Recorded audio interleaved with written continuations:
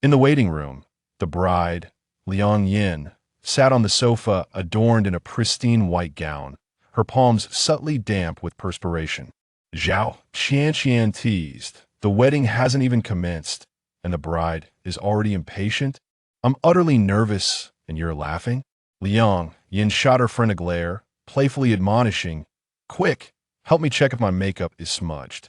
Zhao Qianqian scrutinized her appearance for a moment before affirming, "No, you look stunning." "That's a relief," Liang Yin sighed, feeling a measure of comfort. "You are my friend," Zhao Qianqian declared earnestly. "When you marry, I must be here." A warmth blossomed within Liang Yin. She knew her friend spoke the truth. This sincerity was evident even in the monetary gift. Today, several university classmates had gathered to celebrate. The wedding acquaintances gifted 300, while closer friends offered 500. Yet, this foolish girl presented a generous 5,000. Liang Yin felt both touched and exasperated. After graduating, the two had lived in different cities, and upon reflection, it had been 3 years since they last met. She had assumed that, no matter how strong their bond, distance would create a rift, yet Zhao Qianqian's gesture proved otherwise. In an instant, memories of their university days flooded back. "You always were so extravagant," Liang Yin reminisced with a fond smile. "As long as you're here, why be so formal?" Zhao Qianqian asserted confidently, "It's a dear friend's wedding. I am thrilled." Before Liang Yin could respond, Zhao Qianqian interjected, "Given our friendship, what's wrong with giving a 5,000 yuan red envelope? One should not speak in such a manner." Liang Yin was about to offer her counsel when, unexpectedly, a person knocked on the door and peeked in. "The auspicious hour approaches. Is the bride ready?" At that moment, Liang Yin completely forgot her intended words. Zhao Qianqian seized the opportunity to greet and discreetly exit. "I shall wait for you in the hall." Before Liang Yin could utter a single word, Zhao Qianqian had vanished in a flash, evidently eager to avoid further discussion. Liang Yin chuckled softly. After several years apart, her temperament remains as unchanged as ever. She could not comprehend Liang Yan's joy in saving every penny, just as Liang Yin could not fathom her delight in spending freely. In the end, their arguments led nowhere, as neither could persuade the other. On such a joyful occasion, what need was there for excessive words? With this thought in mind, Zhao Qianqian entered the washroom to adjust her attire. As she turned on the faucet, an unfamiliar voice whispered in her ear, "You are on the brink of bankruptcy." Zhao Qianqian was taken aback. She lifted her gaze to the mirror and beheld a diminutive figure perched upon her shoulder. The tiny being had snow-white skin and delicate features, clad in a suit, exuding both beauty and competence, reminiscent of an exquisite doll. However, the sudden appearance of this figure and its eerie proclamation sent chills down Zhao Qianqian's spine, akin to a scene from a horror film. "Who are you?" she demanded, suppressing the fear that surged within her. "I am Yin Luo," the little figure stated, unperturbed as it sat on her shoulder, its tone indifferent. "I have appeared before you to assist you in overcoming your difficulties." Zhao Qianqian impulsively reached out, attempting to cast aside the uncanny apparition. To her astonishment, the figure remained motionless while she grasped at thin air. The mirror clearly reflected Yin Luo, yet she could not touch it.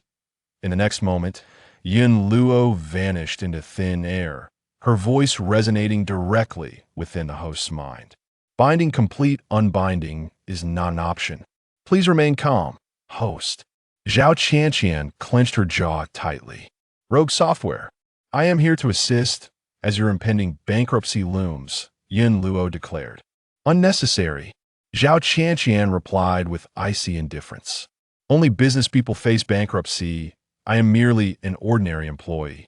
Yin Luo retrieved the host's profile. Zhao Qianqian, age 26, employed as a sales representative at an automobile sales service 4S shop, with a monthly salary of approximately 4 to 5,000. Raised in a single-parent household, she resides with her mother, who is now retired. Having worked for 3 years, She spends her entire salary each month without any savings. The only time she experiences a bit of financial relief is during the annual bonus. Yet within a month, her funds are depleted once more. Upon hearing that a college friend was getting married, you took special leave to attend the ceremony.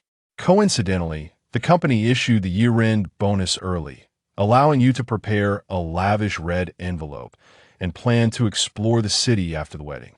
And so what? Zhao Qianqian responded defensively, I'm still young, without a boyfriend, and bear no family burdens. The money I earn is mine to spend as I please. Is that not permissible? I refuse, Zhao Qianqian asserted stubbornly. The kind of life I wish to lead is my decision alone. Others have no right to interfere. At that moment, an individual entered the restroom. Upon hearing Zhao Qianqian's declaration, they were startled and cast a curious glance in her direction before hastily departing. Yin Luo remarked, There is no need for agitation, host. I am merely here to offer suggestions. Whether to heed them is entirely your choice. When residing within the host's mind, one can communicate through thought, thereby evading suspicion from others. Bankruptcy refers to an individual or company's inability to repay debts or being insolvent. The scope recognized by the system is broader and includes, but is not limited to. I merely wish for you to silence yourself and pretend you do not exist, Zhao Qianqian mused inwardly.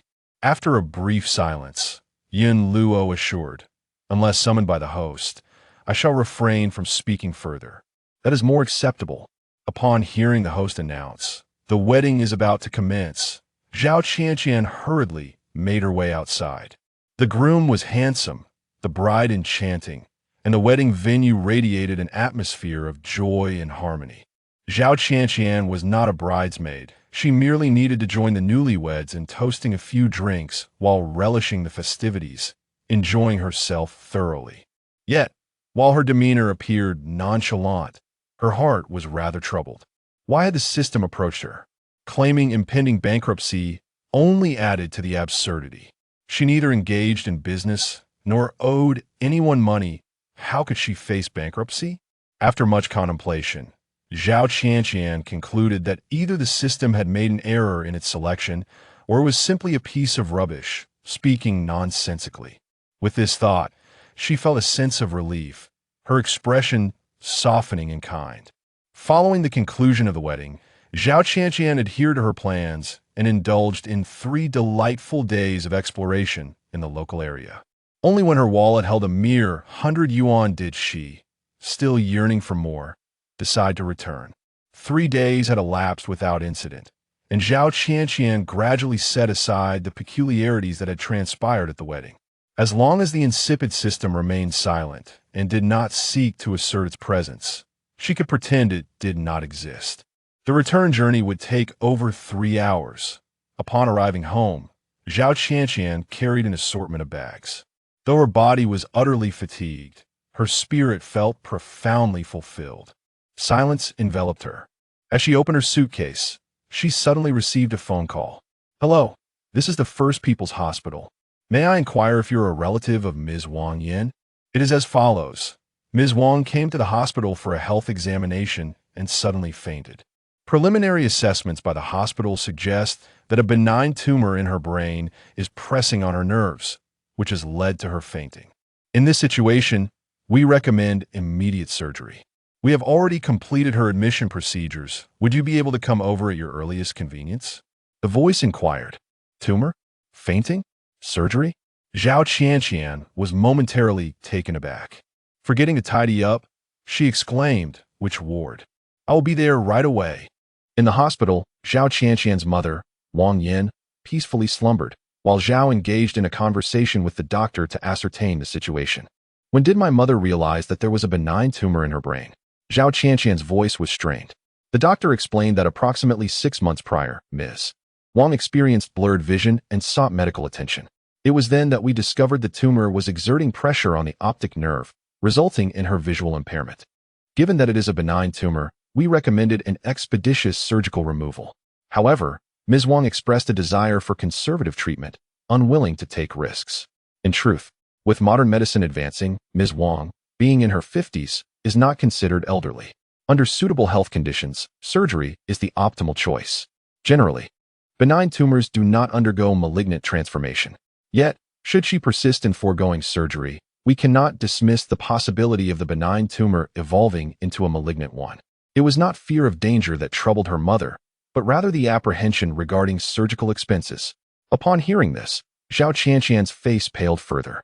As she grasped the severity, she trembled and inquired, what would happen if it turns malignant? The doctor candidly replied that even after removal, recurrence could still occur multiple times. Zhao Qianqian covered her mouth.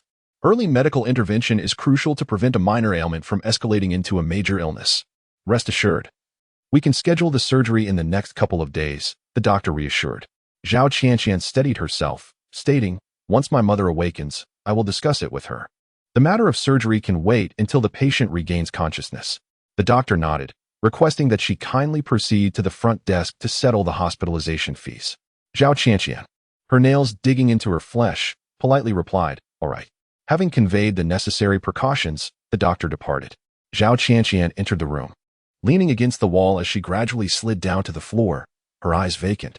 With merely 101.5 yuan in her wallet, where would she procure the funds for the hospitalization fees? In an instant, her mind felt utterly devoid of thoughts.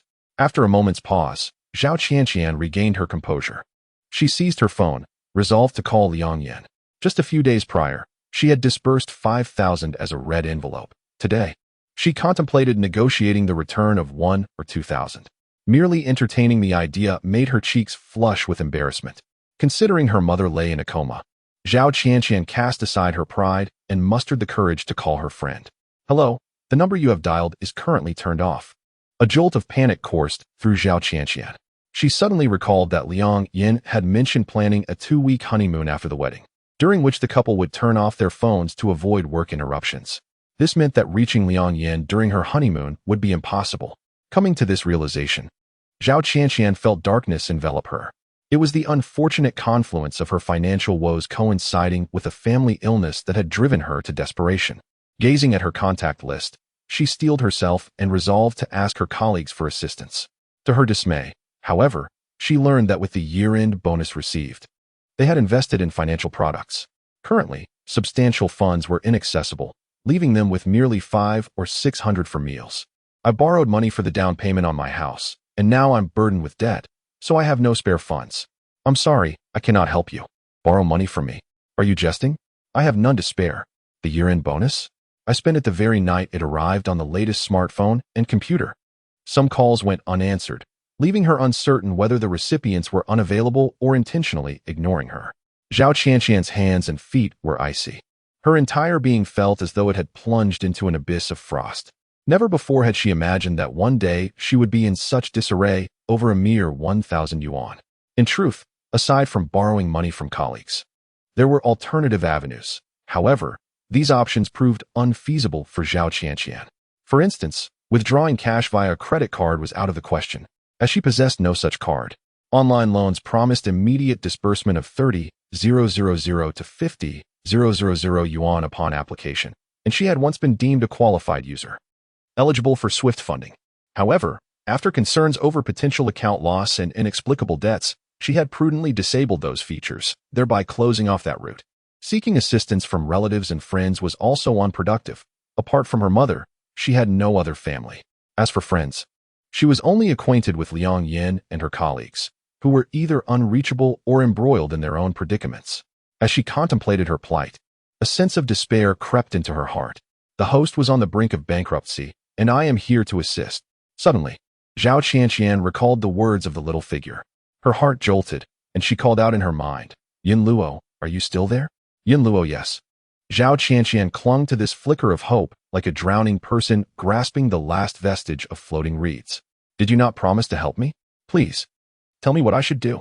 As she posed her question, she held her breath, anxiously awaiting a response, fearful that the little figure might disregard her due to her previous demeanor. Yin Luo, the host has no assets under her name and a total of 101.5 yuan in cash. It will be somewhat challenging to acquire money swiftly. Zhao Qianqian felt her cheeks flush with embarrassment at this statement. Yet, fully aware of her circumstances, she steeled herself and pressed on. Challenging does not equate to impossible, does it? What suggestions do you have? Zhao Qianqian was momentarily taken aback, but quickly retrieved her phone to call the company's finance department. After a brief exchange, she set her phone down with a sigh of relief. The finance team had assured her that her basic salary for the following month would be deposited upon her return to work tomorrow. A salesperson's monthly income comprises two components, a fixed basic salary and a commission tied to monthly performance. The finance department informed her that the basic salary amounted to a cash transfer of 3,500 yuan. As for the doctor's insistence on payment today, she pondered how to delay it until tomorrow. Gritting her teeth, she considered the prospect of swallowing her pride and humbling herself to ask for leniency. However, the experience of pleading was profoundly uncomfortable for her. For the first time in her life, Zhao Qianqian understood the necessity of having money at hand. Lost in her thoughts, Yun Luo interjected, "What about your mother? Isn't there any money with her?" This revelation jolted Zhao Qianqian, and she exclaimed with a mix of joy and surprise, "My mother has 20,000 yuan in her bank account." She believed salvation was at hand, a smile involuntarily gracing her lips, until she abruptly remembered, "But I don't know the password." It was a stark reality that one could manage their own finances, yet relied on parents for theirs. Never had she considered the importance of knowing a family member's bank password for emergencies. She began to methodically try various combinations, including her mother's birth date and the last digits of her ID number. Yun Luo then suggested she rummage through her mother's wallet, as there might be cash within. Nodding eagerly, Zhao Qianqian promptly complied. After an exhaustive search, fortune smiled upon her. She uncovered 500 yuan notes in her mother's wallet, sufficient to settle the hospital expenses. After settling the fees, she slumped into the chair in the hospital room, feeling utterly drained. "Do you know?" Zhao Qianqian's voice was ethereal. Just moments ago, in her desperate attempt to gather funds, she had even contemplated purchasing a 100 yuan accident insurance policy, designating her mother as the beneficiary. If an outsider were to hear such a tale, they would surely mock the foolishness of it all. Yet, when faced with her own plight, she found herself genuinely considering it. Yun Luo interjected, "Accident insurance is futile. Suicide is not covered." Zhao Qianqian suddenly questioned whether her degree was from a legitimate institution or perhaps a purchased certificate. Her emotional intelligence was so disheartening that she felt on the verge of tears. The following morning, Wang Yin awakened from her stupor. "Mom, do you feel any better?" Zhao Qianqian had remained by her side throughout the night. Upon noticing her mother was awake, she immediately supported her up. "Are you hungry? Would you like something to eat?" How?" Wang Yin, still dazed from her slumber, struggled to comprehend. "You fainted, and the hospital took care of your admission procedures. They also notified me to come and look after you." Zhao Qianqian reiterated the doctor's diagnosis, her voice a blend of frustration and urgency. "Why didn't you tell me you were ill? Do you have any idea how anxious I was when I received the call?" Wang Yin murmured, "You worked so hard. I didn't want to trouble you. When your own mother is about to undergo surgery, who cares about work?" Zhao Qianqian refrained from venting her frustration on the recently awakened patient and instead muttered, "Regardless, you should have informed me. Now I can help gather the surgery funds." No, Wang Yin insisted, shaking her head. "I can manage the surgery expenses myself. The money you earn is yours to spend." Zhao Qianqian was skeptical. "With only 2,000 or 3,000 in retirement funds each month, how would you manage? I heard from the doctor that the cost of surgery and hospitalization would amount to 50,000 or 60,000. It's nothing. I can handle it." Wang Yin turned her head away, unable to meet her daughter's gaze. "I've arranged a cleaning job through a contact, working 5 days a week, which will yield 2,500 each month. Combined with my retirement salary, I can bring home 5,000 each month. If I economize and save a little, I can accumulate enough in a year."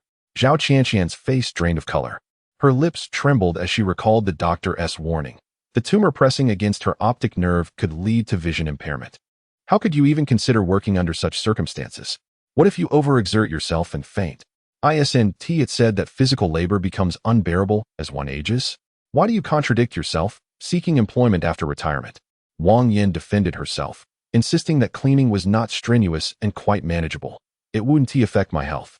After all, I spend all day idly at home, with little to occupy my time.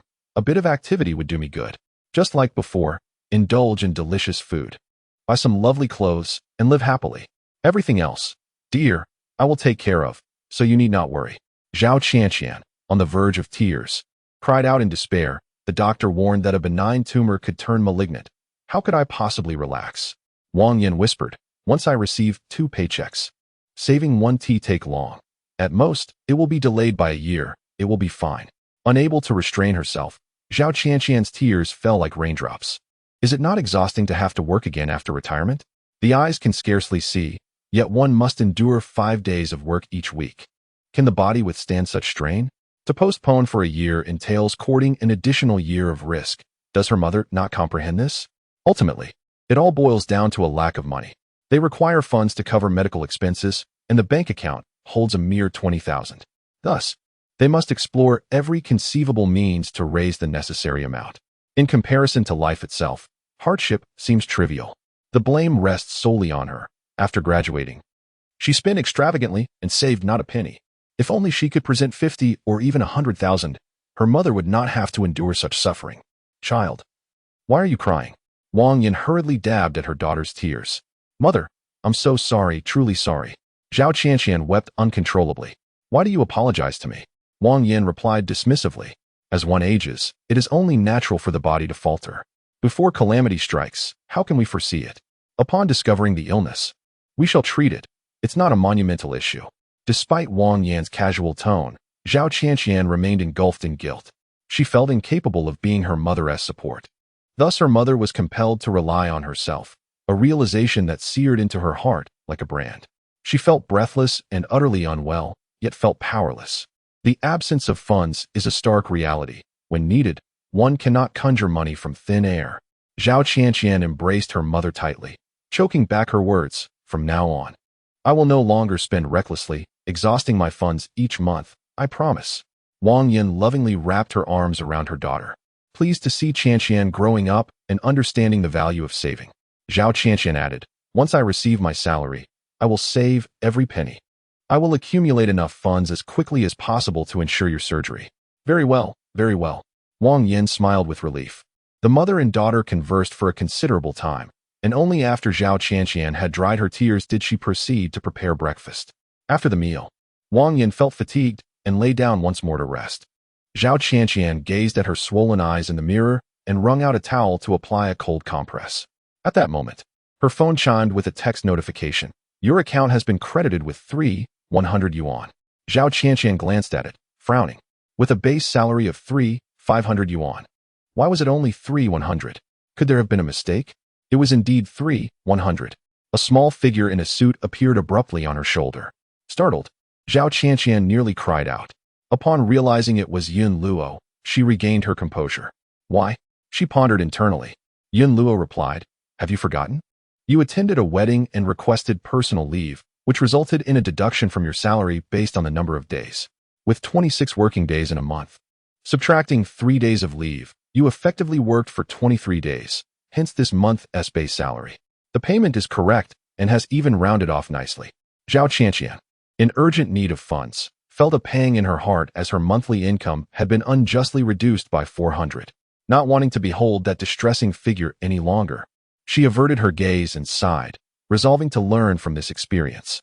Please, let us not mention it, Zhao Qianqian replied, fearing she might strangle her thoughtless self. Just as she finished wringing out the towel, an idea struck her, and she looked hopefully at Yun Luo. The surgical fee is 60,000, and I currently have only 20,000 in savings. Do you have any suggestions for how to gather the remaining amount swiftly? Yun Luo informed her. Your mother is eligible for a pension, indicating that she contributed to Social Security in her youth. In addition to retirement insurance, there is also medical insurance. Tumor removal surgeries are covered, and you can claim reimbursement. Although there are variations in regions, hospitals, and medications, reimbursement of 70 is certainly feasible. In other words, for a surgical fee of 60,000 yuan, you would only need to pay 18,000. Upon hearing this, Zhao Qianqian was left speechless, feeling as though her earlier heartfelt tears had rendered her somewhat foolish. After a prolonged silence, she inquired, why was this not mentioned earlier? Yun Luo replied, because the host instructed me to refrain from speaking and to act as if I were non-existent. Thus, I respond only when asked, and remain silent otherwise. Cancel that. Forget what I just said. Zhao Qianqian hastily corrected herself, adding, in the future, if I err or you conceive a good idea, do not hesitate to remind me immediately. She would rather be startled by an unexpected comment than be engulfed once more by feelings of despair and helplessness. Yun Luo nodded in acknowledgement. After a moment's contemplation, Zhao Qianqian asked, "What prompted your appearance this time?" Yun Luo raised her gaze. "Wasn't the host asking me why the payment amount is 3,100 yuan?" Zhao, in essence, was speaking to herself. Qianqian, somewhat guilty, nodded. "Yes, I did ask." Yun Luo responded. "Thus, I materialized to provide clarification." Zhao Qianqian encouraged her, stating, "Assisting others is a commendable habit. You must maintain it." Yun Luo remained non-committal before vanishing in the next instant. "Where did she go?" Zhao Qianqian exclaimed in surprise. With the issue resolved, she intended to enter a state of dormancy. Yun Luo yawned as she stated, "Dormancy?" Zhao Qianqian, filled with urgency, retorted, "Wait. You must clarify how the medical expenses will be reimbursed." Observing the region and the hospital, Yun Luo languidly remarked that some payments can be made using the medical insurance card, resulting in a direct reduction. For instance, if the medical expenses amount to 10,000, one would need to pay only 3,000. In some cases, one must initially cover the costs and subsequently claim reimbursement. For example, with medical fees of 10,000, one pays the total upfront and then presents the necessary documents to the Municipal Medical Insurance Center for verification, receiving a reimbursement of 7,000. If an advance payment is required, one must take the property deed to the bank to secure a mortgage loan. The loan amount is modest, and if the property is unencumbered by any existing loans, the bank will disburse the funds within 3 to 15 days. "Wait a moment. Just a moment," she exclaimed, reaching for a pen to jot down the information. Unable to locate paper and pen, Zhao Qianqian whimsically opted to use her lipstick, inscribing on the mirror, "Direct reduction. Advance payment. Taking the property deed to the bank for a mortgage loan." After recording the essential details, she inquired further about the duration of the dormant state. "If something arises, how can I reach you?" Yun Luo assured her that simply calling her name would suffice. She would appear upon hearing it. With this reassurance, Zhao Qianqian felt a sense of relief. Soon, the tranquility returned, and the system ceased its communications. She gazed at the haphazardly scribbled notes on the mirror, her emotions swirling in complexity. For the very first time, she felt compelled to carve out time to acquire some financial literacy. Being utterly uninformed and inept left her feeling as though she were a blind person in a world filled with obstacles. Understanding the course of action would spare her from aimlessly wandering about like a headless chicken. After tidying her appearance and cleaning the mirror, she sought further consultation with the doctor. "So, it means direct reduction without the need for advance payment?" Her heart raced with anticipation. She held her breath and inquired, "Approximately how much of the expenses would one need to bear?" Under the premise of not compromising the recovery efficacy, efforts would be made to utilize medications covered by social insurance. Alongside the expenses of surgery and hospitalization, it could potentially reduce the costs by around 80. Of course, this is merely a preliminary estimate, and specifics would depend on the circumstances. If, in addition to social insurance, the patient has also purchased commercial insurance, the compensation amount could be even higher, allowing for the possibility that the patient and their family might not need to incur additional expenses. A personal payment of 20 is indeed more optimistic than Yun Luo had anticipated. Zhao Qianqian's expression relaxed, as if a heavy burden had been lifted. "I understand now. I will discuss it with my mother and see when we can schedule the surgery." Upon hearing that their savings were sufficient for an immediate operation, Wang Yin was overjoyed. She grasped her daughter's hand and repeatedly asked, "With social insurance, the medical fees can be waived? Are you not jesting with me? Is this truly the case?" "It is indeed true," Zhao Qianqian softly reassured her. "I have inquired, and those who contribute to social insurance can enjoy this benefit. Previously, we were unaware and assumed we would have to cover all expenses ourselves. 60,000 yuan is quite a considerable sum for their family."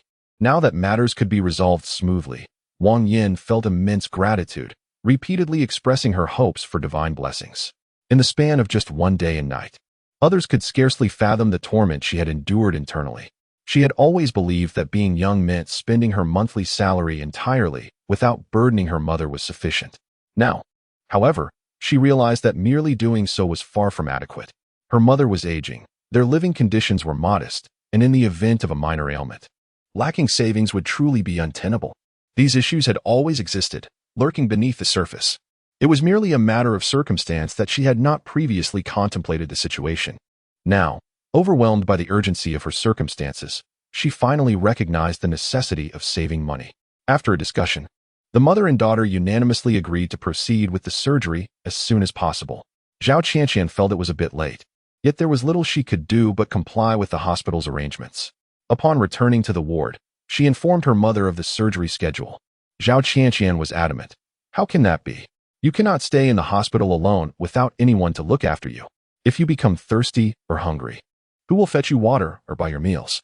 I am here to receive treatment, not to indulge in comfort. It is not a matter of such trivialities.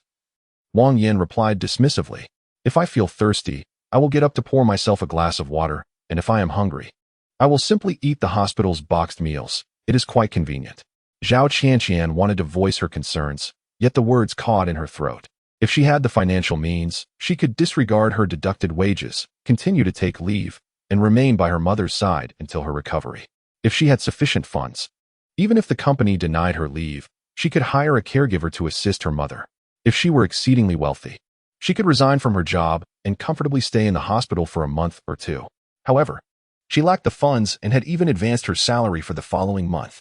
Zhao Qianqian's lips moved as if to speak, but ultimately she said, I will go to work and return to see you after my shift. The poignant reality of her financial constraints weighed heavily upon her, in a life ensnared by poverty. She found it profoundly disheartening that, as a child, she could not even provide her mother with the most basic companionship during her illness. Tears threatened to spill as a wave of sorrow washed over her. Upon arriving at the office, her colleagues inquired about her situation, to which Zhao Qianqian provided a brief account. Her co-workers expressed their sympathy with palpable concern. Is it any wonder that when one falls ill, the entire family may plunge into poverty? In today's society, the burden of illness is truly unbearable. As the old adage wisely states, one should never fall ill nor lack financial resources. In times of tranquility, this may seem trivial, but when faced with adversity, it feels as though one is being choked, gasping for breath.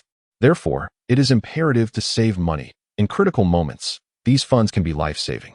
I believe that insurance is equally essential. Commercial health insurance, costing merely a couple of hundred a year, is not exorbitant. One could easily consider it akin to indulging in a meal or purchasing a garment. However, should misfortune strike, having insurance could save one tens of thousands. My colleagues have previously voiced similar sentiments, yet Zhao Qianqian never took them to heart. She always thought that misfortune befalls others, never herself. However, after witnessing a loved one hospitalized, she suddenly realized that her colleagues' words were indeed pearls of wisdom. Perhaps only those who have endured the hardships of financial strain can truly comprehend the profound sorrow encapsulated within a seemingly simple piece of advice. Zhao Qianqian preferred to say little, merely expressing that as long as one is safe, all is well. As customers entered, her colleagues dispersed. When Zhao Qianqian approached the finance department to submit the application for her previously advanced salary, she was reminded to fill out the application form after returning to work. While completing the form, the finance personnel inquired about her absence that morning and how it should be accounted. In the past, Zhao Qianqian would have nonchalantly waved her hand, boldly declaring that half a day's salary should simply be deducted. Yet now, calculating the meager funds in her pocket, her expression remained stoic. She resolved to make up for the half day of work this Sunday. Originally, she had only one day off, and now she must specifically return to the office to compensate for her absence, which would frustrate anyone. Yet, the harsh reality remains. One must either make up for absences or face deductions in pay, with no alternative in sight. Rather than endure a reduction in salary, Zhao Qianqian would prefer to toil a little harder. All right, remember to clock in and keep a record, the finance department reminded her. I understand, Zhao Qianqian acknowledged, stepping out of the office. Unbeknownst to her, time had swiftly approached noon. The vicinity of the 4S shop offered scant dining options, with meals both overpriced and unpalatable. Habitually, Zhao Qianqian retrieved her phone to order takeout. After a flurry of selections, just as she was about to submit her order, she noticed the total amount, 36. Zhao Qianqian fell silent. After much calculation and deliberation for over 10 minutes, she finally placed her order and made the payment, successfully reducing the total from 36 to 24. Setting her phone down, a wave of desolation washed over her. The thought of having to live life with such meticulous budgeting in the future filled her with dread. Yet, how could she save money otherwise? How could she dissuade her mother from the notion of returning to work?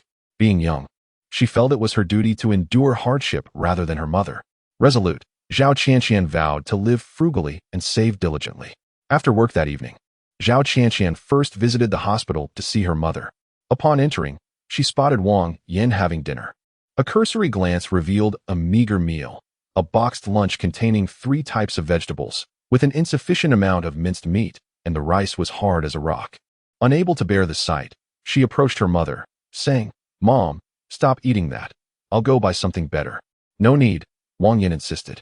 "I'm not well and must eat lightly. I cannot indulge in rich foods." Zhao Qianqian understood deep down that this was not the truth. Her mother typically relished meat and often found it difficult to eat without it. In a couple of days, she is to undergo surgery. It is essential to indulge in good food to facilitate a swift recovery. As she spoke, she leaned forward, attempting to take the lunchbox. Wang Yin resolutely defended it, refusing to let her daughter succeed. "I am enjoying it quite well. There is no need to trouble yourself." Zhao Qianqian's tone was unwavering. Wang Yin retorted, "After the surgery, our family's savings will be depleted. How can we not be frugal?"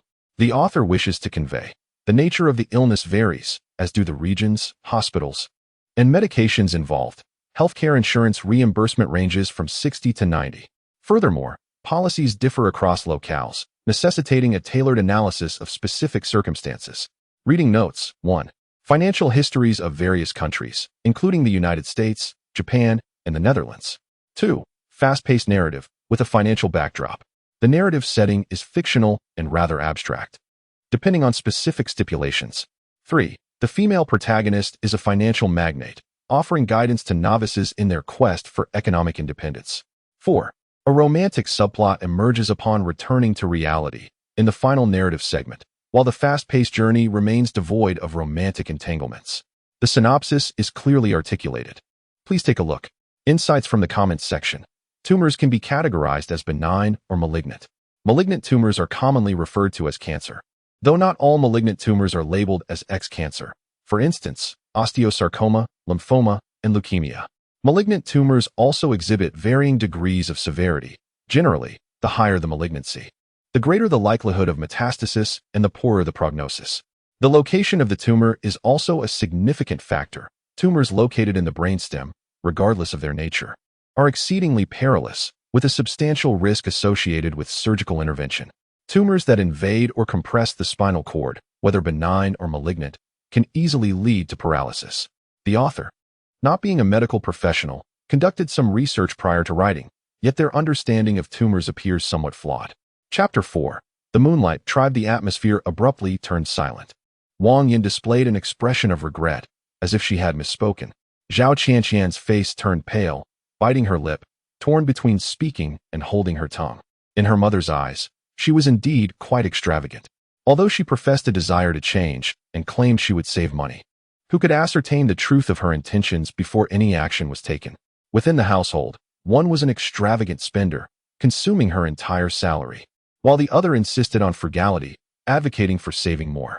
Ultimately, it boiled down to her living too freely and carelessly, thus placing a heavier burden on her mother.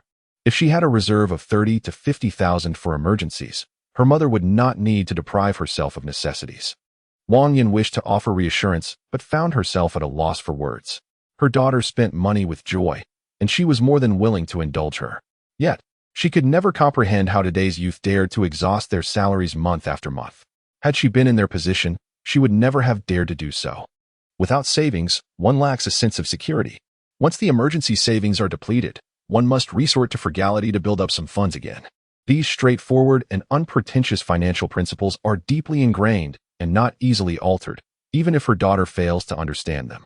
Zhao Qianqian felt an overwhelming sense of discomfort, nearly fleeing the hospital room in haste. As night fell and the city lights began to twinkle, she gazed at the myriad of illuminated homes, engulfed in profound bewilderment. Suddenly, her breath caught, and a piercing pain gripped her heart, rendering her breathless. Why had she once been so naive? Why had she dismissed Liang Yin's counsel during her university days? Why had she not taken the opportunity to learn about finance when her colleagues discussed it with such enthusiasm? Regret and frustration intertwined within her, nearly tearing her apart. The room lay shrouded in darkness, an eerie silence pervading the air. Her suitcase stood wide open, untouched and unorganized. A sudden wave of disorientation washed over Zhao Qianqian as she recalled the distant past, sending thousands in red envelopes, taking leave to travel, and carelessly purchasing souvenirs, all seeming like memories from a previous life. With a sigh, she resigned herself and picked up her phone to order takeout. After tidying up her belongings, having dinner, and preparing for the night, it was already 10 o'clock. Lying in bed, she found herself wide awake. She attempted to call out, "Yinluo, are you there? Weren't you supposed to go into hibernation?" Curiosity tinged her thoughts. "Hibernation will last 6 hours before resuming," Yinluo replied. She had expected it to last a week or two, and a sense of relief washed over her. Then, she cautiously made a request. "I want to change myself. I want to learn about finance. Can you teach me?" "Of course," Yinluo responded. Zhao Qianqian's heart soared with joy as she sprang up, exclaiming, "Thank you. I will study diligently." Learning about finance, she discovered, was not as daunting as it seemed. Leaning against the pillow, Yinluo began. Step 1. Take your phone. Step 2. Open the search engine. Step 3. Input how to manage a monthly salary of 4,000. In the fourth step, Zhao Qianqian perused all the information on the page, her hand gripping the pen, trembling slightly. Yinluo continued, suggesting that if she felt confident in grasping the fundamental techniques, she could alter her keywords for the search. For instance, terms like financial management principles, how the Moonlight clan can save money, or how beginners can learn about finance. She could also inquire, how much savings should one have 3 years after graduation? It would be beneficial to observe the circumstances of her peers to inspire herself. Self-study? Zhao Qianqian hesitated. Yinluo reassured her, stating that she currently knew nothing and would have to start from the very basics. These concepts could be understood through reading, without the need for formal instruction. "If I don't comprehend everything after reading, may I ask you?" Zhao Qianqian inquired, a hint of anxiety in her voice, as she felt utterly uncertain in the face of the unknown. Of course, Yinluo replied affirmatively, which put Zhao Qianqian at ease. She then took her phone and began her search as directed, initially entering financial management principles. Zhao Qianqian pondered. The term sounded like a summary and seemed relatively easy to learn. Upon pressing confirm, a multitude of links appeared on her phone screen. 1. Expenditure and income, savings. At the start of the month, upon receiving her salary, she should cover her daily expenses. By the month's end, any remaining cash should be deposited into the bank. However, this approach often resulted in substantial monthly expenditures, leaving little of her salary. If she were to save 30 of her income first and allocate the remaining 70 for discretionary spending, her finances would still suffice, while her savings would gradually increase. 2. The 3-part income strategy. Upon receiving her monthly salary, she should evenly divide it into 3 portions. 1 portion would cater to living expenses, covering rent, utilities, communication, and food costs. The second portion would be designated for savings, and the third would serve as a fund for realizing her dreams, available for free use. For instance, after saving for a year, one might seize the opportunity to travel, acquire new clothing and footwear, or participate in training and examinations. The 3-4-2-1 principle suggests that 40 of household income should be allocated to mortgage and other investments, 30 to living expenses, 20 to savings for unforeseen circumstances, and 10 to insurance. Furthermore, according to the 10-10 rule, the total insurance coverage for a household should be 10 times the annual income, with premium expenditures also constituting 10 of the annual income. The distribution of premiums among family members should adhere to the 6-3-1 ratio, whereby 60 of the insurance assets should be devoted to the primary income earner, 30 to the secondary earners, and 10 to the children. Zhao Qianqian appeared to have unlocked the door to a new world, voraciously immersing herself in reading. Unbeknownst to her, an hour slipped by. Yinluo gently reminded her to take a break, as she needed to rise early for work the following day. A glance at the screen revealed a message. You never know whether tomorrow or an unexpected event will come first. What will you do when you need money but find your wallet and bank card empty? Thus, from the moment one receives their first paycheck, the awareness of the necessity for savings must be cultivated. This encapsulates Zhao Qianqian's reality. The best time to plant a tree was 10 years ago. The second best time is now. Awakening at 26 is not too late. Yinluo's voice resonated ethereally. In this lifetime, one may choose not to pursue formal education, but one cannot afford to neglect the importance of engaging with finances. It is time to strive forward. With a resolute heart, Zhao Qianqian tucked herself under her blanket and drifted to sleep. The following day, Zhao Qianqian arose at 6:40 a.m. After completing her morning rituals, she ventured outside and purchased breakfast from a street vendor. "Sir, I would like a crepe, please." The vendor, a robust man with dark skin, responded in a deep voice. "Would you like to add pork tenderloin, ham, or luncheon meat? Perhaps an egg as well?" Upon hearing this, the vendor busily set to work on her crepe. Before long, the crepe was ready. Zhao Qianqian hurriedly took her breakfast and dashed to the bus station. On previous occasions, when she had to wait a long time for the bus, she found it bothersome and would often hail a taxi to her workplace. She reasoned that taking a taxi was preferable to being late and facing a deduction in pay. Over time, she had grown accustomed to this practice and no longer perceived it as a waste of money. However, today, she had intentionally set her alarm early to avoid the rush hour traffic and the prolonged wait for the bus. Standing at the station, Zhao Qianqian enjoyed her breakfast while occasionally glancing around. Suddenly, Yun Luo spoke up. "Host, please take out your phone." The abrupt voice momentarily startled Zhao Qianqian, but she quickly regained her composure and complied. Following Yun Luo's instruction, she searched for a bus app. Although she was puzzled by the request, she proceeded to do as told. The app was swiftly downloaded and installed on her phone. Upon entering her city and the bus number she was waiting for, the screen promptly displayed the route, stops, and the location of the nearest bus, along with its estimated arrival time. Zhao Qianqian widened her eyes in astonishment at the existence of such a remarkable tool for tracking buses. Yun Luo added, "This application can query bus routes for over 300 prefecture-level cities, and it is entirely free to use. However, it does require data for the query process." When the app indicated that the bus would arrive in 1 minute, she tidied up her belongings and prepared to board. Zhao Qianqian observed that her phone screen indicated the bus was 3 stops away, with an estimated arrival time of 5 minutes, allowing her to enjoy her breakfast with peace of mind. After a brief indulgence, the app notified her that the bus would arrive in 1 minute. She neatly stowed away her breakfast and prepared to board. Moments later, the bus arrived punctually before her. Upon boarding and tapping her card, she noticed it was not peak hours, and several seats were unoccupied. Zhao Qianqian chose a random seat and resumed her breakfast. Before long, it was lunchtime. As per her usual routine, Zhao Qianqian ordered takeout and took out her notebook, diligently recording her expenses: breakfast for 5 yuan and lunch takeout for 25 yuan. Bringing her own meals would certainly be more economical. The ever-elusive system chimed in once again. Zhao Qianqian felt a tinge of embarrassment, responding, "I can't cook.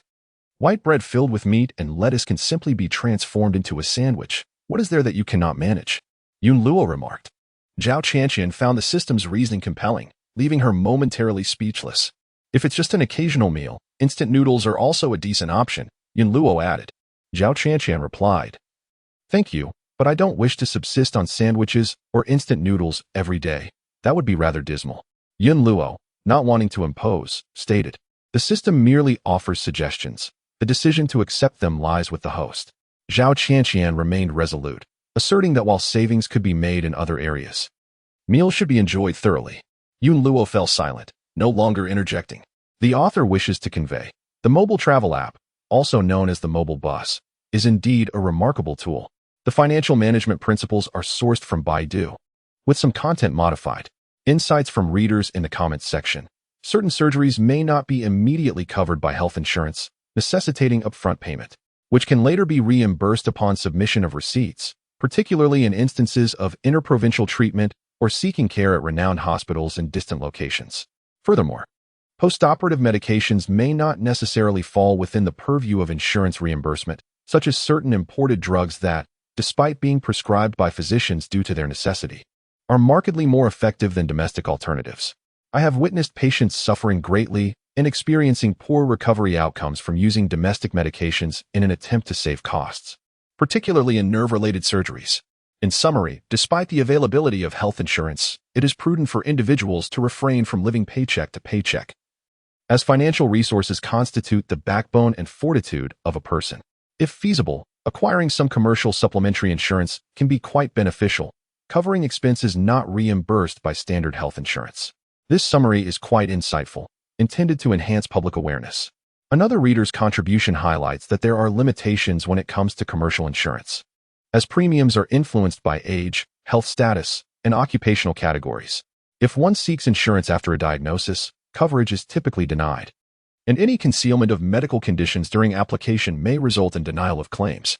Moreover, conditions that predate the policy may not guarantee comprehensive compensation in the event of claims, with a likelihood of denial. This reader's additions are equally valid. There are many knowledgeable individuals in the comments section. I ponder what will happen if future discussions outpace the main text, lost in thought. Chapter 5. The Paycheck-to-Paycheck Lifestyle. It was just past 3 in the afternoon when, having seen off the last customer, my colleague Shen Yinji approached me, saying, "I'm hungry. Shall we share an order of takeout?" Zhao Qianshan's internal alarm bells rang loudly. Shen Yinji was that very person who, upon receiving her year-end bonus, would spend it all in a single evening. Shen Yinji found it inexplicably amusing. "You're not even overweight. Why emulate others in losing weight?" "Not overweight, but I am impoverished," Zhao Qianshan replied with a stoic expression, once again declining. "I have no intention of ordering afternoon tea." "Seek someone else." "Who else could I possibly turn to?" Shen Yinji lamented. It was either a relentless pursuit of saving money, where every penny felt like it should be halved in expenditure, with her greatest interest being financial investments, or bearing the burden of a mortgage, which would take 30 years to resolve. Only she seemed unencumbered, free to indulge in food and drink as she pleased. Zhao Qianshan remarked, "In truth, I am not as carefree as you presume." Yet, Shen Yinji was resolute, persistently persuading her. Zhao Qianshan remained unmoved. After a moment, Shen Yinji slumped her shoulders, feeling disheartened. "It appears you are determined to lose weight."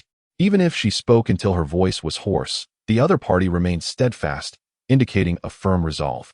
"Indeed," Zhao Qianshan affirmed, "I intend to save money and will not yield." Fine.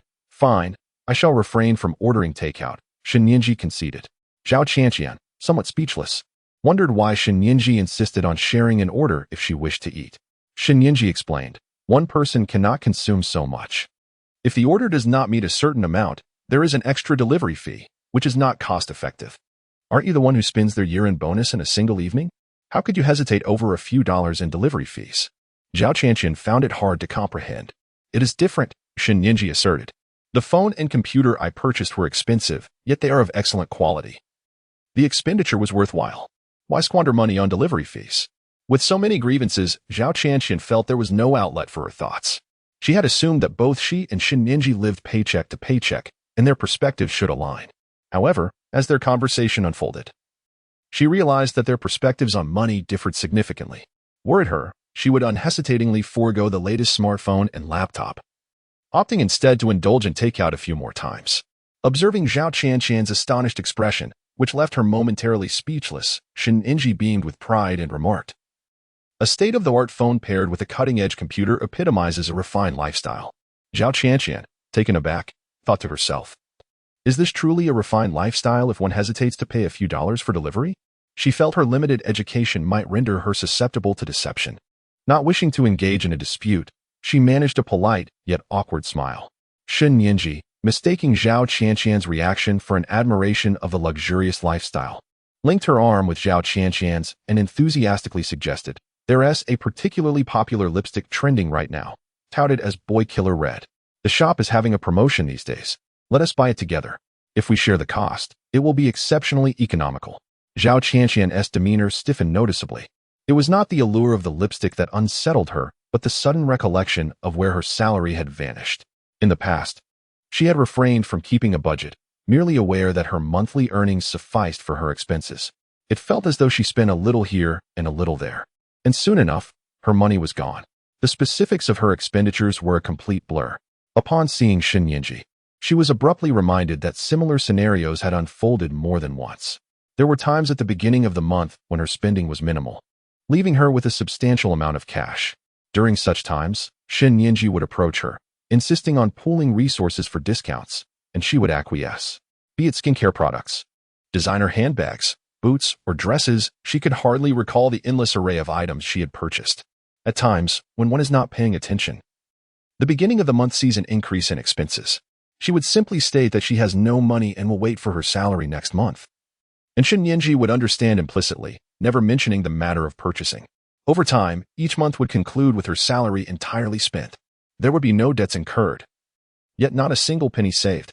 Upon reflecting on this, Zhao Qianshan realized that Shen Yinji had played a role in her financial predicament.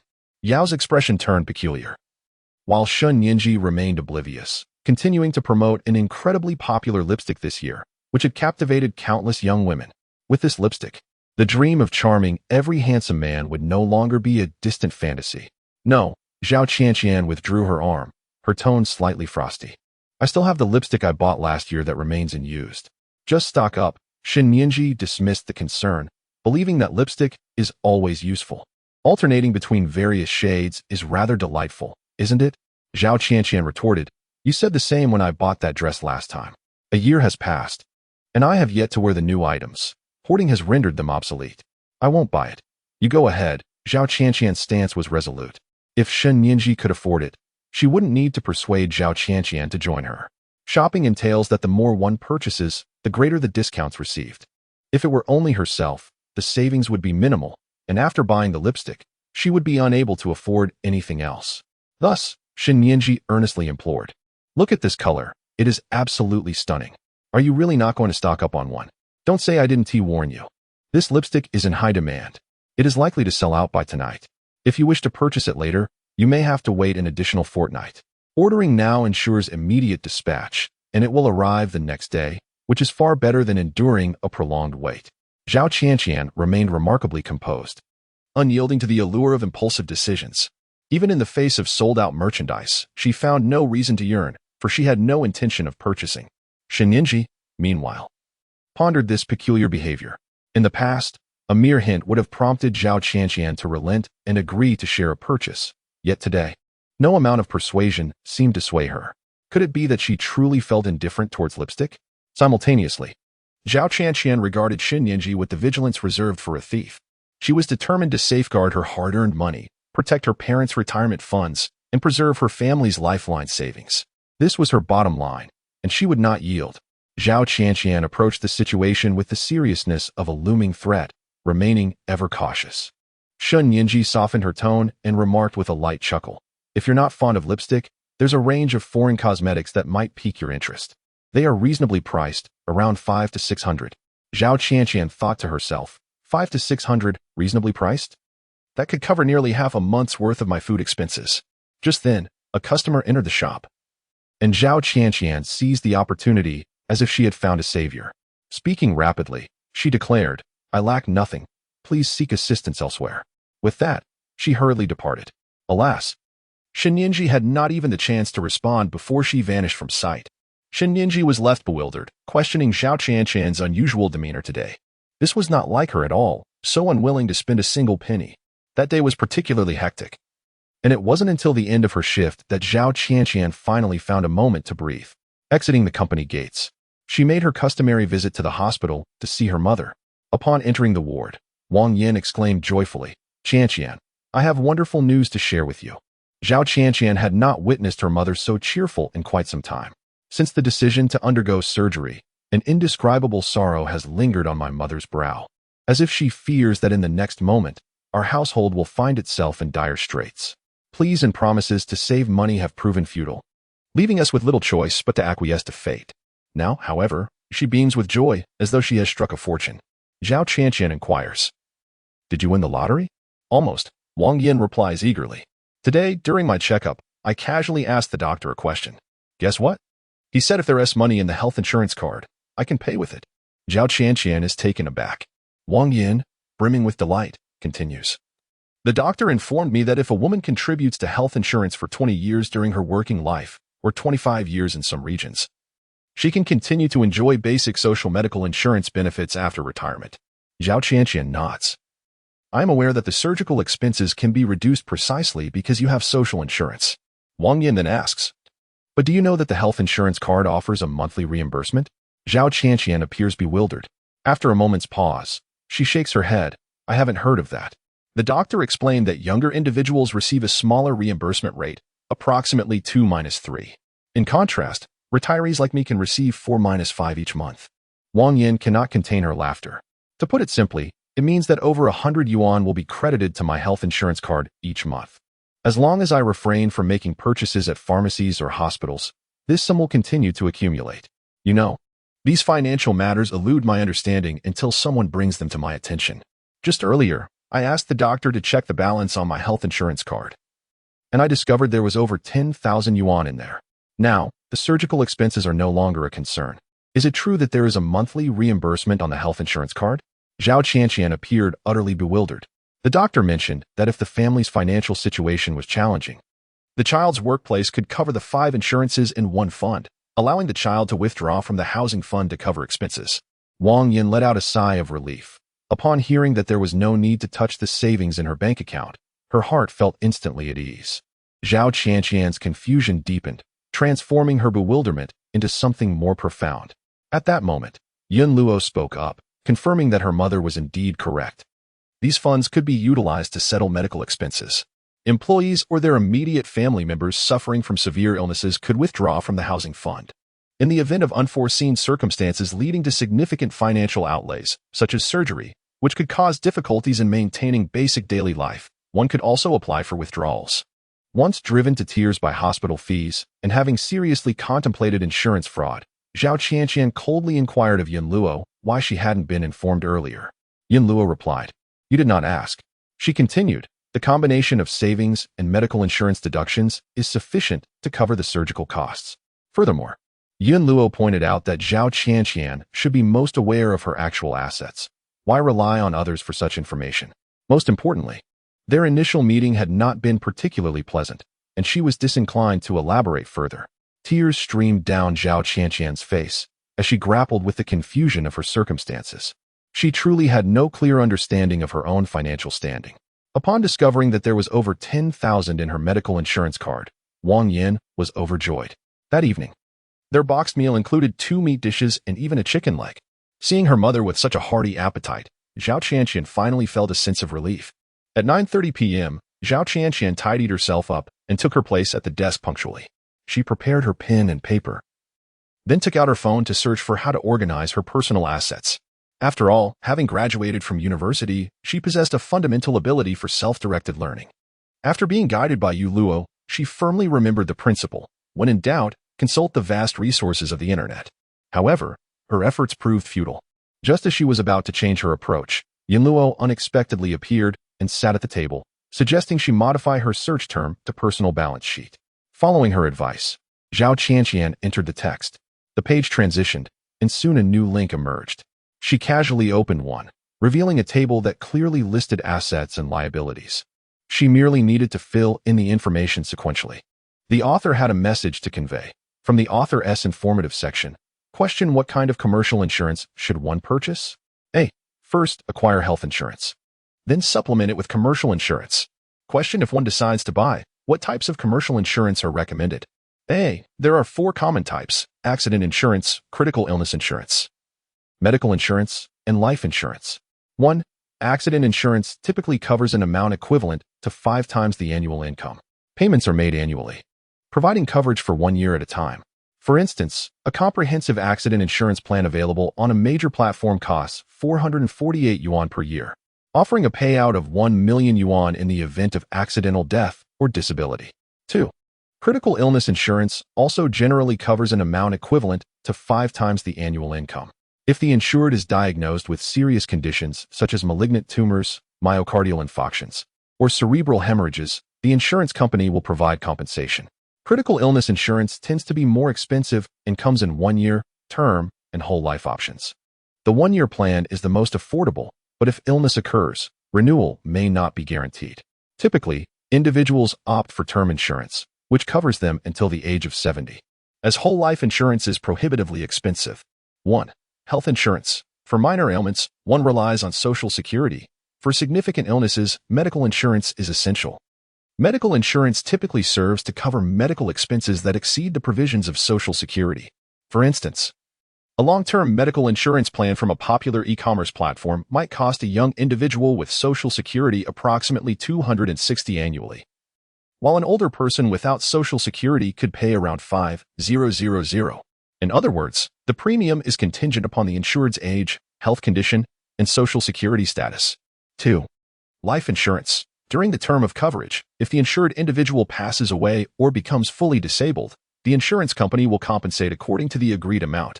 Taking the example of a term life insurance policy from the aforementioned platform, a young person may pay 575 annually, ensuring coverage until the age of 60, which would provide a payout of 1 million in case of death during this period. This insurance is primarily intended for the family's main breadwinner, safeguarding the household's stability in the event of an unforeseen incident.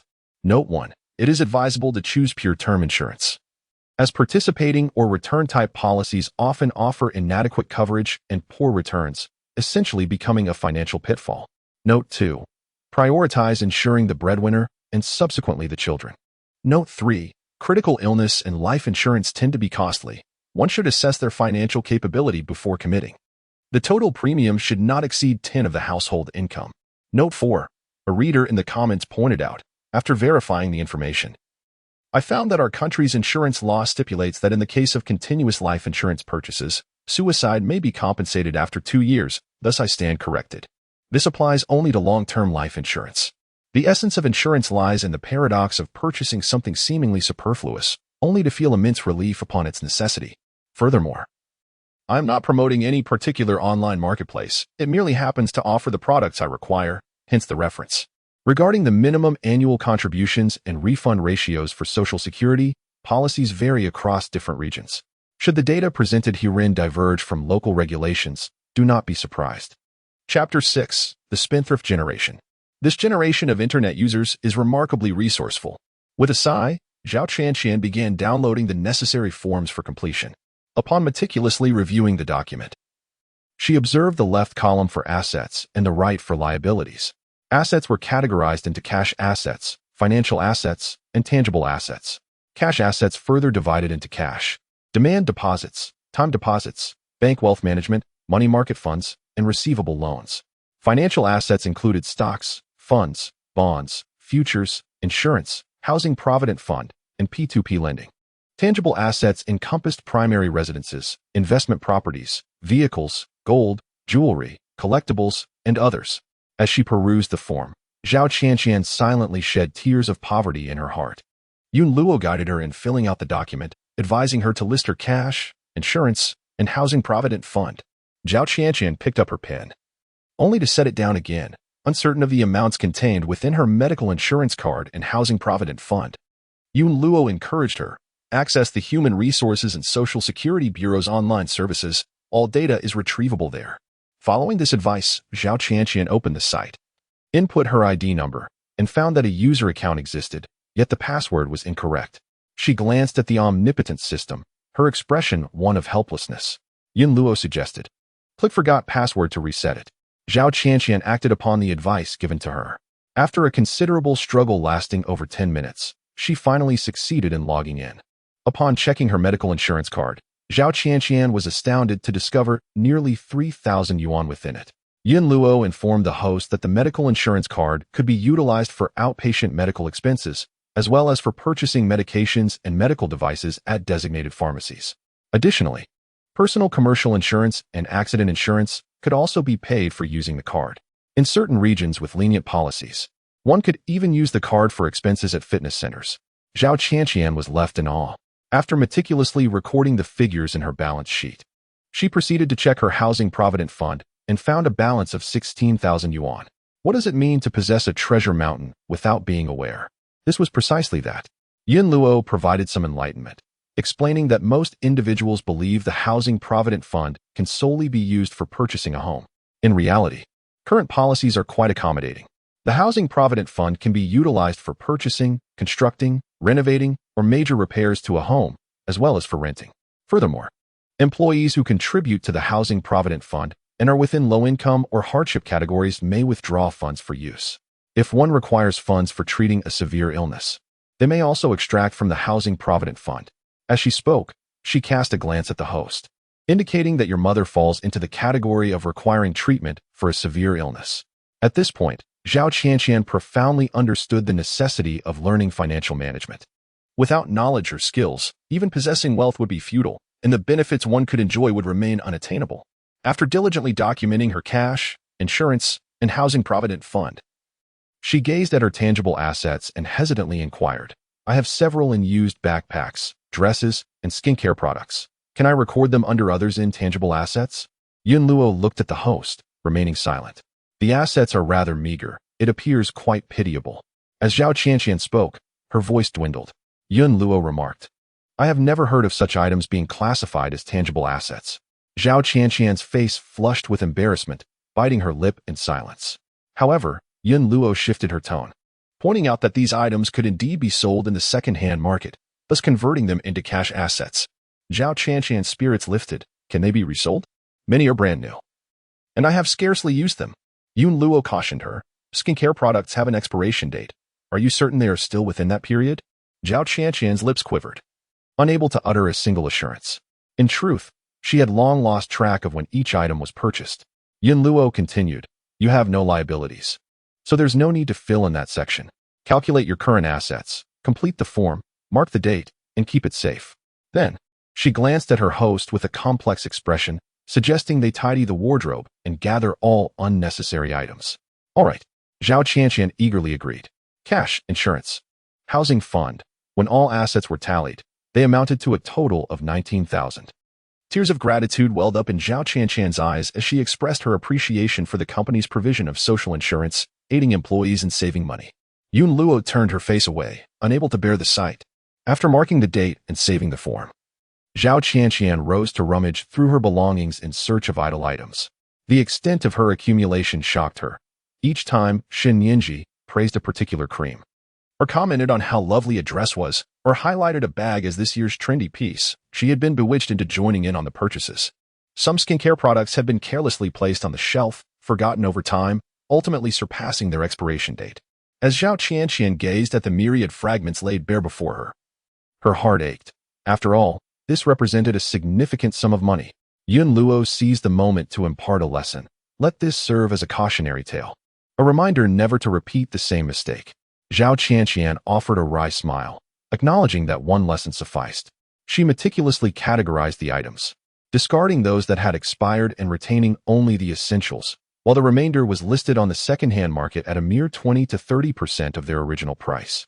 By the time she completed her tasks, the clock read 22:45. Yun Luo understood that the host genuinely aspired to improve herself. During lunch that very day, as she dined, she had been engrossed in her phone, perusing the web and seizing every fleeting moment to read. Recognizing the host's eagerness for knowledge, she was willing to provide answers. Ask away. Zhao Qianqian's eyes sparkled with determination as she opened her notebook to consult her earlier notes. Her first inquiry was, why do some financial management principles suggest that 40% of household income should be allocated to mortgage and other investments, while others advise that mortgage expenses should not exceed 1/3? Yun Luo replied, first and foremost, you must grasp a fundamental truth. The less debt one carries, the lighter one feels.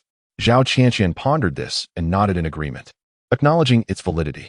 Recognizing her understanding, Yun Luo continued, secondly, every individual's income varies.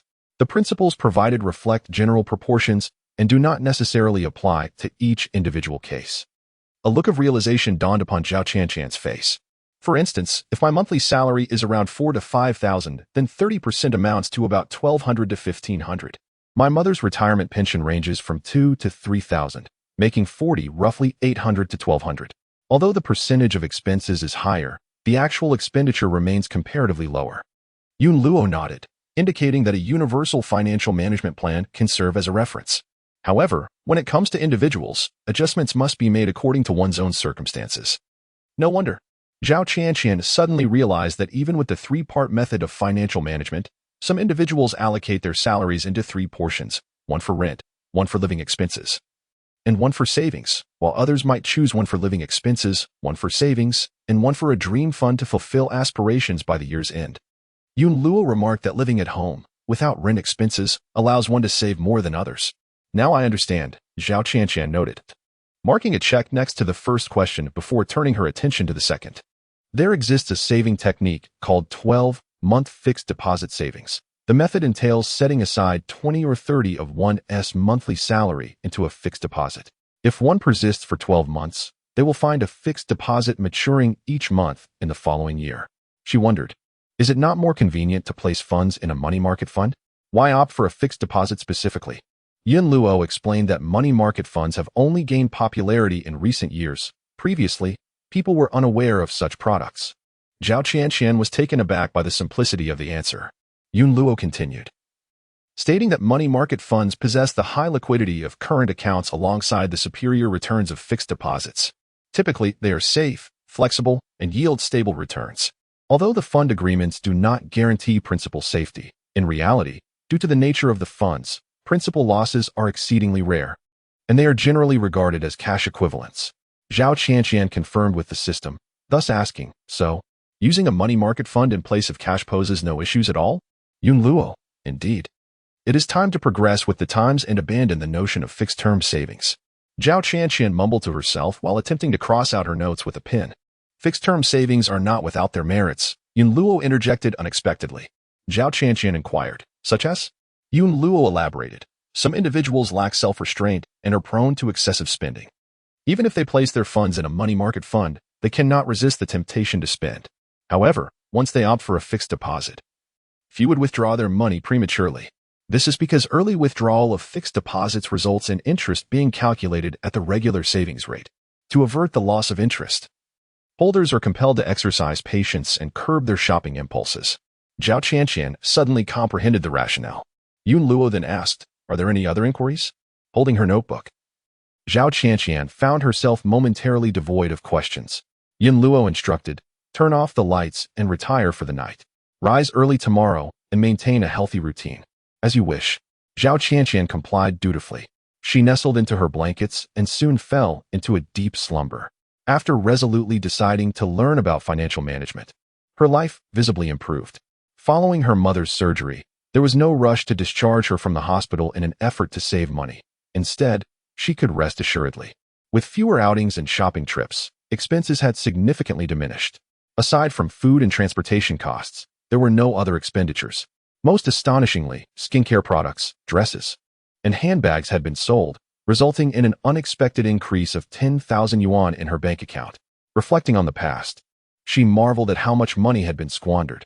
Once the payments were received, Zhao Qianqian deposited her available cash into the money market fund. Each morning upon awakening, her first task was to check her account balance.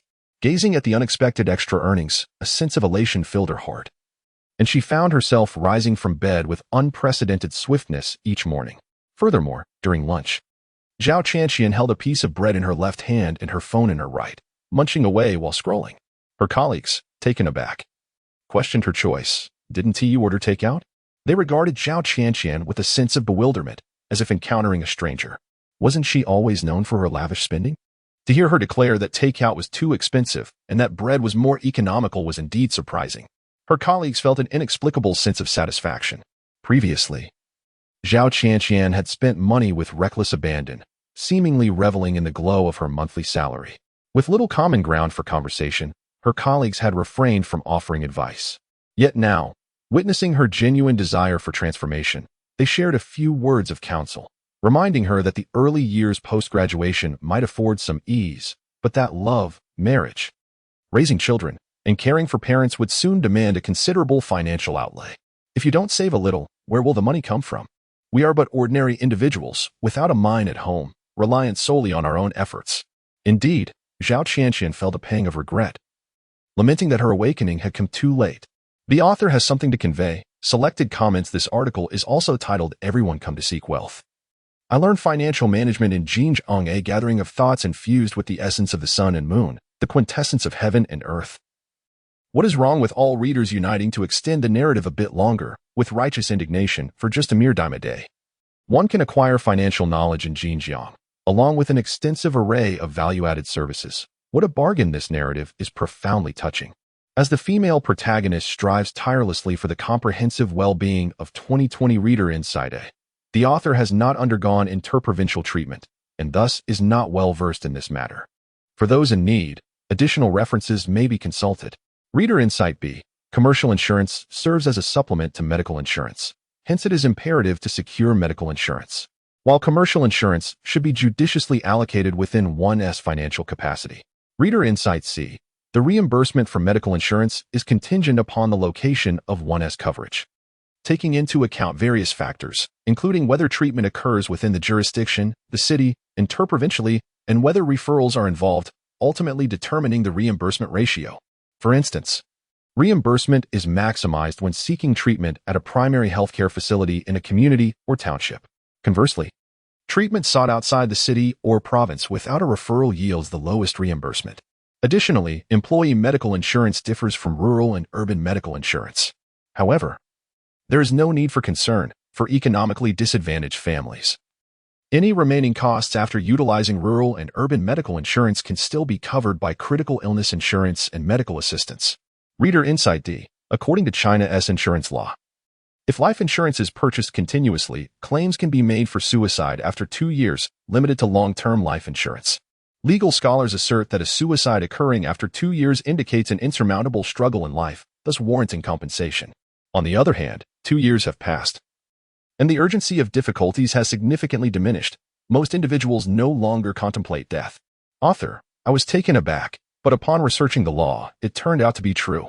This piece is exceedingly challenging to compose. There are numerous policies and data to investigate, and it must be articulated in a manner comprehensible to the majority. Some readers have first-hand experience and possess a deeper understanding than the average person, so I will incorporate their comments into my narrative. Some expressions may differ, yet the essence remains the same. Hence, I shall transcribe them once more as a means of consolidation and review. Financial management content is sourced from online materials. Chapter 7. The Moonlight Clan. Fortunately, though the realization came late, the learning occurred swiftly. The more she read widely, the more she discovered the boundless wisdom of the people. For instance, money-saving techniques are limited only by one's imagination. There is nothing that the general populace cannot achieve. Dumplings, glutinous rice balls, and noodles can be easily prepared by boiling. By purchasing a multifunctional rice cooker, one can simply add red beans, rice, and water before bedtime, and awaken to a steaming bowl of red bean porridge for breakfast. Frozen buns can be microwaved for 2 minutes, providing both nutrition and satisfaction, paired with flavorful chili sauce. It is both economical and delectable. Then there is the versatile instant noodle, which can be enhanced with eggs, vegetables, shrimp, beef slices, lamb rolls, or meatballs. Is it impossible to cook simply because one lacks culinary skills? Absolutely not. If one can boil water and operate a microwave, they can prepare their own meals. Zhao Qianqian is in awe of this generation of netizens. How do they manage to save so much money? A novice in financial management, she eagerly absorbed knowledge. And within just a few days, the results were remarkable, with her daily food expenses significantly reduced. As the water in the pot came to a boil, Zhao Qianqian added the glutinous rice balls. At that moment, the mobile phone rang. Zhao Qianqian glanced at the caller ID and accepted the call. As soon as the line connected, Liang Yin anxiously inquired, "Qianqian, I was on my honeymoon for the past few days, and my phone was turned off.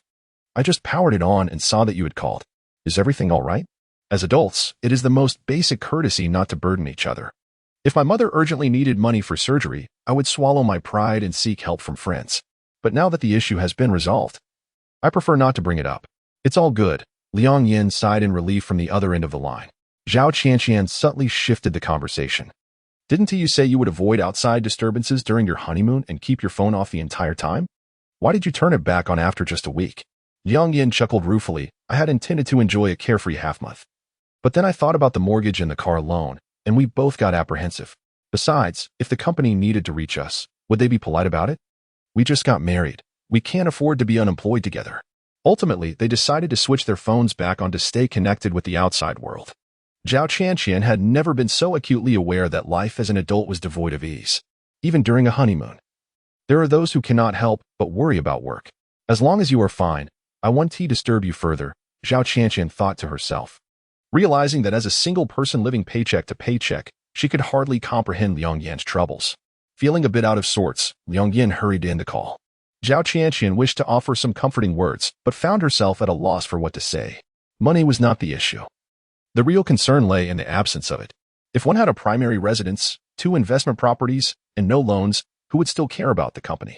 Zhao Qianqian pondered for a considerable time before uttering, "Do not push yourself too hard." Liang Yin let out a wry smile and ended the call. As Zhao Qianqian gazed at the freshly prepared glutinous rice balls, she suddenly realized that she had no right to judge others. Everyone grapples with their own challenges. After dinner, having completed her chores, it was already 9:30 in the evening. Zhao Qianqian set down her paper and pen, picked up her phone, and diligently immersed herself in her studies as if she were preparing for the college entrance examination the following year. Yun Luo tilted her head, observing her, and abruptly inquired, "After several days of study, what have you accomplished?" The question clearly carried an evaluative undertone. Zhao Qianqian's spirits lifted. In a bid to demonstrate her industriousness, she earnestly declared, "I have focused my research on the current medical insurance system." "Do elaborate," Yun Luo replied with a curious demeanor. Zhao Qianqian shared everything she knew, detailing 4 distinct types: public medical care, basic medical insurance for urban employees, basic medical insurance for urban residents, and the new rural cooperative medical care. Public medical care is exclusive to civil servants, offering extensive coverage and high reimbursement rates. However, this system is gradually being phased out, with public medical care personnel being integrated into the insurance program. The basic medical insurance for urban employees, commonly referred to as health insurance, primarily serves urban workers and retirees. Contributions are made monthly, jointly borne by employers and employees. It mandates a minimum contribution period. Males must contribute for 25 years, while females must do so for 20 years in certain regions, males for 30 years and females for 25 years. Upon retirement, individuals no longer need to contribute to continue receiving basic medical insurance benefits. The basic medical insurance for urban residents, also known as residence medical care, primarily safeguards 3 categories of individuals. The first category comprises elderly individuals who have not participated in the urban employee basic medical insurance or public medical services, yet have reached retirement age. The second category includes students and children, minor residents. The third category consists of unemployed individuals who have not engaged in urban employee basic medical insurance or public medical services, other non-working adult residents. The payment method primarily relies on individual contributions, supplemented by fiscal assistance. Moreover, annual payments must be made punctually. Failure to do so results in the forfeiture of benefits. The new Rural Cooperative Medical System, abbreviated as New Rural Cooperative, is designed for rural residents. Its contributions are minimal, yet the level of coverage is correspondingly low. In terms of reimbursement ratios, public medical services reimburse 80-95, health insurance reimburses 75-85, resident medical services reimburse 55-65, and the new rural cooperative reimburses 55-65. Yun Luo was somewhat taken aback, evidently having put in considerable effort. Zhao Qianqian remarked, "Experience is the best teacher. One must not stumble in the same place twice." Besides the current medical insurance system, what else is there? Yun Luo inquired further. There are also some basic financial literacy tips, Zhao Qianqian enumerated with her fingers, for instance.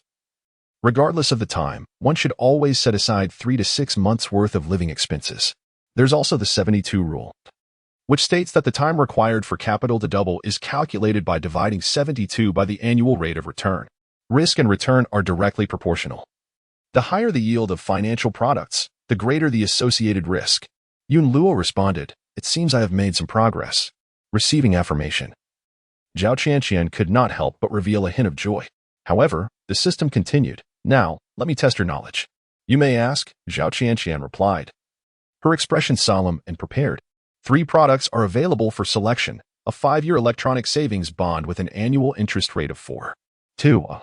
A bank fixed-term wealth management product with a 1-year investment period and an annual interest rate of 4, and a money market fund with an annual interest rate of 2. If it were you, what would you choose? Yun Luo posed the question. Zhao Qianqian pondered for a moment before confidently answering, "Of course. I would choose the electronic savings bond. It is issued by the state, ensuring a safe and stable return, with interest paid annually. There is no reason not to choose it." "Is that all?" Yun Luo inquired. Noting the impassive expression of the well-dressed gentleman, Zhao Qianqian felt inexplicably uneasy. She quietly asked, "Is that not correct?" "But the electronic savings bond offers the highest return and is the safest. Focusing solely on returns while neglecting liquidity is a common misstep for novices." Yun Luo replied solemnly, "Before making a decision, you should first ask yourself when you will need this money. Is that really a consideration?" Zhao Qianqian was taken aback. Yun Luo continued, "If you need the funds within 6 months, your only option is the money market fund. This is because early redemption of the electronic savings bond incurs a 0.1 fee on the principal and interest is calculated based on the holding period. If held for less than 6 months, no interest is accrued, and the principal may decrease due to the fees. Additionally, the bank's fixed-term wealth management product cannot be withdrawn before the agreed period, thus eliminating that option." Zhao Qianqian asked, "Then when should one choose the electronic savings bond?" Yun Luo informed her that government bonds accrue interest based on their classification. For bonds held for more than 6 months but less than 24 months, interest is calculated at the nominal rate, minus 180 days of interest. For those held between 24 and 36 months, the same nominal rate applies, minus 90 days of interest, and for bonds held between 36 and 60 months. Interest is again calculated at the nominal rate, minus 60 days of interest. In other words, for withdrawals within the first year, one should opt for money market funds. On the 365th day, a bank's fixed-term financial product is advisable. In the second year, even though early withdrawals incur interest penalties and service fees, the yield from government bonds remains superior to that of money market funds. On the 730th day, again, a bank's fixed-term financial product is recommended. The conclusion remains unchanged in the third year. In the fourth and fifth years, government bonds not only yield higher returns compared to bank fixed-term financial products but also offer better liquidity, decisively outperforming them. Considering that high-yield bank financial products typically have thresholds of 50,000, 100,000, or 200,000, if one has limited funds and seeks greater flexibility, it may be prudent to eliminate this option from the outset. Should funds be needed at any moment, even if government bonds provide higher returns, the preference would still lean towards money market funds, foregoing government bonds. There is no absolute right or wrong in this plan. It is merely a matter of what suits one's individual circumstances. Zhao Qianqian found herself at a loss for words. It was quite challenging. After a while, she hung her head, her expression one of considerable distress. Yun Luo remarked, "Financial management is akin to fitness. Perseverance yields favorable results." Indeed. Compared to her previous state of utter ignorance, she now viewed issues with much greater clarity. Zhao Qianqian resolved to uplift her spirits, recognizing that learning is always preferable to stagnation. Gradually, she believed that one day she would adeptly apply her financial knowledge. 1 week post-surgery, Wang Yin asserted that she had nearly recovered and steadfastly refused to remain in the hospital. After consulting with the physician, who confirmed her satisfactory recovery, Zhao Qianqian assisted her in completing the discharge formalities. The doctor advised a follow-up appointment in 1 month. Wang Yin casually mentioned that subsequent checkups would occur biannually, and if there were no relapses, all would be well. This news greatly relieved Zhao Qianqian. Wang Yin reminisced about her plans. Once her health was restored, she intended to take a cleaning job. With a monthly salary of 2,500, weekends off, and light duties, it was the perfect occupation. "Why do you keep saying that?" Zhao Qianqian exclaimed in frustration. "Isn't the medical expense covered by the insurance card? Not a single penny has been touched from our savings. You're not a child anymore. It's time to start preparing for your dowry," Wang Yin calculated for her daughter. "Your salary is merely enough for your own expenses. My fixed monthly expenditure is 2,000. If I secure a job and save 3,000 each month, that amounts to 36,000 a year. After 3 years of saving, I will have enough for your dowry. The retirement pension is meager, allowing for little savings each year. While I am still young, I must work for a few more years to accumulate more, so you want to have a modest dowry and face disdain from your in-laws in the future." The author wishes to convey, this is a financial literacy piece. It perhaps resembles an academic paper more than a novel. Do not rush into financial planning. Read the entire text before making any decisions. Concerning commercial insurance is intricate, and it often confounds the average person. If one wishes to invest, it is prudent to select the most fundamental options. Prioritize health and accident insurance, which are reasonably priced, costing only a few hundred annually. Critical illness insurance and life insurance should be allocated judiciously. Regarding money market funds, the most renowned among them is the UEBAO. A frequently posed question is whether these funds are absolutely secure. The answer is nuanced. In the capital market, certainty is elusive. Banks can falter, and deposits exceeding 500,000 are not insured. The risk associated with money market funds is comparable to that of bank wealth management products, both classified as low-risk investments. In our nation, residents generally favor investment products that promise absolute security. However, in recent years, capital-protected products have gradually faded from existence. Other investment options no longer guarantee capital preservation, and it is deemed illegal to promise returns, which incurs penalties. Only performance benchmarks may be referenced. This is an undeniable trend that one must adapt to. Failure to do so will leave one with only time deposits in the future. Coincidentally, a reader in the comments section inquired about this, prompting an opportunity for clarification.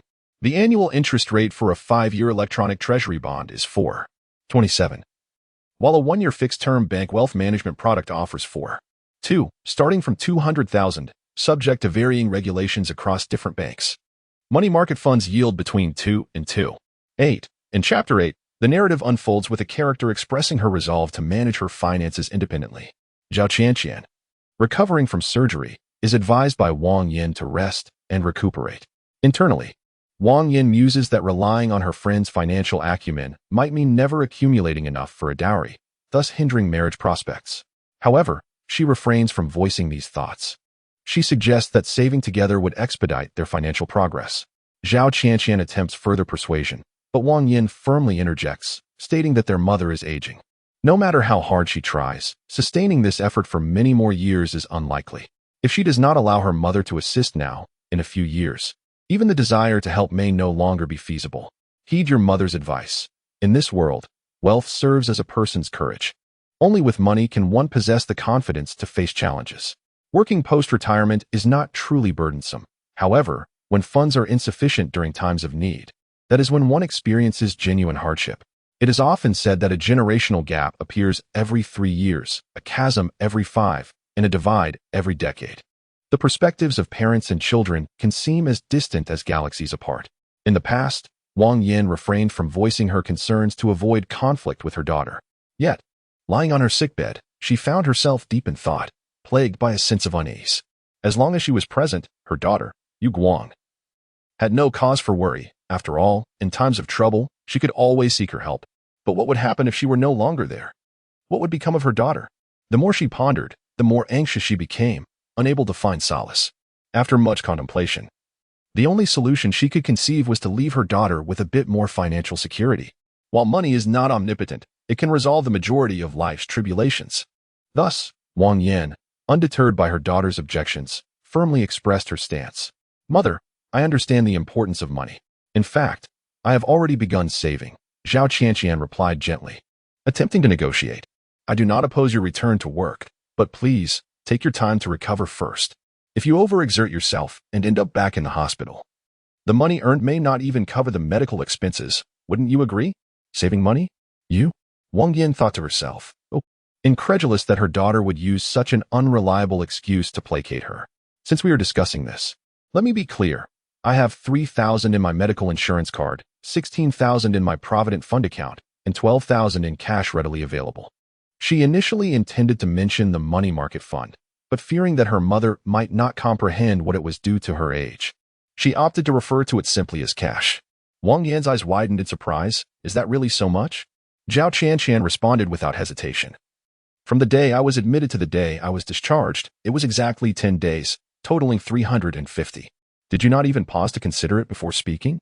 Wang Yin questioned, her skepticism regarding the accuracy of the figures lingering, though she had no proof. That's because I keep a daily account, Zhao Qianqian replied earnestly. I meticulously record each expense and calculate daily, weekly, and monthly expenditures. I had just done the calculations last night, so I remember it clearly. Wang Yin gazed at her daughter, momentarily lost in thought. The clarity with which Zhao Qianqian could recount each asset and casually declare her monthly expenses was a stark contrast to her former self. Wang Yin felt a profound sense of relief. She did not wish to force herself to work while unwell. Her decision to persevere stemmed from a sense of urgency, a restlessness that made staying at home intolerable. Upon hearing that her daughter had matured and was saving money, her heart lightened. Reflecting on the situation, she acknowledged the importance of health and decided there was no need to rush back to work.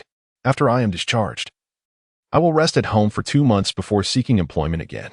All right, Zhao Qianqian replied, her brow relaxing. With their agreement reached, the mother and daughter exchanged glances and broke into smiles. Having successfully persuaded her mother to rest at home, Zhao Qianqian felt a buoyant mood, greeting everyone she encountered with a smile. After bidding farewell to a customer, she turned around only to find Shen Yinji approaching her, and her smile instantly faded. The stark contrast in her demeanor was impossible to overlook. Shen Yinji wondered inwardly what he had done to deserve such coldness. Zhao Qianqian sought to distance herself, yet unexpectedly, Shen Yinji swiftly stepped forward, blocking her path. It has been quite a while since we last conversed. Why do you flee at the sight of me? Shen Yinji's tone was familiar. Zhao Qianqian replied, upon seeing you, I instinctively wish to guard my wallet. What is it that you desire? Her expression remained composed, exuding a demeanor of professional detachment. Shen Yinji felt a surge of irritation, yet articulated, I have noticed your recent indifference towards me. I cannot help but wonder if I have offended you in some way.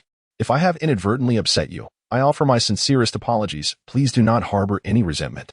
You have not offended me. It is merely that some matters at home have arisen, leaving me in a less than pleasant mood. Zhao Qianqian casually dismissed, her tone indifferent. Shen Ninji chose to believe her. In the next moment, her face lit up with a radiant smile as she affectionately linked arms with Zhao Qianqian. Allow me to share a secret. When feeling down, one must indulge in shopping. Spending money and acquiring cherished items can rejuvenate one's spirit. By the way, there is a handbag priced at 1,200, currently discounted to 1,050. Shall we consider purchasing it? I highly recommend this particular bag. It is stunning, exuding both elegance and nobility, enhancing one's overall aura. Should you miss this opportunity, you would surely regret it. Zhao Qianqian initially wished to avoid any strain in their relationship. However, upon catching sight of a certain someone, blissfully unaware, she felt compelled to clarify her stance. Shen Ninji, not long ago, my family encountered some difficulties.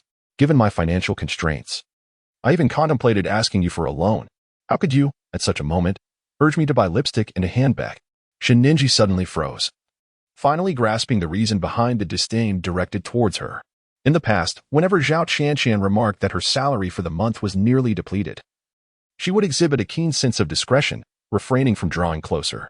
However, this time, when Zhao Qianqian mentioned that there was trouble at home, she continued to maintain her usual punctuality at work, behaving no differently than before, which caused me to overlook her situation. Little did I know that, in a moment of carelessness, I had provoked her. I genuinely care for you, Shen Ninji thought, desperately trying to salvage her dignity. Fearing that you might be harboring pin-up emotions that could lead to illness, Zhao Qianqian, even if she were truly feeling downcast, had no desire to vent her frustrations through shopping. A flicker of emotion crossed her face, and in the next moment, her expression fell, revealing a look of regret. I'm sorry, I didn't mean to snap at you. In truth, after the incident at home, I had borrowed a substantial sum of money, barely managing to weather the storm. Moving forward, I must save diligently to repay my debts.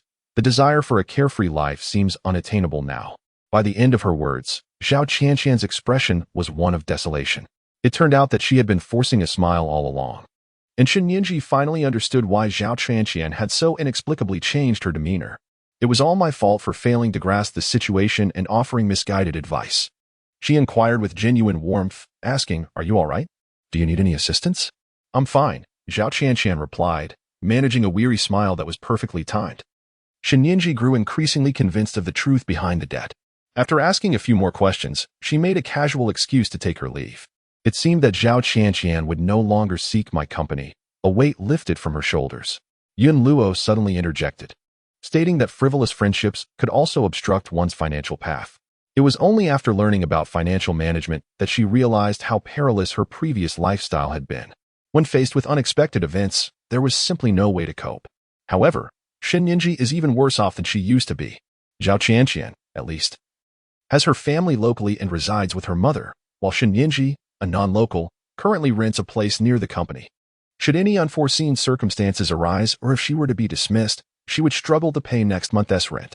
Yet, she still insists on purchasing bags, skirts, and skincare products, leading a life of exquisite poverty. How audacious!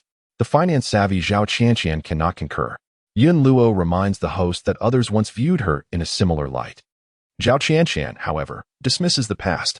With a solemn expression, she declares, "I have turned over a new leaf and am determined to start afresh."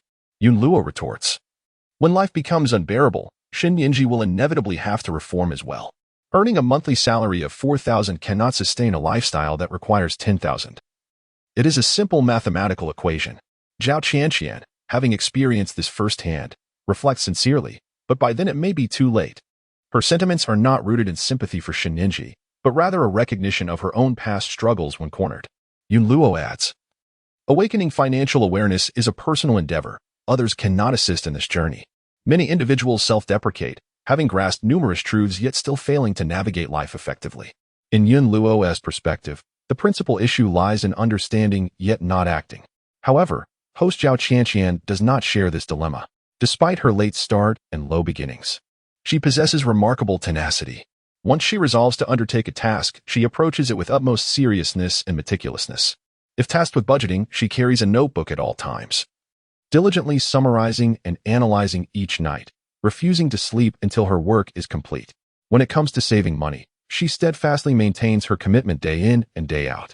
Every month, a fixed expenditure of $800 is maintained, fluctuating no more than $100. Occasionally, under special circumstances, such as a colleague's wedding or funeral, additional expenses of $200 to $300 may arise.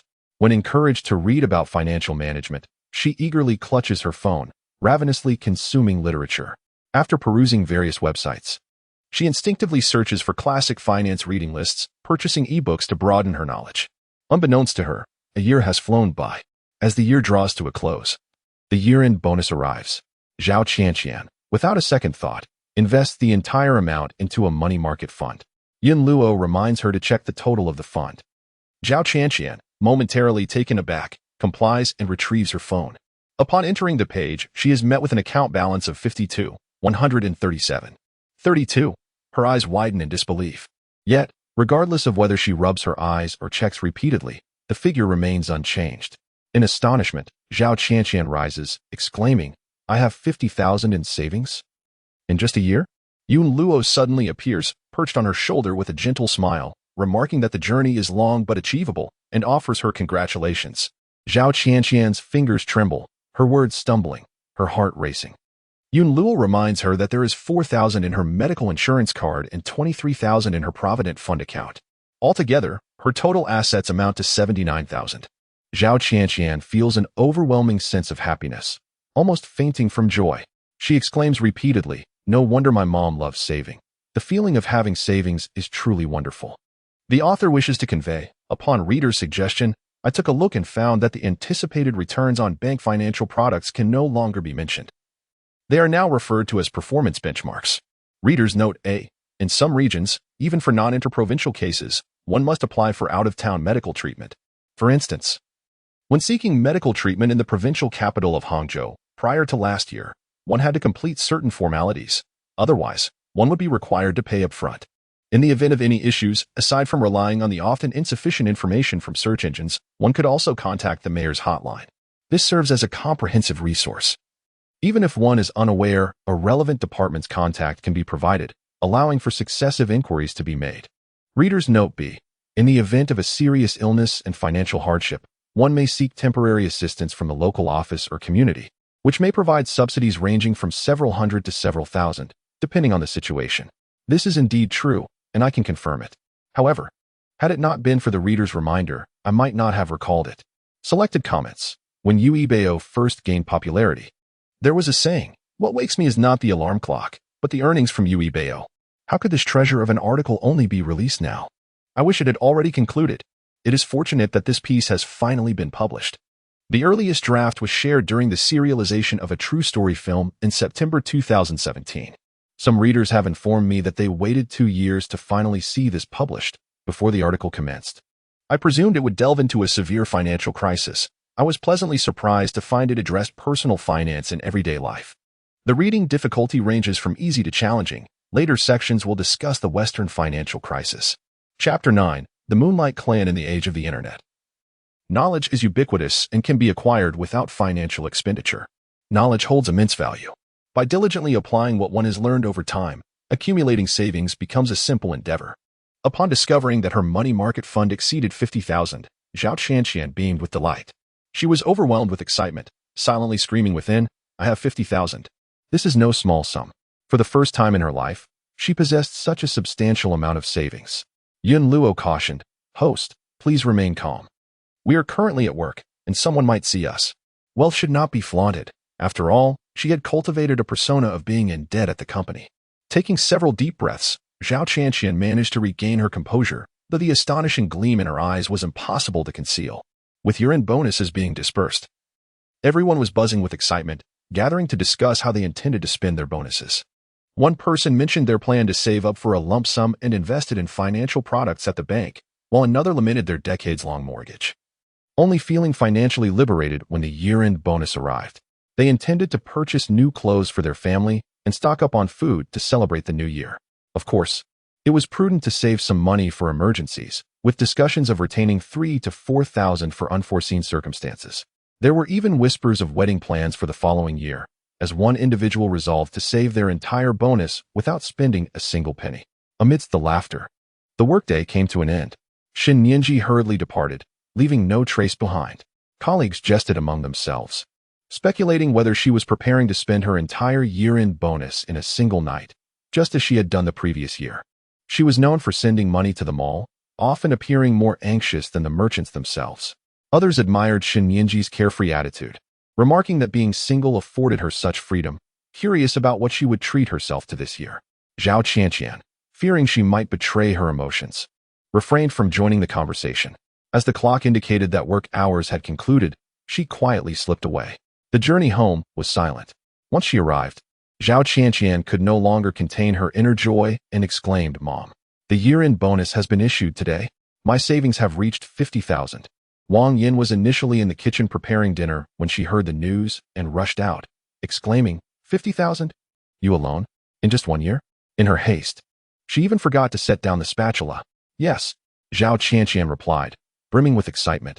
I'll show you my account balance later. Upon hearing this, Wang Yin was so overjoyed that she could hardly contain herself. Meanwhile, Zhao Qianqian regained her composure and reminded her, Mom, let's focus on cooking. We don't want the vegetables to burn. Before long, dinner was ready. Zhao Qianqian was astonished. Why are the dishes so exquisite today? Ever since they resolved to save money, the mother and daughter had agreed to work together, leading to their meals being quite simple. A smile played at the corners of Wang Yin's lips as she replied, after recuperating at home for 2 months, I have indeed returned to work. With a salary from my job and another pension, my monthly income exceeds 5,000. After expenses, I still have a substantial amount left each month. Coupled with last year's savings, I have just surpassed 50,000 this month. As the new year approached, she wished to prepare some fine dishes to celebrate. Never anticipating that Zhao Qianqian had also saved 50,000. A thought crossed Zhao Qianqian's mind. No wonder it is said that the harder one works, the luckier one becomes. She had only persevered for a year, and already good fortune was showering upon her. Unable to resist her mother's enthusiasm, Zhao Qianqian complied. Sitting at her desk, she opened her ledger and began to review her daily expenditures for any omissions. After confirming the records were accurate, she analyzed which expenses could be trimmed. For a year, she had largely managed to control her spending habits, avoiding unnecessary purchases. However, at times, an insatiable craving would arise, such as her sudden desire for bubble tea this afternoon. Contemplating the imminent arrival of her year-end bonus, she deemed it trivial to treat herself to a cup of milk tea, thus she made the purchase. However, upon reviewing her expenditures that evening, she felt that indulging in milk tea was both an extravagance and a potential contributor to weight gain. She regretted her decision. As Zhao Qianqian was diligently recording her financial entries, Yin Luo unexpectedly appeared and inquired, Are you aware of what inflation is? For instance, 5 years ago, the average salary in the city was 2,600, and rice cost 2 yuan per jean, allowing one to purchase 1,300 jeans of rice with a month's salary. 5 years later, the average salary has risen to 3,318, with an annual growth rate of 5, while the price of rice has increased to 3.22, with an annual inflation rate of 10, meaning one can now buy only 1,030 jeans of rice with a month's salary. Although the nominal salary appears greater, the actual purchasing power has diminished. Thus, some say that money seems to be less effective. Yun Luo further questioned, how does one outpace inflation? She quickly added, though, I lack the courage to do so. Many ordinary citizens share the sentiment that investing in financial products, which can be accessed at any time when needed, is a prudent approach. Observing her host, Yin Luo mused about the irony of knowing that failing to outpace inflation equates to loss, yet still refraining from taking risks. Zhao Qianqian confessed, I fear that taking risks may lead to a loss of principle. It seems wiser to allow inflation to gradually erode my savings. At least the losses are more gradual. Yin Luo was momentarily rendered speechless. I am merely an ordinary person, not aspiring for great wealth. As long as I can afford medical care when ill and live peacefully until retirement, I would consider my life a happy and healthy one, Zhao Qianqian sincerely expressed. Yun Luo retorted, what a lack of ambition. Zhao Qianqian, unfazed, cheerfully replied, ordinary people find contentment in simplicity. Ambition, when excessively grand, may render life devoid of joy. Yun Luo pondered for a moment before suddenly declaring, perhaps this is for the best. Zhao Qianqian, perplexed, inquired about the meaning behind the system's words. Yun Luo continued, I have perused the news and discerned that the government has been making recent moves. It is estimated that over the next 5 years, a new commercial district will be developed in the northern region. Your property, purchased early despite its dilapidated state, is centrally located and valued at 21,000 yuan per square meter. Currently, new developments in the north are being offered at 7,000 yuan per square meter. If you were to sell your current residence and invest in a new property, you could essentially exchange one for two, even when accounting for taxes and renovation costs. It remains a prudent decision. Zhao Qianqian fell into contemplation, and after a while, she queried, what if the predictions prove inaccurate, and the northern region fails to thrive? Wouldn't that result in a loss? Such a possibility exists, Yun Luo conceded, acknowledging that all investments carry inherent risks. However, she swiftly added, regardless of whether the market value of your home reflects a loss or a profit, as long as you do not sell, it will have no bearing on your life. This is the essence of a self-occupied property. Zhao Qianqian reflected on this notion and found it profoundly reasonable. The value of her home, whether it stood at 1 million or 10 million, would remain unrealized unless she chose to sell. What she possessed was merely a dwelling. If you were to change residences, you could acquire 2 units on the same floor, thus enabling you to care for your mother more conveniently, Yun Luo analyzed. Even disregarding investment aspects and focusing solely on residential attributes, relocating remains a wise choice. Please allow me some time. I wish to contemplate this matter seriously, Zhao Qianqian responded.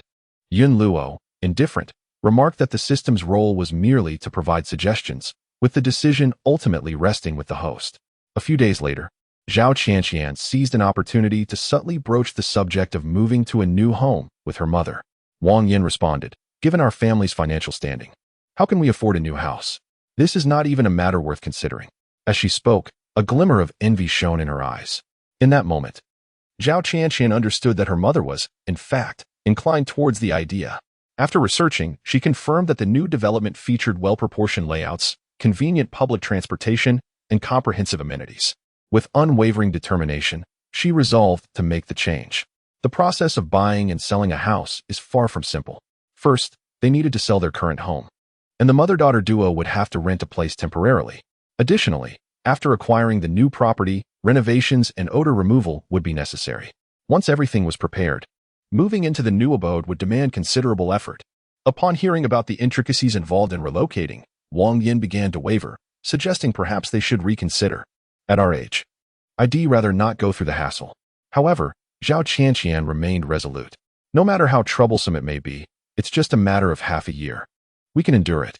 Wang Yin was about to voice another objection but was interrupted by Zhao Qianqian, who stated firmly, Mom, you are getting older, and I want you to live in a good house. With the new home, my commute to work will be far more convenient. When you grow older, I will be in the same building, allowing you to visit me anytime you wish. As we age, the fear of being alone without our children nearby creeps in. This sentiment struck a chord with Wang Yin, and after a moment of contemplation, she resolutely agreed.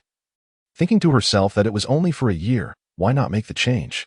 Once the house was listed for sale, it quickly attracted interest due to its slightly below market price. By the end of April, the transaction was finalized, and Zhao Qianqian along with Wang Yin vacated their old residence. In May of the same year, Zhao Qianqian purchased 2 adjacent units in a new development in the northern part of the city. One property is registered in the name of her mother, Wang Yin, while another is under her own name. In mid-May, the new house commenced renovations. By the end of August, it was completed and well ventilated. On December 31st, just before New Year's Day, Zhao Qianqian and Wang Yin moved into their new home. Over the course of the year spent renting, Zhao Qianqian felt the pace of her savings had notably slowed. After a year of frugality, she had managed to save merely 20,000 yuan. Fortunately, such days had finally come to an end. On the very night of moving into the new home, she fell into a deep and sweet slumber, filled with beautiful hopes for the future. The following weekend, Zhao Qianqian indulged in a rare opportunity to sleep in. It was only when the sun was high in the sky that she finally awoke leisurely. As she opened her eyes, she noticed Yun Luo sitting pensively at the edge of her pillow. What's wrong? Zhao Qianqian no longer feared this little figure in a suit. In her eyes, Yun Luo was both a friend and a benefactor. Yun Luo replied, I just received notice that I must leave. Zhao Qianqian was momentarily taken aback, her sleepiness dissipating. Where are you going? She blurted out in confusion. To the next host, Yun Luo explained. There are far too many financial novices on the brink of bankruptcy, waiting for salvation. Zhao Qianqian remained silent. The system's arrival had been sudden, and its departure was equally hasty, always catching one off guard. When will you leave? Zhao Qianqian inquired. Upon voicing her question, she realized her voice was remarkably hoarse. In 20 minutes, Yun Luo responded. So soon, Zhao Qianqian lamented, feeling frustrated that there was no time even for a farewell gathering. Yet Yun Luo insisted, time is limited. Quickly get up. I have one final lesson to impart. The author has something to convey. Due to the nature of the subject matter, the time span of the same scenario can be quite extensive. Reader shares their experience. Keeping accounts has been a repetitive struggle, and consistency has proven elusive. The author remarks that this case is indeed quite common and serves as a cautionary tale for all. The author elucidates the advantages of electronic savings bonds. 1. The highest credit rating and optimum safety. As these savings bonds are issued by the Ministry of Finance on behalf of the Central People's Government, they are backed by national credit. Upon maturity, the ministry repays both principal and interest, boasting a credit rating that surpasses that of other investment instruments secured by commercial credit. 2. Tax-exempt interest and stable returns. The interest rate of savings bonds is fixed, with interest income exempt from personal income tax, yielding returns greater than the post-tax income from bank savings deposits of the same duration. 3. Convenient purchasing and scientific management. 4. Flexible liquidity and ease of cashing in. Funds can be accessed ahead of schedule if necessary. Electronic savings bonds can be acquired at bank branches or through online banking. Electronic bonds pay interest annually, with the principal repaid in the final year. Due to their exceptional security and high interest rates, they attract a multitude of buyers. Each public issuance is typically exhausted within approximately 20 minutes. The issuance schedule varies each year. Searching for the issuance date for the electronic savings bonds of a particular year at the end of February will yield the necessary information. Chapter 10. The Moonlight Clan. 3 minutes later, Zhao Qianqian sat cross-legged on the floor, pen in one hand and notebook in the other, attentively listening. Yun Luo began to speak slowly, introducing the concepts of financial management and investment. In my view, financial management entails the careful administration of personal finances. For instance, if one is preparing for an examination, marriage, or parenthood in 2 years, it is prudent to curtail expenditures monthly and save cash for future use. Investment serves the purpose of enhancing the value of one's funds. Thus, if one can outpace annual inflation, their wealth will not diminish. After a certain number of years in the workforce, one may encounter a career ceiling, hindering advancement. In other words, upon reaching a certain age, relying solely on one's primary job makes it challenging to achieve significant increases in income. Zhao Qianqian nodded in agreement, acknowledging the truth in this observation. Over the past 2 years, her position had remained unchanged, with an annual increase of merely 100 in her base salary, barely sufficient to make a difference. What does an annual increase of 100 signify? It translates to less than a 3-salary increment each year, which falls short of surpassing inflation. If one wishes to elevate their income, they must either engage in a side business after hours or learn the art of investing. Yun Luo continued. Human energy is finite. Aside from 8 hours of rest, even if all remaining time is utilized, one can only work for 16 hours. Therefore, it is essential to learn how to make money work for you. Zhao Qianqian diligently took notes while interjecting, I came across this in a financial management book. If there is passive income, it requires little time and effort, nor does it necessitate supervision, allowing one to earn income automatically. Indeed, Yun Luo slightly nodded, noting that rental income from property, stock dividends, bond yields, and even interest from savings all qualify as passive income. If one can reliably generate a monthly passive income of 10,000, then even in the event of unemployment, there would be no cause for concern regarding the family's financial stability. It sounded quite alluring, and Zhao Qianqian confessed that her heart fluttered. However, investment comes with risks, and one must tread cautiously into the market. She recited this mantra in an attempt to maintain her composure. Not investing also poses dangers, as there exists the risk of family wealth being eroded, Yun Luo remarked. The more Zhao Qianqian learned, the more she discovered the complexities of life. When she had a little money in hand, such concerns hardly crossed her mind. Yet, the more capital she possessed, the greater her anxiety about potential devaluation. Acquiring a new home, coupled with renovations, leaves us with some leftover from the house sale, does it not? Yun Luo inquired. Zhao Qianqian nodded, noting that there remained precisely 300,000 yuan, which she had currently invested in a 3-month fixed-term financial product. The commercial properties surrounding the residential building were reasonably priced, and if the opportunity arose, it might be wise to acquire one, Yunluo suggested for the final time. Zhao Qianqian's expression betrayed her inner turmoil. Before making an investment, the average individual typically undergoes an assessment of their risk tolerance. The classifications range from A1, conservative cautious, to A5, aggressive, with Zhao Qianqian having tested at A2. This classification permitted her to invest only in products with relatively low risk, where the likelihood of capital loss was minimal and the chances of failing to achieve expected returns were exceedingly low. The acquisition of commercial properties was not part of her plans. Furthermore, the system never guaranteed profits from purchases. The mere thought of potentially being stuck with an unsold property sent shivers down her spine. Your life, your decisions, the voice echoed as the suited figure vanished from sight. Extra, 5 years later. As the year drew to a close once more, colleagues gathered together, engaged in lively discussions. It has been said that the company is facing tough times this year, resulting in a reduced year-end bonus compared to previous years. Where did this information originate? Is it truly the case? It seems that a financial miscommunication may have inadvertently confirmed it. In past years, the bonuses hover just above 10,000, but this year, they are evidently less. How much less, one might wonder? 9,999? Let us speak seriously. One male colleague, burdened by a mortgage, anxiously awaits the year-end bonus to provide for significant expenses at home. With a shrinking bonus, what does the future hold? My child is in kindergarten and attending extracurricular classes. I am also counting on that money, interjected a female colleague. I have already prepared my shopping list, just waiting for the funds to arrive, remarked Xiao Su, a recent graduate, torn between anticipation and trepidation. As a newcomer to the company, he is uncertain of how much a fresh recruit's year-end bonus might amount to.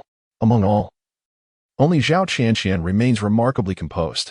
She listens quietly to the conversation, showing no sign of anxiety on her face.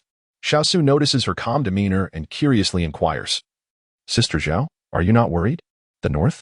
He continues, wide-eyed, as he recalls the rapid development spearheaded by the municipal government in recent years, where property prices have soared to 18,000 per square meter, nearly rivaling those in the city center. It is said that the commercial district is particularly thriving. Indeed, a 20-square-meter shop commands a monthly rent of 4,000. Many are vying to lease it. The envy grows palpable. Zhao Qianqian modestly attributes her success to mere luck. A few years ago, a friend recommended investing in the North, suggesting it was ripe for future development. The property prices were low, making it a worthwhile investment, she recalls. Little did anyone anticipate that, 5 years later, the North would flourish to such an extent. Had I known earlier, I would have purchased several more properties. Alas, how I wish I had such friends. My female colleague sighed, realizing only after raising children the true cost of expenses. The combined income of the couple is hardly sufficient. A male colleague added, the most disheartening aspect is that, despite years of service, salaries have not only stagnated, but seem to be on a downward trajectory. As the discussion deepened, they felt increasingly despondent, nearly erupting in frustration at their lackluster company, declaring, I can no longer endure this. However, the reality remains that their salaries are considerably above the average in this city. Should they leave, the prospects of securing a better-paying job are slim. Thus, they find themselves trapped in a cycle of dissatisfaction, powerless to effect change in their circumstances, ultimately left to wrestle with their anxiety alone. Zhao Qianqian listened patiently to her colleagues' grievances, seldom voicing her own thoughts. Little did they know, she owned not one, but 2 commercial properties. Following the system's collapse, out of trust in Yunluo, she resolutely purchased a small shop. At that time, property prices were modest, with commercial space costing merely 13,000 yuan per square meter, totaling 260,000 yuan for a 20-square-meter establishment. Even with taxes included, the cost barely reached 270,000 yuan. Subsequently, she continued her life as before. Any surplus funds were invested in money market funds, and she indulged in reading during her free time. Initially, she displayed her contact information outside the shop. Yet it took a full 3 months before anyone reached out, expressing interest in renting the space. The rent was modest, merely 10,000 yuan per year.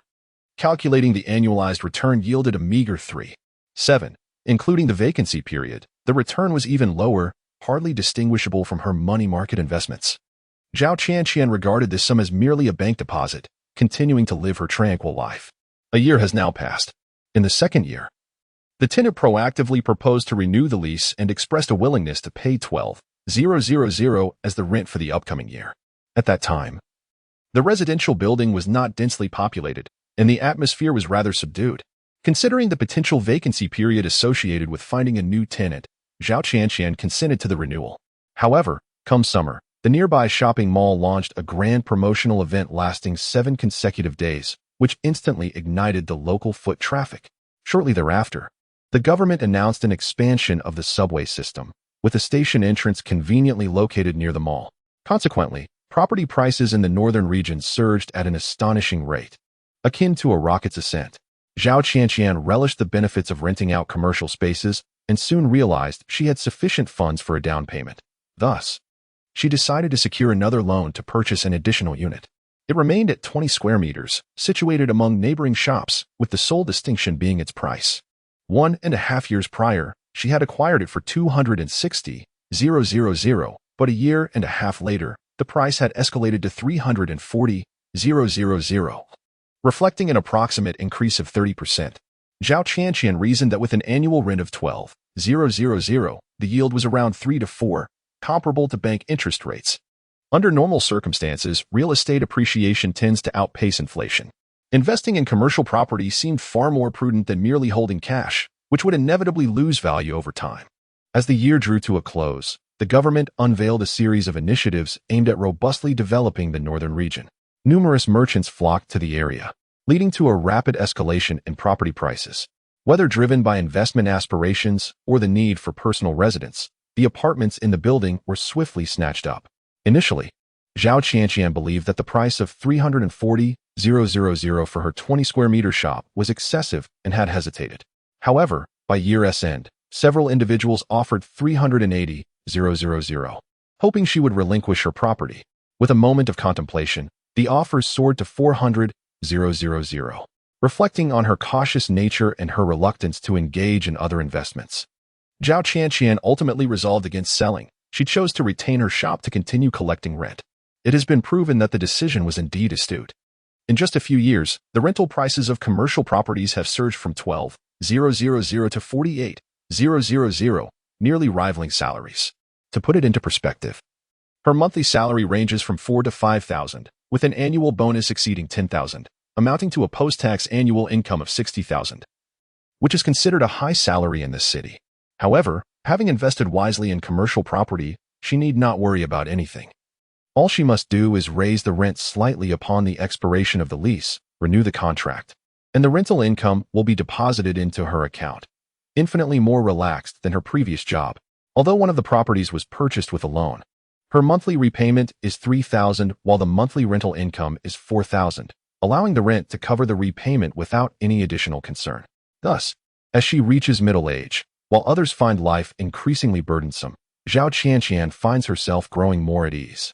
With financial freedom, she even manages to send her mother 2,000 each month, allowing her mother to enjoy life without the struggles of frugality. Could you lend me some money? Since Zhao Qianqian confessed to being in debt and needing to save for repayment, Shen Yinji has not approached her again.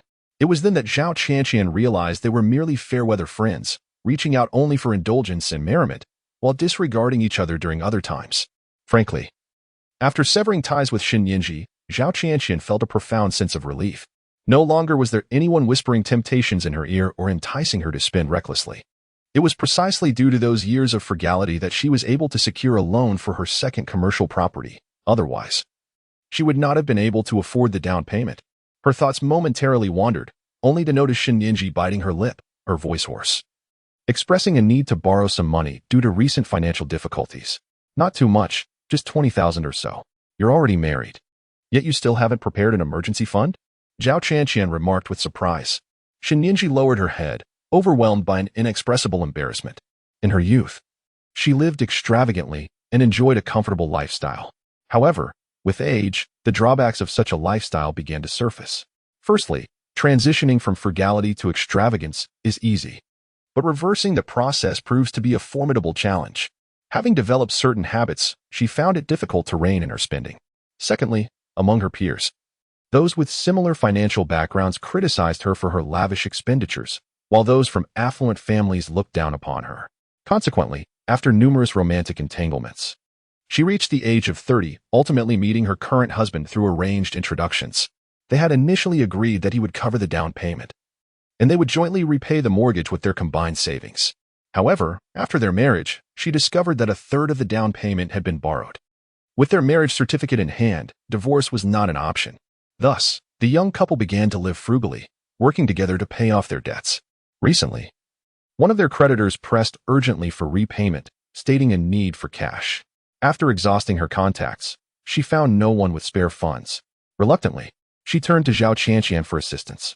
The longtime employees at the company knew that Zhao Qianqian had always been fortunate. Not only did she purchase a commercial property when prices were low, but she also met a wealthy husband who was passionate about real estate. Zhao Qianqian owned a shop, and her husband owned one as well, his being a larger storefront on a busy street. Additionally, they possessed a newly acquired 120 square meter 3-bedroom apartment, all paid in full. With both families on equal footing and sharing similar values, they married within 6 months of their acquaintance. Shen Yinji pondered how, in the early days post-graduation, their situations had been quite similar, yet after several years, one had soared while the other had plummeted. Noticing the silence, Zhao Qianqian sighed inwardly, resolving to transfer 10,000 to her once the year-end bonus arrived.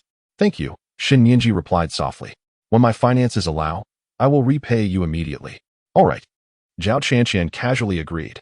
Her decision to assist Shen Yinji was not rooted in nostalgia for past affections, but rather stemmed from a desire to accumulate virtue and do good.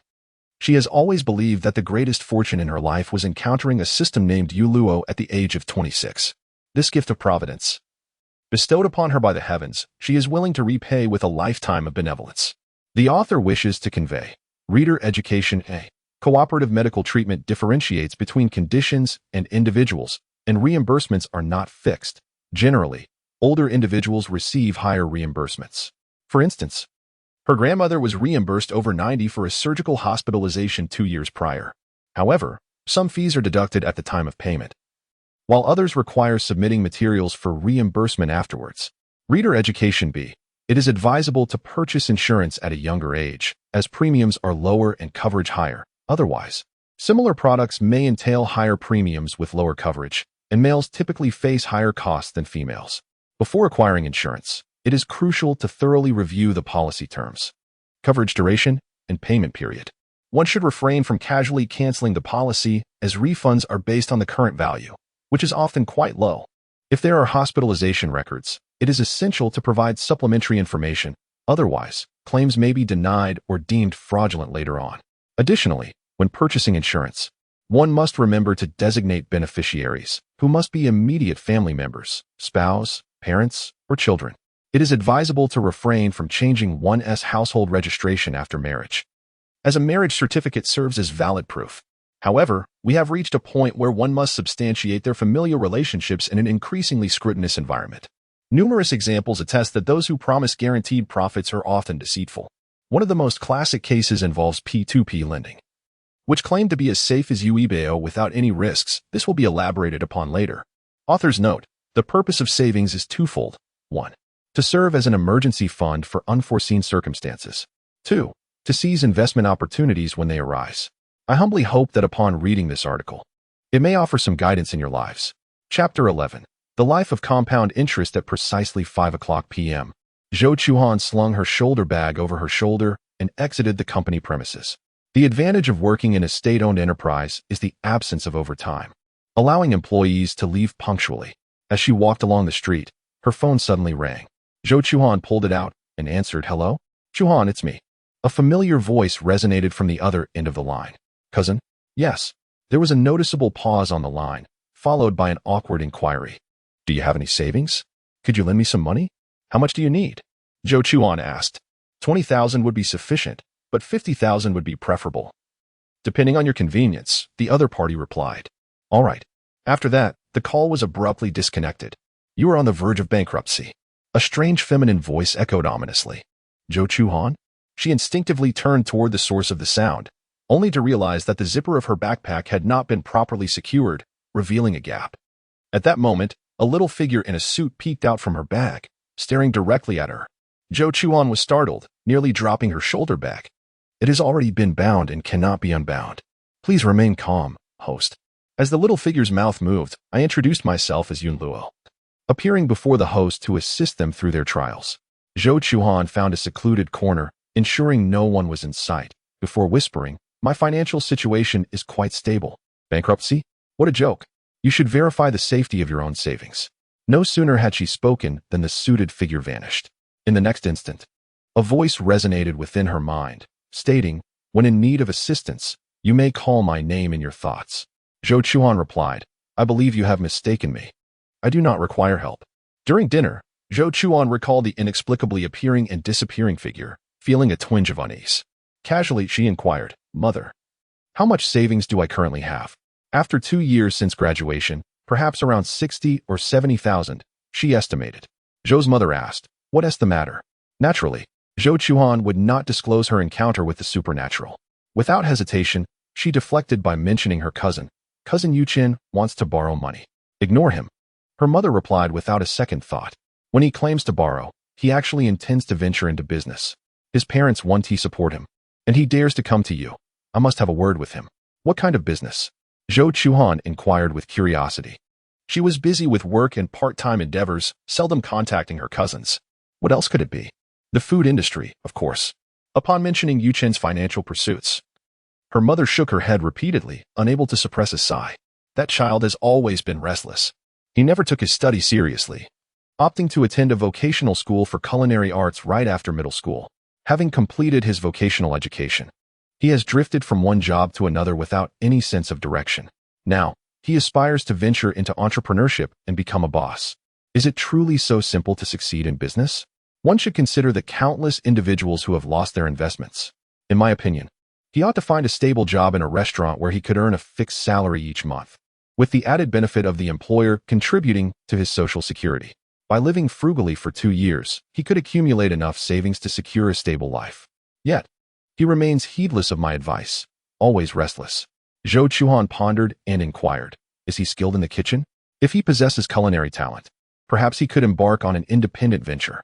Zhou's mother scoffed, "What can you expect from someone who is disinterested in completing high school? One cannot judge so harshly." Zhou Chuan asserted, "Lack of academic prowess does not imply incompetence in other areas. I may not excel in mathematics, yet I perform admirably in other subjects. If he wishes to explore the world, let him do so, but he must secure his own startup capital. In any case, do not involve yourself," Zhou's mother advised. Zhou Chuan remained silent, suddenly recalling the delightful dishes prepared by her cousin during a visit to her aunt's home for the new year. She and her parents were graciously gifted a porcelain bowl filled with braised pork and rice wine. The meat, a harmonious blend of fat and lean, was richly flavored and irresistible. She devoured 2 large bowls of rice alongside the succulent pork and even inquired about the source of the meat, only to discover that it had been prepared by her cousin himself. Upon learning of her fondness for the dish, her cousin was overjoyed and frequently brought her more braised pork and rice wine until she eventually grew weary of it. Zhou Chuan felt a sense of obligation to support her cousin's entrepreneurial aspirations, simply based on the memories of those delectable meals. However, she knew better than to voice this sentiment, as her mother would surely disapprove. After a moment's contemplation, she conceived an idea. "Mom, back when I had just graduated, you expressed concern that I would be reckless with my spending and unable to save money, so you took charge of my finances. Now that I am older and have reached the age of independence, I would like you to return my savings. I can manage them myself." This was the thought that occupied Zhou Chuan's mind. Upon receiving the funds, her intention was to lend her cousin 20,000 yuan, while the remainder would be invested in bank wealth management products and money market funds, ensuring that she would not squander the money. However, the moment her words left her lips, the atmosphere at the dining table shifted to one of palpable tension.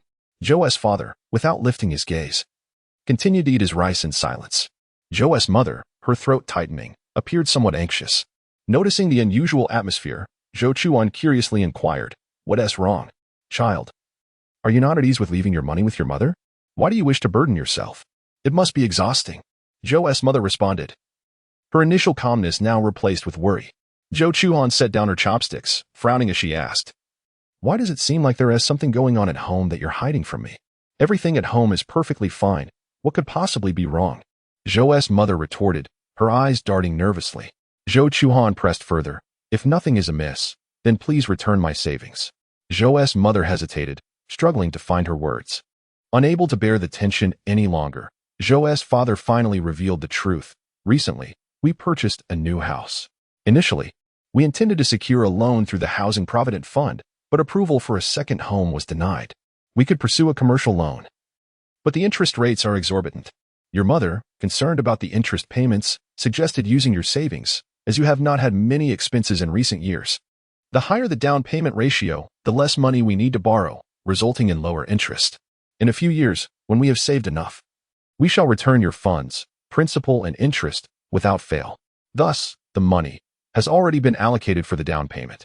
Zhou's parents will cover the deficit. And Zhou Chuhan believes this wholeheartedly. One is a senior teacher, the other a civil servant, both enjoying respectable incomes. However, if left unasked, I, as the rightful owner, would remain blissfully unaware of the misappropriation of these funds. Zhou Chuan gazed at her mother, filled with disappointment. Mother, this is nothing short of embezzlement. We are family. What theft is there to speak of? Zhou's mother attempted to deflect. Zhou Chuan, her expression grave, recalled. What did you say when you took custody of the savings? Were you concerned that I might squander it all, hence you offered to safeguard it? Since when does a custodian have the liberty to arbitrarily utilize the depositor's funds? Such matters in a bank would warrant a report to the authorities. If you had asked me directly, as a member of this family, I would have willingly donated. But to take it without my knowledge, that is simply unacceptable. Hey, you child, after all the years I've devoted to raising you, you would confront your parents over a mere few $1,000s? Who taught you this? Zhou's mother, flustered and enraged, retorted. Whether you are my mother or a stranger, wrong is wrong. With a heavy thud, Zhou's mother slammed her chopsticks onto the table, clearly incensed. Zhou Chuan ignored her outburst. Father, please offer some fair words. Zhou's father sighed and addressed Zhou's mother. I did advise against this nonsense. The money is trivial. Establishing a bad precedent and leading our child astray is the true issue. He then turned to Zhou Chuan. Do not worry. I shall proceed to arrange for a commercial loan tomorrow. At that time, I will borrow more money to repay your savings. You both seem intent on driving me to despair. Mother Zhou, unable to eat, left the table in anger. Unbeknownst to her, she harbored resentment. As it is often said that a daughter is a mother's closest confidant. Yet, in her case, it appeared as though her daughter was merely here to collect debts. She realized her mistake and wished she had spoken less. Father Zhou, caught in the middle, found himself powerless and reluctantly attempted to mediate. Zhou Chuan scoffed, asserting that she only entrusted her savings to her mother because she believed in her. The unauthorized use of her funds was nothing short of betrayal. After futile attempts to persuade her, Father Zhou chose to disengage. Then Yun Luo made her entrance. Imparting a lesson in financial management, one should manage their personal assets independently and not rely on others. Who would have thought that even one's own parents could not be trusted? Zhou Chuan felt disheartened. Upon catching sight of Yun Luo, she quickly composed herself and remarked in a light-hearted tone, but this doesn't seem to constitute bankruptcy in the conventional sense, does it? After speaking, the two shared a deep gaze, enveloped in silence. Zhou Chuan cleared her throat and shifted her focus, asserting that this was merely an unexpected incident, and she deemed the system unnecessary for herself. She suggested that Yun Luo seek assistance from those in greater need and move on to another host. Yun Luo replied, I am already bound and cannot be unbound. Zhou Chuan, feeling resigned, thought, is she really depending on me? However, she expressed her frustration, stating, but having you around is of no use to me. My job is stable. My income is quite high. I am worlds away from bankruptcy. Yun Luo responded, by utilizing the system wisely, the host will lead a better life. Zhou Chuan, intrigued, inquired, what suggestions do you have? Yun Luo, given the current situation of the host, it would be prudent to have an earnest discussion with Qian Yuchen. If his culinary skills are lacking and his business venture appears dubious, borrowing funds would be advisable. Conversely, if his culinary expertise is commendable and his business holds promise for growth, investing in shares would be the way forward. Zhou Chuan was momentarily taken aback. Are you suggesting equity investment, collaborating with him? Yin Luo, the annual interest rate for borrowing can vary between 3 to 10. Once the venture flourishes, the return on investment could soar between 300 to 1,000, or even more. However, embarking on a business endeavor entails the risk of losing the principal amount. Zhou Chuan remarked. This necessitates a careful consideration on the part of the host. Yun Luo responded, the greater the profit, the higher the risk. Zhou Chuan fell into deep contemplation. She could not deny her growing interest, primarily due to her confidence in her cousin's culinary talents. In this era, delectable food reigns supreme. For the sake of gastronomy, food enthusiasts would traverse mountains and overcome all obstacles. Author's note: selected comments after reviewing my annual Alipay statement. I realized I actually have quite a bit of money QQ system. Take a look at me. I often purchase many unnecessary items, only to regret it upon delivery. Perhaps it's merely for a fleeting moment of joy. Some parents say they will help save money, but secretly spend it. Such situations do exist. There are also parents who assist with savings, contributing additional funds based on what their children save. Chapter 12. The power of compound interest 2. When applying for a commercial loan, it typically takes about 7 to 10 days for the bank to approve the funds. After agreeing on a time and place, the two met at a CAF. Jo Chuan took the initiative to explain her circumstances. Her savings were tied up in investment products and could not be accessed temporarily. In approximately 10 days, I will be able to lend you the money. Family matters should remain private.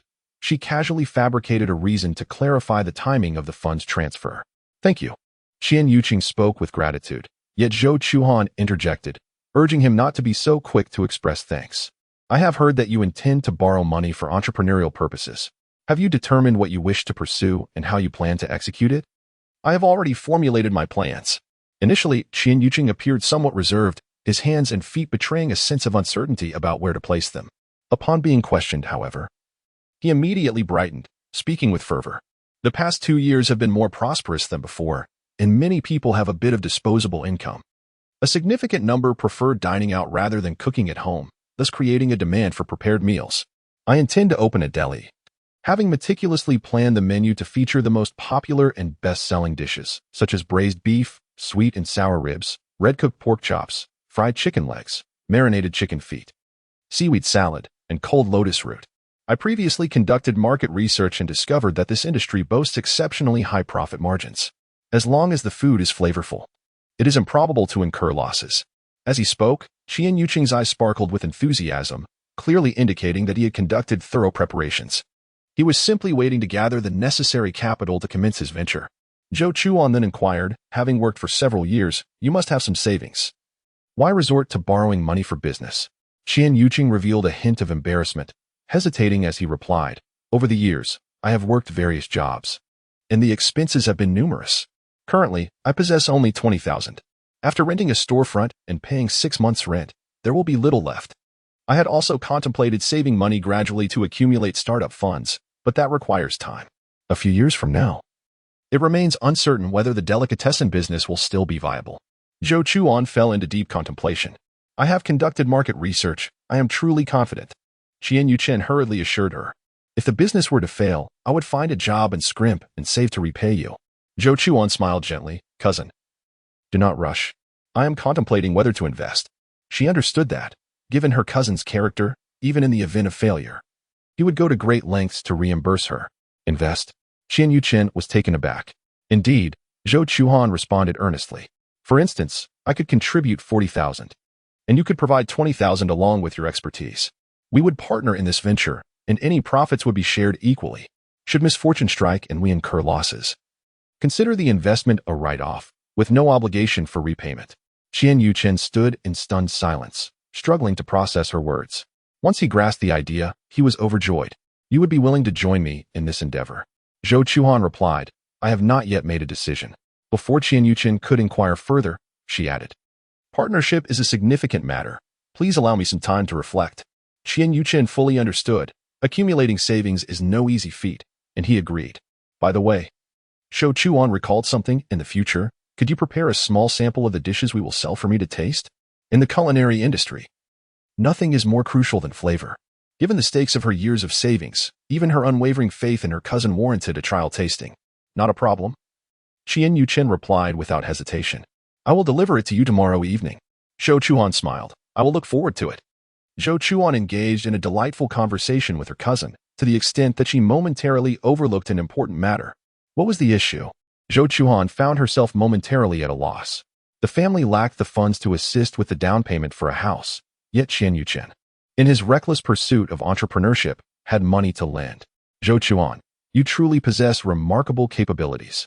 Zhou's mother felt a surge of anger. Upon noticing, her mother casually inquired and immediately discerned that she had agreed to lend money to her cousin, perhaps even aware of the intention to invest. Zhou Chuhan felt a slight headache, yet she remained unperturbed in her heart. She asserted, "How kind has my cousin been to me in the past? The moment I mentioned my fondness for braised pork with rice wine, he would promptly bring over ingredients every few days. Now that he is in trouble, what is wrong with offering assistance?" One after another, they were all troublesome. Zhou's mother grew even angrier, insisting that instead of focusing on her studies, Zhou Chuhan was inclined to pursue dubious paths, as if money were merely burning a hole in her pocket. Zhou Chuhan rolled her eyes dramatically. Reason should be conveyed to those who are open to dialogue. Some individuals, stubborn in their views, are inherently uncommunicative, such is the case with her mother. Benefiting from her education, her mother effortlessly secured a position in a government agency after graduation. Not only was the salary substantial, but the benefits were also commendable. As retirement approached, her pension would surpass that of ordinary company employees. Thus, her mother firmly believed that one must diligently study, graduate, and secure a stable position to ensure a promising future. Ventures like entrepreneurship, in her view, were nothing but a distraction, akin to throwing money into a river. Zhou Chuan retorted, "Do not rush to conclusions. Whether it succeeds or fails can only be determined through experience. If everyone were like you, dismissing endeavors before they even began, no one would ever achieve success in entrepreneurship." Zhou's mother struggles to comprehend the contemporary youth, perceiving an evident pitfall, yet they insist on plunging into it. Impervious to her pleas, Zhou Chuhan, disinterested in further discourse, procured a pair of chopsticks and seated herself to savor the dishes. "Old Zhou, why don't you say something to her?" Zhou's mother, unable to persuade her daughter, turned her hopes to Zhou's father. Without lifting his gaze, he remarked, "During our time, the textile factories were quite esteemed. What about now? Government positions in civil service are the most sought after. 30 years in the East, 30 years in the West. Who can predict the future? The youth revel in their rebellious spirit. Let them indulge, and do not meddle incessantly." Zhou's mother, exasperated, questioned, "Whose side are you on?" In the midst of this, Zhou Chuhan picked up a slice of lotus root and, upon tasting it, was utterly astonished by its exquisite flavor.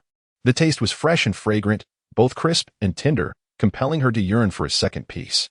The younger generation ignored her, while the older admonished her not to interfere. Zhou's mother's demeanor darkened, her frustration mounting. She deployed her ultimate argument, "Am I mistaken? All I express is for their benefit." Chuan secured a position in a state-owned enterprise right after graduation, thus leading a comfortable life. Zhou Chuan, savoring a second slice of lotus root, replied leisurely, "I do not deny that working in a state-owned enterprise offers a regular schedule and a relaxed lifestyle." Zhou's mother beamed, ready to lecture, but was interrupted by her daughter, who continued, "However, this does not imply that a life outside of a state-owned enterprise is doomed. In every profession, there exists the potential for excellence. With dedication and hard work, one can achieve remarkable success, regardless of their educational background. Completing vocational school does not equate to being incapable. That is academic discrimination. Artisans are judged by the quality of their craft rather than the diplomas they hold." Indeed, quite so. Unable to sway her mother, Mrs. Zhou decided to cease her efforts. In her fury, she forced a smile, declaring, "I shall await your accomplishments with bated breath. I have faith in your abilities." Zhou Chuan, while speaking, beckoned her mother. "The lotus root slices and chicken feet are utterly delectable. Do come and taste." Mrs. Zhou scoffed. What genuine skills could one possibly acquire from that wretched school he attends? Approaching the dining table, she noticed potato stew with beef in the corner and absent-mindedly picked a piece of potato to eat. Initially intending to belittle the dish, she fell silent after tasting the first bite. One piece led to another, and soon, she had polished off all the potatoes from the stew, her expression betraying a lingering desire for more. "With skills like your cousin's, do you still doubt the success of the business?" Zhou Chuan inquired knowingly. Mrs. Zhou's face flushed with embarrassment, her stubbornness prevailing as she retorted, "Humph, the flavor is merely mediocre." Zhou Chuan replied, "Indeed, particularly ordinary, yet you've consumed every last potato." The potatoes were tender and flavorful, irresistible after the first bite. Enraged and humiliated, Mrs. Zhou exclaimed, "Do not presume that running a business is so simple. Besides taste, there are myriad other factors that determine success or failure." Zhou Chuan responded, "Hearing you say that reassures me greatly. It seems the taste aspect has passed the test." Just as she spoke, Yin Luo appeared at the desk. Zhou Chuan, seated in her chair, earnestly remarked, "I sampled it, and the dishes are remarkably delightful. I intend to invest, what do you think?" Yin Luo, currently The prepared food industry is just emerging, and the competition is not fierce. It is an opportune moment to enter the field. If managed well, there is great potential for success. I share the same sentiment. Zhou Chuhan rested her chin on her hand, visibly troubled. The next question is, how much should I invest? If I invest too much, I fear unforeseen circumstances could lead to total loss of capital. If I invest too little, I worry that the business may not flourish, resulting in failure due to insufficient funds despite the potential for success. Yun Luo, this decision ultimately rests with you. Remember to set aside 3 to 6 months' worth of living expenses as a contingency. Can't you offer any advice? Zhou Chuhan expressed her dissatisfaction, recalling how the system promised a better life for the host. Yun Luo, as an adult, you must learn to make your own decisions. No one can take responsibility for your life but you. Even in defeat, it is essential to understand the reasons clearly. Zhou Chuan, are there any case studies for reference? She rephrased her question. There have been instances of prudent hosts who, regardless of the time, allocated half of their funds to fixed deposits and invested the other half. Then there are those who are extremely cautious, opting solely for bank wealth management products, remaining unfazed by even the most tempting opportunities. If the risks do not align with one's capacity for endurance, each day post-investment can be fraught with anxiety. After deep contemplation, Zhou Chuan finally resolved, then I shall allocate half to fixed deposits and half to investments. The author has something to convey. Selected comments. My mother can no longer claim that reading novels is a waste of time. For I am engaged in learning about financial management. Family financial literacy education is of paramount importance. My elders believe that one survives solely on the monthly salary from one's employer. This article has left me in a cold sweat. It is terrifying. Far more so than a horror novel reader's insight, health fund, after every payment made via X payment. One can receive a certain amount to be utilized for severe illnesses and hospitalization in the future. It is essentially a free allowance, as one must pay regardless. Whether in cash or via X payment makes no difference. Author's note, walking 1,000 steps daily can also yield free allowances. Additional reader's note, those with chronic illnesses are ineligible. Mutual aid, a group of individuals joins together, sharing the costs incurred by members who fall ill each month. And when one becomes ill, they can receive funds. Having participated for 8 months, the monthly shared cost is approximately 6 to 7 yuan, and should one fall ill, they can claim a maximum of 300,000 yuan in assistance. If not, it is merely a charitable act. Additional reader's note, mutual aid is only available until the age of 60. The likelihood of illness among younger and middle-aged individuals certainly differs, making it more advantageous for older participants. The backdrop of this narrative takes place many years ago, at a time when food delivery services were not yet prevalent, and the prepared food business thrived. Chapter 13, The Life of Compound Interest. 3 week had passed, and the commercial loan was approved. Mr. Zhou believed that misappropriating savings without his daughter's knowledge was unjust. Thus, when transferring the funds, he generously added over 10,000 yuan as an apology. Consequently, Zhou Chuan now possessed 80,000 yuan. According to the plan, an investment of 40,000 was allocated, alongside another 40,000 placed in a fixed deposit. The financial arrangements were laid out with utmost clarity. Upon receiving the funds, Qian Yuchen made a special phone call to express his gratitude and fervently vowed to achieve remarkable success.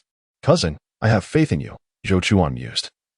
Believing in her cousin's exceptional culinary skills, which should facilitate a prosperous venture. Having conducted countless market surveys, all preparations were in place, awaiting only the infusion of capital. Consequently, once the partners' funds were received, Qian Yuchen energetically set to work. He secured a promising storefront, paying 6 months' rent up front, arranged for painting and renovations, and procured necessary tools. He reached out to suppliers to ensure the freshness and affordability of ingredients. Within less than half a month, the Haowei Lai delicatessen grandly opened its doors. During his inaugural foray into business, Qian Yuchen was apprehensive about unsold goods becoming a liability, hence he meticulously controlled portion sizes. To his surprise, a delightful aroma wafted through the air. What is that scent? It's enticing. These lotus slices look appealing. May I sample one? If it's delicious, I will purchase. The braised pork chop appeared irresistibly tempting. Please give me 2 pieces. Try this. Freshly made lotus slices, still warm. Qian Yuchen packaged 3 lotus slices in a plastic bag and handed them over, promptly collecting payment while preparing the pork chop.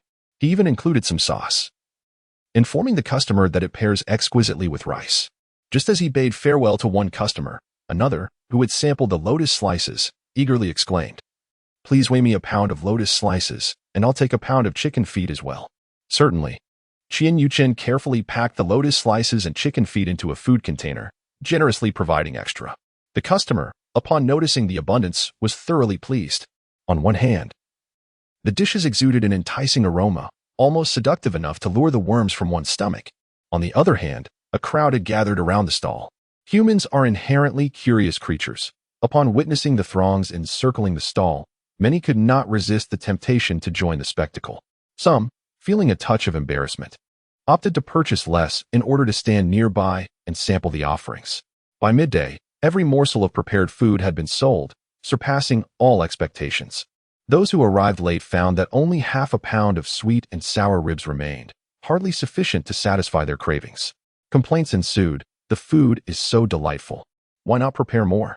Qian Yuchen, with a hearty smile, replied, "I've just opened for business. I feared that if I made too much, it might not sell.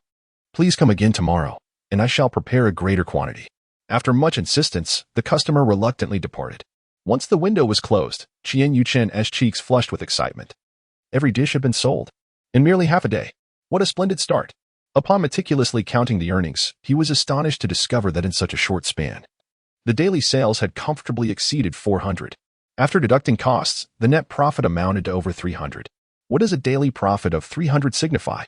That translates to 10,000 in a month. And this was only the inaugural day, with the reputation yet to be established and preparations still lacking. Splendid, splendid. Qian Yuchen was overwhelmed with elation, unable to calm his exuberance. A month later, Qian Yuchen arranged to meet his cousin at a CAF. This was the distribution of the first month's profits. He wasted no time, diving straight into the matter, producing a substantial stack of 100 yuan bills. So much? Zhou Chuan was taken aback. That thick bundle, merely by estimation, surely exceeded 5,000. What does 5,000 signify? She works at a state-owned enterprise, earning a monthly salary of 3,800, which far exceeds the average level in the market. A newly recruited employee earns only 3,000 per month. Thus, 5,000 is nearly double her salary. Cousin, you wouldn't be secretly subsidizing me, would you? Zhou Chuan expressed her suspicion. Absolutely not. We agreed on a 50-50 split, Yin Yuchen replied with a subtle smile, offering her cash instead of a bank transfer to surprise his partner. Zhou Chuan accepted the crisp 100 yuan bills and meticulously counted them. After finishing, her eyes widened in disbelief, as if struggling to accept the reality before her. To ensure she hadn't miscounted, she carefully recounted, and the results matched both times. 76 bills, 7,600. Zhou Chuan gasped, her heart racing. What does 7,600 mean? It is precisely double her monthly salary. Her fingers trembled as she was engulfed in overwhelming joy. Chuan, from now on, I'll help you earn big money. A month ago, he was despondent and timid, but now, Yin Yuchen exuded confidence and vitality. After saying this, he pulled out a pocket-sized ledger and solemnly declared, "This contains the records of the shop's transactions. It details how much was spent on purchasing ingredients, daily sales, and profits, all meticulously documented. Here, take it and study it carefully." Zhou Chuan initially thought to reassure him, feeling no unease among family. However, reflecting on the wisdom of clear accounting among brothers, she agreed that it was prudent to be transparent in their business partnership to avoid future misunderstandings that could harm their relationship. With that in mind, she accepted the ledger and began to read attentively. Daily sales amounted to 900, with a net profit of 800 after deducting costs, leaving her astonished. This is a time of flourishing business. During less prosperous days, daily sales exceed 600, with net profits ranging from 4 to 500. After perusing the account books, Zhou Chuan sincerely remarked, "Brother, I never anticipated you possessed such a talent for business. Keep up the good work, and I shall enjoy the fruits of your labor." "There will come a day," said Qian Yuchen, his eyes shimmering with unwavering certainty. In the second month, the dividends amounted to 9,400, and the third month, 10,800.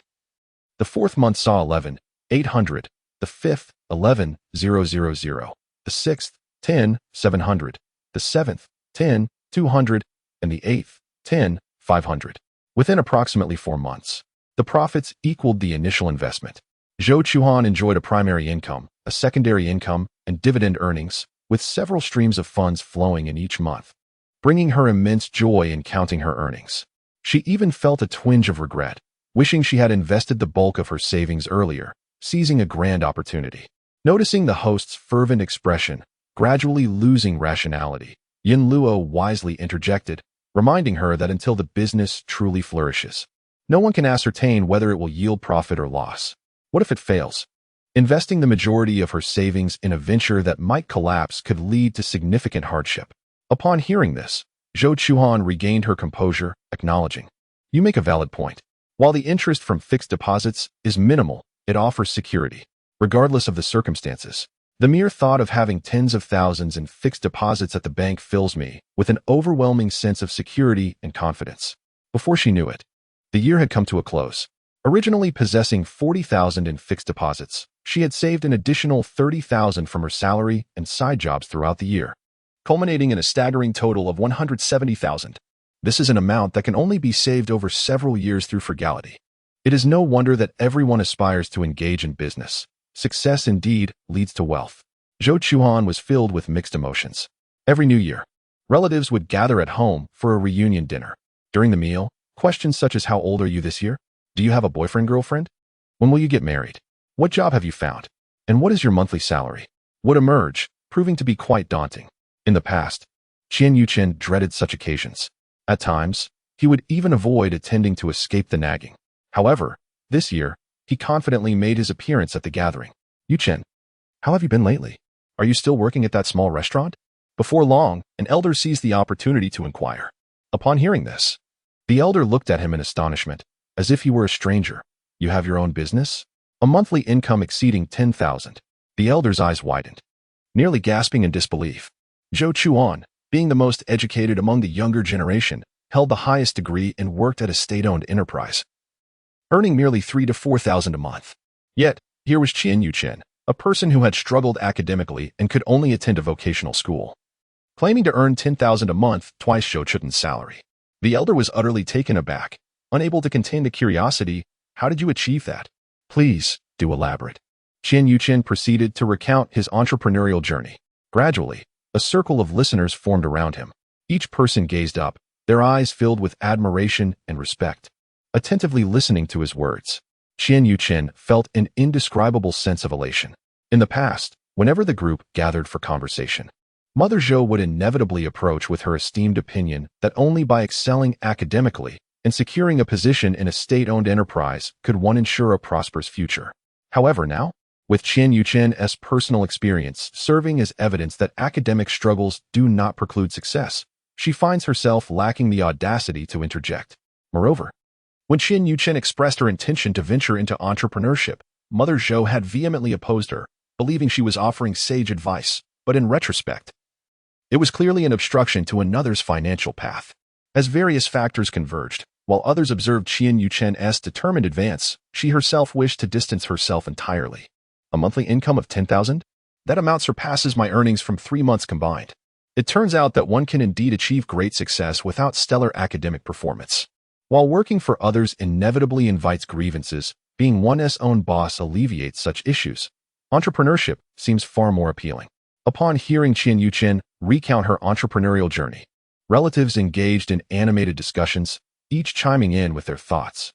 Each seemingly innocuous remark pierced Mother Zhou's heart.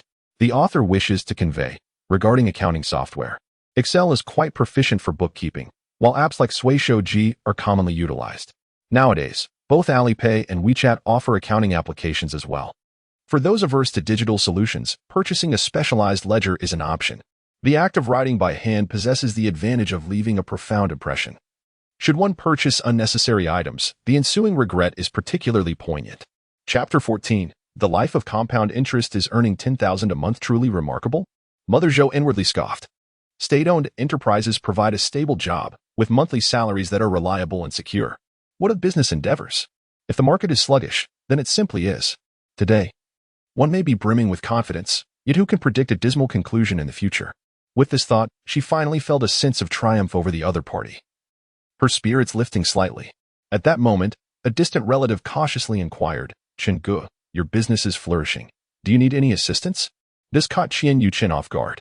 Recently, with her child reaching 100 days, she had resumed her job search, though she had yet to find a suitable opportunity.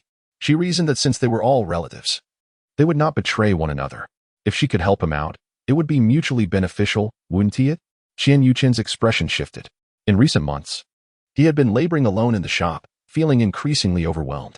If he could enlist a few familiar faces to assist him, it would significantly alleviate his burden. Though he contemplated this, he refrained from hastily agreeing, merely stating, "If you're willing, you can come over for a trial period of 2 months." This implied a probationary arrangement. The relative rejoiced, exclaiming, "Great! I'll have her contact you in a few days." Upon witnessing their agreement, others eagerly volunteered, clamoring to assist Qian Yuchen. Their motivation was not merely financial. Working for a relative was undoubtedly less arduous than laboring for a stranger, and at the very least, they would be spared from undue stress, wouldn't they? Qian Yuchen welcomed all with open arms, inviting them to join him. As for compensation, that would depend on their performance. As time passed, the atmosphere in the room grew increasingly vibrant. Suddenly, someone shouted, "Dinner is ready." In the next moment, Qian Yuchen found himself surrounded by a throng of eager relatives, all moving towards the dining table. Observing this scene, Zhou Chuan silently rejoiced that the others were unaware of her investment. Had they known, they would likely have encircled her just as they had Qian Yuchen, which would have been quite overwhelming. Zhou Chuan, reluctant to engage in the conversation, finished her meal and casually found an excuse to leave the table. Stepping outside, she inhaled the fresh air, only to hear a soft voice behind her say, "Chuan, I am truly grateful to you." Turning around in confusion, she found Qian Yuchen had followed her out. "How could they possibly let you leave?" Zhou Chuan remarked, half curious and half teasing. "In order to save money. I quit smoking a long time ago. But today, my brother is exceptionally happy, so I simply couldn't resist," he explained. No matter where one applies for a job, the employer invariably asks about one's educational background. Upon learning that I did not attend high school, their demeanor shifts immediately. Even if they are willing to hire me, my salary is inevitably lower than that of others. Do you know, I worked in a restaurant for 3 years, gaining ample experience. Yet my pay is still less than that of freshly graduated university students. My life feels as though I am living like a dog. Your mother often says I am restless. Regardless, I must find a job to sustain myself. Once I save enough money, buy a house, and marry, life will surely improve. But how could she understand that despite having worked so many jobs, I cannot even secure a position that offers social insurance? At that moment, I realized that being an employee will always earn one disdain. The only way out is to become one's own boss. As he concluded, Qian Yuchen's voice trembled, and tears shimmered in his eyes. Zhou Chuan remained silent. Although she was employed at a state-owned enterprise, she was acutely aware of the current state of the job market. The companies with the best benefits provide their full-time employees with comprehensive insurance and housing funds each month. In ordinary companies, only the 5 basic insurances are provided, excluding housing provident funds. In lesser establishments, merely 3 insurances are offered: pension, medical, and unemployment. The most dismal scenario is when nothing is contributed at all, with employees receiving only their salaries. A somewhat conscientious employer might offer a meager stipend of 200 to 300 yuan each month, under the guise of youthfulness, rendering Social Security contributions seemingly unnecessary. They propose converting the social insurance funds into cash, suggesting that everyone benefits from this arrangement. However, the reality is that providing employees with social insurance incurs monthly expenses that far exceed that paltry allowance. In unfortunate circumstances, when one finds themselves in the least favorable company, financial constraints may compel some to forego contributions altogether. Others, believing in the necessity of social security, opt to pay their own dues when the company fails to do so. Zhou Chuan reflects that if her cousin were to contribute to social insurance as a flexible employee, where individuals can only pay into pension and medical insurance, he would face an additional expense of 600 to 700 yuan monthly.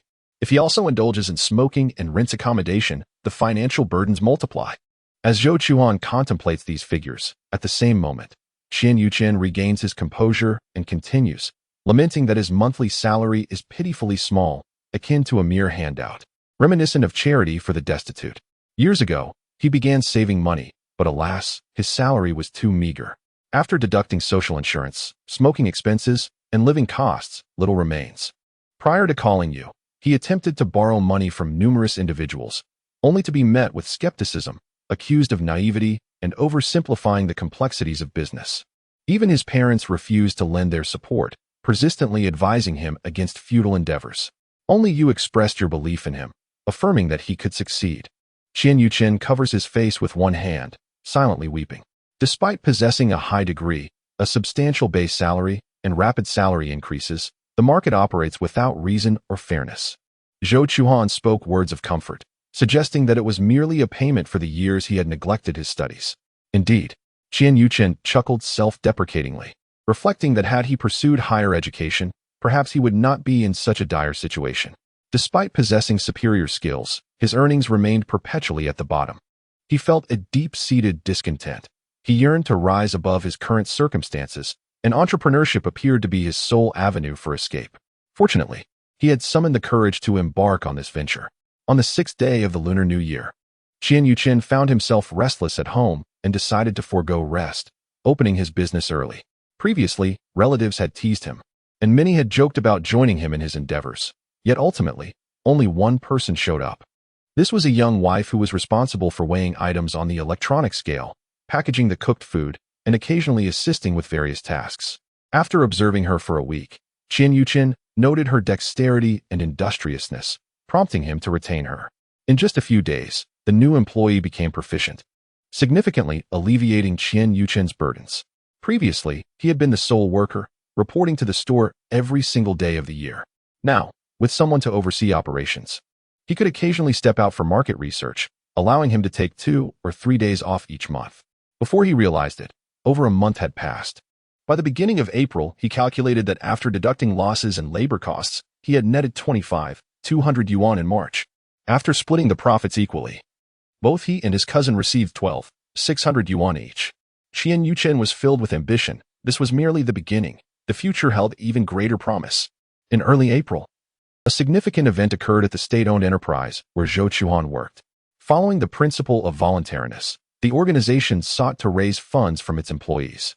The collected funds were intended for production and operational activities, lasting for 3 years, with an interest rate of 10. Interest is paid annually, with principal and interest returned in the 3rd year. Upon reading the announcement, the first thought that crossed Zhou Chuan's mind was the legality of such a practice. Rest assured, an elderly employee of the company remained composed. This was not the first occurrence.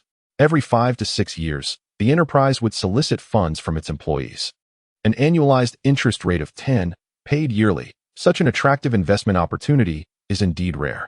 In my opinion, it might well be a deliberate effort by the company to provide benefits to its staff. Zhou Chuan inquired about the voluntary nature of the scheme, asking what would happen if one chose not to participate. Zhou Chuan fell silent. Yun Luo appeared in response. Is it reliable to raise funds through a state-owned enterprise? Zhou Chuan repeated the question. Generally, Zhou Chuan reiterated those 2 words. Yun Luo replied, if the state-owned enterprise is underperforming, facing operational issues, and burdened with debt, it may be unable to honor its obligations. Zhou Chuan countered, the company pays salaries punctually every month. How could it be mismanaged? Yun Luo stated that such a possibility cannot be entirely dismissed. Zhou Chuan, somewhat speechless, eventually asked, in other words, the likelihood of such an occurrence is quite low. Is that correct? Yun Luo affirmed. Zhou Chuan, filled with curiosity, asked what, in Yun Luo's eyes, could be considered certain. Yun Luo informed the host that nothing is certain. Even purchasing a house carries the risk of an earthquake or being struck by a meteorite, however slim the chance may be. Zhou Chuan, her expression unchanged, articulated each word deliberately, stating that such low-probability events need not be specially reminded in the future. The suited little man pressed his lips together and responded quietly, understood. Zhou Chuan pondered for a moment and inquired, currently, I have nearly 200,000 in savings. How much do you think I should invest? Yun Luo replied, please determine the amount based on your own risk tolerance. The system was proficient in many ways, yet at crucial moments, it left all decisions to her, offering no guidance. The suited figure tilted its head in confusion, stating, I am of an aggressive nature, yet you may not be. How can I assist you in making a decision? In Yun Luo's perspective, it was perplexing that the host consistently sought others' opinions on how to proceed. Yun Luo remarked, it is better to teach a person to fish than to give them a fish. You must learn investment strategies and continuously practice and validate them. Research indicates that 80 of lottery winners will face financial ruin within 2 to 3 years of claiming their prize, as sudden wealth often leads to a lack of understanding in managing funds. After hearing this, if the host still merely wishes to know the answer without engaging in the analytical process, I have no objections. However, I cannot fathom why. Despite being independent and assertive in life, one would desire to be like a marionette, easily manipulated when it comes to financial matters, without understanding the principles. And with a mismatch between risk and tolerance, are you truly willing to follow my advice blindly? The author has a note. I understand that some may find this piece tedious and difficult to comprehend, lacking the allure of other writings. Yet, it is practical. Seeing it is akin to gaining something valuable. Engaging in fitness, saving, and learning financial management, activities that benefit the future, are inherently challenging. Spending money brings the greatest joy and is the easiest endeavor, yet it contributes nothing to the future. If some choose not to read this, that is perfectly fine. As long as this article can assist those willing to read it, writing it is indeed worthwhile. The second copy's background dates back many years when there were no food delivery services, no online shopping, and relatively affordable rent.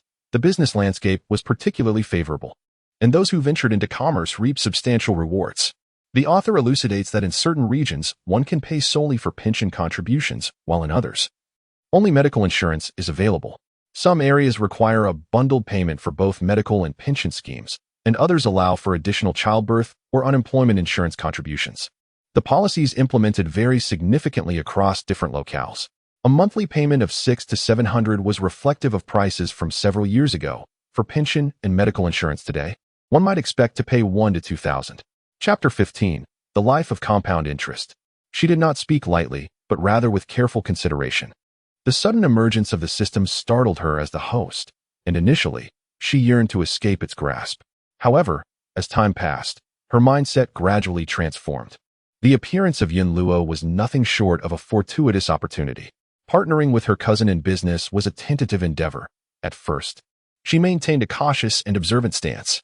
Yet, as a year elapsed, their investment yielded remarkable success. Having tasted the fruits of prosperity, she became eager to accumulate even more wealth. Regarding Yun Luo's assertion that 80 of lottery winners fall back into poverty within 2 to 3 years of claiming their prizes, Zhou Chuhan dismissed it entirely. She confidently believed in her self-control, certain that she would not, like others, lose her bearings after an overnight windfall.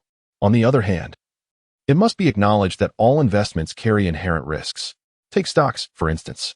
It is often said that one will profit in only 2 out of 10 ventures while suffering losses in 7.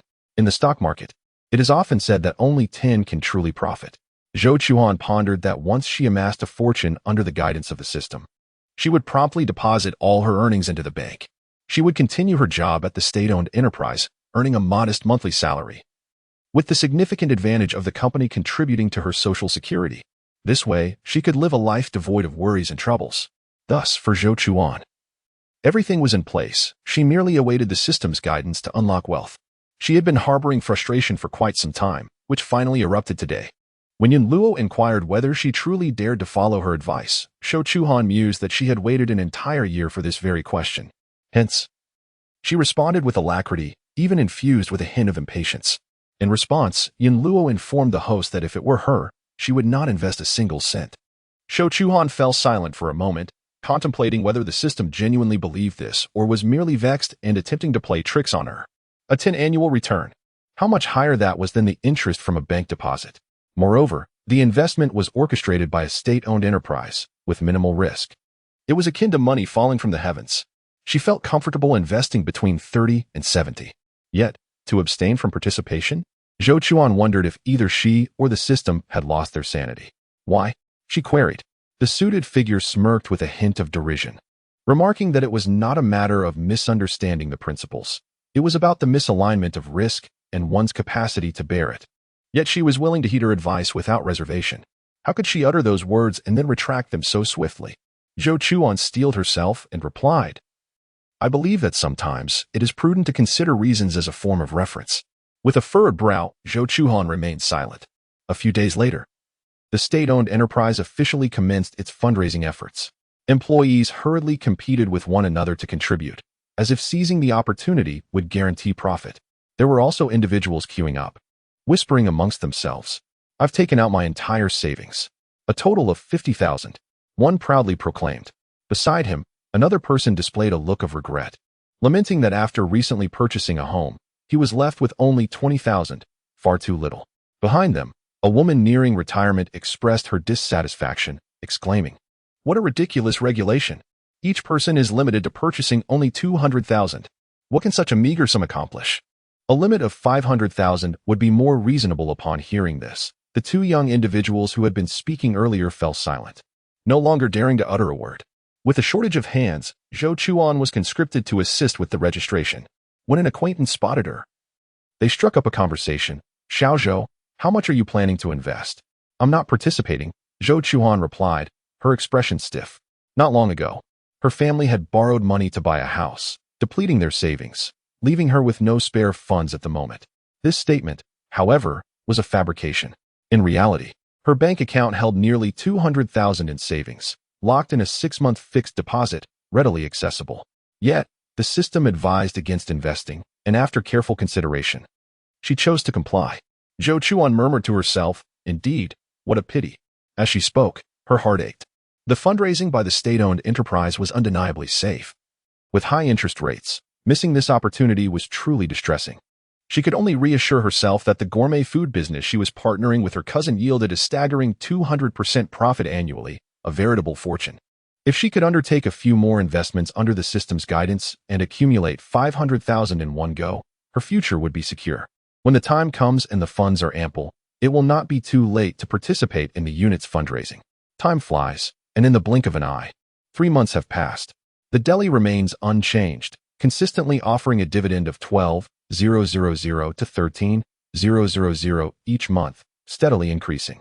The salary is stable. The part-time job is satisfactory, and everything is peaceful and harmonious. The only imperfection is that since that day, the system has ceased to provide her with updates. As time went on, Zhou Chuan grew increasingly suspicious that the system might be sulking.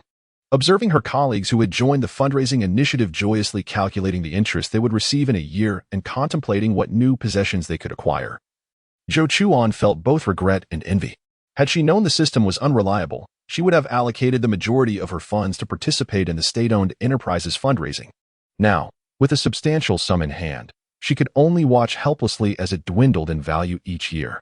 Just then, the unit announced the conclusion of the first phase of fundraising and the commencement of the second phase. Once again, funds were being raised for production and operational activities. The duration remained 3 years, with an interest rate of 10. Interest would be paid annually, with both principal and interest returned in the third year. Each individual was still limited to a purchase of 200,000. It was said that the enterprise was preparing for a significant project, requiring an astonishing amount of funding, thus prompting another round of fundraising after the first phase's conclusion. The string of reason snapped suddenly. Without even consulting the system, Zhou Chuan invested all her savings. Observing this unfold, Yin Luo silently smiled. It sounds appealing, yet in the end, one can only persevere so long. A month passed, 2 months passed, 3 months passed, 4 months passed, and the system remained utterly silent. Zhou Chuan could almost confirm that the system had gone on strike. She secretly rejoiced at her decisive nature. Otherwise, had she heeded the system, she would have been left with a pitifully meager interest from her fixed deposits each year. Ding dong. The phone rang, signaling the arrival of a new message. Zhou Chuan opened it to find that the profits from the deli this month amounted to 8,600. Compared to its peak, this figure had plummeted to merely 2/3. It was noteworthy that in the first month, without any reputation or regular customers, the net profit had still reached 7,600. Why was it that the longer the shop had been open, the worse the business seemed to become? Doubt swirled in Zhou Chuan's mind. In an instant, a thought flashed through her mind. Rather than hastily drawing conclusions, she decided to visit the place after work to assess the situation herself. At 5:20 p.m., Zhou Chuan arrived at the entrance of the vegetable market. The market buzzed with activity, bustling with people. However, the delicious delicacies deli stood desolate, eerily quiet. Furrowing her brows, she took a couple of steps forward. Inside the shop, a young woman was the sole occupant, engrossed in a video on her phone, her focus unwavering. Zhou Chuan knocked on the glass window in an attempt to capture her attention. To her dismay, after 2 knocks, the woman's gaze remained glued to the screen, her body unmoving. Unsure whether the woman had not heard or simply chose to ignore her, Zhou Chuan knocked again, this time more forcefully. Finally, the young woman stood up, approaching with a casual demeanor, asking, "What would you like to buy?" "Half a pound of soy sauce beef and half a pound of sweet and sour ribs." While speaking, Zhou Chuan discreetly scrutinized her. A distant relative had once mentioned that his wife, Lu Yongmei, was willing to assist Qian Yuchen, and this must be the very person before her. Unfortunately, their connection was too tenuous. They had only met once at the wedding. Now, upon closer inspection, Zhou Chuan found the woman strikingly unfamiliar, as if she were a complete stranger. Observing how the other party treated her as a regular customer, it was evident that they were unaware of her true identity. After a moment of contemplation, Lu Yongmei remarked, "It's ready. Here you go." Zhou Chuan accepted the food box, and a sudden unease gripped her heart. Half a pound of sauced beef accompanied by half a pound of sweet and sour spare ribs should amount to a full pound. Yet, the weight of the food box in her hands felt suspiciously lighter. Without raising any alarm, she lifted the plastic bag and discreetly turned to leave. The electronic scale revealed a weight of 450 grams, a full 50 grams short, equating to a 10% deficit.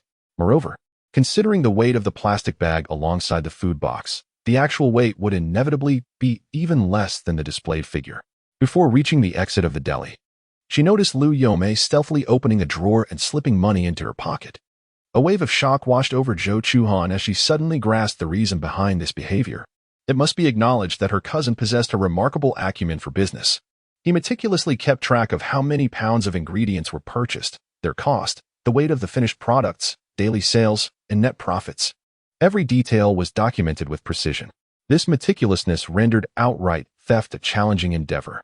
If one were to directly pilfer money, a simple calculation would reveal discrepancies. However, the act of shortchanging was an entirely different affair. Selling 90 pounds of prepared food at the price of 100 pounds allowed for the excess to be discreetly pocketed, all without raising suspicion. A slight discrepancy in weight would be difficult for an average person to detect, even if an inconsistency were to be uncovered later. Once the customer had departed, clarifying the situation would prove arduous. The customer would simply have to accept their misfortune. Yet, would a customer willingly fall victim again after such an unjust loss? Unlikely. From that point on, they would likely take a different route. In light of this revelation, Zhou Chuan experienced a moment of clarity. It was no wonder her cousin had lamented that business had suddenly become challenging. The surrounding shops thrive with bustling business, yet the clientele of the deli diminishes day by day. The cause is revealed to be a traitor within. Zhou Chuan initially intended to inform her cousin immediately, but upon reflection, she realized that capturing the thief in the act requires evidence. How she lamented the absence of a recorded video of the theft. Yet, it seems this individual is a seasoned criminal, unlikely to cease their misdeeds easily. After contemplating, Zhou Chuan resolved to visit the market daily after work until she could gather sufficient proof. The author wishes to convey selected comments. Nothing can compare to the resolve of persistence. This is a commendable book. It may not be a light read, but it genuinely imparts financial wisdom. Seeing numerous individuals engage brings me solace. My greatest fear is to labor tirelessly only to find not a single person willing to read or learn. Someone inquired about recommendations for financial literature. Indeed, there are subtle hints within the text that perhaps have gone unnoticed. If one were to read but a single book, Money Dog Money would be the most accessible and comprehensible choice. Chapter 16, The Life of Compound Interest. 6 For several consecutive days, Zhou Chuan made her way to the market without fail, undeterred by the elements. After a few days of observation, she was astonished to discover that Lu Yongmei's greed was executed with a degree of finesse. When Qian Yuchen was present, she behaved impeccably, not only showing no signs of wrongdoing but also working with remarkable diligence. She would meticulously weigh and box items in front of the regular market patrons, cautious not to exhibit even the slightest impropriety. It was only when she encountered elderly individuals or those unfamiliar with the true weight of a pound that she would brazenly exploit them. Zhou Chuan patiently awaited 2 weeks for Qian Yuchen's day off, and upon finding the coast clear, Lu Yongmei immediately reverted to her true nature. In a seamless and remarkably adept manner, the act of pilfering store revenue unfolded with precision. Zhou Chuan concealed herself in an inconspicuous corner, capturing the entire theft on camera. After a brief moment, she approached, feigning the demeanor of an ordinary customer. "What would you like to purchase?" Lu Yongmei inquired. Lu Yongmei carefully packaged the marinated beef and sweet and sour ribs, then proceeded to weigh them. The scales indicated 258 g and 256 g for the 2 containers, which she subsequently placed in a bag. As the plastic bag was handed over, Zhou Chuan accepted it, but refrained from leaving in haste. She lifted the bag, discerning an inconsistency in the weight, and then retrieved an electronic scale from her pocket for a reevaluation. "What are you doing?" Lu Yongmei asked, her voice tinged with anxiety. Zhou Chuan ignored her, continuing with the measurement. The total weight amounted to 464 g, with the marinated beef weighing 233 g, including the bag, and the sweet and sour ribs at 231 g. One at 233 g and the other at 231 g. Do you have anything to say? She inquired with deliberate calmness. Lu Yongmei quickly regained her composure. Rather than admitting fault, she countered. Your scale is inaccurate. Who knows what you've tampered with? Is that so? Zhou Chuan responded indifferently. Then let us call the police. I calibrated this scale at home, and I am certain it is accurate. I am merely curious as to how Lu Yongmei managed to shortchange the weights. Do not call the police. Lu Yongmei's heart sank, and she instinctively attempted to dissuade her. If you are in the right, what is there to fear? Zhou Chuan deliberately provoked. Lu Yongmei steeled herself and waved her hand dismissively, as if swatting away a fly. Consider it my misfortune. Take the marinated beef and sweet and sour ribs. No charge. Just take them and leave. Zhou Chuan scoffed. Realizing that this was how you handled matters after being exposed, I wondered why no one had lodged a complaint. Lu Yongmei, brimming with audacity, retorted that since the items were given for free, what right did one have to be dissatisfied? If this escalates, you shall find no advantage. Zhou Chuan regarded her as one would a grasshopper in late autumn. Observing that her opponent refused to leave, Lu Yongmei furrowed her brow. And so this is how you conduct business in my absence? A man's voice echoed coldly. Lu Yongmei's pupils constricted. I cannot comprehend what you are saying. She retorted defiantly. Qian Yuqian, filled with disillusionment, hurled his phone away. Take a look for yourself. See what good deeds you have been up to behind my back. The phone screen illuminated, revealing a video that showcased her surreptitiously extracting money from the drawer and stealthily slipping it into her pocket. Lu Yongmei felt her hands and feet turn cold, her mind consumed by a singular thought. It's over. Must you truly sift through your pockets for money before you are willing to concede? Qian Yuqian exclaimed. Zhou Chuan interjected, stating that one does not shed tears until faced with a coffin. Let us not waste time. It is time to call the authorities. We cannot call the police. Lu Yongmei exclaimed, her voice rising sharply. Zhou Chuan, unfazed, retrieved her phone and began dialing. In a state of panic, Lu Yongmei dashed out of the shop. Intent on seizing the phone, Qian Yuqian instinctively shielded his cousin. In the ensuing struggle, he was shoved to the ground, his arm landing first. In an instant, cold sweat broke out on Qian Yuqian's brow. Any movement of his elbow sent waves of pain coursing through him. The two women were taken aback, hurriedly calling for an ambulance.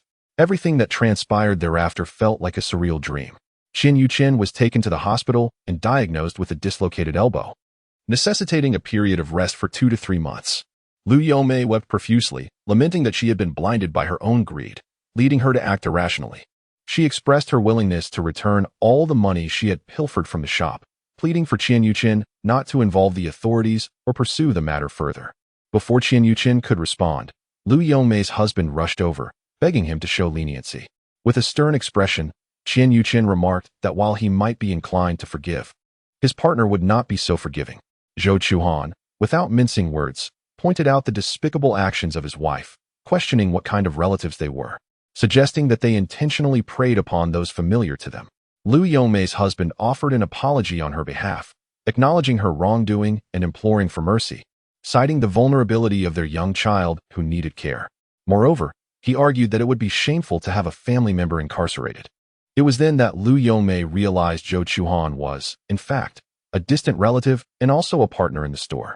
Understanding the gravity of the situation, she desperately resorted to theatrics, beseeching Zhou Chuan for clemency and fervently vowing to amend her ways and never repeat her mistakes.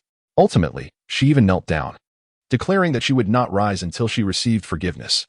The atmosphere became tense and stagnant. Reluctantly, Qian Yuqian relented, stating he could overlook the matter. Lu Yongmei rejoiced at this concession. Just as Zhou Chuan intended to intervene, he heard his cousin continue, stating that the theft of funds from the store, coupled with the resulting reputational damage and impact on business, had caused him injury. Given the multitude of wrongdoings, compensation was necessary. His demand was not excessive. He requested a sum of 30,000 yuan. Upon hearing this, Lu Yongmei stood rigid as a statue, unable to utter a word for an extended period. She had toiled relentlessly, pouring her heart and soul into her work at the deli for over half a year. And the total income she had managed to accumulate was nearly equivalent to this figure. Qian Yuqian, as relatives, you should not be so excessive.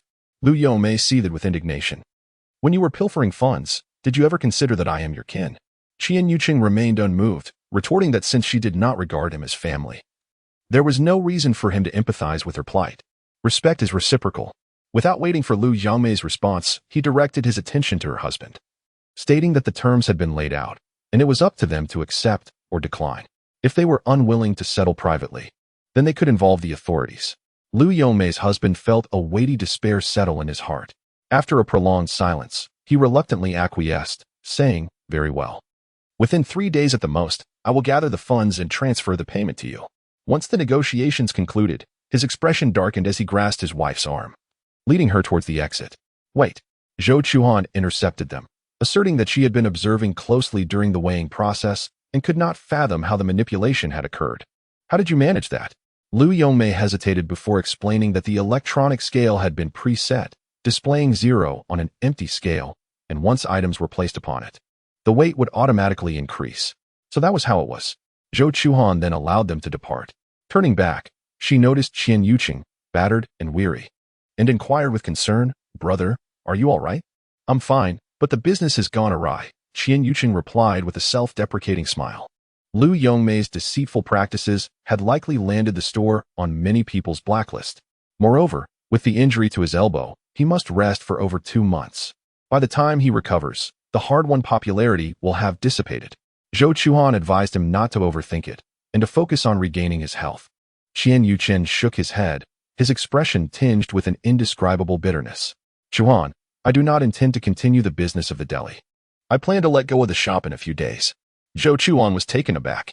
She had believed that the business would flourish and perhaps even lead to the opening of numerous chain stores, allowing her to merely lie back and collect profits each month. Little did she expect such an abrupt turn of events that would lead to the cessation of the business. "Why don't you reconsider?" Zhou Chuan urged. "Given your age and qualifications, finding another job will be challenging." With no other option, Zhou Chuan acquiesced. "All right." Qian Yuqing added, "Once Lu Yongmei transfers the money, we will split it." Zhou Chuan declined, insisting, "I will take 10,000, and you shall take 20,000. You fell to the ground while protecting me. This money is rightfully yours." After all, with 2 to 3 months of inactivity ahead, having money on hand would prevent embarrassment. Qian Yuqing could not refuse and accepted the arrangement. At the beginning of each month, a payment of over 10,000 would be deposited into her account. The sudden absence of dividend income left Zhou Chuan feeling unmoored. Her monthly income had been structured as follows: a base salary of 3,500, fluctuating part-time earnings around 1,000, and approximately 12,000 from dividends. The loss of the dividends meant that over 70% of her income had vanished.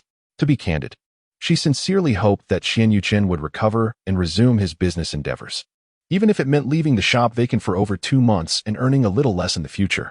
Unfortunately, Qian Yuqing appeared disheartened and steadfastly refused to continue in the food business. It was only at this juncture that Zhou Chuan realized how troublesome it was to lack mastery over essential skills. When a partner announced the dissolution of their collaboration, there was no choice but to acquiesce.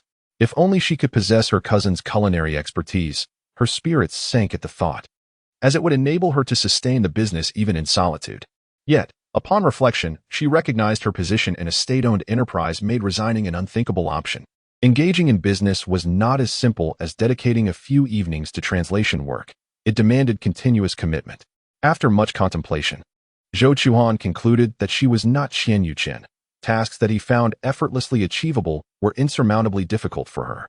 Ultimately, her myriad of thoughts coalesced into a single sentiment: blame Lu Yongmei. Not long after, Qian Yuqing received 30,000 in compensation from Lu Yongmei, thereby settling their past grievances. Upon receiving the funds, he promptly transferred 10,000 to his cousin without a moment's hesitation. When Zhou Chuan received the text notification, her enthusiasm waned, leaving her utterly unmotivated.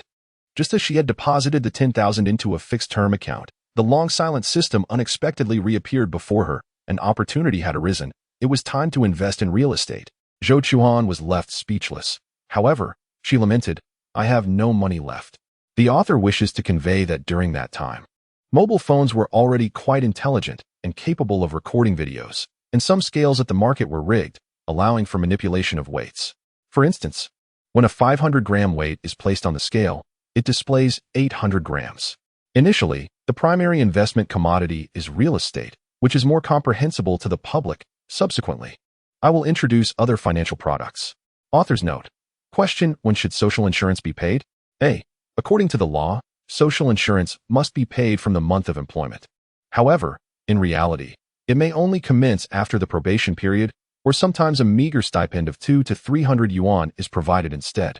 If anyone feels dissatisfied, they may seek labor arbitration or file a lawsuit directly. However, in an economically challenging environment, securing employment is arduous. Moreover, in smaller cities, if one company fails to provide social insurance, another may follow suit. Many do not offer it. Conversely, not contributing to social insurance can significantly reduce labor costs. Many companies are struggling to remain afloat, often operating at a loss. If they are required to pay social insurance for their employees, they may resort to layoffs or, in the worst-case scenario, shut down entirely.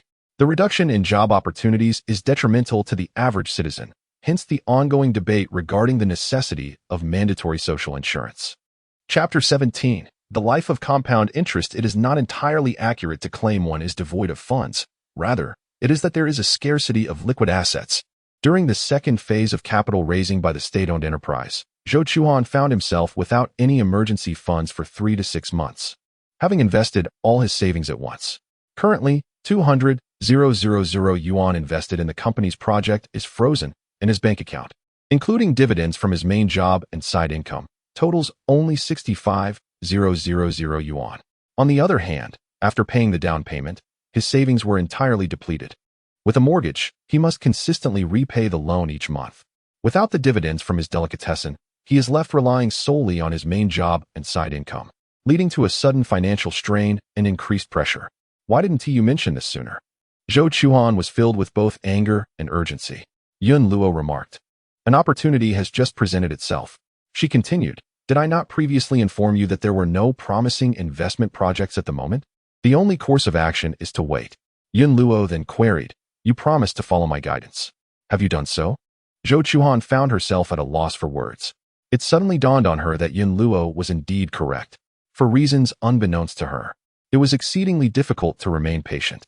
For instance, she had been unable to withstand the wait for 3 months and had impulsively invested all her savings into a project she deemed worthwhile, fearful that she would miss the opportunity if delayed. Zhou Chuan's emotions were a tumultuous mix, and after a prolonged silence, she took a deep breath and asked, Is your reluctance to advise me on participating in the unit's fundraising due to an anticipated rise in housing prices? Yun Luo, with an expression that conveyed disbelief, replied, The system does not possess the capability of foresight. Then why? Zhou Chuan pressed on. Yun Luo stated, It suffices for the host to know the answer. The reasoning behind it is unnecessary. A small, suit-clad figure silently observed the host, seemingly assessing whether she was genuinely remorseful. I wish to understand where I went awry. Zhou Chuan earnestly implored. From now on, I shall heed your every word and will not make any further unreasonable requests. Please, enlighten me on your analytical process. After a moment of contemplation, Yun Luo slowly responded, I have mentioned before that I adopt an aggressive investment style. Zhou Chuan was perplexed, questioning why the system had shifted the discussion toward investment styles. Yun Luo elaborated. For conservative investors, state-owned enterprise fundraising with a 10 annualized return is a commendable investment product. However, for me, such returns are woefully inadequate. I aspire to achieve annualized returns of 30, 50, 100, or even higher. Such ventures are rare and necessitate a patient wait for opportunities to arise. If one engages in a fundraising initiative, the capital will be inaccessible for the subsequent 3 years. When the opportunity finally presents itself, one may find themselves helplessly watching it slip away. Upon hearing this, the heart of Zhou Chuan trembled profoundly. Yet, upon further reflection, she found herself perplexed. What if 3 years pass without the emergence of an opportunity? Yun Luo responded, That is the opportunity cost one must bear while waiting. Opportunity cost refers to the maximum potential return lost when specific economic resources are allocated to the production of one good at the expense of others. For instance, a farmer who cultivates corn cannot simultaneously plant sweet potatoes. Thus, the opportunity cost of growing corn is the foregone profit from sweet potatoes. The opportunity cost of relaxation is the sacrifice of certification. Alternatively, consider a sum of 10,000 yuan, Should one invest in a money market fund, purchase insurance, or enroll in a course? Making a choice among numerous options inherently means relinquishing other possibilities. In Yun Luo's case, she opted to forego a fixed annual yield of 10, steadfastly awaiting a more advantageous investment opportunity. An annualized return of 30 is not insignificant, Zhou Chuan murmured. With a gentle smile, Yun Luo remarked that the more proficient one becomes in various domains, real estate, stocks, futures, spot trading, gold, the greater the likelihood of uncovering lucrative investment opportunities. It would indeed be a rarity if, over 3 years, no suitable projects emerged across different fields. Zhou Chuan was left speechless. This was perhaps the composure of those endowed with capability. Suddenly, Zhou Chuan recalled the feeding habits of crocodiles. Typically, crocodiles remain quietly submerged in water, seemingly in repose. Once the opportunity is discerned, it will leap forth and firmly seize its prey. Thereafter, all that remains is to indulge in a satisfying feast. Zhou Chuan mused that had she received the system's analysis in advance, she likely would not have been so eager to invest all her funds into the crowdfunding scheme. She should have retained 30 to 50. Lost in thought, she heard Yun Luo's soft voice. Do you believe that what you have missed is merely the chance to purchase a home? Zhou Chuan was momentarily taken aback. What else could it be? Yun Luo continued. In half an hour, I shall depart. Zhou Chuan was stunned. Yun Luo added, you could have diligently studied and cultivated expertise in a particular field to become an elite. Yet you did not. Yun Luo remarked, you have squandered a valuable opportunity for learning. Wait a moment. Zhou Chuan exclaimed, bewildered. Where are you going? What about me? She inquired. Yun Luo replied, the host currently faces no risk of bankruptcy and does not require the system. Zhou Chuan gazed blankly at the suited figure, rendered speechless for a long while. She had once fervently wished for the system to depart, yet now, on the brink of separation, a wave of reluctance surged within her. Zhou Chuan racked her brain, attempting to persuade, but with the system, the host would have a better life, wouldn't it? You are hastily abandoning us before fulfilling your initial promise?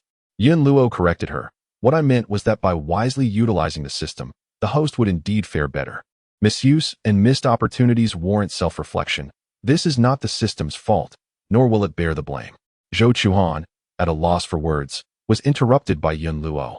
Moreover, compared to our first encounter, the host's situation has improved significantly. Have you ever pondered what your life might be like today had we never crossed paths?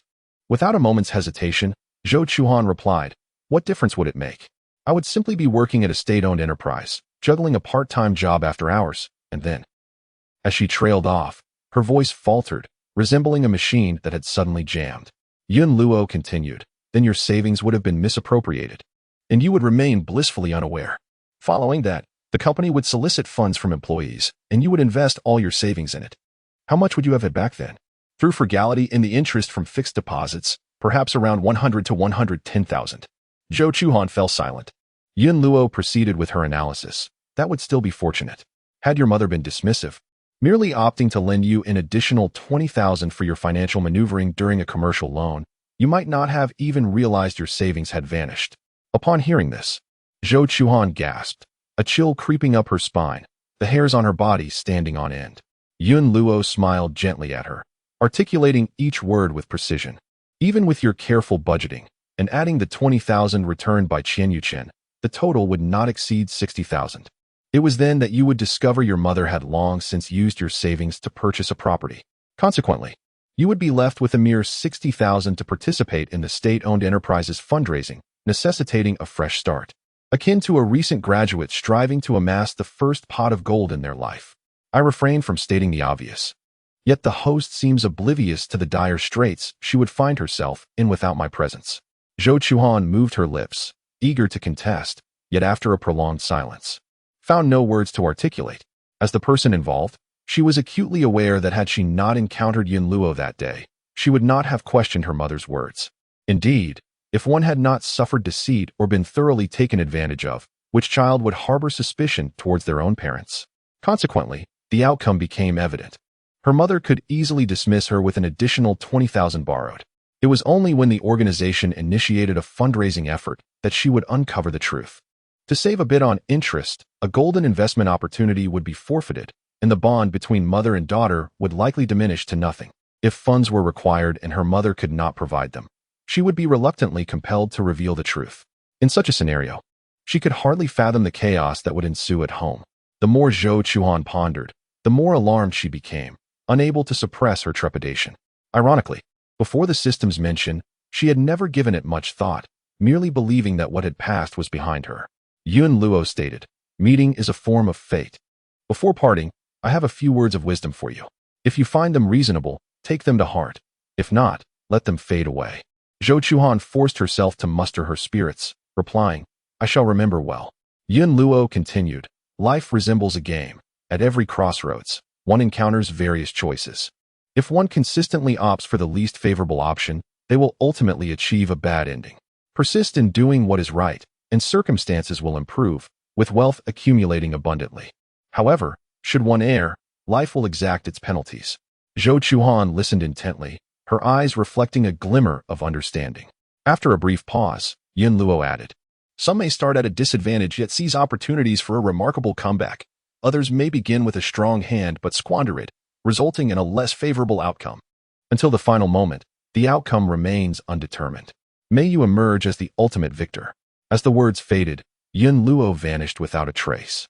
Gazing at the desolate and eerily quiet room, Zhou Chuan felt a profound sense of loss, accompanied by a hint of regret. The author wishes to convey. Question how to contribute to Social Security? 1. The company makes contributions based on the employee's average monthly salary from the previous year. In simpler terms, the contribution is proportionate to the employee's salary level. For instance, in the case of pension insurance, the employer contributes 20, entirely allocated to the overall fund, while the employee contributes 8, credited to the individual account. Each month, before receiving the net salary, approximately 200 to 300 is deducted for Social Security contributions. Naturally, a higher salary would also incur taxes. 2. If the company does not contribute, individuals may make contributions independently by registering as flexible employment at the local Social Security center, allowing them to pay for 3 types of insurance. Taking pension insurance as an example, the contribution rate is 20, with 8 going to the individual account and 12 to the social pooling fund. After accumulating contributions for 15 years, men can start receiving pensions at age 60. And women at age 55, ordinary female employees can claim at 50, ordinary female officials at 55, and flexible employees at 55. This is the current policy. Future generations born in the 1980s and 1990s may face delayed retirement. 3. If the company refrains from making contributions, individuals can affiliate themselves with a company. What does this mean? It entails finding a local company to register with, available on certain platforms, falsely claiming to be an employee of that company, despite not being employed there. When it comes to payment, everything is settled together, with the costs borne by individuals, the company, and personal contributions amounting to 28, and occasionally, a small amount of affiliation fees must also be paid. The advantage lies in the fact that flexible employees are only required to contribute to the 3 basic insurances, while those affiliated can avail themselves of the 5 insurances in one fund. This is often the case for individuals who require maternity insurance or wish to secure a housing loan through provident funds. However, the downside is that the personal contribution rate stands at a hefty 28, which is quite expensive. Furthermore, following the implementation of the new tax law, the affiliated company will result in 2 income sources, leading to comprehensive taxation. Individuals who originally fell within the non-taxable bracket may find themselves liable for taxes once the income from the affiliated company is taken into account. Chapter 18. The Life of Compound Interest. Extra. Given the circumstances, there is no alternative but to strive to make amends. It has been reported that many were astonished by her requests, with numerous inquiries about relaxing the limits. Yet you are the first to ask about early withdrawal. The funds I invested were borrowed from relatives, and now that they are facing personal issues, I must urgently retrieve the money to repay them. Zhou Chuan, with a feigned innocence, claimed to have heard that the organization promised a 10 annual profit, and in a moment of confusion, invested all her funds.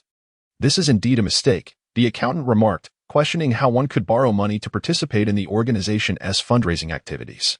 The accountant, feeling helpless, expressed a desire to assist, but found the situation beyond their control. Wasn't a contract signed at the time of payment?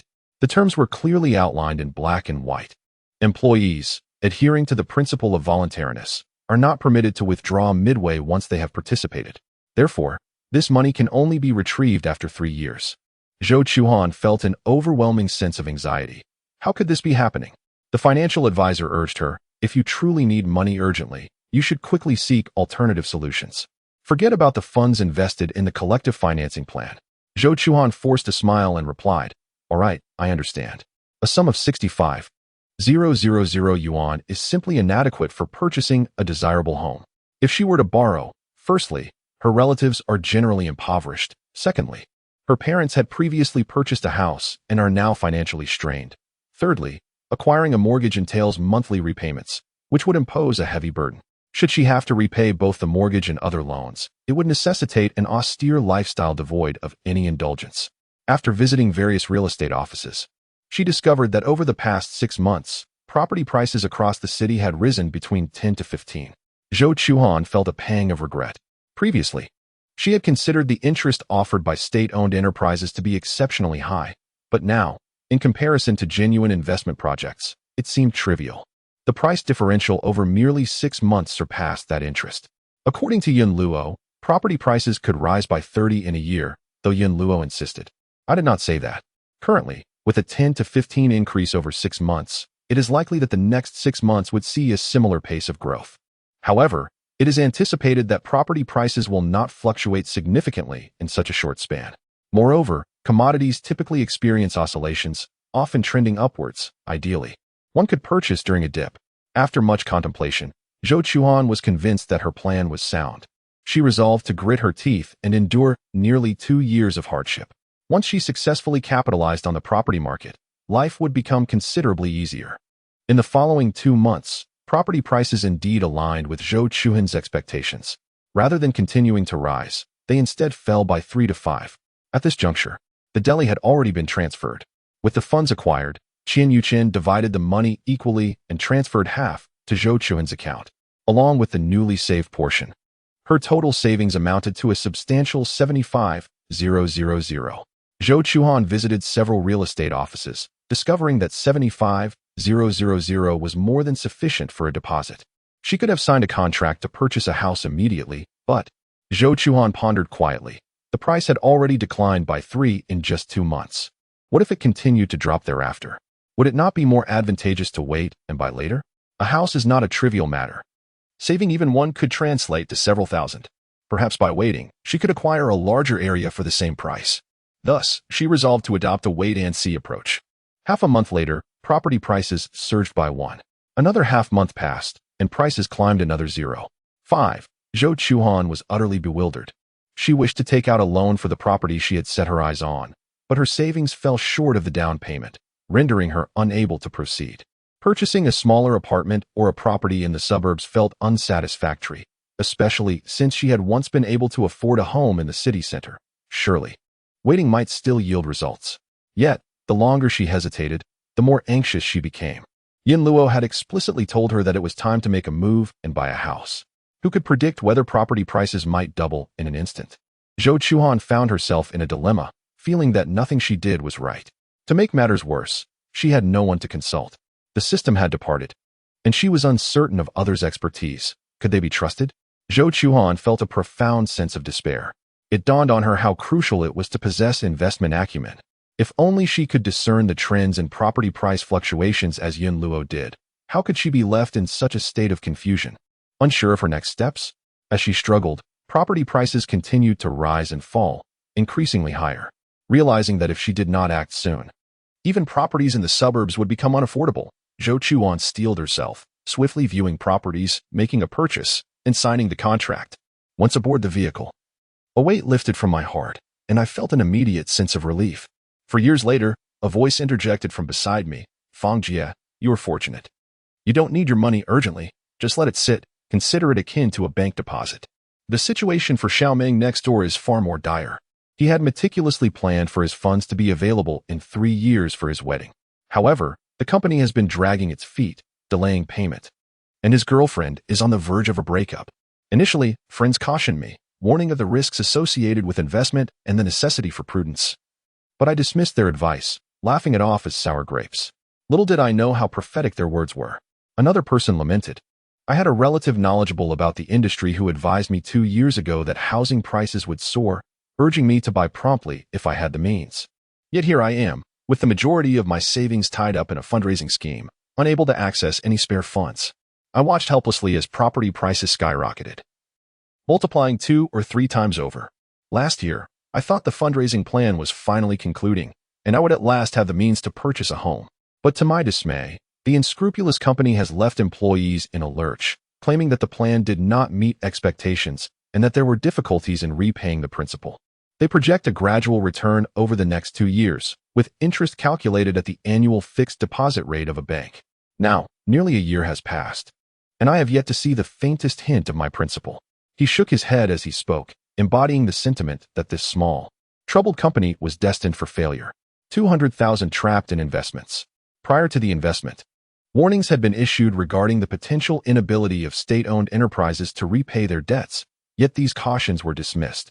For years ago, the intention to purchase a home was clear, yet procrastination led to a property acquisition in the outskirts. Zhou Chuan remained silent, her thoughts echoing. Who could possibly outdo my misfortune? A genuine opportunity for wealth had been glaringly missed. Ironically, while others scrambled to gather down payments, she sold her property last year, believing the soaring prices had peaked after witnessing a doubling in value during the first half of the year. Now, property prices continue to ascend, approximately 1.5 times higher than when she sold. The sight of it instills fear, leaving her hesitant to engage once more. To be fair, her current job is stable, her savings substantial, and life is reasonably comfortable. However, she possessed insight. She had received news at the inception of the market's upswing, which should have enabled her to excel. Yet, the reality is stark. Zhou Chuan did not act promptly. She hesitated for several months, and her investment property's remote location resulted in a price increase that paled in comparison to that of the city center. After careful calculation, she barely reached the average level. She had all the advantages. How had her life manifested in such a manner? Opportunities were clearly within reach, yet she failed to seize them. A voice within her whispered the truth. Ignorance, unwillingness to learn, and lack of comprehension inevitably led to mischances. Zhou Chuan felt a sharp pang in her heart, overwhelmed by discomfort. Yet alas, it was too late for regret. Another year, another spring festival. During the New Year celebrations, relatives gathered as usual for a reunion dinner. Qian Yuqian ignored everyone, quietly retreating to a corner, engrossed in his phone. In days gone by, the elders would have surely pulled him into conversation. Several years ago, a relative from the family claimed they would lend a hand, only to ultimately shortchange us and secretly pilfer funds, resulting in the business's downfall. Following that incident, conversations around Qian Yuqing became sparse, as everyone feared inadvertently reopening old wounds. Naturally, there were those who failed to grasp the atmosphere and insisted on striking up a conversation, inquiring about his recent well-being. Qian Yuqing had long since lost his former vigor. His response was merely, "It's all right, getting by." The inquisitor pressed further, asking what kept him busy lately. Their eyes lighting up with curiosity. Was business thriving? Was it particularly lucrative? Was it laborious? Qian Yuqing replied, "It's average, just earning a meager living, akin to working for someone else." Upon hearing this, the questioner promptly lost interest, finding an excuse to depart shortly thereafter. Qian Yuqing remained indifferent, continuing to engage with his phone. Many felt a sense of regret over Qian Yuqing's apparent resignation to mediocrity. They believed that had he not been betrayed by relatives during a pivotal moment in his career, he might have genuinely scaled his business and emerged as a formidable entrepreneur, bringing along his entire family to prosperity, a prospect that now seemed utterly unattainable. After finishing her meal, Zhou Chuan stepped outside for some fresh air and unexpectedly encountered Qian Yuqing. A memory flickered in her mind, recalling a family gathering from years past when they had chatted quietly outside. Back then, both she and Qian Yuqing brimmed with hope for the future. Who would have imagined that, after several years, they would find themselves as ordinary adults? This thought stirred a twinge of melancholy within Zhou Chuan. Out of the corner of her eye, she noticed Qian Yuqing's demeanor shift. "It's you," he said. "It is I," she replied. Zhou Chuan hesitated for a moment, cautiously leaning in to inquire, "How have you been lately?" If someone else were to ask, Qian Yuqing would simply respond, "I'm managing, getting by." At his age, having lost his business and burdened by a lackluster education, how could things possibly improve? Zhou Chuan instinctively felt that her cousin did not wish for her to worry, thus fabricating a comforting lie. She sighed, offering her assistance should he need it. With money languishing in the bank, depreciating year by year, she expressed her willingness to invest should he decide to rejuvenate his entrepreneurial spirit. Qian Yuchen felt a warmth in his heart. I am not deceiving you. I truly am doing well. Zhou Chuhan remained silent, her expression betraying her skepticism. With a hint of resignation, Qian Yuchen revealed the truth in a hushed tone. In the mornings, I push a cart selling breakfast, and in the evenings, I sell barbecue at the university gate, earning a net profit of 20 to 30,000 a month. 3 years prior, he purchased a 120 square meter apartment in the city center, with intentions of using it to marry. Last year, he cleared his mortgage and acquired an additional 80 square meter space, with that loan nearly repaid as well. Once this property is settled, he plans to invest in a commercial space, thus freeing himself from the burdens of outdoor vending, exposed to the elements. Zhou Chuhan was both astonished and bewildered. Then how do you explain this to our relatives? Qian Yuchen chuckled self-deprecatingly. What if someone insists on offering their help again? I've been burned before. Zhou Chuhan stared at her cousin in contemplation before suddenly asking, was your decision to go solo made back when you were injured and suggested dissolving the partnership? Indeed, Qian Yuchen admitted. In a partnership, every expenditure and income must be meticulously recorded. Over time, it becomes quite exhausting. After much contemplation, it seems that undertaking the task oneself is indeed the most convenient option. The goal is not to expand the business exponentially. Rather, it suffices to earn more than one would in traditional employment. Zhou Chuhan felt a profound shock, momentarily rendered speechless. Qian Yuchen cast a sidelong glance at his cousin and, lowering his voice, confided, I consider you one of my own, so I speak candidly. Forget what you've heard, and do not mention it to anyone else, especially your mother. Do you understand? Zhou Chuhan nodded earnestly, signaling her comprehension. Qian Yuchen continued, regardless of the outcome. The initial capital for your venture was provided by you, and I will remember this favor. Should you encounter difficulties, do not hesitate to reach out to me. I will stand by your side. Ultimately, the only one capable of squandered opportunities and wasted time is oneself. The author wishes to clarify. Some readers have expressed confusion regarding the title of the second chapter. For example, consider two individuals. One hails from a privileged background, with a wealth level of 10. The other comes from modest circumstances, with a wealth level of 1. At every crossroads in life, there exist 4 choices. A base of 3. B, a base multiplied by 3. C, a base diminished by 3. D, a base divided by 3. Some individuals experience exponential growth, while others face constant subtraction and division. The differences may not be apparent in 1 or 2 years, but over 5 or 10 years, the disparities will be significant. This is the essence of the title. Zhou Chuhan's situation appears to be, starting with favorable conditions and exceptional resources, the potential to achieve greatness was present. However, a series of missteps led to the loss of advantages, resulting in gradual mediocrity. Although her standard of living remains above average, the thought that life could have been more fulfilling evokes a sense of time wasted. Chapter 19. Single-parent household in a dilapidated rental apartment. A mother and daughter were sharing a modest dinner. The girl is named Feng Xiaoding, and she is 8 years old, just starting the 3rd grade. Her cheeks bear a hint of baby fat, rendering her exceedingly adorable. Mom, in a couple of days, there will be a talent show at school, she stated. The teacher inquired about everyone's skills. Qingqing mentioned her experience in dance, while Yaya boasted of her proficiency with the accordion. They are truly impressive, aren't they? Unbeknownst to the speaker, the listener's heart was stirred. Feng Jinghua's complexion suddenly paled. She asked, are there many children with talents? A wave of bitterness surged within her. Gently, she stroked her daughter's hair and whispered, Mom is sorry. Feng Xiaoding looked up, her expression one of confusion, seemingly unable to grasp why her mother felt the need to apologize. Feng Jinghua chose not to elaborate further, simply saying, all right, let's eat. Okay, Feng Xiaoding nodded earnestly, her face lighting up as she exclaimed, Mom, today's meal is truly delicious. After more than 10 minutes, dinner time concluded. Feng Xiaoding retrieved her books and was about to sit at her desk to complete her homework when she could not suppress a yawn. Rubbing her eyes, she intended to persevere, but her eyelids grew increasingly heavy, nearly sticking together. Are you tired? Feng Jinghua inquired with concern. Perhaps you should take a short nap. Feng Xiaoding, in a daze, protested, but I still have homework. You can always do it after you wake up, Feng Jinghua replied. Feng Xiaoding found this reasoning sound, and coupled with the overwhelming drowsiness, she murmured softly, then I'll just sleep for an hour. Before she could finish her sentence, she had already drifted into slumber. Feng Jinghua gazed at her daughter, her face radiant with affection, Henceforth, there would be no more homework to do. She tidied up the dishes, then proceeded to set out the charcoal stove, igniting it, and securing the doors and windows. At last, she cradled her daughter in her arms, quietly awaiting the arrival of death. It was merely bankruptcy. There was no need for suicide. Suddenly, an unfamiliar female voice resonated within the room. Who? Feng Jinghua exclaimed in surprise. A diminutive figure clad in a suit stood atop the desk, greeting the new host. I am Yin Luo, here to assist you. Perhaps due to her profound despair, Feng Jinghua did not feel fear at the abrupt appearance of Yin Luo. With a heart full of hope, she inquired, do you know the winning lottery numbers? First prize, second prize, or even third prize would suffice.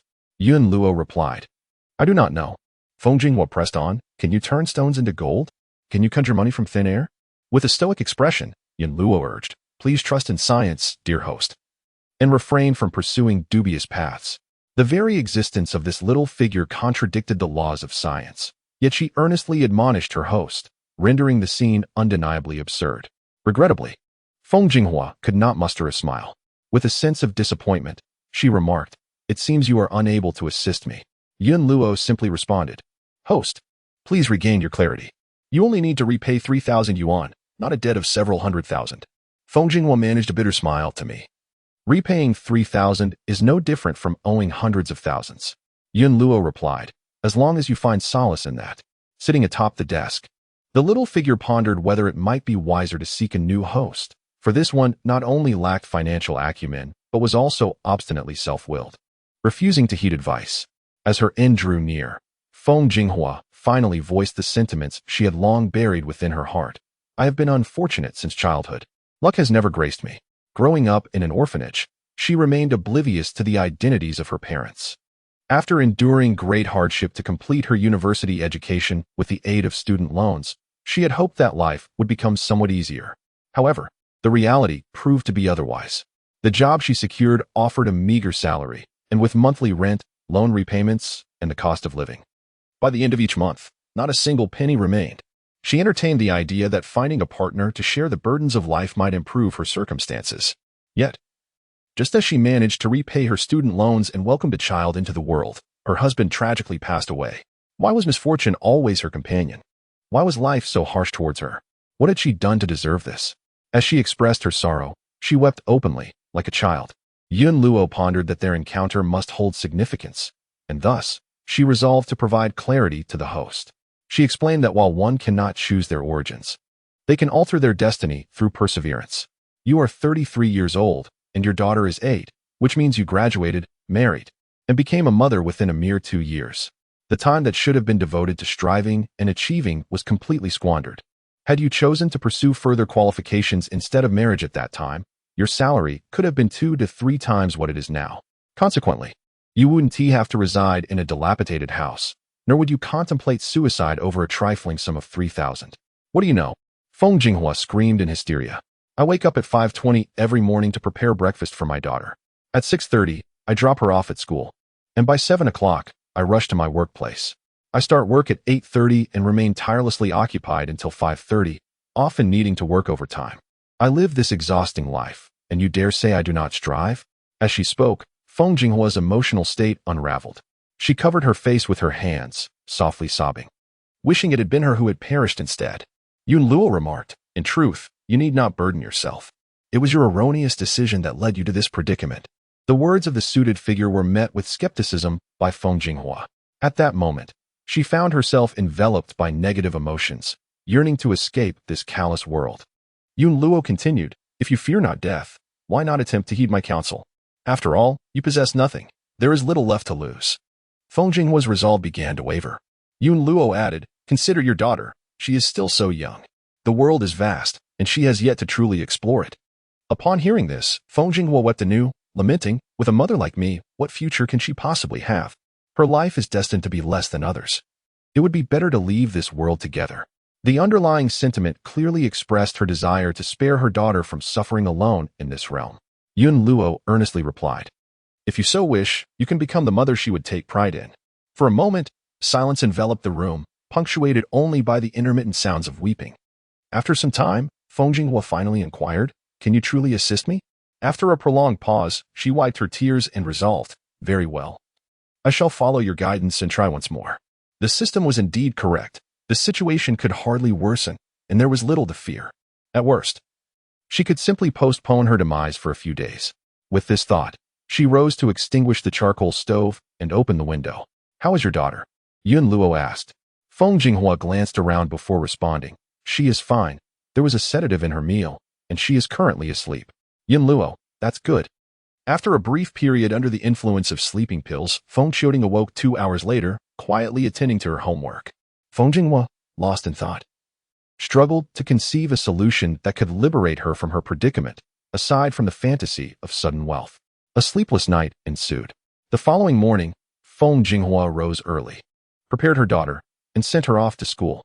While waiting for the bus at the station, she inquired of the system what her next steps should be. Yun Luo did not materialize but spoke directly into the host's mind, informing her that having worked at the company for 5 years, the organization had entered into a labor contract with her, yet demanded she submit an application, claiming her reluctance to pay social insurance, a clear violation of the law. Feng Jinghua felt helpless. However, the application had long been written. The organization should possess that document. Was she not frustrated by the company's refusal to pay social insurance? All she sought was a job to support herself and her daughter, which compelled her to endure this situation for 5 long years. Yun Luo remarked, submitting the application by hand is futile. As long as the employee files a complaint with the Labor Security Bureau, the company is guaranteed to lose. Seizing this opportunity, the host could terminate her employment relationship with the organization and receive economic compensation.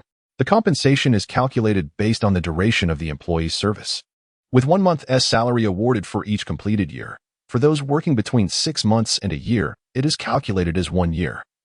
And for those with less than 6 months of service, half a month's salary is granted. After 5 years of service, she could be compensated for 5 months of average salary. Initially taken aback, Feng Jinghua soon felt exhilarated. With the compensation, she could repay the 3,000 yuan. Suddenly, she shouted loudly, drawing the astonished gazes of those around her. Yun Luo responded affirmatively. Indeed, with this sum of money, the host can confidently resign and seek new employment. Feng Jinghua felt as though she had finally glimpsed a ray of hope. After taking several deep breaths, she composed herself and inquired, what if the company refuses to compensate? Yun Luo replied, you can apply for arbitration from the Labor Inspection Department or report them to the Social Security Collection Agency. Remember, it is essential to prepare ample documentation to prove that the host has been employed at the company for 5 years. This may include contracts, uniforms, pay slips, and relevant work photographs. Feng Jinghua immediately responded, my salary is deposited into my bank account, and there are monthly transaction records. As an accountant, I have many documents bearing my signature, and I have backups of my salary data from previous years. Yun Luo advised, when you go to the company, do not raise alarm. Gather all evidence before confronting them. Understood. Feng Jinghua invigorated herself and resumed her walk towards the bus station. In reality, the school her daughter attended was not far from the company. The journey took approximately 25 minutes. However, over the years, Feng Jinghua had developed a routine. After dropping her daughter off at school, she would head directly to the company to commence her workday. This seemingly foolish and naive habit, which had appeared trivial until now, proved to be of unimaginable significance at this moment. Shortly after 7:30, Feng Jinghua arrived at the company and opened the door. Being the first to arrive each day, she held one of the 3 keys to the office. Seizing the opportunity while the premises were unoccupied, she quickly searched and gathered all documents that could substantiate her employment relationship.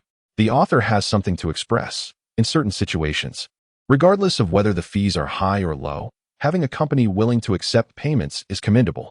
Chapter 20. Single-parent families too unbeknownst to her. The time to commence work was rapidly approaching.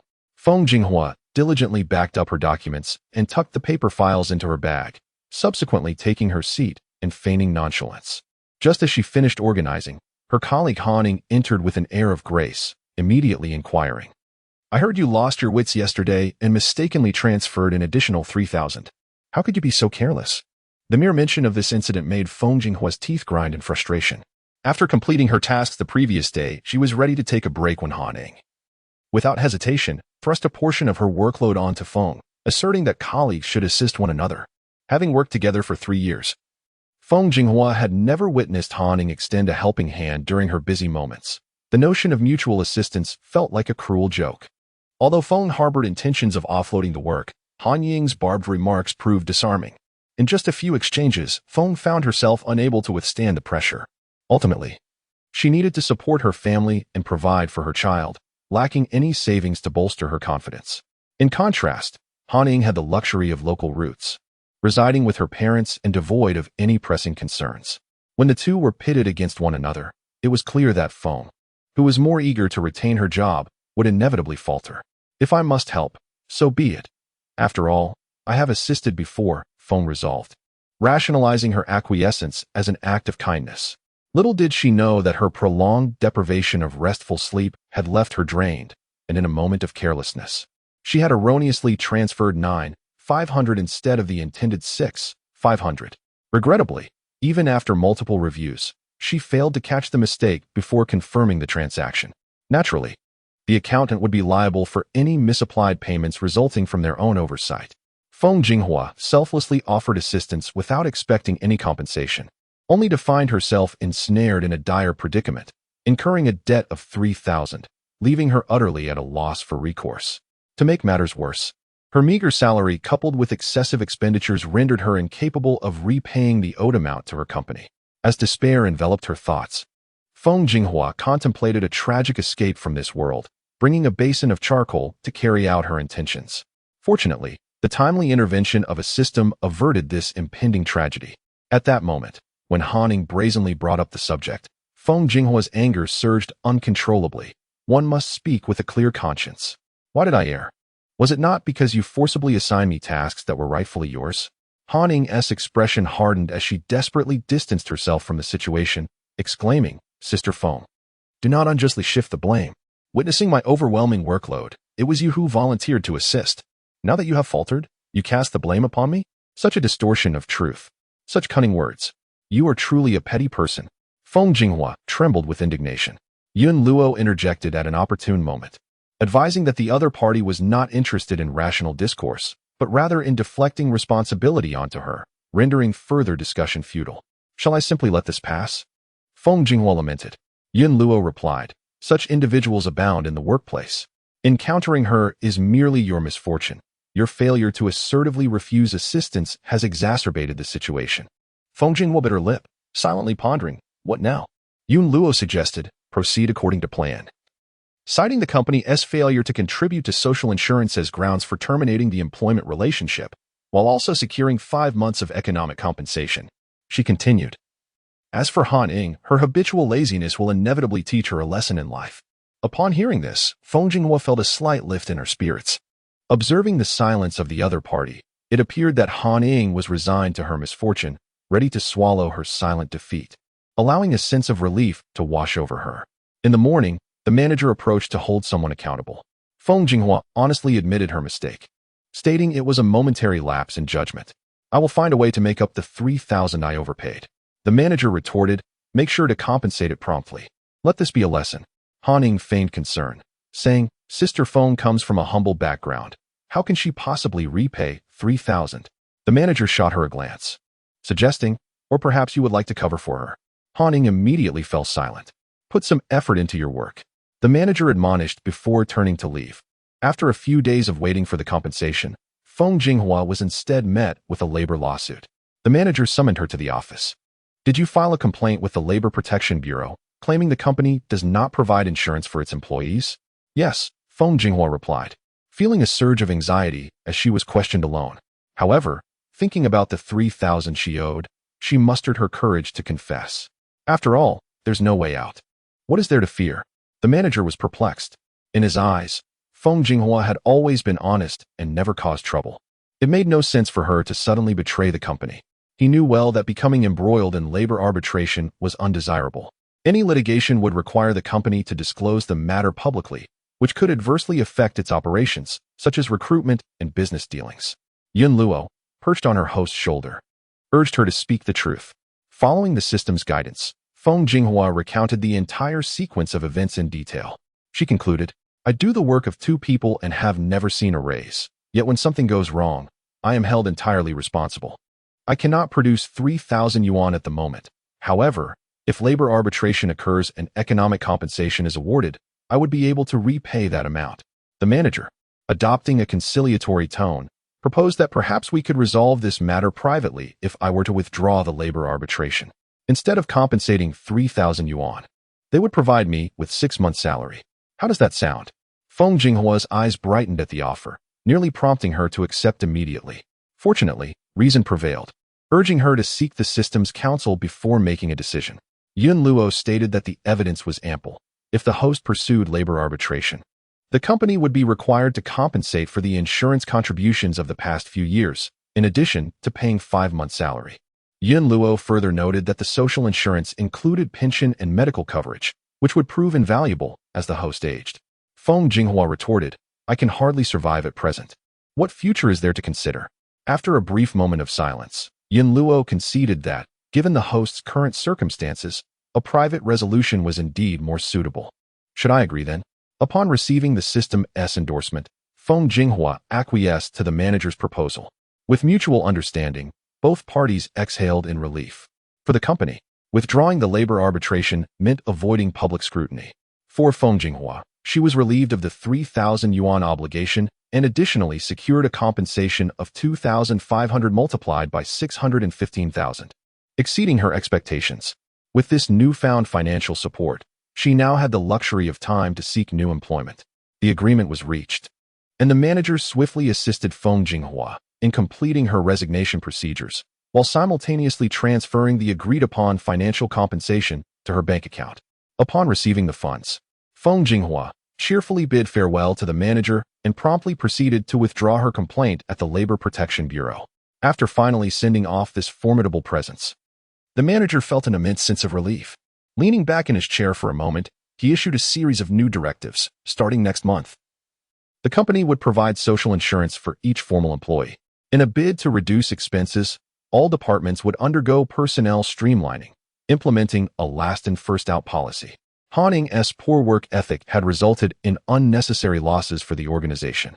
After careful deliberation, the company resolved to terminate her employment.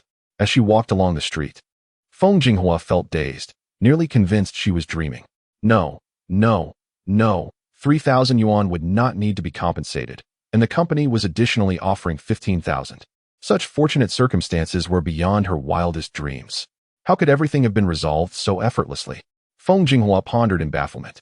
Yun Luo, resting on the hostess' shoulder, softly remarked that financial acumen, intelligence, and emotional intelligence are regarded as the 3 indispensable qualities in modern society. The host should strive to enhance her ability to acquire and manage wealth. Feng Jinghua felt her cheeks flush and hurriedly responded, All right, I will certainly learn. However, when the system required her to prepare for both the intermediate accountant and certified public accountant exams simultaneously, the host felt a wave of apprehension. Cautiously, she inquired, Well, I am already 33 years old. My memory isn't as sharp as it once was, and I also have to care for my child. Yun Luo replied, Nonetheless, you must take the exams. Yun Luo, as long as one does not perish in learning, one should learn to the utmost. Yun Luo, numerous examples have demonstrated that if one is sufficiently resolute, nothing is beyond reach. Feng Jinghua, fear. JPG. She instinctively swallowed hard and struggled to articulate. Given my current state, even if I were to study, I would likely only manage to fail. The suit-clad man, with abundant energy and an exceptional memory. When unburdened by familial responsibilities, the host opted for marriage. Hence, the certifications that should have been acquired within 3 to 5 years post-graduation remain unachieved. Feng Jinghua was momentarily taken aback, rendered speechless. Observing the host's bewildered expression, the suit-clad man subtly sighed and produced his phone. Feng Jinghua followed suit and retrieved hers. Yun Luo, search for the keywords My Life at the bottom. Feng Jinghua entered the text and clicked search. The page appeared.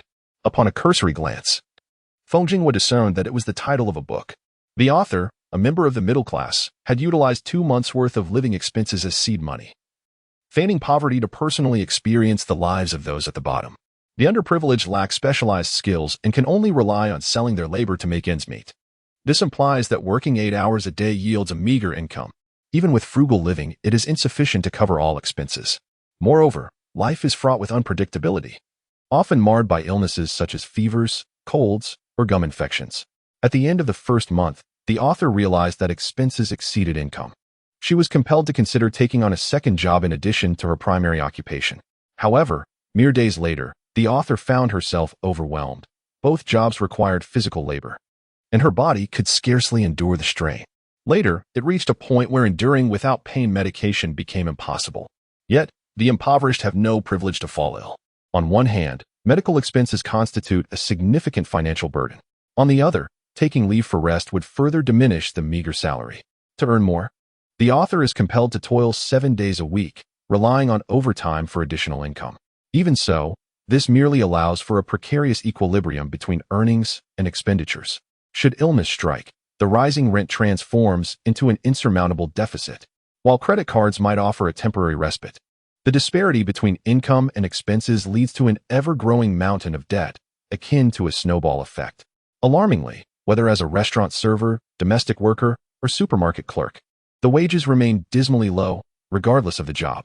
Under the relentless pressure of prolonged physical labor, the author becomes acerbic, bitter, and filled with resentment. Having scarcely finished half the content, Feng Jinghua breaks into a cold sweat, goosebumps prickling her skin. The depiction of the lives of the underprivileged resonates with her own experience. The author has a message to convey. Selected comments, some remarks, when validated, appear prescient. When unvalidated, life still necessitates personal decision-making, bearing the consequences of one's choices.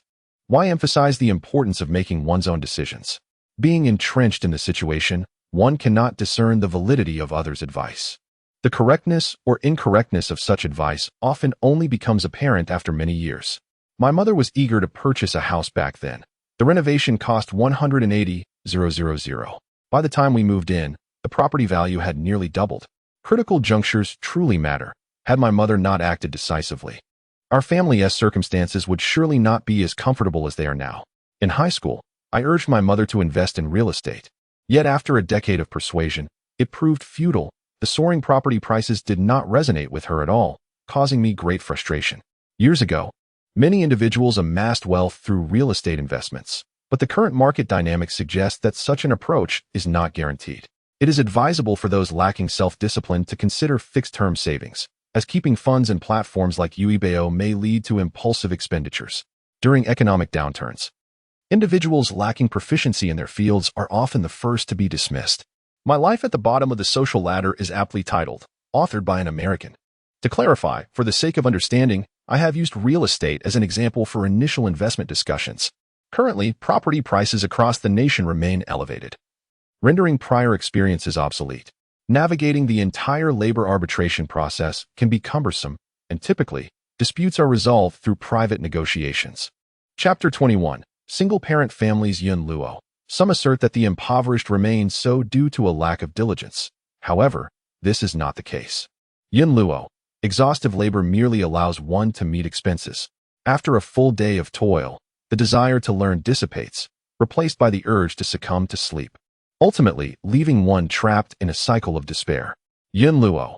A junior accountant earns an annual salary of $30,000 to $45,000.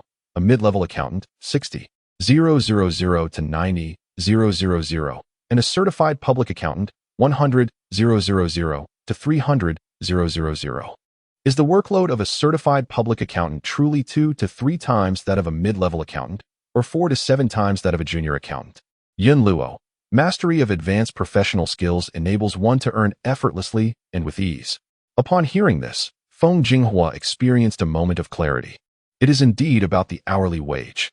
With the appropriate certification, one can command a higher hourly rate. Thus, with the same working hours, senior talents earn significantly more. She suddenly comprehended why the system insisted on her obtaining certification. Without it, she would remain merely an entry-level accountant. Constantly switching jobs resulted in a salary fluctuating within a narrow range, with overall earnings not exhibiting much variation.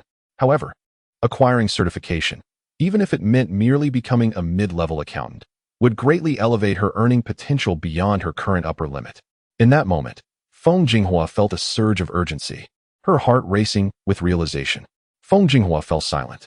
This was a straightforward arithmetic problem, even if she exerted herself to the utmost. Laboring 2 jobs for over 10 hours a day, she would only earn a meager salary, barely scraping by. If she wished to save money, she would have to further cut expenses, leading to an imaginable decline in her quality of life. She was accustomed to hardship herself, but the thought of her daughter enduring the same struggles was unbearable. Enough said. I agree to pursue certification. Feng Jinghua resolved to give it her all. If her memory failed her, she would simply review the material multiple times. If her energy waned, she would relinquish her part-time job and focus solely on her studies. Time was scarce, yet she would carve out moments to learn. There were always more solutions than difficulties. Yun Luo, a commendable realization, maintained this momentum.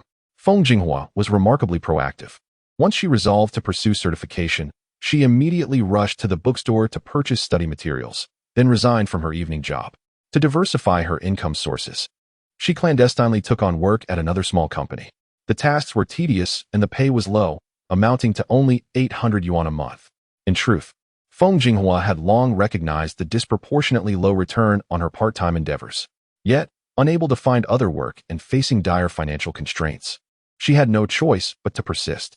Upon hearing of her reluctance to continue, her employer attempted to retain her, even offering to increase her pay. Feng Jinghua, overwhelmed by the burdens of life, often found herself gasping for breath under the weight of unending work, the barbs of colleagues, and the persistent lack of sleep. The relentless pressures of her environment nearly drove her to madness. In such a stifling atmosphere, she felt an irresistible urge to escape. However, the present circumstances were markedly different. With savings exceeding 10,000 yuan, she felt an inexplicable sense of security. She resigned from her primary job, liberating herself from the backstabbing and the squandering of her life on trivial matters. On her last day, after completing all necessary tasks, Feng Jinghua set her alarm and indulged in a restful sleep.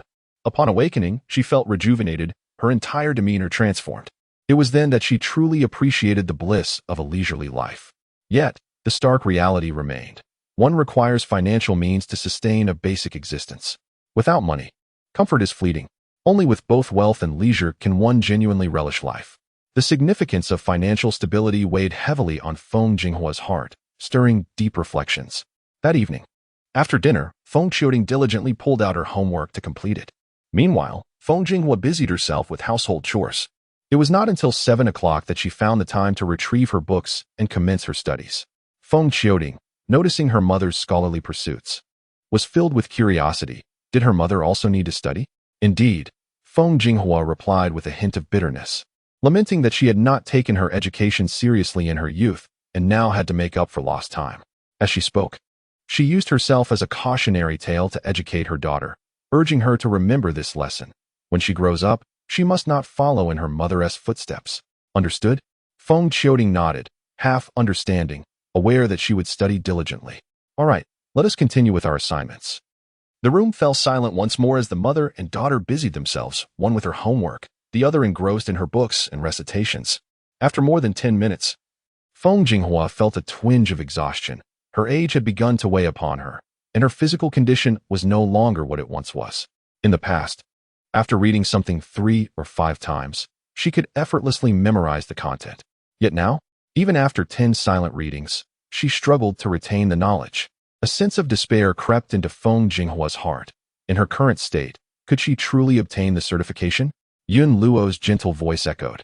Without relatives to rely on and lacking a substantial family fortune as support, there exists no alternative for the host but to strive earnestly for the examination. Only if you persevere will your daughter be spared from enduring this hardship in the future. Upon hearing the system mention her daughter, Feng Jinghua felt an infusion of boundless courage. Gritting her teeth, she resolutely declared, I can do this. I will succeed. The prospect of death held no fear for her. What was merely an examination in the grand scheme of things? With this thought, Feng Jinghua steeled herself and plunged back into her studies. For 7 consecutive days, Feng Jinghua devoted her mornings to sending job applications, while her afternoons and evenings were consumed by her studies, leading a remarkably fulfilling life. Regrettably, her poor memory made self-study exceedingly challenging, and her progress was hardly discernible, occasionally even stagnating. Meanwhile, the search for her next job dragged on, with each day becoming a net expenditure, causing her to feel a twinge of anxiety. Stay calm, Yun Luo reminded her. If the next job offers low pay without social security, it may be better not to pursue it. Feng Jinghua hesitantly remarked that any income, no matter how meager, is preferable to having none at all. Yun Luo interjected, deeming it akin to a slow suicide. She continued, recalling the past few years, questioning whether Feng had not already encountered this predicament. When unexpected events arise, one finds oneself utterly incapable of coping. Feng Jinghua fell silent. In the blink of an eye, half a month had elapsed. Feng Jinghua diligently sought employment, attending interviews and traversing various avenues, yet she was unable to secure a suitable position. The roles were either too distant from her home, demanded obligatory overtime, did not meet her salary expectations, or the employers dismissed her due to perceived deficiencies in her professional qualifications. In essence, she found herself in a paradox where those she deemed inadequate rejected her, while those deemed suitable overlooked her. This dilemma of being too good for the mediocre, yet too mediocre for the exceptional encapsulated her plight. Her savings dwindled gradually, and anxiety pervaded her thoughts. Several times, Feng Jinghua contemplated surrendering to the harsh realities of her situation, only to be dissuaded by the system. Yun Luo reassured her. It has not even been a month since you resigned. Why the rush? Is it not better to gradually select a fitting opportunity? Feng Jinghua felt an unexpressed frustration, her anxiety mounting to the point of physical discomfort, leading to sores on her lips. Just then, a company invited her for an interview. Initially, she harbored little hope, for it was a large corporation seemingly incompatible with her background as a graduate from a second-tier university, possessing merely an entry-level accounting certification. To her surprise, fortune favored her. The competition was not fierce. After inquiring about her work experience and assessing her fundamental accounting skills, Feng Jinghua was selected due to her extensive experience. The HR personnel informed her that she was applying for the position of junior accountant, primarily responsible for cash handling, expense reimbursements, and invoicing. The working hours were Monday to Friday, from 9 a.m. to 5 p.m., with a 1-hour lunch break in between. With a weekly respite of 2 days and the provision of paid annual leave after a year of service, the monthly salary stands at 4,000, with 5 insurances covered, yielding a net income of approximately 3,600. Is there any issue with this arrangement? Feng Jinghua's gaze was vacant as she shook her head stiffly. If there are no concerns, you are to officially commence work at 9 a.m. tomorrow, with a probation period of 1 month, the HR representative stated. The reasoning was simple. The company's benefits were exceedingly generous. Not only were social insurances provided, but there was also a 2-day weekend, and after a year of employment, one could even enjoy paid annual leave. Having worked for many years at her previous company, she had never realized that employees could relish such advantages. Most importantly, after the social insurance deductions, her take-home pay amounted to 3,600. What does 3,600 signify? In her past roles, juggling both primary and supplementary jobs, she had tirelessly labored without ever earning such an amount. But now, with a regular 9-to-5 schedule, her remuneration would be deposited punctually into her bank account. At this moment, Feng Jinghua finally comprehended why the system disapproved of her settling for less. The disparity between a good job and a bad job was stark. Continually compromising could lead one to a state of complacency, rendering the prospect of change daunting. After enduring labor arbitration and the job application process, Feng Jinghua felt utterly convinced. Yun Luo, you were right, and I am grateful for your guidance. Yun Luo smiled serenely, concealing her merits and accolades. Since embarking on her new employment, Feng Jinghua's financial situation had markedly improved. As the month concluded and she calculated her income and expenses, she nearly wept with joy. Finally, there was a surplus of several hundred. This is wonderful, truly wonderful, she murmured, her voice choked with emotion. For others, a few hundred may seem trivial. For her, this marked a splendid beginning. Emblematic of hope, Feng Jinghua was so elated that she could hardly concentrate on her reading. The merciless system allowed for a moment of leniency upon achieving a minor objective. One could justifiably indulge in a reward. Feng Jinghua, taken aback, instinctively inquired, such as? The suited figure glanced at the clock and suggested, perhaps picking up your daughter from school and treating her to a lavish meal. Feng Jinghua's eyes lit up. This was splendid. In the past, she had been so frugal that she would divide a penny in 2 before spending it.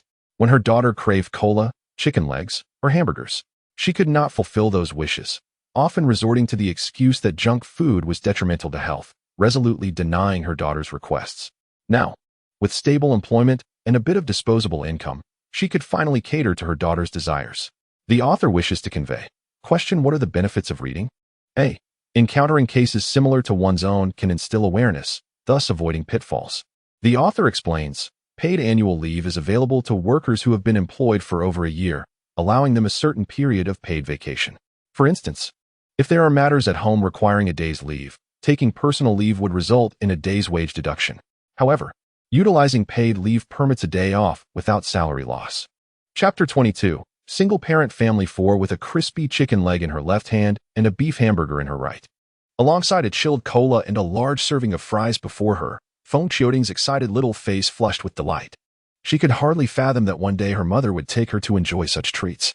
It is worth noting that she had never experienced such indulgence, even after ranking among the top 3 in her class during exams. Feng Qiuting, fearing her mother might retract her promise, devoured her meal voraciously, nearly choking. Eat slowly, no one is competing with you. Feng Jinghua gazed at her daughter with a pang of sorrow. It was the first time in her life that her daughter was tasting such delights.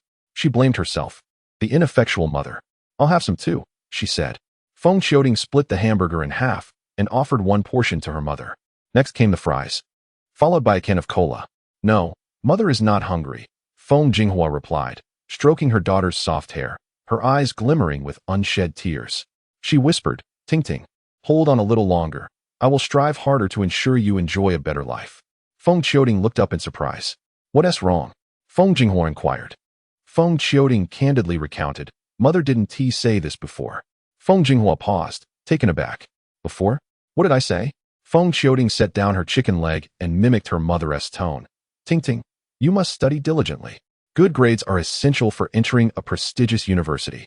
Once you graduate, you can secure a good job, and our lives will improve. Feng Jinghua was momentarily speechless. In truth, Feng Qiuting had merely echoed her thoughts. Before long, she was happily nibbling on half of the hamburger. The distinction between the two statements eluded her comprehension. Upon being reminded by her daughter, Feng Jinghua felt a tumult of emotions. When she had recently graduated, the weight of life's burdens compelled her to seek companionship.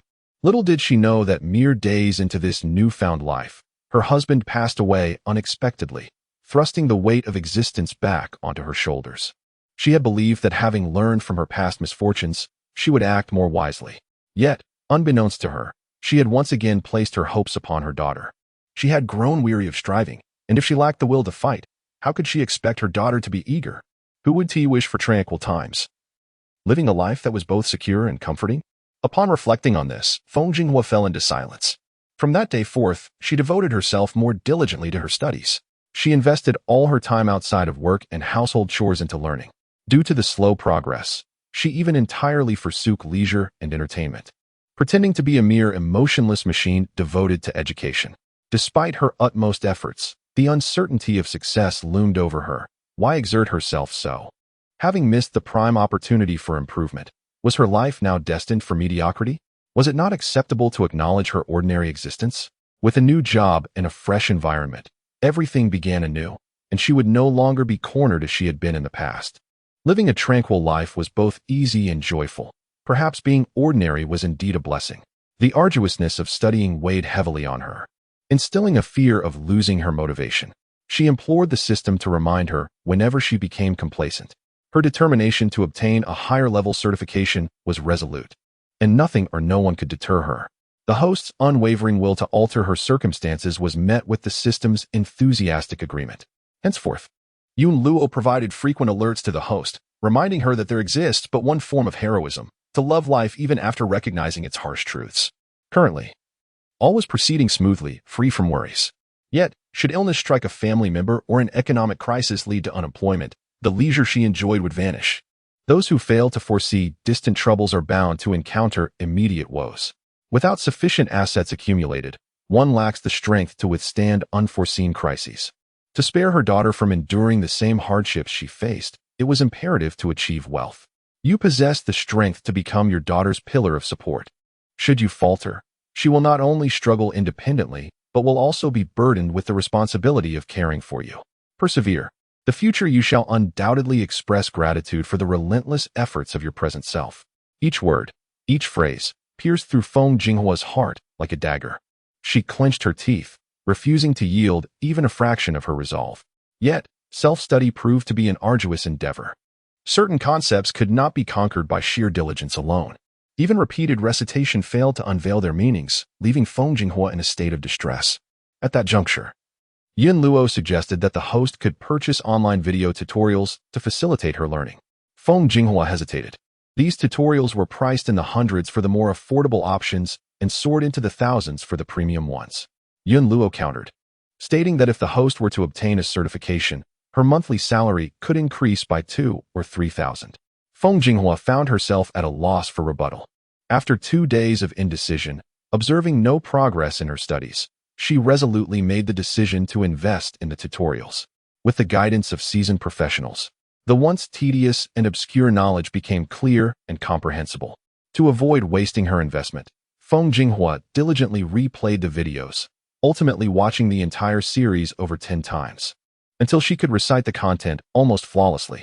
Whether it was the Intermediate Accountant Examination or the Certified Public Accountant Examination, both occurred annually. The registration for the Intermediate Accountant exam took place in March, with the examination in September. For an entire year, Feng Jinghua renounced all leisurely pursuits, her thoughts consumed solely by her studies. The moment she completed the exam paper and stepped out of the examination hall, she knew with certainty that she had secured a passing grade. Due to the fact that the Certified Public Accountant Examination comprises 6 subjects, she feared that failing would render her registration fee a waste. Thus, she opted to enroll in only 3 subjects. When the year-end results were released, she was pleasantly surprised to find that all her scores exceeded 80, signifying her commendable performance. At long last, she obtained the Intermediate Accounting Qualification Certificate. Furthermore, the scores for the Certified Public Accountant Examination remain valid for 5 years. As long as she passes all subjects within this time frame, she will be awarded the certificate. Upon receiving her results, under Yin Luo's encouragement, Feng Jinghua approached her company regarding a promotion. The outcome was immediate. She was granted a raise, her salary skyrocketing to 500. The HR department even mentioned that once Feng Jinghua acclimated to her new role, her salary could be further increased. In that instant, her eyes welled with tears, and her nose tinged with a bittersweet sensation, nearly bringing her to tears. She suddenly realized that the relentless efforts she exerted over the past year, pushing herself to study diligently, had all been worthwhile. The struggle of studying is not truly hardship. The genuine hardship lies in having no money when one needs it. On New Year's Day, with the school on break, Feng Jinghua took her daughter out to purchase clothes. She could scarcely recall the last time she had bought new attire for her child. Perhaps it dated back to when her father was still alive. Since then, merely maintaining their daily lives had drained all her energy. In the clothing store, Feng Jinghua picked out several down jackets for her daughter to try on. Feng Qiuting, fair and delicate with a well-proportioned figure, appeared even more charmingly adorable in the fitted jackets. The more Feng Jinghua looked, the more pleased she became. Thinking how nice this one was, she offered it to her daughter, encouraging her to try it on. However, Feng Qiuting did not accept it. She gently tugged at her mother's sleeve, whispering, "Mom, these clothes are really expensive. What does poverty truly feel like?" Upon entering the clothing store and gazing at the desired garments, Feng Jinghua hesitated even to try them on upon seeing the prices. A pang of sorrow gripped her heart as she forced a smile, saying, "Don't worry, my dear, your mother has money. Regardless of which outfit Ting Ting fancies, I shall purchase it for you." "Really?" Feng Qiuting exclaimed, filled with joy yet tinged with anxiety, fearing she might have misheard. "Indeed, go ahead and choose your clothes," Feng Jinghua urged. With a cheer, Feng Qiuting seized another down jacket and eagerly dashed into the fitting room. Feng Jinghua mused to herself how wonderful it was to have money, enabling one to purchase beloved items without hesitation. In contrast, when funds are scarce, the price becomes the foremost consideration, regardless of how fondly one may desire an item. The stark reality of a depleted wallet often necessitates painful sacrifices. After the new year, Feng Jinghua noticeably relaxed. Firstly, she had obtained her intermediate accounting qualification, and secondly, she had passed 3 out of 6 subjects for the Certified Public Accountant exam. In every regard, the pressure had diminished significantly compared to the previous year. Given her current state, it seemed entirely feasible to live out the remainder of her life in peace and joy. In the absence of survival pressures, not everyone possesses the same ambition to strive for an improved existence. March arrived swiftly, and the company hired a new junior accountant, a young woman in her early 20s, fresh out of university, brimming with youthful vitality.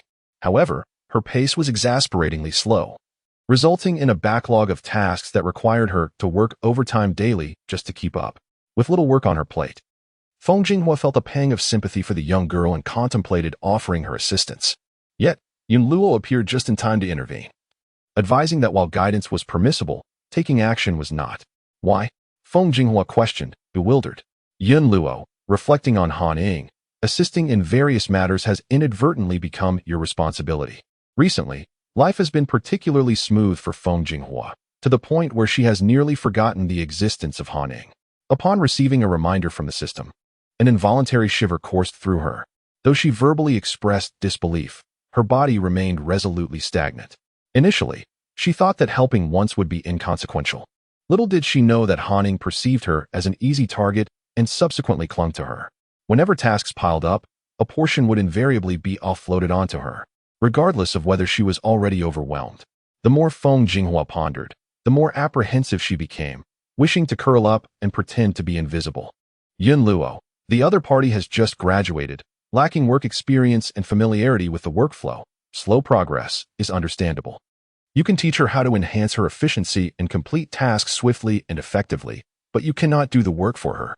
If she manages to get by with your assistance and subsequently lacks the competence upon becoming a full-time employee, her only recourse will be to seek your help again. Feng Jinghua, coming to her senses, acknowledged this. After much hesitation, she ultimately chose to step forward and guide the newcomer. The newcomer showed no inclination to offload her work onto others. She was eager to learn, diligently taking notes. Days later, the newcomer discovered effective work techniques and finally ceased the need for overtime.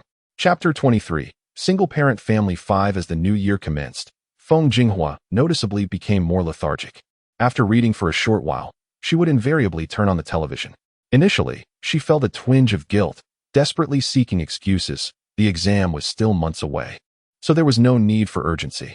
She reassured herself that there would be ample time to study in the coming days. As the days passed, the system remained unresponsive, and the host grew increasingly audacious, transitioning from studying for half an hour and resting for another half, to reading for merely 20 minutes and taking 40 minutes of rest, and subsequently to 5 minutes of reading followed by 2 hours of entertainment. The metamorphosis occurred in a mere fortnight. Eventually, Feng Jinghua discarded her books and immersed herself in television dramas. The thrill of binge-watching outweighed the fatigue of studying. With no pressing survival concerns, why should she subject herself to the rigors of relentless study? She was not a masochist. The routine of working from 9 to 5, returning home to unwind in the evening, and caring for children was the norm for everyone. Why should she think otherwise? With an ordinary background and a modest education, no amount of effort would transform her into a wealthy magnate.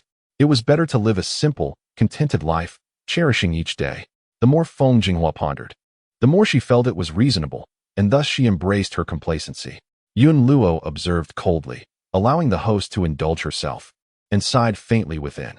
It is not the low starting point that is fearsome, but rather the loss of courage to aspire towards higher goals. As spring transitioned into summer, the weather gradually became more sweltering. One evening, Feng Qiuting, with her head resting on her rice bowl, muttered, "Mom, the school is holding a parent-teacher meeting again."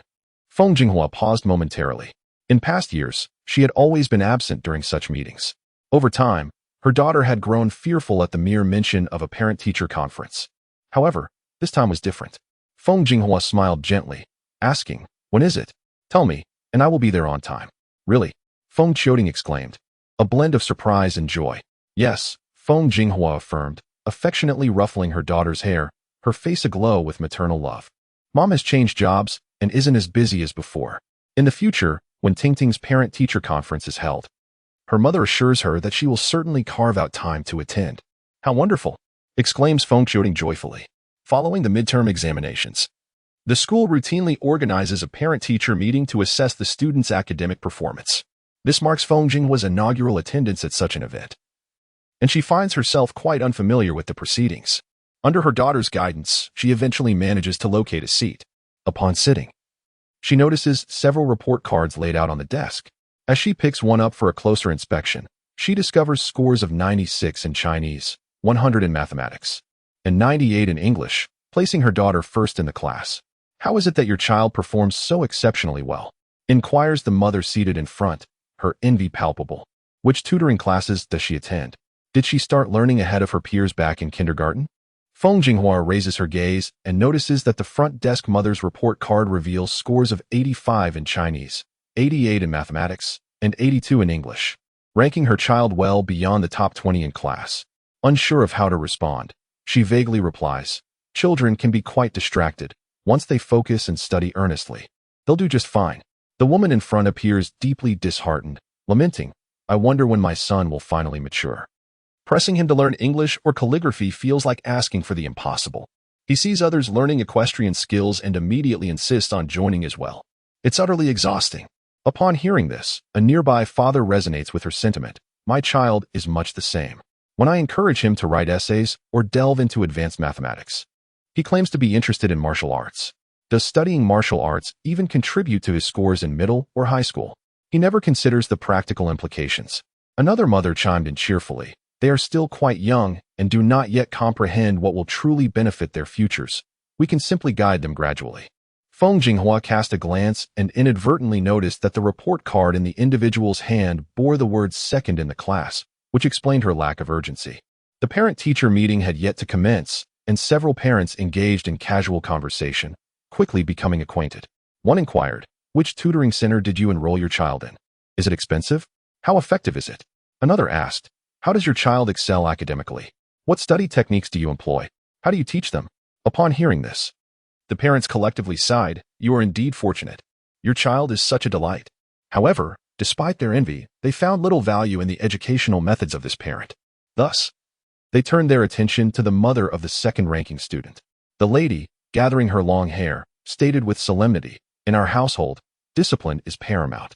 After all tasks are completed, we reward our child with half an hour to an hour of television, ensuring she is in bed no later than 9 o'clock. Regardless of the examination's significance, she must place within the top 3 of her class. Achieving good results comes with rewards, such as international trips during holidays, while poor performance incurs penalties, such as staying home to complete practice papers. On Saturday mornings, she studies English, followed by dance lessons in the afternoon. Sunday mornings are reserved for piano, with afternoons for rest. This ensures that she gains a competitive edge from the start." After absorbing the schedule of the student ranked second, many parents were taken aback. One hesitantly asked, "Isn't the curriculum too demanding? Won't the child feel overwhelmed?"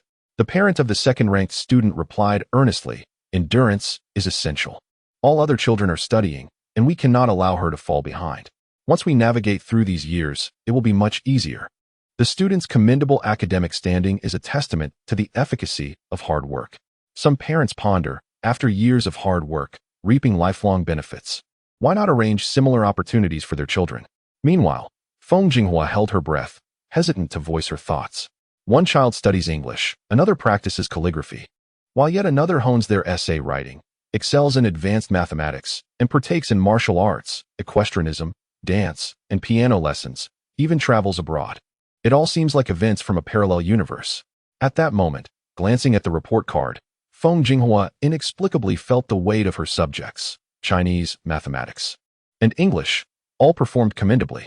In terms of grades, her daughter surpassed her classmates. However, when compared to the parents, she found herself overshadowed by nearly everyone. This realization clenched her heart in turmoil. She could no longer peacefully embrace what was deemed a mundane life. She vowed to catch up with others as swiftly as possible, determined not to become her daughter's weakness. After that day, Feng Jinghua, invigorated by a sense of urgency, resolved to transform once more into a learning machine devoid of emotion. As she rifled through the calendar, a sudden awakening struck her. Only a little over 2 months remained until the examination, yet she had scarcely begun her studies. A chill crept into her heart. The days spent binge-watching were undeniably enjoyable, but months and years would pass, revealing her stagnation and lack of progress, an undeniably daunting prospect. Suddenly, a sharply dressed figure appeared before her, declaring, "I must take my leave." Initially, Feng Jinghua did not comprehend the system's intent, instinctively inquiring, "Where are you going? For how long?"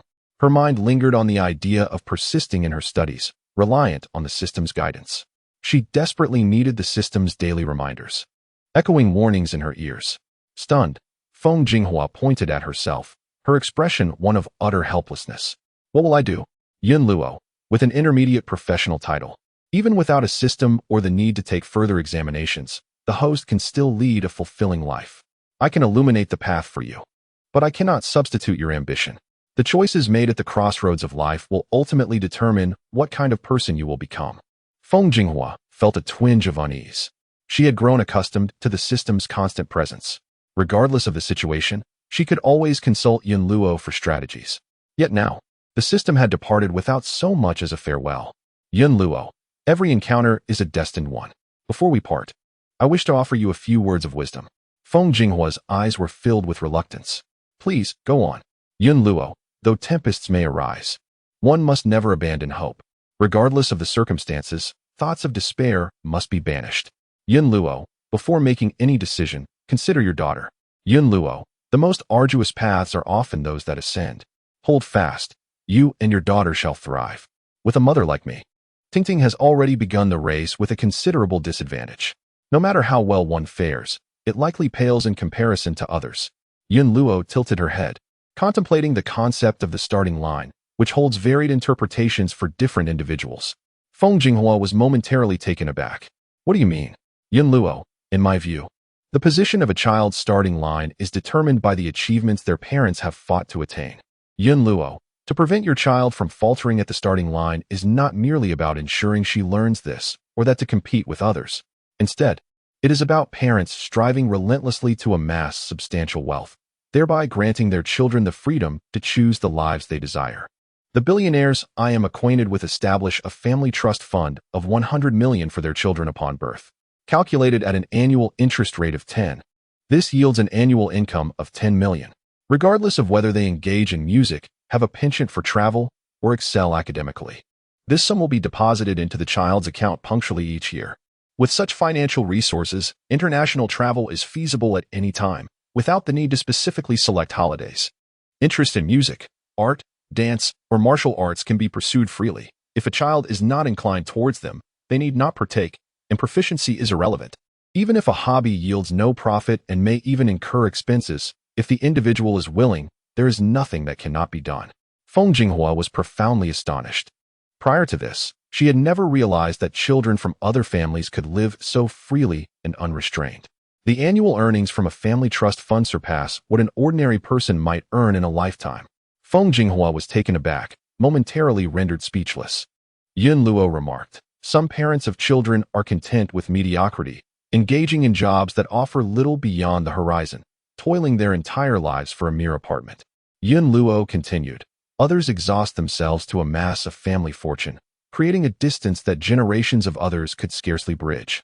Yun Luo added, some are willing to exchange a lifetime of labor for generations of descendants to live in luxury, a testament to the blessings of ancestry benefiting the future. As soon as her words fell, the suited figure vanished without a trace. Feng Jinghua stood there in a daze, at a loss for words. The landscape described by the system was one she had never encountered. Had it not been for Yun Luo's mention, she might have remained oblivious to what a truly pleasurable life could resemble. This is perhaps what is referred to as perspective, thought Feng Jinghua. Content with her own modest existence, she remained blissfully unaware of the vast and tumultuous lives of others. The author wishes to convey, there exists a documentary titled Ziffish, which, through the lens of impoverished children in Hong Kong, reveals the stark disparity between wealth and poverty in the region. The exorbitant housing prices in Hong Kong force the less fortunate to reside in cramped subdivided units, where meals are consumed atop refrigerators and the toilet is merely a step away from the foot of the bed. These subdivided flats often serve as a trifecta of kitchen, bedroom, and living room, frequently measuring less than 8 square meters, yet commanding a monthly rent of 2,500 to 4,000 RMB. The average living space per person is a mere 5.7 square meters, with kitchens and bathrooms occupying a portion of that scant area, leaving little room for appliances. Some rooms possess windows, while others are devoid of any natural light. Beyond these subdivided units, there are also properties partitioned into 6 small rooms, each only about 1.5 square meters, yet demanding a rent of 1,500 Hong Kong dollars, approximately 1,320 renminbi. Initially intending to use Hong Kong as a backdrop for her writing, she refrained from doing so due to her unfamiliarity with the local cost of living and income levels, which she found overwhelmingly daunting, opting instead for a more familiar environment. Chapter 24. Single-parent families, extra. The system allows for no delays, and Feng Jinghua must rely solely on herself. She affixed a note to her bedroom wall, inscribed in vibrant fluorescent colors: study, obtain certification, get rich. With newfound determination, she devoted all her spare time to relentless study. As her daily routine shifted, Feng Jinghua gradually regained her academic vigor. By combining memorization with instructional videos, she swiftly mastered the essential knowledge. Such is the nature of life. Too much time was squandered in the first half of the year. Feng Jinghua could only manage to read the textbooks twice and watch the instructional videos thrice. As the day of the examination swiftly approached, in her heart, she was acutely aware of her level of preparation. Last year, upon exiting the examination hall, she brimmed with confidence, convinced that she would pass with ease. This year, however, after completing the exam, a sense of unease enveloped her, leaving her profoundly uncertain. She estimated her score to be somewhere between 57 and 63. Yet, this mere fluctuation of 2 points delineated the boundary between success and failure. Moreover, passing the CPA examination would immediately catalyze a promotion and a raise. Failure would inevitably delay all her plans. If only she had commenced her preparations earlier in the year. With a sigh, Feng Jinghua felt a wave of regret. As autumn faded into winter, the end of the year arrived in the blink of an eye. When the examination results were finally released, Feng Jinghua held her breath and logged onto the internet to check her scores. As she entered her identification details, her fingers trembled and her heart raced. The information was submitted. Confirmation. The page refreshed. All 3 subjects had been passed. The lowest score was a modest 61. Just scraping by. Feng Jinghua felt her cheeks flush, nearly letting out a scream. Realizing her daughter was still in the next room diligently working on her homework, she quickly covered her mouth. What elation! All 6 subjects had been successfully passed. For the first time, Feng Jinghua recognized that her fortune was not lacking. Yet, upon further reflection, she felt it somewhat disingenuous to attribute everything solely to luck. Had she not devoted herself to intense study before the examination, the deficit would not have been merely 2 points, but rather 20. In that light, even the greatest fortune would have been of no avail.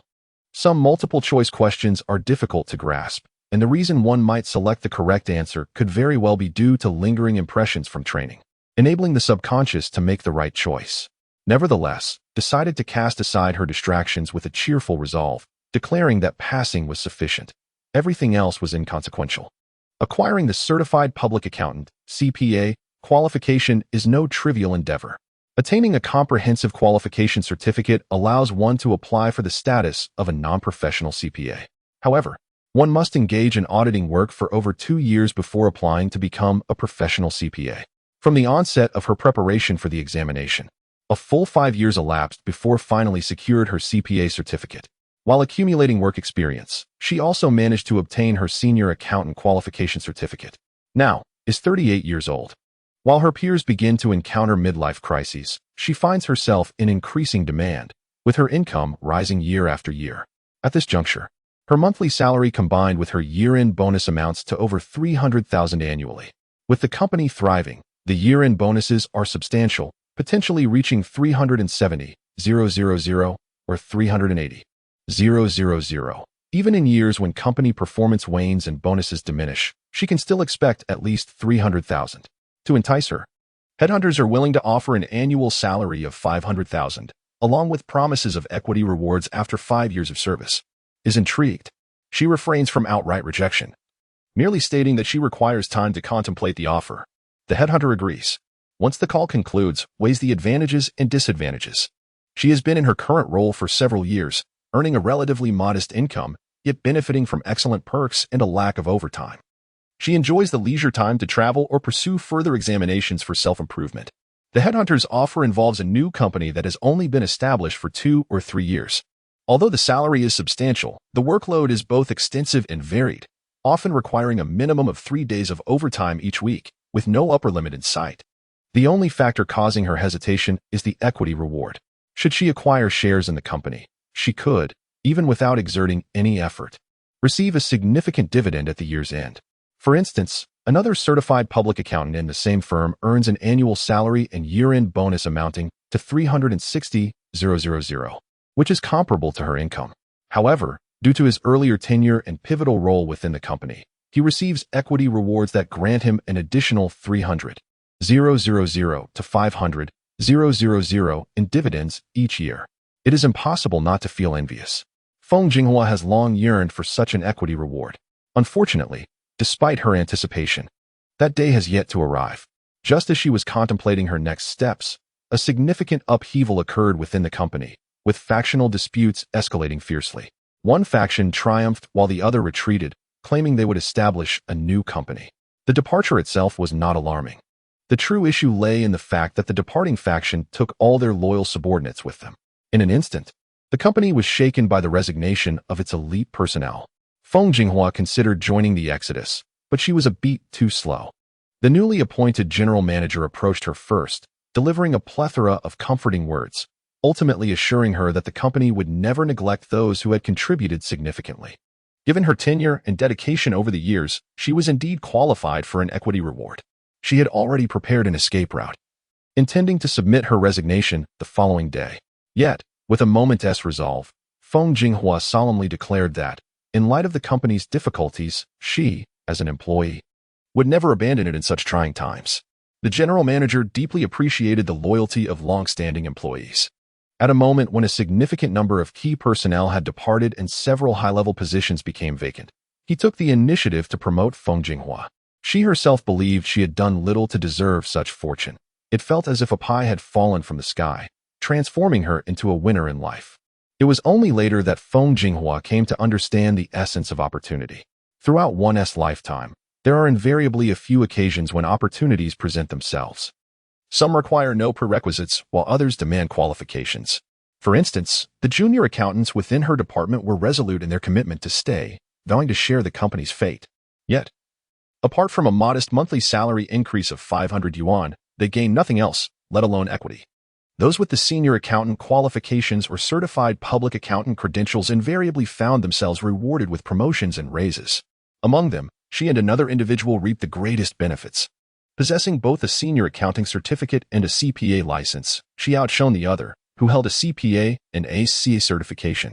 Reflecting on her annual income, she realized that within 2 years, she could afford to purchase a home outright, and within 3 years, a small villa in the suburbs. Feng Jinghua was filled with a sense of gratitude. The system had not deceived her, and obtaining these qualifications was indeed invaluable. A decade later, at the age of 48, Feng Jinghua owned various properties, including apartment buildings, villas, and office buildings. Excluding rental income from real estate, her earnings and equity dividends alone amounted to nearly $1 million each year. Before the age of 33, she and her daughter had nearly faced starvation. Between 33 and 38, their financial situation barely reached equilibrium, with homeownership remaining a distant dream. After turning 38, her working hours significantly diminished, while her leisure time expanded, becoming entirely her own to manage. She could travel when she wished, shop at her leisure, and indulge in her favorite shows, reveling in a newfound freedom. More importantly, the increase in leisure time does not lead to a sharp decline in income. On the contrary, with the continuous growth of the company, the year-end bonuses have become increasingly substantial.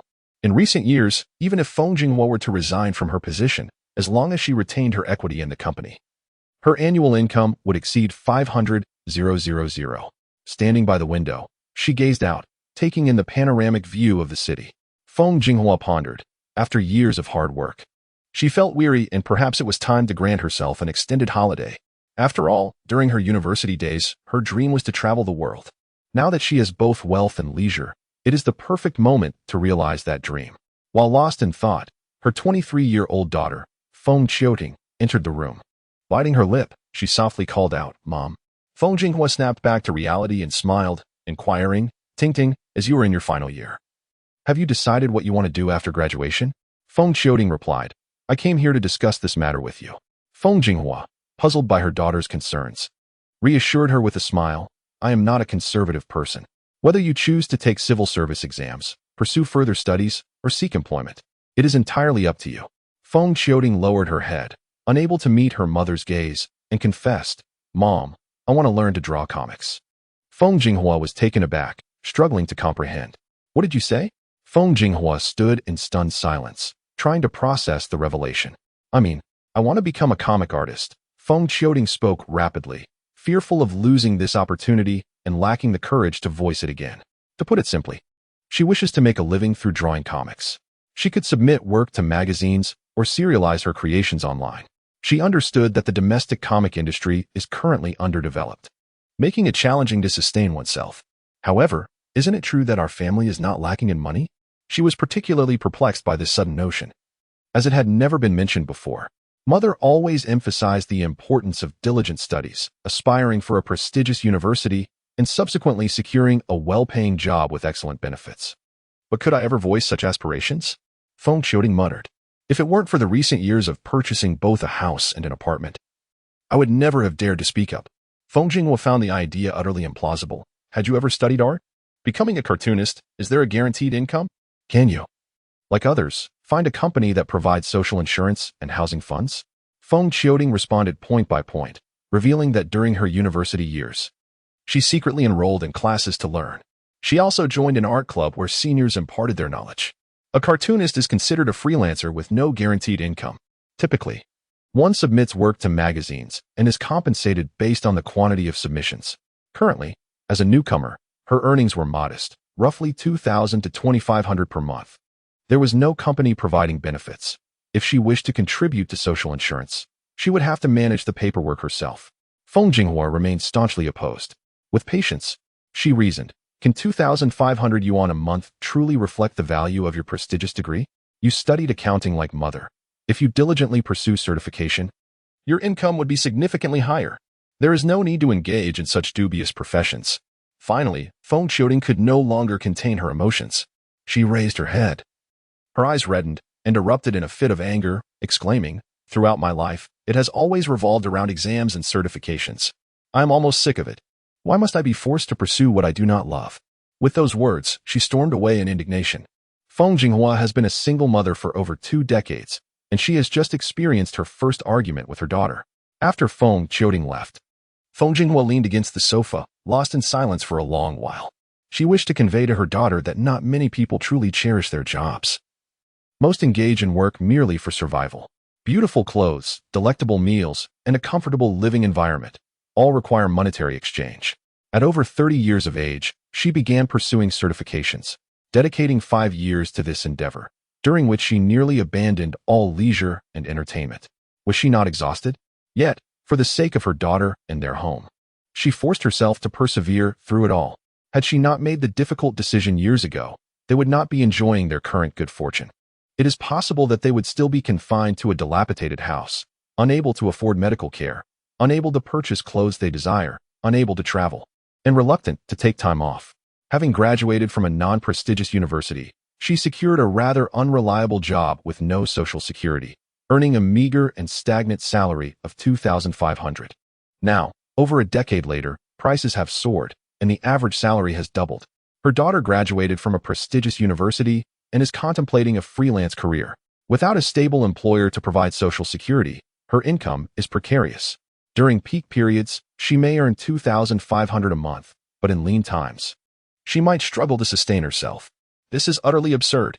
Feng Jinghua pondered whether the impending graduation season was weighing heavily on her daughter, leading to such distressing thoughts. Yet, her daughter's despairing gaze and shattered expression lingered in her mind. As her thoughts spiraled and uncertainties multiplied, Feng Jinghua felt increasingly bewildered. What would be the right course of action? What should she do? Feng Jinghua pressed her forehead, letting out a deep sigh, wishing the system were still in place. The following day, Feng Qiuting appeared at the dining table with swollen eyes and a haggard expression. Before her mother could scold her, she preemptively spoke up, asserting that it mattered not if there was dissent, she would find another way. Those who lack financial independence possess no voice. Thus, after graduation, she would seek employment and acquire all necessary certifications. Once she amassed wealth akin to her mother's, she would resign from her job and pursue her true passions. At that moment, no one would hinder her aspirations. Feng Jinghua's expression was mixed. So, you genuinely wish to pursue a career in comic art? Indeed, Feng Qiuting replied candidly. This is a vocation I sincerely cherish. Even if it yields no profit, even if I remain obscure throughout my life, I still wish to pursue it.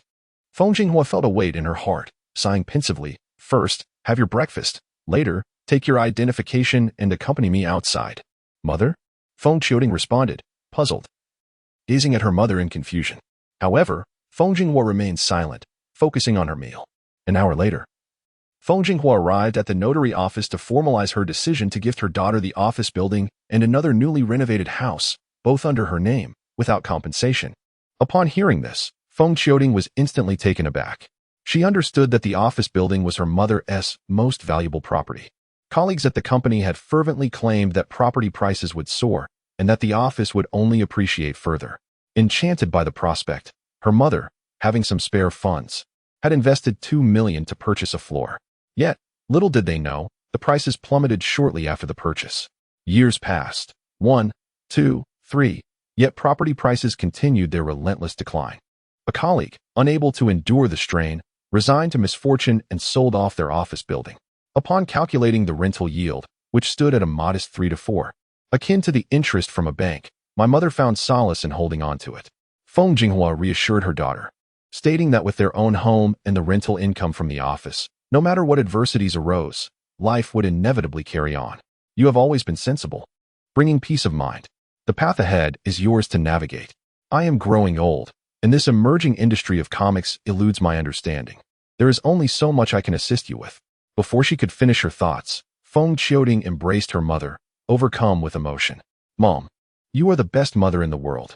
Feng Jinghua gently patted her daughter's back, her face radiating affection. Unconsciously, she recalled the words spoken by the system before its departure. Even if a passion does not yield profit and may even require financial sacrifice, as long as one is willing, nothing is impermissible. She pondered that this was perhaps the essence of earning money, striving for wealth in youth, so that neither oneself nor one's children would be shackled by financial constraints in later years. Another decade elapsed. The burgeoning industries thrived. Feng Qiuding devoted herself to honing her artistic skills, her proficiency escalating with each passing day. Suddenly, she rose to prominence overnight. Her creations hailed as masterpieces and adored by countless fans. There were even proposals to acquire the rights to adapt her work into a live-action film. During an interview, a reporter inquired how she, at such a tender age, achieved such remarkable success. With tears glistening in her eyes, Feng Qiuding responded, "All of this is thanks to my mother. In the past, many advised me that the comic industry lacked prospects and was not worth pursuing. However, my mother meticulously paved the way for me, allowing me to tread forward without reservations. Without her, I would not be the person I am today. I feel immensely fortunate to be her daughter. Had my family not supported me, she would have had to struggle to obtain qualifications, only to pursue her dreams after achieving financial independence. Such a scenario would mean that when competitions were held, victory would never be hers. One misstep could lead to a cascade of errors. No one could predict how the trials of life would affect her spirit in the future. And what of Feng Jinghua? She is profoundly grateful to her 33 to 38-year-old self for persevering through the arduous process of obtaining qualifications. Had she given up at that time, not only would her own life have been adversely affected, but her daughter's life would have consequently changed as well. The author wishes to convey. The author explains that living in subdivided housing, the surrounding neighbors are either addicts or gangsters. The former constantly borrows money, while the latter wields knives as if to threaten. Such an environment is detrimental to children. However, despite relocating multiple times, each attempt led to a similar surrounding. The exorbitant housing prices in Hong Kong render it impossible for the impoverished to rent better accommodations. Regarding profit sharing, further details will be provided in a subsequent chapter. Selected comments. At 20, one regrets not having put in the effort since the age of 10, resulting in failure in the college entrance examination. At 30, one laments not having diligently pursued qualifications in English studies since 20, leading to a stagnant career. At 40, one reflects on the regret of not having worked hard from 30 onward, resulting in a lack of intermediate or higher-level certifications when changing jobs, forcing one to start from the bottom. A life filled with regret is indeed a lamentable fate. Chapter 25. Midlife Crisis 1 in the living room. Zhu Xiuhua was teaching her 2-year-old daughter to recite Tang poetry. Suddenly, a haunting female voice echoed, proclaiming, "Your family is on the brink of bankruptcy." Startled, Zhu Xiuhua turned to find a peculiar figure in a suit materializing atop the coffee table. With rural household registration, her parents had never contributed to pension or health insurance. Her wife was a full-time homemaker, devoid of income. They had 2 children, one aged 2, cared for by a parent, and the other 5, currently attending kindergarten. The family structure was perilously fragile.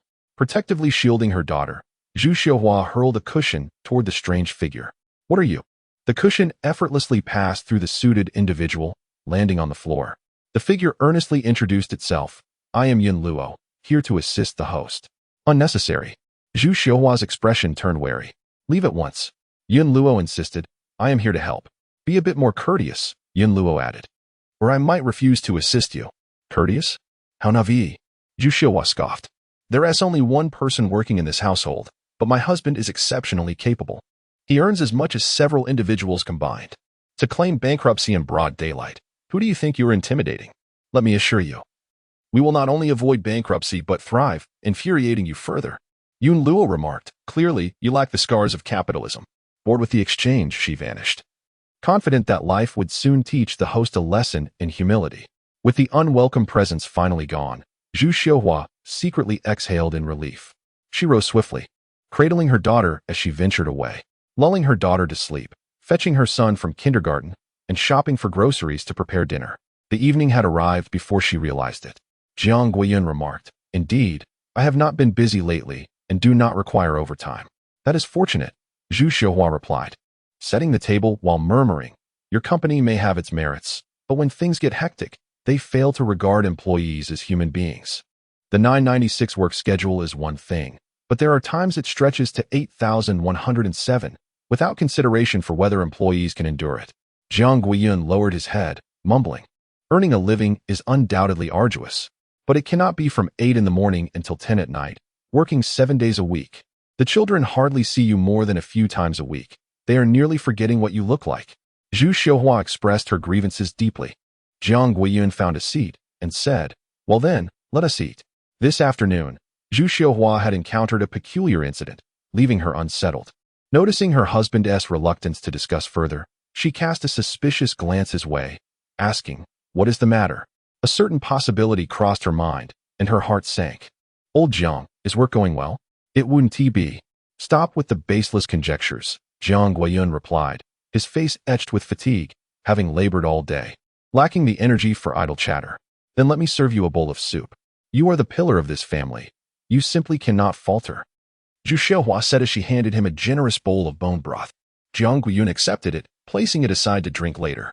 Unlike his usual self, he did not wholeheartedly agree but simply stated, We shall discuss it later. Dabao has turned 5, and it is imperative that he receives early education. I plan to enroll him in an interest class.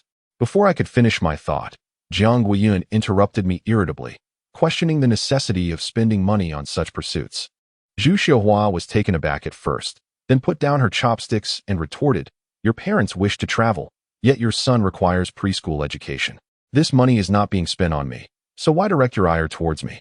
Realizing he had lost his composure, Jiang Guiyun attempted to mask it, asserting, I simply believe this expenditure is unnecessary. How could it possibly be unnecessary? Zhu Xiuhua replied, exasperated. Your son's classmates are either beginning to learn English or starting arithmetic. And our child is lagging behind in every aspect. If we do not start nurturing him from a young age, he will inevitably struggle in exams and suffer from low self-esteem. Are you really willing to jeopardize his future just to save a little money? Jiang Guiyun fell silent. They resumed their meal amidst an oppressive silence, the air heavy with tension. After a long pause, Jiang Guiyun suddenly suggested, What if we sold the house? What are you talking about? Zhu Xiuhua responded, bewildered. Jiang Guiyun quickly clarified, I just feel that repaying a monthly mortgage of 7,000 yuan is exhausting, which led me to consider selling the house. Besides, I'm discussing this with you, aren't I? Zhu Xiuhua was perplexed. You earn 13,000 yuan a month. And with your year-end bonus, your annual income totals 300,000 yuan. How can you not afford the mortgage? Jiang Guiyun remained silent. Zhu Xiuhua continued, We own 2 properties. A property of 80 square meters, purchased 5 years ago, is now fully paid off and serves as accommodation for your parents. Another property, spanning 150 square meters, was acquired just last year, where our family of 4 resides. The urgency of the purchase led us to acquire it at an unfortunate peak. Should we decide to sell it now, considering the deed tax, we would incur a loss of no less than 400,000 yuan. I ask you, if we sell the house, where shall we reside? How shall we manage this loss of 400,000 yuan? We bought a parking space with the house. Where will we park the car if we move elsewhere? Jiang Guiyun remained silent for a long time. Perhaps we should sell the car as well? Zhu Xiaohua laughed in exasperation, saying, "Without a car, how will I pick up our son from school? The kindergarten is so far away. Do you expect me to take the bus every day?" Jiang Guiyun sighed, acknowledging the validity of her concerns, and said he would think it over. She single-handedly cares for 2 children, and aside from the struggle of managing them, she also has to endure the fright of supernatural occurrences. Her plight is not to be underestimated. Jiang Guiyun was at a loss for words. He pondered deeply, subtly raising the issue of the economic downturn and widespread layoffs. Having witnessed numerous such instances, he felt a twinge of anxiety, uncertain of when it might be his turn. Zhu Xiaohua retorted, "Layoffs in other sectors have nothing to do with you. They are not targeting you." Jiang Guiyun replied, "One cannot dismiss it so easily. A deteriorating environment inevitably affects individuals. It is hard to predict when layoffs may reach me." To which Zhu Xiaohua responded, "It seems you are merely fretting over nothing." She gestured dismissively, suggesting he drink his soup, take a warm bath, and get a good night's sleep instead of dwelling on trivial matters. Jiang Guiyun, feeling his troubles were unshareable, silently sipped his soup. The following morning at 7, Jiang Guiyun departed punctually, while I headed to work. We would meet again in the evening. Zhu Xiaohua, simultaneously feeding her son, bid farewell to her husband. After leaving home, Jiang Guiyun walked for over 10 minutes and turned into a CAF, ordering a cup of coffee before casually finding a seat. Within the brief span of 5 minutes after his arrival, several men in their 30s entered the CAF, each ordering a cup of coffee and subsequently searching for a place to sit, their expressions ranging from anxiety to bewilderment and despair. The phrase "desperate times call for desperate measures" seemed to epitomize their plight. Observing these fellow sufferers, Jiang Guiyun recalled a saying, "Life in middle age is no better than that of a dog." Once, he believed that the economic downturn, the difficulty of conducting business, poor corporate performance, and the wave of bankruptcies sweeping across the nation, accompanied by salary cuts, demotions, and layoffs as companies braced for winter, were merely the result of certain individuals peddling anxiety. Yet, when he found himself in the same predicament, he realized the harshness of reality. Just a week prior, he had been performing his duties diligently, only to be summoned to the office abruptly. "We regret to inform you, you have been laid off." Signing the severance agreement and canceling his employment records, the entire process took less than 10 minutes. Jiang Guiyun was particularly perplexed, pressing for an explanation. However, the response was merely that profits had plummeted significantly and the company had decided to cut costs. He was informed that many others would also face termination. Jiang Guiyun left the office in a daze, his mind a chaotic tangle, with only one thought piercing through the confusion: he was now unemployed. On the day of his unemployment, Jiang Guiyun initially intended to inform his family of his predicament. However, upon returning home, he found his mother lamenting to his wife about the neighbor, an elderly woman who she deemed utterly insufferable. "I told her that my son is capable, that he earns a handsome salary, can afford a down payment, and is eligible for a loan to purchase a spacious home. Yet, she advised me to temper my expectations, claiming that the economy is unlikely to improve in the coming years and that we must reduce leverage. If a wave of layoffs were to occur, cash flow would become problematic, leading to potential disasters." "How absurd," Zhang's mother exclaimed. "Does she think my son is as inept as her own? My son is a programmer with an annual salary of 300,000. And what of her son, a dentist whose maximum earnings barely reach 200,000? How can they possibly compare? Mother, do not be upset. Such people are simply envious of us, hence their incessant prattle." His wife, Zhu Xiaohua, gently reassured. "Guiyun is competent and diligent. There is no reason for him to be laid off." Moreover, Jiang had confided in her that he was hopeful for a promotion by the end of the year, which would likely lead to an increase in salary. By then, those who were laid off will wear long faces while you enjoy your travels, relishing the envy of others. Hearing this, Jiang's mother felt a surge of joy, convinced that her son was destined for greatness. Yet, Jiang Guiyun found himself unable to shatter their expectations with the harsh truth of his dismissal. At 35, brimming with experience, he believed securing another position would not pose much difficulty, so he chose to withhold the news of his termination. The day after resigning, he received a call from a headhunter, which he promptly declined without a second thought. What a ridiculous notion, he mused. In his previous employment, Jiang Guiyun earned an annual salary of 300,000. However, a headhunter's proposal now offered a maximum salary of no more than 200,000, with a work intensity comparable to his former position. It would be madness to accept such an offer. Recently dismissed, Jiang Guiyun believed that, given his capabilities. Any new position should not be inferior to his last. If the job were less demanding, a salary of 250,000 could be considered. He felt no fear in rejecting this headhunter, convinced of his own talent, and anticipated that he would receive calls from other recruiters soon. Yet, a week passed without any further inquiries.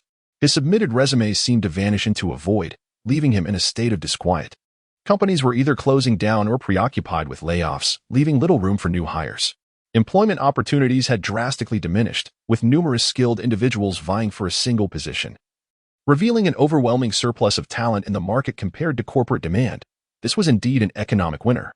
The author wishes to convey, due to challenging family circumstances and academic struggles, some children decide to enter the workforce, or, at the very least, rely on assistance subsidies to survive.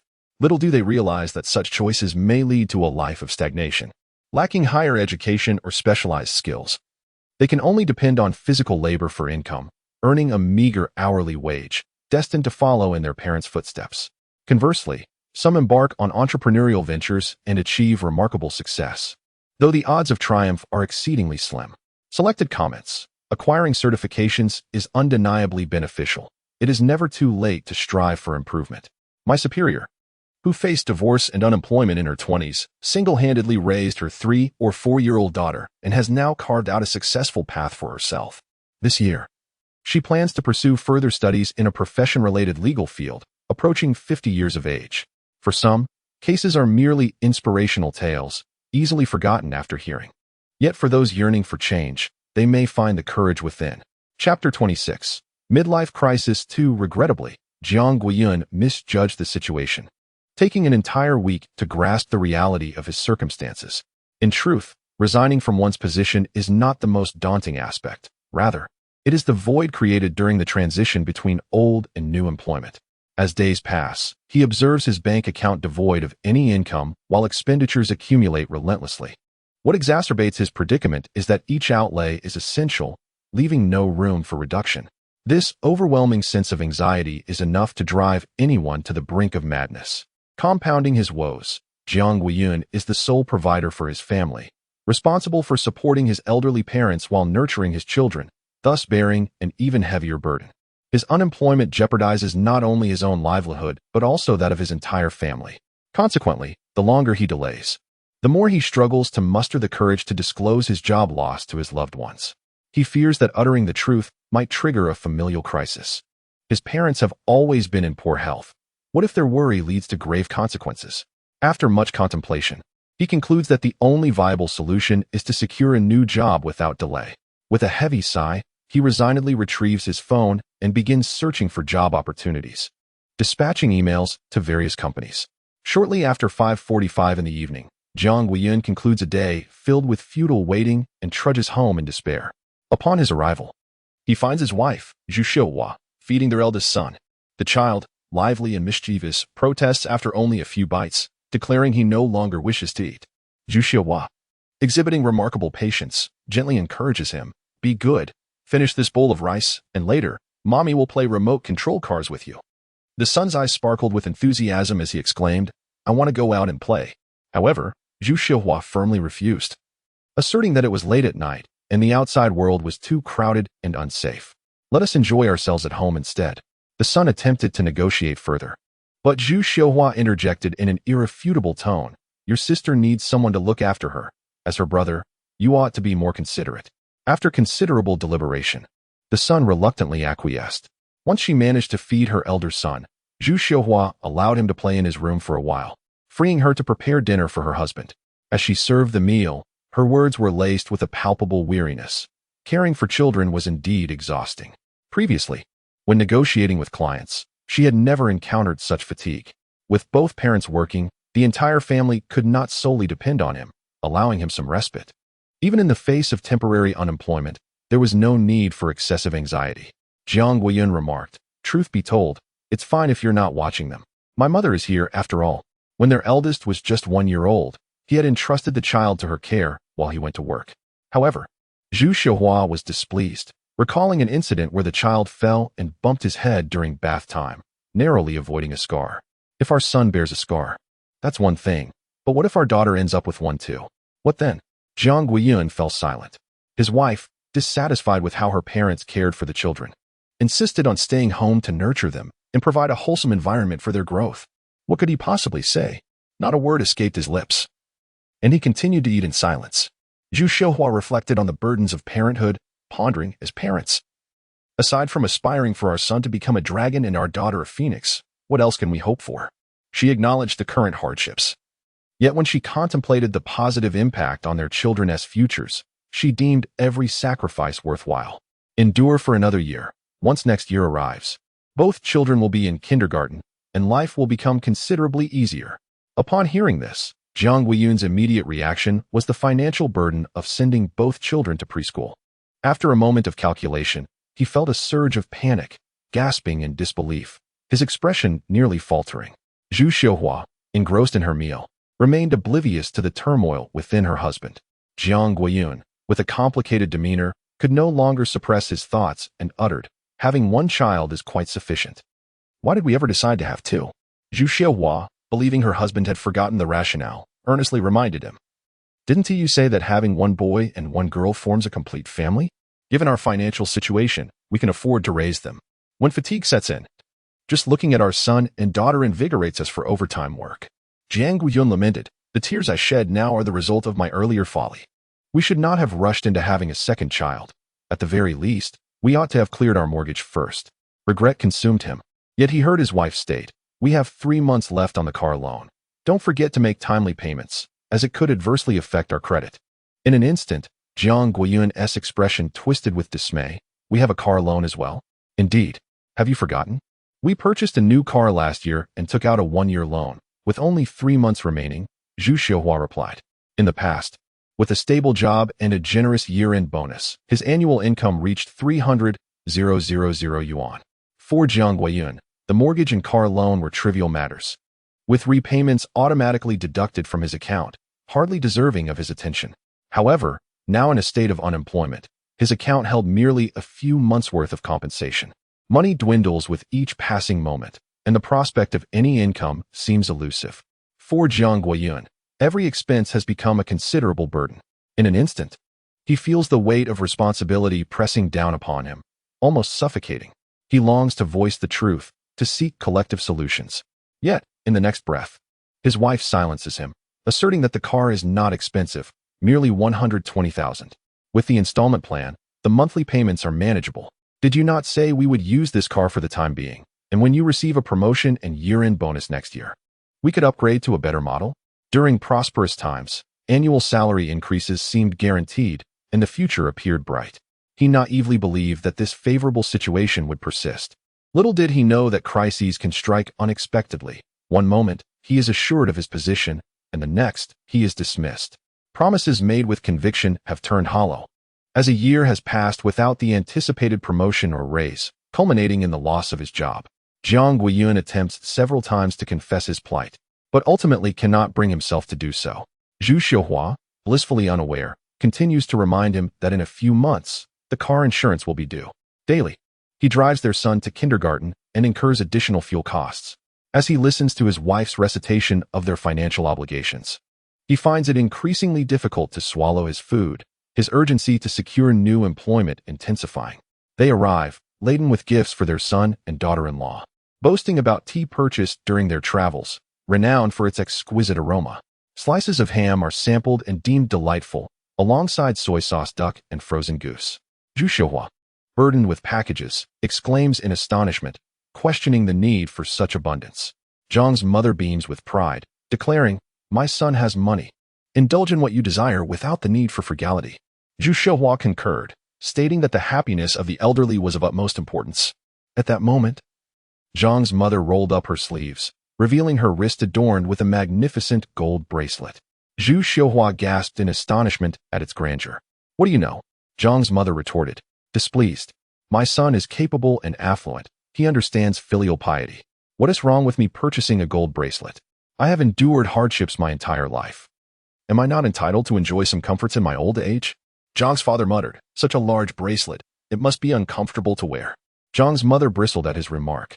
Just as she was about to chide her husband, Zhu Xiuhua interjected with a smile, praising the bracelet's beauty and opulence. As long as you are pleased, it's a worthy purchase, and we, the younger generation, regard it as our filial tribute to you. Zhang's mother felt a wave of contentment wash over her. She shot her husband a glare, thinking, see how eloquently she speaks? If you cannot articulate well, then remain silent and do not dampen the mood. Zhang's father grumbled but fell silent. The two women continued their delightful conversation, fostering an amicable atmosphere. Meanwhile, Jiang Guiyun sat quietly in the corner, resembling a mute gourd, consumed by a singular thought. The bracelet appeared both large and heavy. How much did it cost? The distinction between wealth and poverty is palpably evident. When affluent, each month's salary seamlessly deposited into the bank account, Jiang Guiyun paid little attention to financial management, allowing mortgage, car payments, and utility expenses to be deducted without concern. Regardless of expenditure, there was always enough money, with a surplus each month. In contrast, during times of scarcity, every penny felt like it must be painstakingly divided to stretch its value.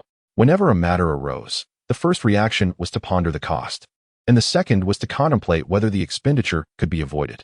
As expenses were relentlessly curtailed, the savings continued to diminish at a visibly alarming rate.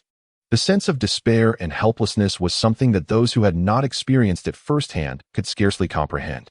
Jiang Guiyun had never anticipated that unemployment could be so utterly devastating. Had he foreseen such a plight, he would have undoubtedly saved more and reduced his monthly repayment obligations. In the blink of an eye, another week had passed. Jiang Guiyun received 3 interview notifications. One was from a foreign enterprise, which dismissed him due to his age, claiming he lacked the vigor of youth and could not work overtime. Another was from a private company, which deemed his salary expectations too high.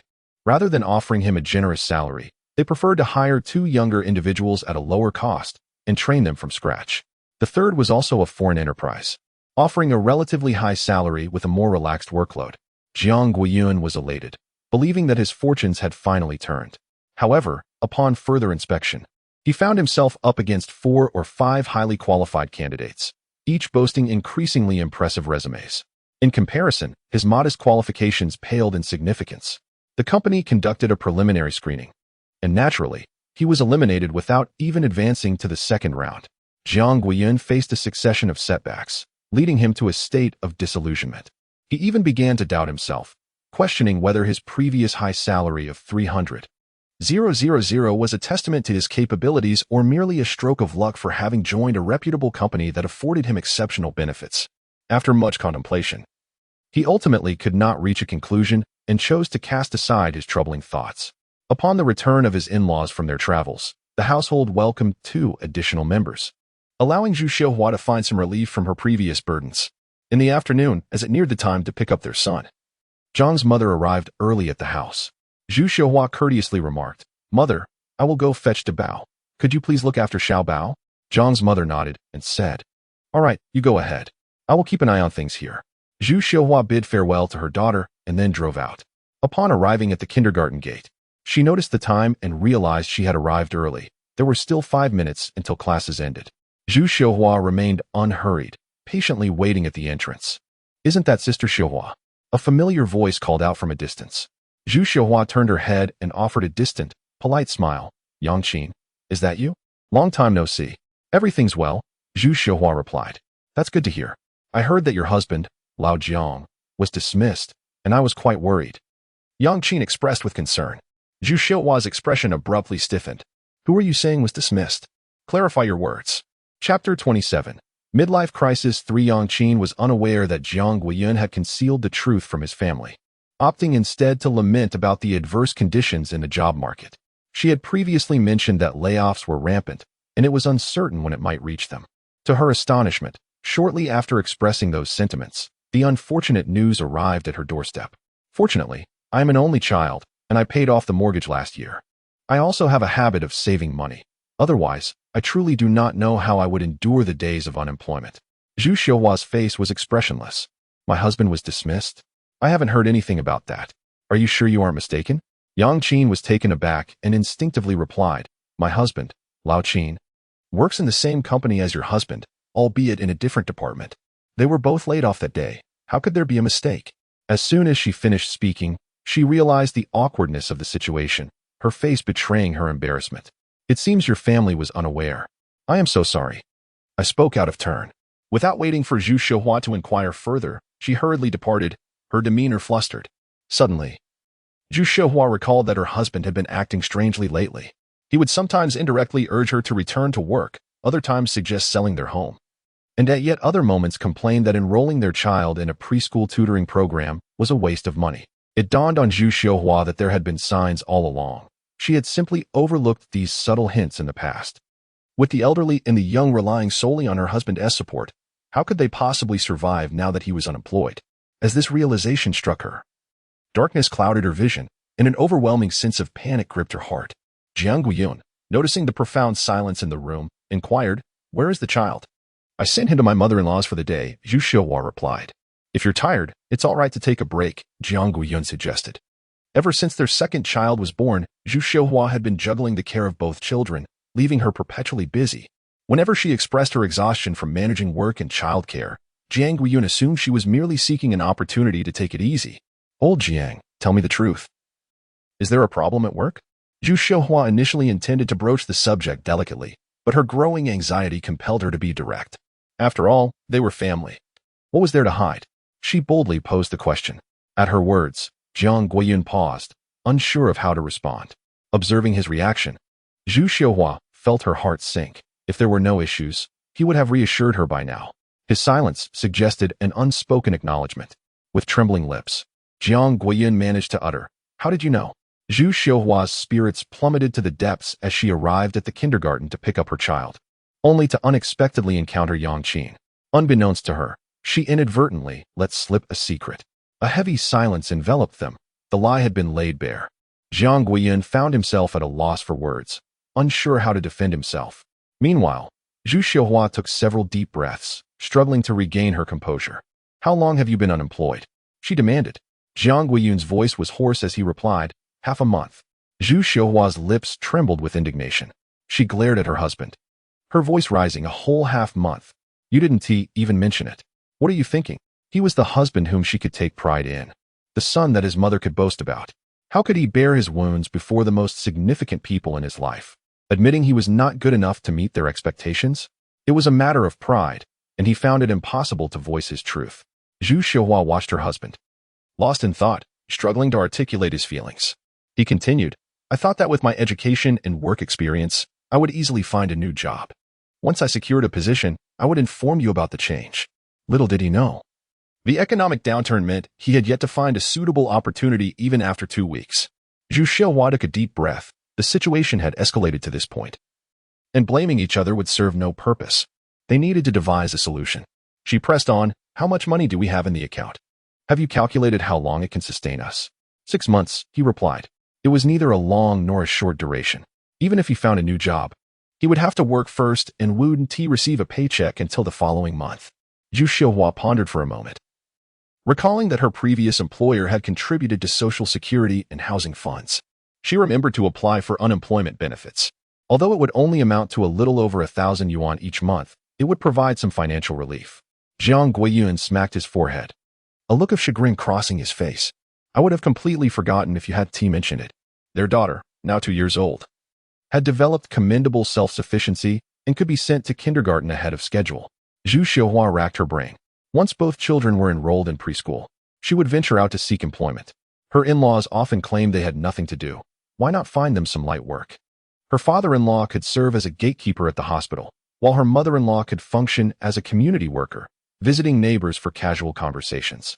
Although the pay would be modest, it would provide some income, alleviating their financial burdens. "No way," Jiang Guiyun vehemently objected. "My mother values her reputation so highly. If she were to learn of her son's unemployment, she would find it impossible to face others." Jiang Guiyun was at a loss. Indeed, his mother might very well take such news to heart. After some contemplation, he asserted that they should keep the matter of his joblessness from the elders for the time being. When it became unavoidable, they would inform them. Zhu Xiuhua frowned, contemplating a rebuttal. Jiang Guiyun remained resolute. His parents had labored tirelessly throughout their lives, finally enjoying a period of stability, and he did not wish to burden them with worry. Words hovered on the tip of her tongue, yet she found herself unable to voice them.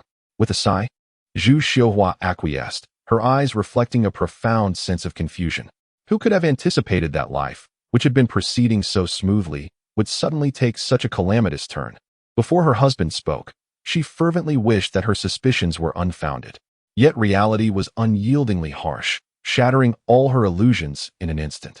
Jiang Guiyun embraced his wife, offering gentle reassurances. Unemployment is merely a minor setback. With a bit of perseverance, it will soon be a thing of the past. After candid discussions, Jiang Guiyun no longer felt the need to spend entire days at the coffee shop. He devoted his mornings to submitting job applications and his afternoons to household chores, occasionally engaging in playtime with the children.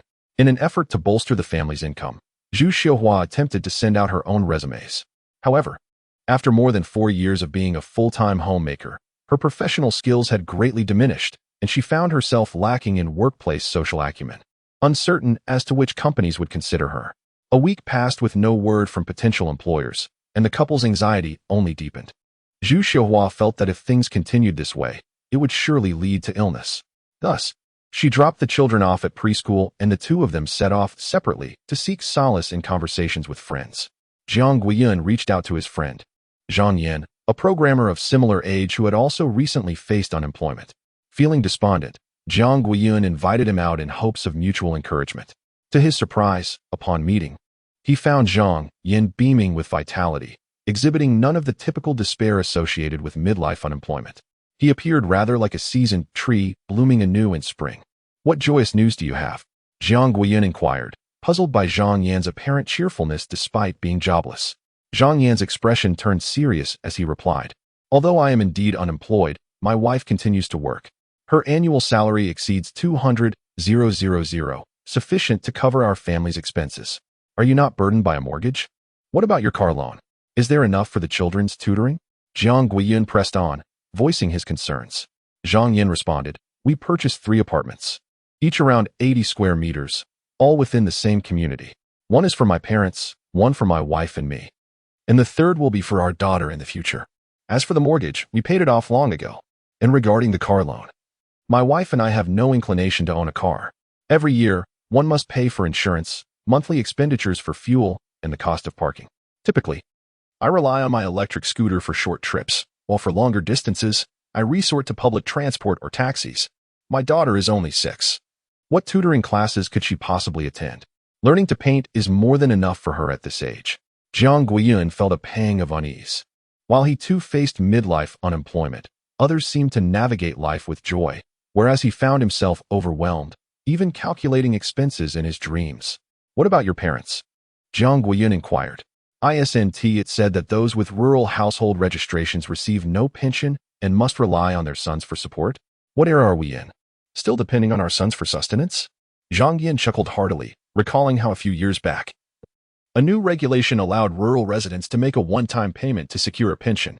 I calculated the benefits and paid for my parents. Initially, they received 800 monthly, but every July brought a raise. This year, they are receiving 1,200. Together, that amounts to 2,400, which sufficiently covers their meals.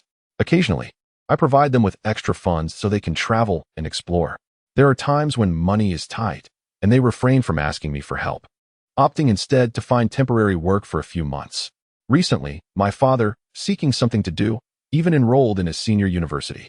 Jiang Guiyun sat alone, drowning his sorrows in alcohol. He realized that reaching out to Zhang Yan had been a misguided choice. Rather than finding solace, he felt increasingly tense and anxious. At the age of 35, in the prime of life and full of vigor, if he did not seize the moment to strive for success now, when would he have another opportunity? With her parents settled and a supportive wife at home, there was no cause for concern, allowing her to embark on a bold venture. Should she fail, she could always find a stable job, working diligently until retirement, never to look back. However, the thought of living a life of complacency, merely toiling for others, filled her with a sense of discontent. Zhang Yan passionately discussed future plans, while Jiang Guiyun looked on with envy. Both being programmers of similar age and income, he pondered why others seemed to live carefree lives while he struggled to make ends meet.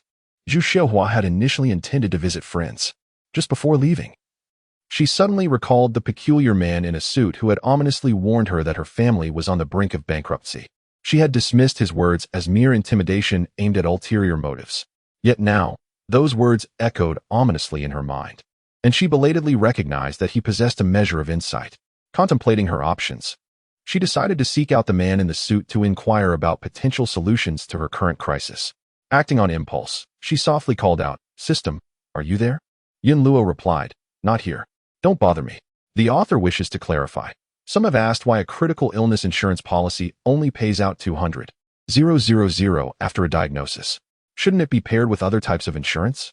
The answer lies in the specifics of the policy, such as the example of critical illness insurance within the X-payment platform, where the coverage amount selected during purchase can vary, typically being $100,000, $300,000, or $500,000. To maintain coverage until the age of 70, one can opt for a 20-year annual premium payment plan for a coverage amount of $100,000.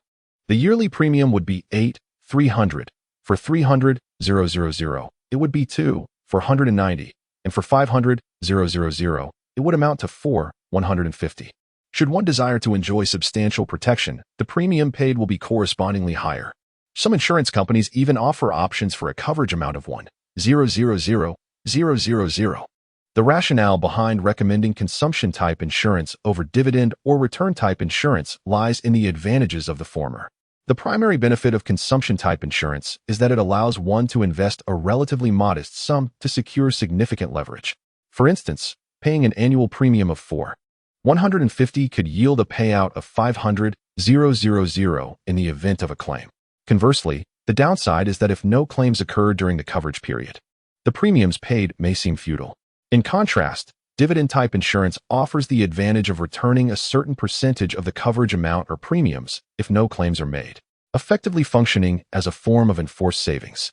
However, its drawbacks include higher premiums compared to consumption-type insurance, a requirement to maintain the policy for a specified duration, and substantial losses if the policy is surrendered prematurely. One might question why a return-type policy, which promises a refund, is still less favored than the consumption type. To illustrate, consider the annual premium A for the consumption type and AB for the return type. After N years without any claims, the return type policy may refund an amount C. At first glance, it may appear that the consumption type is at a disadvantage. However, if the differential premium B is invested in a standard money market fund, yielding an annual return of 3-4 over the years, the compounded returns on B combined with the refund amount C could yield a more favorable outcome, with a financial acumen yielding a 5 annual return. The compounded return on B would further enhance the refund amount C. Moreover, the significant advantage lies in the liquidity of funds. Having the money readily available allows for immediate access when needed, whereas purchasing a return-type policy necessitates waiting several decades. Ultimately, the essence of insurance is to allocate a small portion of funds to mitigate unforeseen events, without intertwining financial planning with insurance considerations. It is worth noting that each product has varying dividend rates, necessitating a specific analysis for particular inquiries. Some low-interest accounts offer annual rates of merely 1.5 to 2.5, which are less favorable than investing in money market funds. Chapter 28. Midlife Crisis. Zhu Xiuhua, aware of her shortcomings, sincerely apologized, saying, "I am sorry. I misunderstood you earlier." Yun Luo remained silent. Zhu Xiuhua continued to explain, "Your sudden appearance caught me off guard. I was entirely unprepared, which is why." "What has the child done to deserve this?" Yun Luo interjected, reluctantly voicing her thoughts. "I have mentioned before that the family structure is precarious." Zhu Xiuhua smiled wryly, acknowledging, "Now that the child is here, we cannot simply turn back time. Before having a second child, I was consumed with the notion that being an only child is too lonely. I thought having a brother or sister would alleviate that solitude. However, once the child was born, I realized the expenses are overwhelming. To adequately care for the children, I must invest even more energy. In the past, as a stay-at-home mother, I managed just fine. But now, with our family's financial troubles, I must seek employment, and the demands are unmanageable." At times, Zhu Xiuhua even pondered. Had she known her husband would be laid off, she would have reconsidered having a second child. Now, it feels like a hot potato, with no appropriate solution in sight. Yun Luo suggested, "Then we should find remedies from other angles. Many elderly individuals lack pension and health insurance. We must first address that," Yun Luo stated. "How do we go about it?" Zhu Xiuhua inquired. Yun Luo responded, "The government previously introduced a policy that allows for a one-time payment covering 15 years of contributions, after which one can receive a monthly pension. Initially, it would be around 7 to 800, with annual increases every July, along with access to healthcare benefits. Zhu Xiuhua's eyes brightened at this prospect. As one ages, the greatest fear is the deterioration of health. The costs of medical expenses can easily reach thousands, which is simply beyond the means of an average family. Unfortunately, once individuals surpass a certain age, many commercial insurance providers refuse to accept elderly customers for coverage. Zhu Xiuhua wished to purchase insurance for her in-laws, yet found herself with no viable options. At this moment, she heard that by making contributions, one could not only receive a monthly pension but also enjoy medical coverage. She eagerly inquired, "What kind of insurance is this? Is it reliable?" Yun Luo replied, "It is officially termed the Social Basic Pension Insurance." She elaborated, "Employees contribute to 5 types of insurance, one of which is the basic pension insurance. Furthermore, to address the pension issues faced by the rural population, the policy has been adjusted to allow them to make a one-time payment covering 15 years as flexible workers." Upon hearing this, Zhu Xiuhua understood. If it were a commercial insurance scheme, she might have been skeptical about its legitimacy. However, since the Social Basic Pension Insurance and the Urban Employee Basic Medical Insurance are of a universal nature, what was there to hesitate about? She resolved to make the necessary contributions without delay. "How much do I need to pay? Where can I make the payment?" Zhu Xiuhua pressed on. Yun Luo cautioned, "There is a time limit for making these supplementary payments. Once this window closes and policies change, it may become impossible to contribute." Zhu Xiuhua nodded in understanding. "I will remember this and seek further information tomorrow." After providing her with a clear course of action, the figure in a suit vanished. Zhu Xiuhua felt an immense sense of relief. Glancing at the clock, she noticed there was still ample time. So she tidied up briefly before proceeding as planned to attend a gathering with her friends. Married women often convened to share their grievances. One would lament about a difficult mother-in-law, another would bemoan a lackluster husband, while some would express frustration over unruly children, uncertain of how to educate them. When it was Zhu Xiuhua's turn, her brow furrowed with worry. She had been experiencing an unfortunate streak lately. Her husband had lost his job, and now she had 2 children to support, while also needing to honor her 3 parents. The monthly living expenses were in the thousands, not to mention the mortgage and car payments. Life had become exceedingly arduous. However, after Zhu Xiuhua finished her lamentations, an eerie silence enveloped the room, with no one daring to speak for quite a while. Unable to bear the discomfort, Zhu Xiuhua excused herself to the restroom. Once she departed, the remaining 3 exchanged glances, silently expressing their frustrations. Why had no one spoken up? The previous atmosphere had been so awkward. One of them finally confessed, "I simply wanted to laugh heartily at her woes and shout, 'You two are facing hardships now.'" Upon hearing this, the others fell into a mutual silence. After a moment, one quietly admitted, "Honestly, I find it quite irksome as well. We are all burdened by uncooperative in-laws, spouses, and children. There is little that can be done." But Xiuhua, she brought this upon herself. Another chimed in, "Whenever she shares about her family troubles, I feel a pang of anxiety for her. Yet she seems blissfully unaware of any wrong. Any attempt to remind her must be subtle, otherwise, she becomes angry. She constantly boasts, 'My family is wealthy. We can live well,' as if I were envious of her seemingly prosperous life. During our conversations, the wave of layoffs seemed distant, almost irrelevant to us. But now that we are facing the reality, she truly understands the severity of the situation, doesn't she? If only I had heeded the advice in the past, choosing not to have a second child, delaying parenthood, opting for a smaller house to reduce monthly mortgage payments, refraining from purchasing a new car, and saving more money, life would not be so arduous now." The thought that her current struggles stem from her own choices evokes no sympathy within me. Who could argue otherwise? Her friends echoed in agreement. As Zhu Xiuhua emerged from the washroom, she inadvertently overheard their hushed conversation, her countenance paling immediately. She contemplated confronting them. Yet a moment's reflection led her to question if any of their words were erroneous. They were not. It was precisely their truthful observations that pierced her heart with such painful clarity. Had it not been for her overconfidence and lack of foresight, her family would not be ensnared in such dire circumstances. Upon arriving at this realization, Zhu Xiuhua felt a constriction in her breath, her heart tightening as an overwhelming discomfort enveloped her. In the evening, the couple returned home, exchanging silent glances laden with unspoken words. Engaging in light-hearted conversation to alleviate their gloom? Such a notion was non-existent. It seemed as if the entire world basked in happiness, leaving only them in despair. Seizing an opportune moment, Zhu Xiuhua broached the subject of the overdue Social Security payments. Almost instantaneously, Jiang Guiyun recalled Zhang Yan's parents. Without hesitation, he declared that insurance should absolutely be paid. With pensions and healthcare in place, the elderly would possess fundamental security. I share the same sentiment, Zhu Xiuhua responded. Given our current situation, should we encounter even minor ailments, we would struggle to cover medical expenses. Ultimately, a multitude of unspoken words coalesced into a profound sigh. It was but a fleeting mention, yet the village committee promptly recognized the regulations in question, having previously communicated them to all villagers. Jiang Guizun queried in astonishment. Why have I not heard of this? Your parents refuse, huh? Sighed the village committee member. To pay 80,000 all at once. And receive merely 700 or 800 each month in return, your mother finds it unworthy. Many families with promising offspring consider this a benefit and are eager to pay.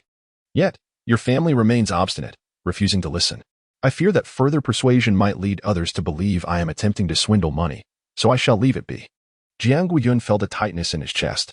Although he had long accepted that his parents expected him to provide for them in their old age, it was disheartening that they would not take the opportunity to rectify their Social Security contributions, relying solely on him. Taking a moment to compose himself, he inquired, "Is it still possible to make up the contributions now?" "Very well," Jiang Guiyun replied solemnly. Upon stepping outside, Zhu Xiuhua's expression darkened with worry. 80,000 for one person. 16,000 for two. Where on earth will we find that kind of money? The severance pay was only 150,000.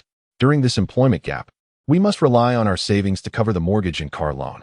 If our financial chain breaks, the consequences could be dire. After a brief silence, Jiang Guiyun suggested, "Perhaps we should sell the house we live in." "Are you out of your mind?" Zhu Xiuhua exclaimed, both furious and anxious. "The housing market has plummeted recently. If we sell now, we would lose at least 500,000. Better to lose money than to be unable to survive," Jiang Guiyun countered, the burden of their financial strain visibly aging him in an instant. "We are paying 8,000 in mortgage monthly. The pressure is overwhelming." Zhu Xiuhua shook her head vehemently. "No, I cannot agree to that." She struggled to convince herself otherwise. "What do you propose we do?" Jiang Guiyun retorted, with gritted teeth and a resolute heart.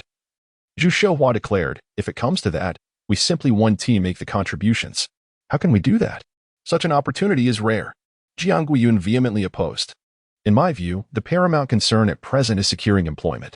Zhu Xiuhua calmly evaluated the situation with an annual income of 300,000.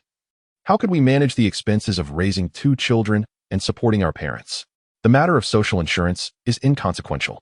Hearing his wife's words, Jiang Guiyun displayed hesitation, finding it difficult to arrive at a decision. Just then, Zhu Xiuhua received a phone call. Upon answering, her expression shifted dramatically after a brief conversation. "What? My mother has fallen and is in the hospital." By the time they reached the hospital, several hours had elapsed. Zhu Xiuhua's face was pale. Her eyes filled with concern. Upon entering the ward, she hurried towards her mother, exclaiming, "Mother, are you all right?" Zhu Xiuhua's father had passed away a few years prior, leaving her mother to live alone. In response, Zhu's mother shook her head, explaining that it was merely age catching up with her. She had lost her footing and fallen. The doctor had examined her and assured that she was fine, advising a week of rest before discharge. That is a relief, Zhu Xiuhua thought, her heart gradually calming. Yet a sudden realization struck her. With her mother's limited mobility, she would need to care for her in the hospital for the entire week. What about the children? What of the job interviews? How would they manage the medical expenses? Zhu Xiuhua sighed with a hint of relief, yet insisted, "You can't manage alone in your condition. It's impossible for me to abandon you at this time." No, it's unnecessary," Zhu's mother repeatedly declined, secretly pleased. Simultaneously, Jiang Guiyun pondered the implications. If it were his parents who had encountered such a misfortune, what would he do? Without medical insurance, the cost would not be reimbursed, leaving him solely responsible. Each day would entail expenditures of hundreds or even thousands. No amount of wealth could withstand such a burden. With this thought in mind, the notion of selling the house to pay for the insurance became increasingly resolute. The author wishes to clarify, the additional payment over 15 years pertains to the employee pension and medical insurance. Thus, every July, there is a salary increment alongside retirees. It seems that not only rural residents, but also urban dwellers could opt for this additional payment. However, it is uncertain whether this option remains available, as policies vary annually and by region. Why should one begin contributing to commercial insurance at a young age as a supplement? Because when one grows older and wishes to contribute, they may find it difficult to secure a policy. Chapter 29. Midlife Crisis. One spouse desires to sell the house, while the other staunchly refuses, resulting in a stalemate. Zhu Xiuhua is reluctant to engage in conflict. The family is already facing a financial crisis, and internal strife at this juncture would exacerbate the situation. Coincidentally, with her mother hospitalized, Zhu Xiuhua seizes this opportunity to visit the hospital daily to care for her mother. Gradually, Zhu's mother begins to sense something amiss and tentatively inquires, "Why do you come to the hospital so often? Aren't you supposed to look after the children?" Zhu Xiuhua fabricates a reason, assuring her that the children are being cared for by someone else. "But you can't just linger around me all the time," Zhu's mother retorts, growing impatient. "There's nothing for me here. You should go home." Zhu Xiuhua remains motionless. Seeing that her daughter cannot be driven away, Zhu's mother, exasperated, declares, "You handle it as you wish. I'm no longer concerned." With that, she turns in for the night. Meanwhile, Zhu Xiuhua sits in contemplation, quietly reflecting on her life. Before her lies a myriad of unresolved issues, and she feels utterly at a loss as to where to begin. Zhu Xiuhua initially believed she simply needed time to gather her thoughts. After contemplating a suitable solution, I intended to communicate effectively with my husband, hoping we might reach a consensus. However, after pondering for an entire day, I found myself utterly devoid of ideas. If we were to make supplementary contributions to the elderly's Social Security, our financial resources would be insufficient, leaving us with no liquidity and plunging the entire family into a precarious situation. Conversely, should we refrain from making these contributions, the burden on my in-laws would become exceedingly burdensome. In the event of any minor illness, the cost of medical care could become unmanageable. Selling our house would indeed free up a substantial amount of funds, granting us some respite. Yet, the thought of purchasing high and selling low, leading to a potential loss of hundreds of thousands, causes me immeasurable distress and robs me of sleep. After much deliberation, I found myself at an impasse, feeling utterly trapped. After more than half an hour of calculations, my head spun with confusion, and there was no progress whatsoever. Desperate, I turned to the system, pleading, "Yun Luo, please help me." Overwhelmed with despair, I lamented, "I feel as though I am on the brink of madness." I recounted my troubles in detail and then inquired, "Is my current situation truly so dire? Is selling the house the only way to overcome this obstacle?" In response, Yun Luo advised that it depended on us. If my husband and I could secure employment swiftly, with a combined income exceeding 300,000, we could avoid selling the house. However, if we lacked confidence in finding work immediately or in our future earning potential, selling the house would lighten the load for everyone. A wave of intense frustration surged within me. How had my fortune deteriorated to the point where selling the house seemed inevitable? Most importantly, if housing prices rise, one can sell without incurring losses after accounting for fees. But what about now? Selling would result in significant losses.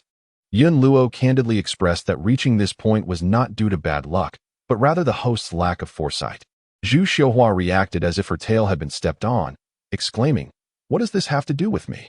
Yun Luo replied, "When it comes to supporting elderly parents, a fixed monthly allowance can be provided. However, what you offer is not a set amount. It is whatever the elderly require, and you never refuse.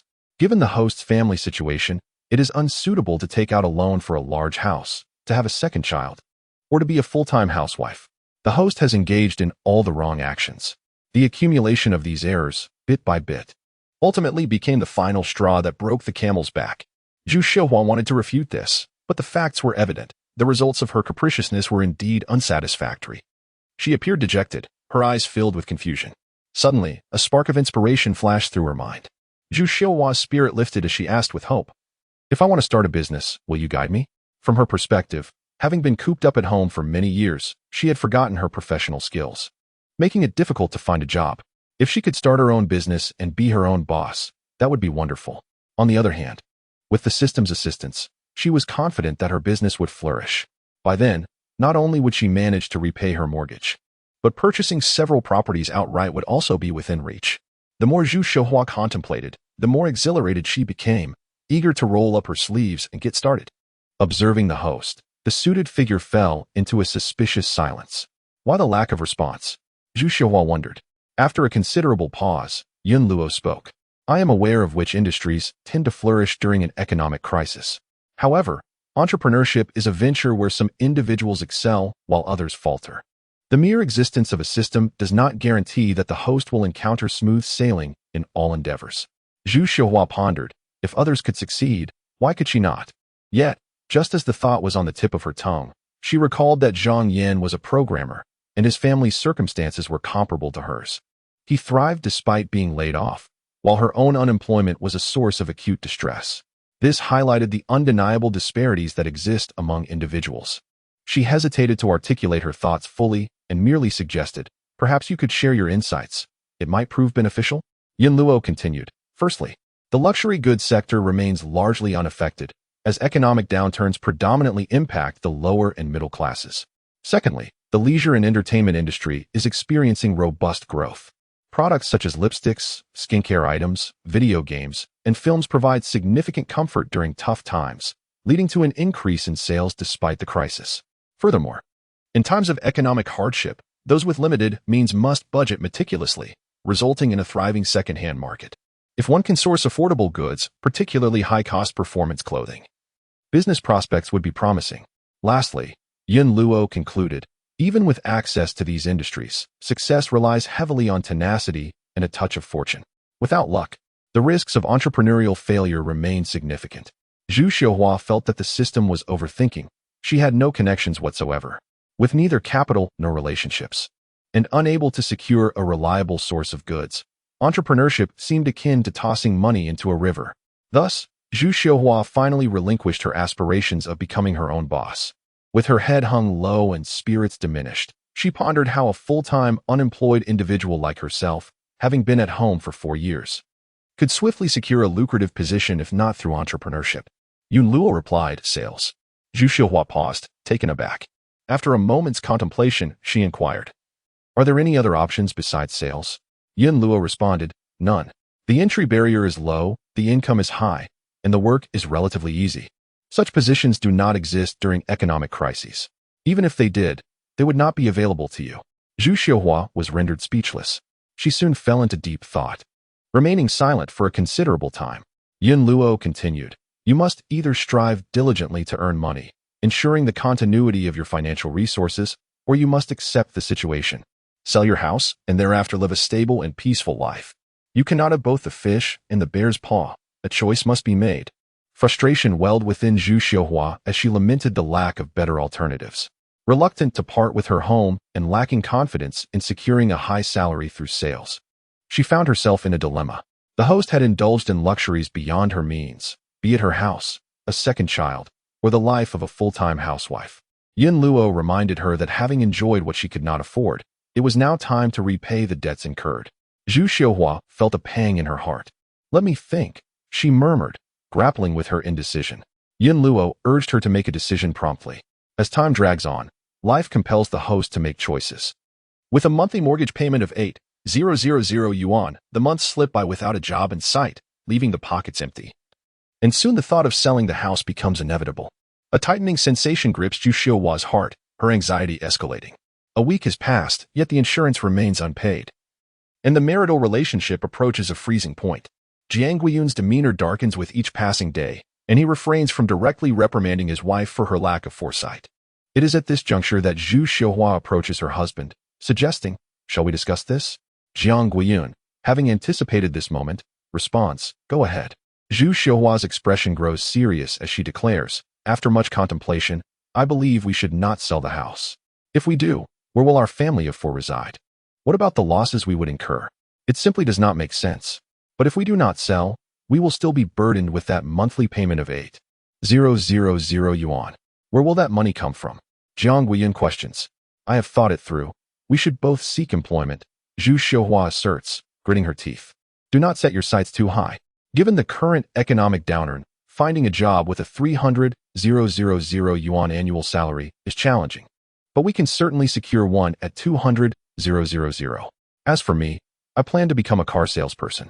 Considering the salary and benefits, I estimate I can earn between 80,000 to 100,000 yuan a year. Together, we could approximate an income of 300,000 yuan, allowing us to maintain our previous way of life. Jiang Guiyun's expression softened slightly. It is certainly commendable that you are willing to work and strive. Yet, in the next breath, he shifts the focus. However, we must not neglect the insurance for my parents. It must be paid. If we miss this opportunity, it may not be possible to pay it in the future. Assisting with insurance is acceptable. However, I shall require a monthly subsidy of 2,000 for my in-laws and 1,000 for my mother, while we shall not concern ourselves with anything else. Taking advantage of the situation, Zhu Xiuhua made her demands. How can that be? Jiang Guiyun instinctively objected. I am their only son. How can I neglect my parents? Zhu Xiuhua calmly analyzed the situation, stating that after making the necessary contributions to social insurance, their combined retirement pensions would amount to around 15 to 1,600. With an additional 2,000 in subsidies, their total would reach 3,600, which would be more than sufficient to cover living expenses. Should they wish to travel, she suggested they work outside to save money, taking trips every 6 months or once a year. If there were further requests, such as purchasing gold bracelets, she firmly believed they lacked the means to accommodate such desires. Jiang Guiyun remained silent. In his parents' eyes, he was undoubtedly quite capable, and he was reluctant to shatter their expectations of him. Observing her husband's silence, Zhu Xiuhua grew frustrated with the responsibility of raising children and supporting parents. Can you truly manage? She exclaimed. Why is it that you still cannot perceive the reality of the situation? Previously, all the family income was earned by her husband. And as a full-time housewife, even if she felt discontent, she found it inappropriate to voice her feelings. Now that their finances would be jointly earned, and with the in-laws spending freely, she found herself unwilling to accept it. Which family, having secured pension insurance, still insists on relying on their son for support? She had never heard of such a thing.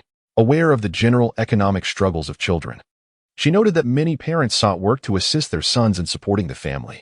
He scratched his head, a look of distress upon his face. Hadn't they lived this way before? Why could it not continue now? Zhu Xiuhua pondered. Isn't it just stating the obvious? In the past, we earned 300,000 a year. In the future, it will be 200,000. With reduced income, naturally, there will be less to squander. She earns that amount. Don't sons and daughters need to pay for extracurricular classes? Where do so many idle funds come from for the elderly to travel? The exchanges between both parties were intense and reasoned. The situation reached a stalemate. Ultimately, Jiang Guiyun conceded, acknowledging that finances were tight recently, and that his parents should indeed economize. He promised to provide more support once the circumstances improved and his income increased. This seemed more reasonable to Zhu Xiuhua, who was finally satisfied. The author has something to express. During the economic crisis in America, the ordinary populace experiences the following. I am familiar with 3 trades. I speak 3 languages, I have 3 children, and I have been unemployed for 3 months. Yet, I only desire one job. In the luxury goods sector, primarily dealing with well-known brands such as perfumes, handbags, and clothing, sales have remained relatively stable. The leisure and entertainment industry has also thrived in recent years, particularly in film, which has produced high-quality content and impressive box office returns. The cosmetic industry, especially lipsticks, has flourished as well. The affordable goods sector has seen rapid growth with platforms like Pinduoduo, reminiscent of how Uniqlo established itself internationally. Chapter 30. Midlife Crisis 6. After lowering expectations, finding a job became significantly easier. Within a few days, Zhu Xiuhua secured a position in automobile sales. Jiang Guiyun received a call from a headhunter, inviting him to work at a recently opened company. Despite the demanding nature of his work and frequent overtime, Jiang Guiyun had endured a month without employment, weary of the stagnation, and ultimately agreed to accept a new position. Fortunately, the new job offered a commendable salary, ranging from 210,000 to 240,000 yuan annually. Upon securing employment, both he and his wife, Zhu Xiuhua, simultaneously breathed a sigh of relief. Their days of financial strain were at last behind them, and they resolved to exercise greater prudence in their expenditures. Regardless of circumstances, it was imperative to maintain a reserve in their bank account for unforeseen emergencies. Once stability was restored, Zhu Xiuhua urged her husband to confide in his parents. Jiang Guiyun hesitated, grappling with how to broach the subject. After much deliberation, he steeled himself and confessed, "Dad, Mom, I have changed jobs." Initially, his mother was utterly perplexed, questioning why he would leave a position he performed so well. Suddenly, a thought sparked in her mind. Could it be that the new job offered a higher salary? No, Jiang Guiyun responded with a wry smile, his tone heavy. The previous company was struggling and my department was downsized, resulting in my dismissal. It took considerable effort to find a new position, which comes with a salary just above 200,000 yuan. The revelation struck like a thunderclap on a clear day. Zhang's mother displayed an expression of disbelief. She had never anticipated that her exceptionally capable son could be laid off. Others had mentioned the economic downturn in recent years and the challenges of doing business, but she had never taken it to heart. In her view, her son possessed the talent to rise above adverse conditions. Yet now, she was confronted with the reality that her son was, in fact, an ordinary person who could also be affected by such circumstances. Overwhelmed by a whirlwind of thoughts, she found herself at a loss for words. Meanwhile, Zhang's father quickly grasped the implications. With diminished income, how would they support the family? Jiang Guiyun revealed a hint of shame, expressing that he had intended to discuss this matter with them. Each month, he faced the burden of repaying a mortgage, caring for 2 children, and supporting elderly parents, an overwhelming pressure indeed. He contemplated supplementing their pension contributions, envisioning a future where he could rely on a retirement fund to sustain their living expenses. As he elaborated on the details of this supplementary payment, his mother erupted in fury upon hearing that their living expenses had drastically diminished to a mere 700 or 800 yuan a month. So, you think you can just abandon your parents now that you've taken flight? 700 or 800 yuan. Is that enough to feed a beggar? Having grown accustomed to a life where money was freely accessible, she found it utterly unacceptable to consider surviving on a few hundred yuan in pension. Mother, I have mentioned that the pension will increase annually, Jiang Guiyun attempted to clarify. Moreover, I will provide you with a monthly subsidy of 2,000 yuan. With this amount, it will suffice for food and clothing. What about if I want to travel? What will you do if the funds are insufficient? Will you simply disregard it? Zhang's mother insisted, refusing to relent. After raising you, you expect to provide only enough for our meals. Meanwhile, you reside in a spacious house, indulging in lavish feasts every day. Jiang Guiyun longed to assert that he had been losing clumps of hair due to financial stress. Lavish feasts? Quite the contrary. He was so burdened that he could hardly eat.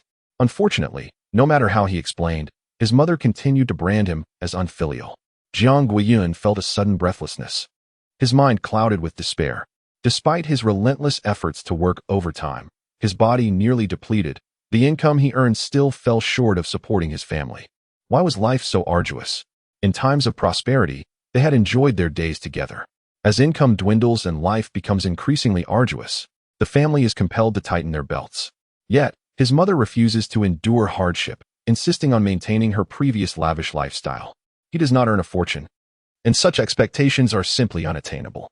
Unaware of her son's inner turmoil, Mrs. Jiang continues to scold him, lamenting how she has praised his capabilities to outsiders, only to find him lacking. With the economy faltering slightly, he has faced dismissal, leaving her at a loss for words. Moreover, regarding monthly expenses, she questions how much they spend collectively, expressing her discontent at the thought of being cast aside by their own son. Guiyun, search your conscience. Do you truly honor the sacrifices we made to raise you? After a barrage of complaints, Mrs. Jiang suddenly recalls something, her expression shifting dramatically. Guiyun, tell me the truth. Has this been instigated by your wife? Her dutiful son, always respectful to his parents, must have been led astray by someone whispering in his ear. Consumed by anger, Mrs. Jiang yearns to confront her daughter-in-law with harsh words. Guiyun remains silent, eventually breaking the stillness with a heavy heart. Mother, are you trying to drive me to despair? How could that be? Mrs. Jiang replies, her worry evident. You are my beloved son. How could I wish you harm? Guiyun counters, in addition to being your son, I am also the father of 2 children. He continues, the current environment is challenging and my income is insufficient. I genuinely have no options. Finding a better job is elusive, and even with relentless overtime, the pay does not increase. Guiyun adds, you show no empathy at all. It seems you wish to push me toward a dead end. Jiang Guiyun lamented the unfortunate reality that some colleagues, after being dismissed, succumbed to despair and chose to end their own lives. With a self-deprecating smile, he remarked that death could bring peace and silence. While living required constant consideration of others' expectations, a daunting task indeed. His parents, wife, and children all depended on him for financial support, yet he felt utterly alone, forced to battle life's challenges by himself. This sensation was profoundly disheartening.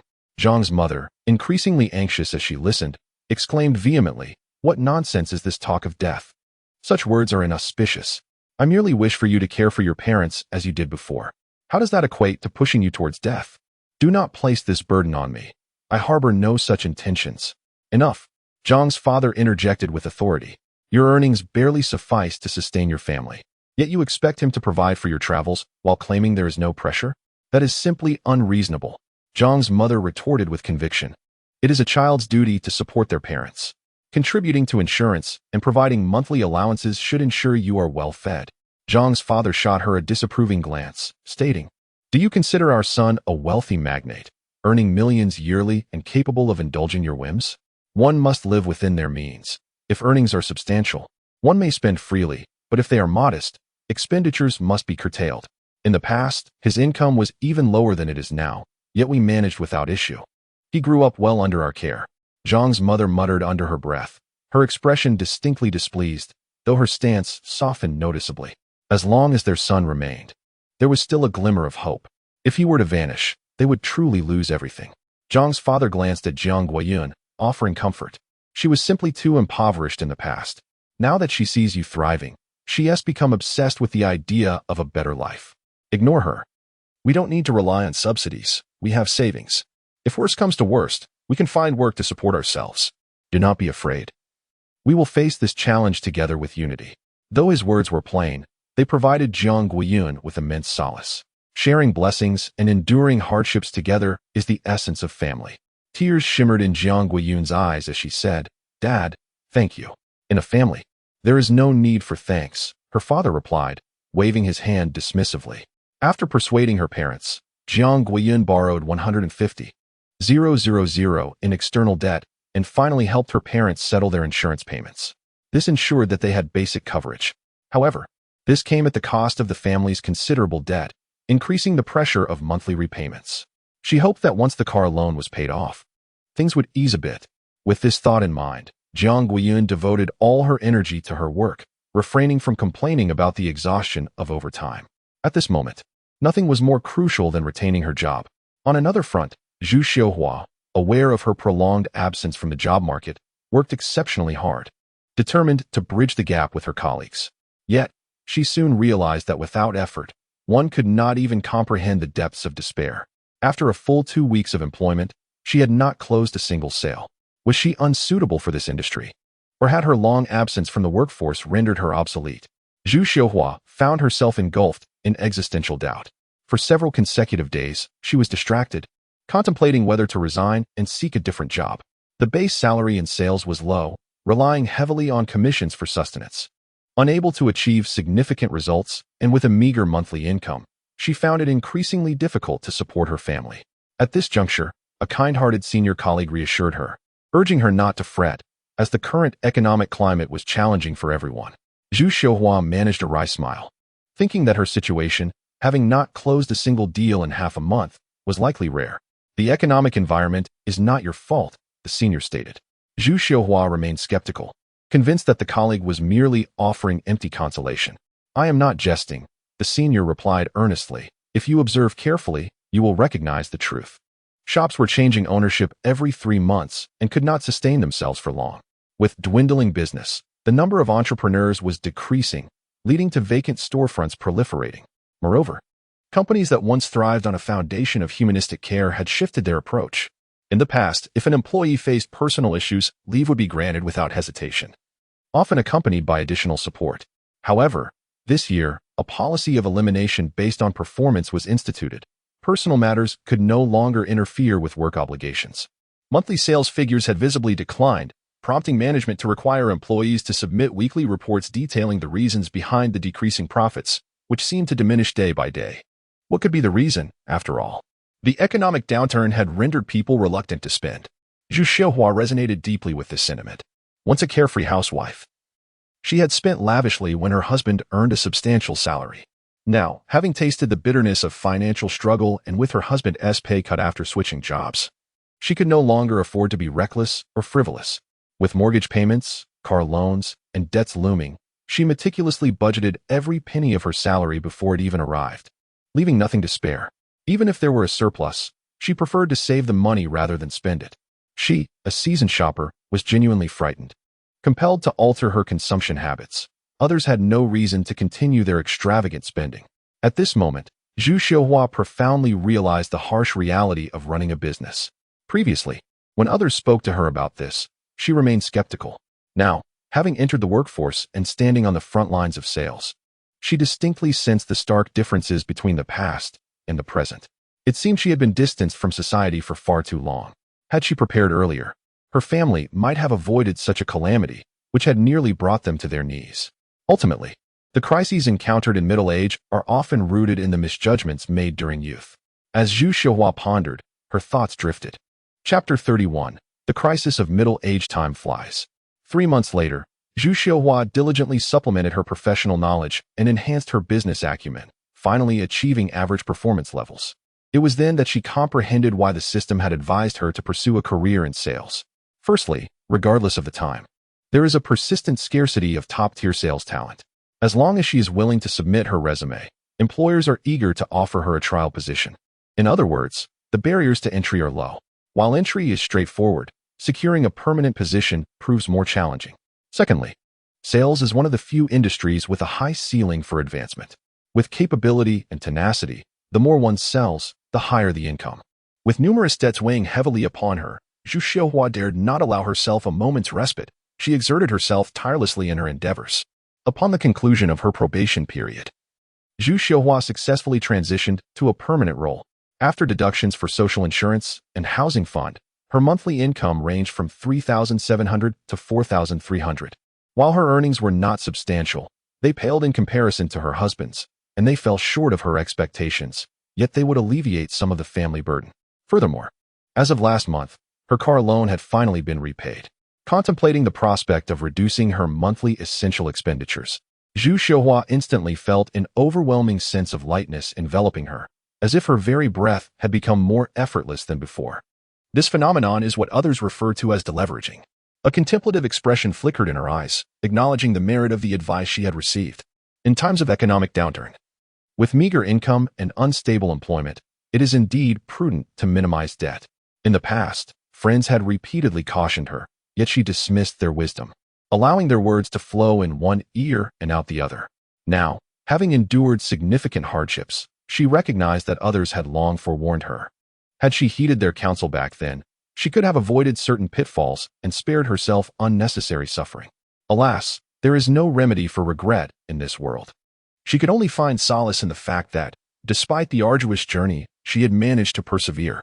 Were it not for her resilience, the consequences would have been truly dire. Just this month, 2 middle-aged individuals had been laid off, and in a moment of despair, sought to escape their anguish. As dusk fell, Zhu Xiuhua finished her workday and headed to her in-laws' home for dinner. Since she had embarked on her professional journey, her father-in-law had taken it upon himself to handle the pickup and drop-off of their grandchildren, currently spending time in the living room entertaining them. Zhu Xiuhua believed that it was time for her eldest and second child to receive some enlightenment, urging them to learn Tang poetry, song lyrics, arithmetic, and English whenever possible. However, her father-in-law had a different perspective. When his grandson expressed a desire to play with a remote-controlled car, he cheerfully obliged, purchasing one without hesitation. When his granddaughter wished for a doll, he eagerly reached for his wallet. Zhu Xiuhua attempted to intervene a few times, but fear of displeasing her father-in-law held her back. She worried he might think her efforts inadequate and suggest she teach them herself. Ultimately, her words circled in her mind, and she chose to remain silent. Meanwhile, her mother-in-law voiced her dissatisfaction, complaining that they were expected to assist with childcare and meal preparation, all for a mere stipend of 2,000 yuan each month. Truly a calculated arrangement. Zhu Xiuhua patiently attempted to reason, "Mother, I am exceedingly busy with work every day and truly have no time to cook or pick up the children." Immediately, Zhang's mother retorted, "You have no time, yet we, the elderly, are particularly free?" It was evident that the mother-in-law was deliberately seeking conflict. Realizing this, Zhu Xiuhua chose silence, uttering not a word. Regardless of what she said, the other party could always find fault, so she resolved to ignore her. Nevertheless, Zhang's mother remained infuriated, seizing every opportunity to berate her daughter-in-law. As soon as she stepped out of the house, an angry shout from within echoed, "What do you mean? I was speaking with my daughter-in-law. Why should she leave? She has work tomorrow. How could she possibly spare time to chat with you?" Zhang's father interjected, attempting to mediate. Zhang's mother, even more enraged, retorted, "Oh, I see. You are all in cahoots, and I am the only outsider. Zhang's father's tone grew increasingly resigned. To constantly quarrel in pursuit of a few more coins from your son's household. Are you not weary? With that energy, you might as well seek a job outside. That is my son. It is only natural for him to support me. Zhang's mother asserted defiantly. He has 2 children to raise. Where will he find the means to support you? Zhang's father murmured. The more one earns, the more can be spent. If everyone is well, then all is well. If the earnings are meager, then there is dissatisfaction, leading to frequent quarrels. Zhu Xiuhua had grown accustomed to this. She covered the ears of her eldest child and instructed her to do the same for the youngest.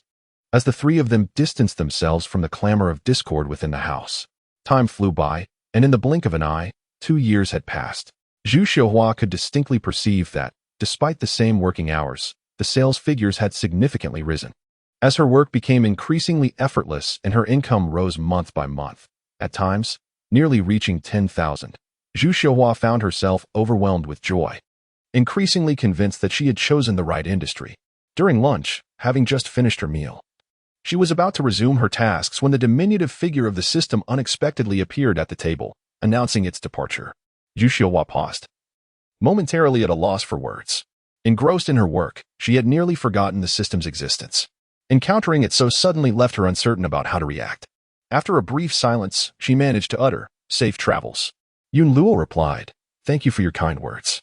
Subsequently, the system fell into an uncharacteristic silence. After a prolonged period of contemplation, Zhu Xiuhua finally inquired, "May I ask you a question?" Yun Luo responded, "You may. Is it because I offended you initially that you have consistently withheld your genuine assistance?" Zhu Xiuhua posed the question that had long lingered in her heart, wondering why the help provided over the years had been so meager.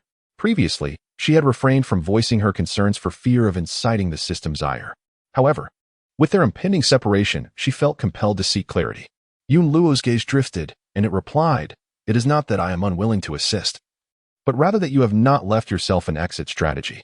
Aside from laboring relentlessly to repay your debts, you possess no better alternatives. Why not guide me in making a substantial profit to swiftly extricate myself from this predicament?" Zhu Xiuhua expressed her discontent, to which Yun Luo responded, "Investment requires capital. Do you possess any?" Zhu Xiuhua found herself at a loss for words. Yun Luo continued, "Even the most promising ventures necessitate long-term commitment post-investment to yield profits. With a multitude of external debts, do you truly have the luxury of spare funds or the patience required?" Zhu Xiuhua remained speechless. Yun Luo, given the overwhelming burden of debt, with a substantial amount to repay each month, the host's sole obligation is to settle these debts, save diligently, and alleviate the pressures of daily life. With half a year's worth of emergency funds secured, and subsequently setting aside funds for a period of 3 to 5 years that are not intended for immediate use, one can then consider money suitable for investment. Without such emergency reserves, one must exhaust their potential merely to meet the monthly obligations, a state of affairs ill-suited for investment, even when presented with promising opportunities. Should the host experience modest gains within 3 to 5 months of investment, they would likely withdraw those funds to ease their financial strain. Zhu Xiuhua wished to assert boldly, "How can one know without trying?" Yet deep down, she acknowledged the system's correctness. Not a single penny of her available funds had been allocated for investment, and she felt perpetually under-resourced. If the system were to present her with an opportunity and she were to be tempted to divert her savings for other purposes, it would indeed lead her family down a perilous path. With a silent sigh, Zhu Xiuhua felt a profound despair for the transgressions of her past. Before departing, was there any counsel she wished to impart? She believed herself in dire need of the system's guidance. After a moment of contemplation, Yun Luo advised, "Continue to adhere to the right path, and circumstances will gradually improve. Acquiring more knowledge in economics will effectively prevent you from falling into similar predicaments. Had you refrained from taking loans for housing or from having a second child, your life need not have been so arduous. At critical junctures, every decision you make can have a profound impact on your life. Choose wisely when faced with challenges."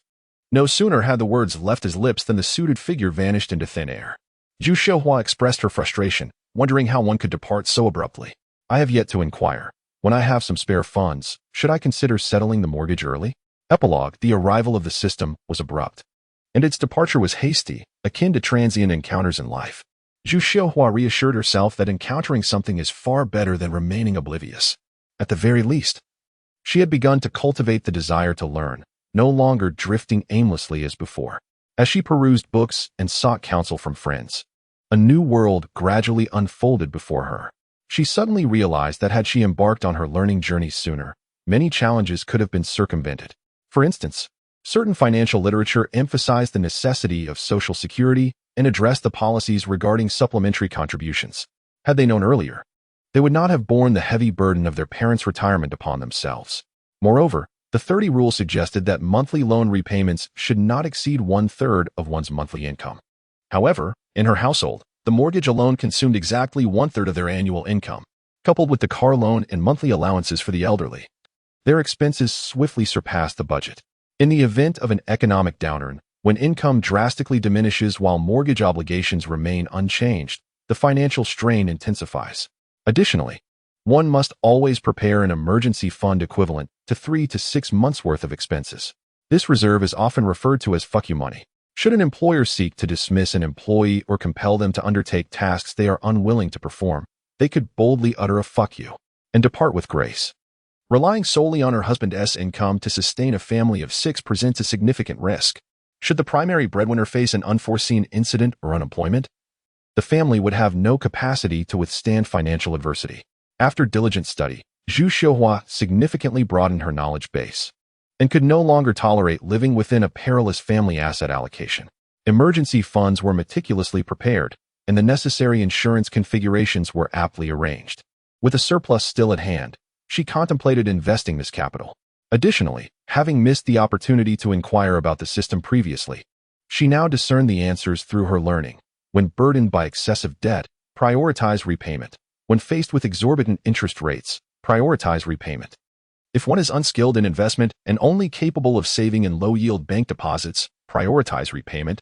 If debt levels are manageable and interest rates are low, repayments may be made as scheduled. The remaining funds would be allocated for investment to generate greater wealth. As her life became orderly and her family's resilience against risk notably increased, a wave of belated regret washed over Zhu Xiuhua. If only she had awakened sooner. The days of her past, spent in a daze, had indeed squandered too much precious time.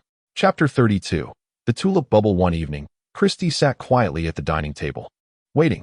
As the minutes ticked by, the person she longed to see remained absent, and a trace of disappointment flickered in her eyes.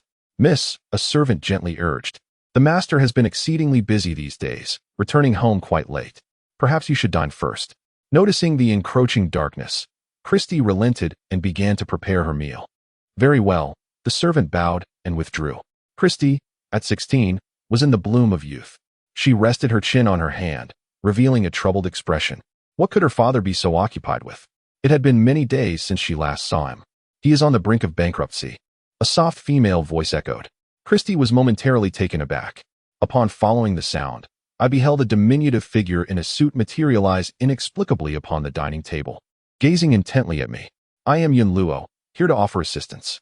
Christie harbors an inexplicable affection for dolls, and the sudden appearance of the suited figure does not instill fear within her, but rather confusion.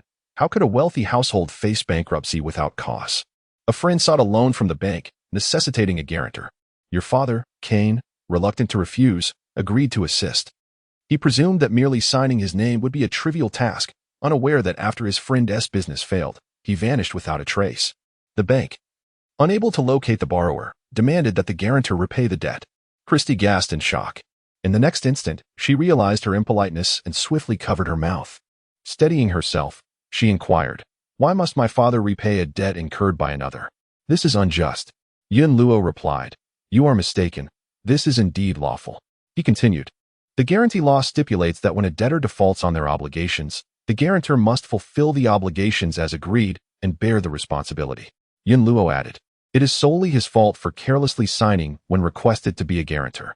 The sound of footsteps approached as a servant carried dishes from afar. Yun Luo remarked, "If you doubt this, you may consult the relevant legal text yourself."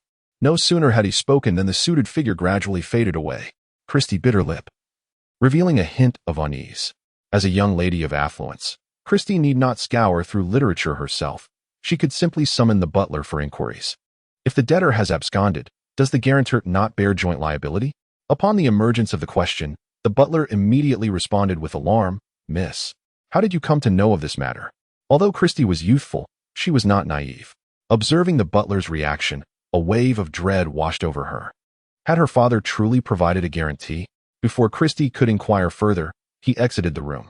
Having not seen him for several days, it was evident that the situation was dire. Christy sank into the sofa, unable to suppress her worries. After a moment of contemplation, she called upon the system. Yin Luo. Are you there? The tailored figure materialized beside her, responding, I am. Have you managed to locate the individual who refuses to repay the debt? She inquired. Yin Luo shook his head, expressing regret. I do not know where he has gone. What shall we do then? Christy exclaimed, her anxiety palpable. Is there any way to absolve ourselves of this predicament? Yin Luo replied. You were present at the loan signing, and your signature is on the document. There is no way to extricate yourself from this. He continued. This is the price one pays for signing without due consideration. Christy's mind was a tumult of confusion. She longed to assist her father in escaping this predicament, yet felt powerless. After a brief silence, she posed the question. If I were to fulfill the obligation and repay the debt, how much would it entail? Yin Luo replied, upon settling the debt, your family would be on the brink of bankruptcy. Merely having signed, she would lose everything she possesses. Christy clenched her fists, her shoulders trembling involuntarily, revealing her trepidation. She attempted to maintain an air of composure. You claim to be here to assist. Then tell me, what should we do now? Yin Luo assured her, however, after bankruptcy, there lies the potential to seize opportunities for a resurgence. Yin Luo, at present, there exists a remarkable investment opportunity before the host. Christy, akin to a drowning individual grasping at the last straw, eagerly inquired, what is it? Tulips, Yin Luo proclaimed. Christy was momentarily taken aback. She had indeed heard of tulips. Their exquisite colors and noble forms were greatly cherished by many.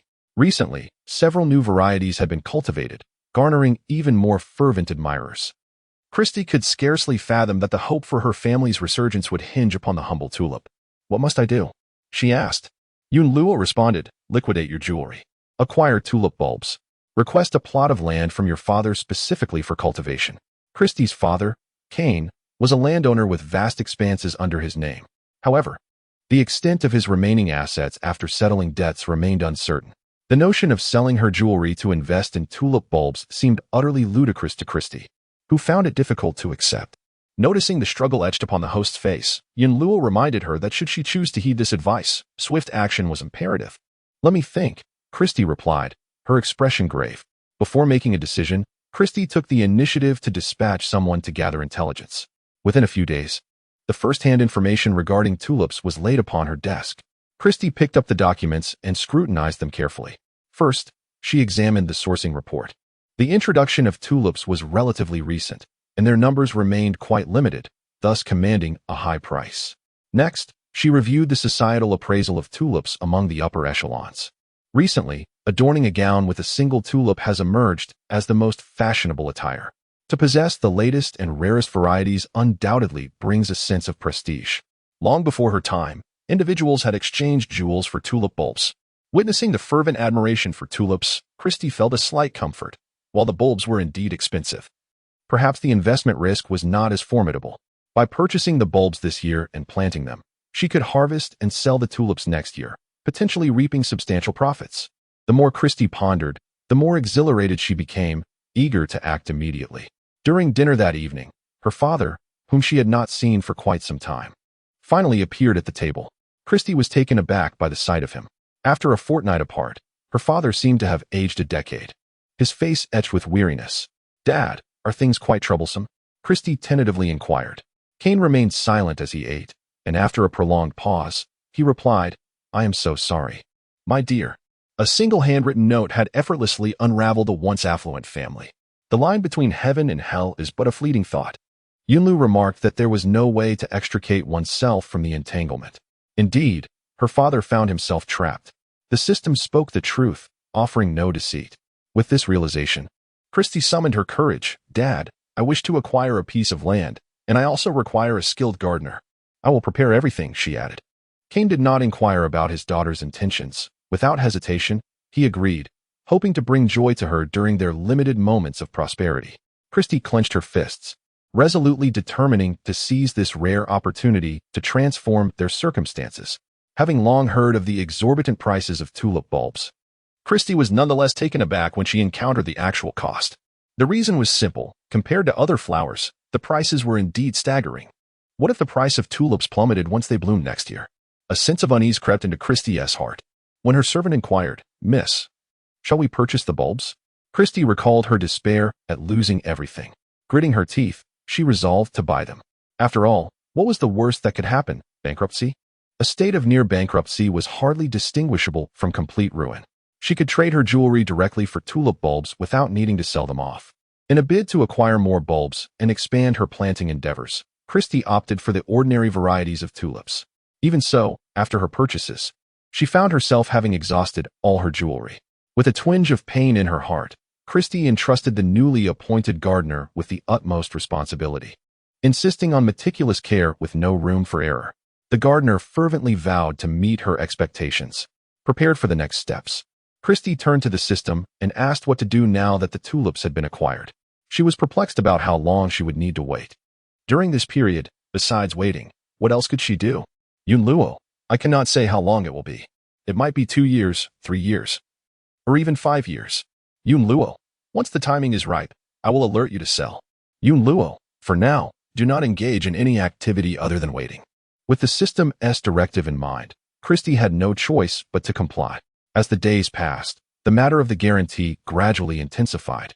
Christie could not comprehend the details of the disputes, yet she was acutely aware that the situation was deteriorating. Initially, the number of servants has diminished significantly, with many dismissed without cause under the pretext of cost-cutting.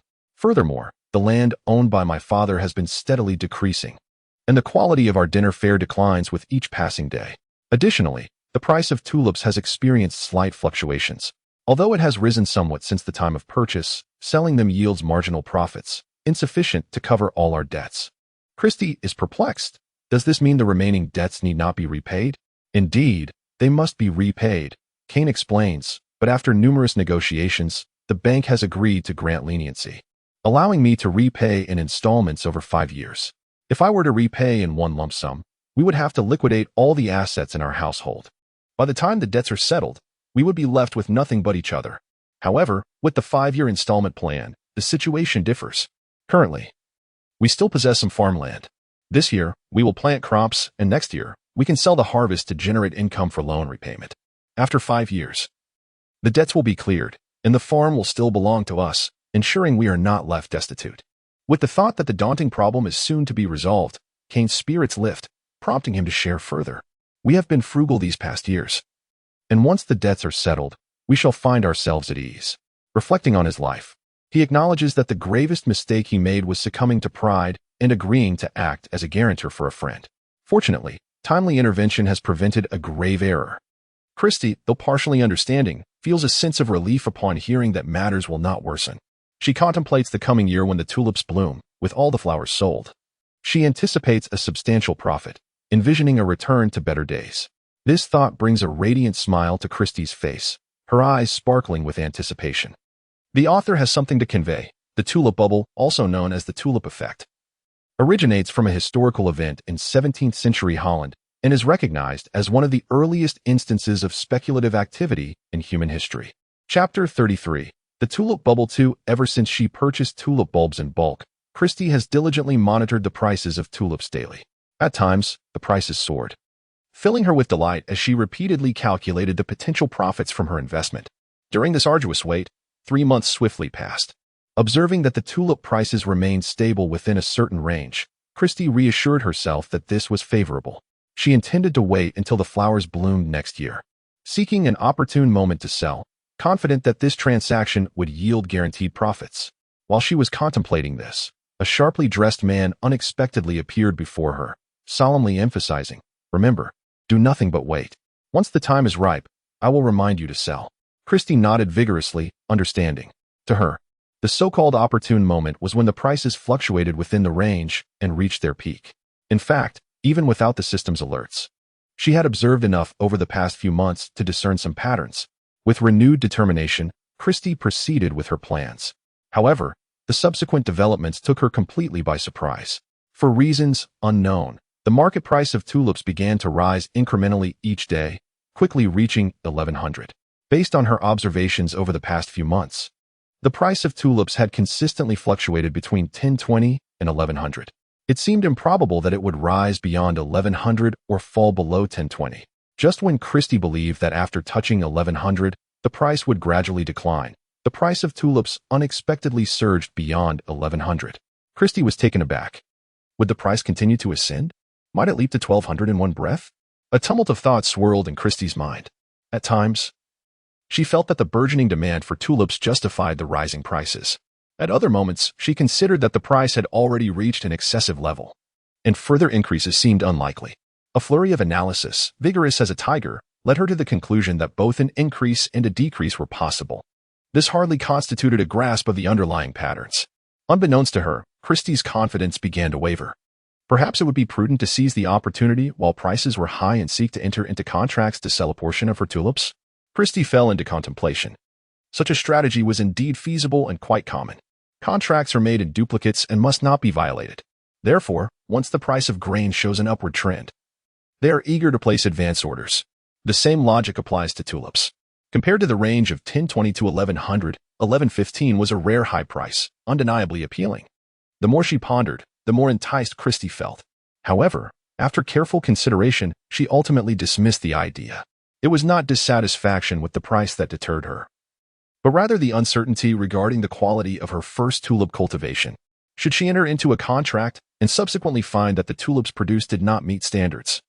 Fulfilling the contract would prove quite troublesome. Thus, after much deliberation, Christie resolved to remain inactive. A month and a half slipped by in the blink of an eye. The price of tulips continued to oscillate between 1070 and 1120. Christie meticulously observed the market prices daily, engaging in continuous reflection until she arrived at a new conclusion. The price of tulips was likely to experience a gradual upward fluctuation. In a few months, it might rise by several tens, while oscillating within a certain range during other times. Should the price of tulips ascend in the long term, then at the time of harvest next year, it would be at its peak. This realization alleviated her anxieties regarding potential losses from trading. In the subsequent fortnight, the market price of tulips continued to exhibit slight fluctuations. Witnessing this, Christie grew increasingly confident that her predictions were accurate. Soon, reality unfolded as scripted. After more than 2 months of oscillation, the price of tulips surged once again. Upon breaking through 1150, it experienced a slight decline followed by volatility. Just as the thought crossed her mind, the next day the price stood at 1146, followed by 1149 the day after, then 1151, and finally 1156 on the 4th day.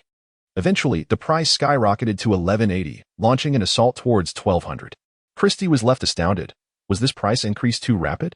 Should she seize the opportunity to secure a sales contract at this elevated price? After all, even if her own tulips were of mediocre quality, she could compensate by purchasing superior ones from others when the market price dipped. Thus, if she sold her tulips at 1180 to a trading partner and subsequently replenished her stock at 1120, she could profit from the price differential. However, selling at 1180 and then buying back at 1280 would result in significant losses. Christie weighed her options repeatedly and ultimately concluded that her strategy was sound. Just as she prepared to take action, a sharply dressed individual appeared unexpectedly, reminding her, as I have stated before, aside from waiting, refrain from taking any action. Christie, it seems more appropriate to sell now. Yun Luo replied softly, that assumes future prices will be lower than the present. But what if future prices are higher? Analyzing data from the past 6 months, the current price is already quite elevated. How could it possibly continue to rise? Christie found it hard to believe. Yun Luo asserted, not only will it rise, but it will soar. Yun Luo continued, speculators have hoarded tulip bulbs, intending to manipulate the market for substantial profit. This is merely the beginning. Speculators? Manipulation? I fail to comprehend. Christie appeared utterly bewildered. When instructed to purchase tulip bulbs, the host obediently complied. When advised to wait patiently, the host endured for several months. Although ultimately unable to maintain this stance, her performance surpassed that of most others. For this reason, Yun Luo's demeanor was unprecedentedly amicable, patiently explaining. An item valued at 1,000 can be sold for an exorbitant price of 10,000 through speculation. This is what speculation entails. Are you suggesting that tulips could be sold for 10,000? Christie found this assertion utterly ludicrous. Who in the world would be foolish enough to take that on? Yun Luo replied, in fact, There are far more fools in this world than you can imagine. I have witnessed countless examples myself. Christy fell silent, her face revealing a hint of confusion and struggle. After a long pause, she said, I still cannot believe that tulips could sell for 10,000. I can hardly fathom what life would be like if tulip prices reached 2,000. However, I want to trust you. Yun Luo responded, that's all that is needed. Yun Luo, take a notebook and commence a diary from today, periodically documenting insights regarding the fluctuations in tulip prices. Yun Luo, when I signal to sell, the transaction of tulip bulbs will conclude the matter. You believe that the price of tulips will continue to ascend, correct? Christy confirmed with the system. This was her painstakingly devised compromise. Christy was utterly vexed by the erratic market prices, thus she resolved that any transaction exceeding 1,100 would be deemed a triumph. In this manner, whether the price rose or fell, her spirits would remain undisturbed. Previously, the incessant fluctuations rendered the price chart akin to an electrocardiogram, exhilaration in times of ascent, despondency in times of descent. She truly wished to avoid being ensnared by the tulip market in the days to come. Yun Luo, this approach is acceptable. Yun Luo, remember to maintain your diary. That evening, Christy embarked on her inaugural entry. November 4th, 754, overcast. Yun Luo mentioned that in the future, the price of tulips might soar to 10,000. This notion is utterly preposterous. I find it impossible to believe. I shall record this prophecy and await its validation by time. November 11th, 754, clear skies.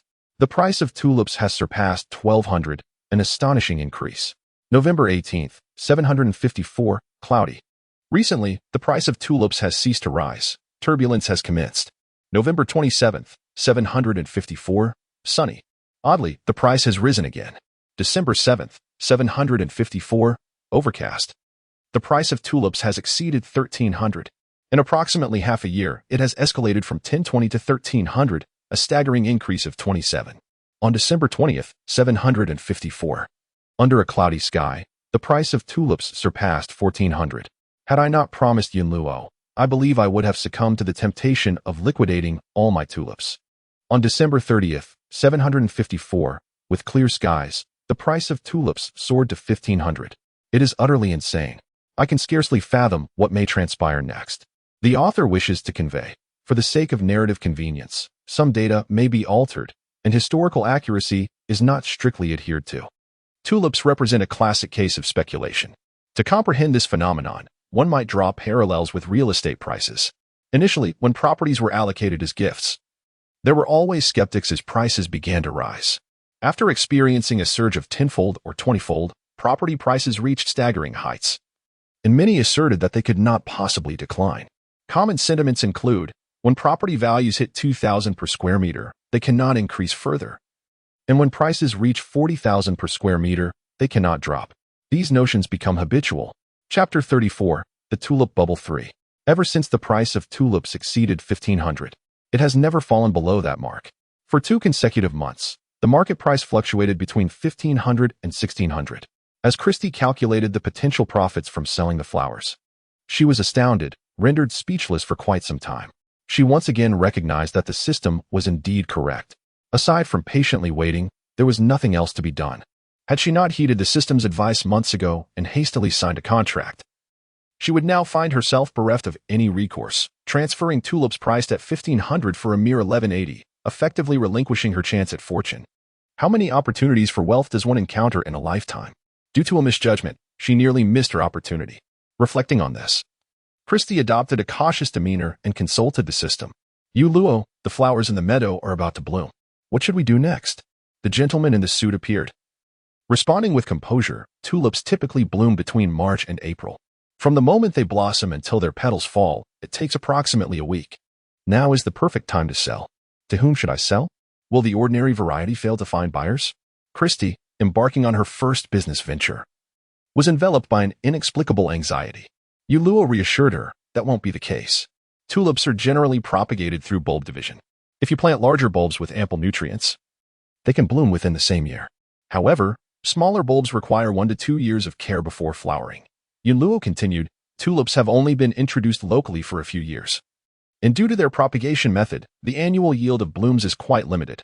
Scarcity enhances value. Supply falls far short of demand, creating a seller's market. What does a seller's market mean? Christie queried, perplexed. The system frequently introduced terms she did not comprehend, leaving her troubled. Determined to learn, she sought clarity. For instance, Yun Luo explained, if you need to sell 10 tulips, but there are 100 buyers vying for them, competition will drive them to outbid one another.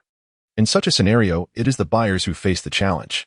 The competition is fierce, and securing even a single purchase can be quite difficult. The seller need not fret. The goods shall not linger in hand unless there exists a reluctance to part with them. As concerns dissipate, new inquiries emerge. Christie is perplexed. If the situation unfolds as anticipated, will not the price of tulips rise in the coming days? Yun Luo responds, it is possible, yet I would not advise postponing the sale. I foresee a significant surge in tulip prices over the next year, yet I cannot assert whether prices will ascend or descend in the ensuing fortnight. The shorter the time frame, the more prices approach chaotic fluctuations. In investing, greed is a cardinal sin. One must seize the moment. Christie feels somewhat at a loss. The recent market price of tulips is fluctuating within a new range, and she merely wishes to choose an opportune moment. Yun Luo advises focusing on the prevailing trend. For instance, the price of tulips has soared from under 1,100 to 1,500. Recent fluctuations can be disregarded, as long as one intends to sell. Regardless of whether the current price is 1,560, 1,570, or 1,580, one should sell without hesitation. Christie concedes, I shall heed your counsel. In the flower field, the tulips bloom resplendently. Though it is merely the first year of cultivation, the gardener tends to them with utmost care, leaving nothing to chance. By mid-March, a vast sea of flowers sways in the breeze, a truly magnificent sight. Just as Christie intends to instruct her servant to commence the harvest, the steward approaches her. Miss, the master is waiting for you in the study. He wishes to discuss something. Christie wonders, her father has always made decisions independently.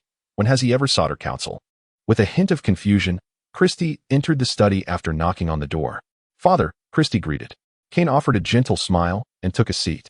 Christie settled onto the sofa, listening as the butler mentioned that he had specifically summoned her. Is there something you wish to discuss? It pertains to the tulips planted in the flower field. Cain admitted, I have personally inspected them. The bulbs were planted excellently, and the blossoms are remarkably beautiful. All credit goes to the gardener, Christie modestly replied. Upon hearing this, Cain's delight grew. I am pleased that you possess such discernment. It brings me joy as a father. After a brief pause, he carefully chose his words before continuing, in fact. The purpose of inviting you here is to inquire whether you intend to sell this batch of tulips. Christie nodded. They have reached full bloom, showcasing their most vibrant colors. And I am pondering how to sell them. Cain inquired, what are your plans for selling them? Cain burst into laughter. What a coincidence. A noble has heard that we are cultivating tulips and wishes to purchase them in bulk. Christie hesitated, but the varieties we have are merely ordinary. Will they not be beneath the notice of the nobility? It seems you still do not grasp the current circumstances. Cain's expression turned serious as he articulated each word. Nowadays, even among the nobility, acquiring tulips is quite a challenge. On one hand, they are precious and command high prices, making them unaffordable for the average individual. On the other hand, their availability is truly scarce. Not to mention the rare varieties, even the ordinary ones are seldom seen. In the noble circles today, possessing tulips is a mark of distinction. If one adorns oneself with a tulip at a banquet, the guest's esteem for her or him will undoubtedly elevate. Wealth may be easily acquired, yet tulips are rare treasures. Do you grasp my meaning? A contemplative expression flickered in Christie's eyes, as it appeared that the tulip had transformed into a luxury that even the affluent could scarcely procure. It heralded a new trend, proving to be even more coveted than anticipated. Cain chuckled heartily, affirming your words ring true. Should the other party be willing to negotiate, I harbor no objections. Christie inquired once more, what price do you intend to propose? Land, jewels, and invitations to banquets, Cain replied. Christie was momentarily taken aback. In the past, her family possessed vast estates, and she frequently graced the gatherings of nobles and the wealthy. Ever since her father had acted as a guarantor for a friend, nearly leading the family to ruin, she had not received such invitations again. Hearing her father mention it now stirred a sense of nostalgia within her. Regaining her composure, Christie stated, land, jewels, and currency are acceptable, but forego the banquet invitations. In order to acquire tulip bulbs, she had bartered away her jewelry, leaving none behind. Furthermore, since her family's fortunes had declined, she had lost touch with former acquaintances, fearing the awkwardness of encountering them at a banquet. Cain, with a serious demeanor, corrected her. insisting that land, jewels, and currency were of little consequence. Yet banquet invitations were indispensable. Christie retorted, I have no desire to attend. You must go, Kane said earnestly. Only by attending more banquets can one meet individuals of greater caliber.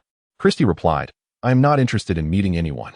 In the next breath, Kane shifted his tone, emphasizing that there lies an opportunity to encounter potential customers and suitable trading partners. I have heard that certain merchants have cultivated exquisite tulips, adorned with colors that are both unique and unparalleled. Moreover, there are those who, despite their wealth, find themselves unable to procure these tulips due to a lack of connections. Christie, I must say. 3 days later, a noblewoman arrived at the door.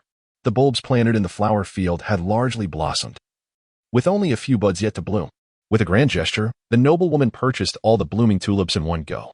The transaction was not only at market price, but the land offered was of premium quality, accompanied by intricately crafted and exquisite jewelry. My dear lady, this is far too extravagant, Christie exclaimed in astonishment. Please accept it, the noblewoman said, gently patting Christie's hand, her tone warm. I am hosting a banquet in a couple of days, and I was troubled by the scarcity of tulips. You have been of immense help. It was evident that she intended to utilize all the tulips at once. Although Christie maintained a composed exterior, she was inwardly astonished by such a grand expenditure. As they spoke, the noblewoman handed Christie an invitation, stating that the banquet would be held in 2 days, and insisted that she must attend. After imparting her instructions, she departed, satisfied with her tulips. Glancing at the invitation, Christie gasped in surprise. She was the Duchess.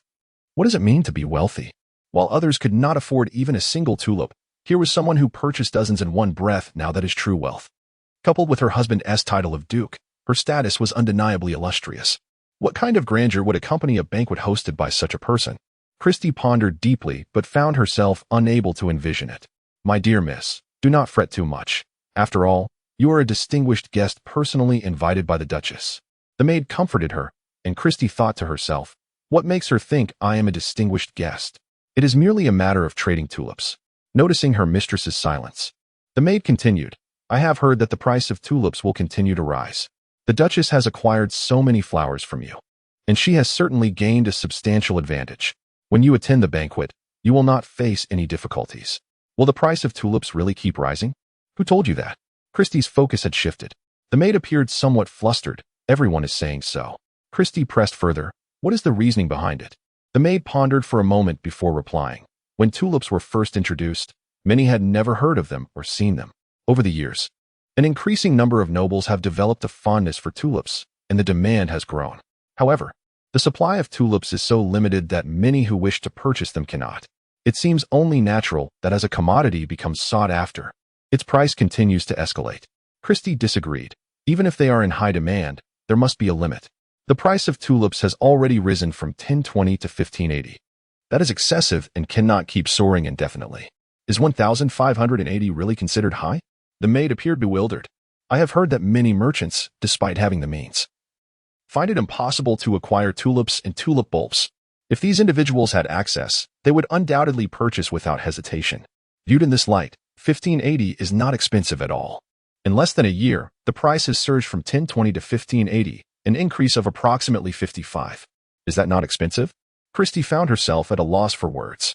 On March 6, 755, under a clear sky, the maid remarked that the price of tulips was 1580, a sum initially deemed absurd, yet upon further reflection, it began to seem somewhat reasonable. The number of individuals desiring to purchase tulips was steadily increasing, and thus, a price surge was only to be expected. However, the distinction between what constitutes an expensive price and what is considered inexpensive has become increasingly elusive to me. The author wishes to convey, what is a seller's market? For instance, when a pharmacy receives a shipment of medical masks or disinfectant, a queue forms as customers rush to procure them.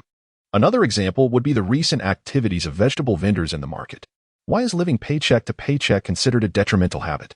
Originally, one was to return to work on January 30th, but the holiday has been extended, pushing the return date to February 3rd.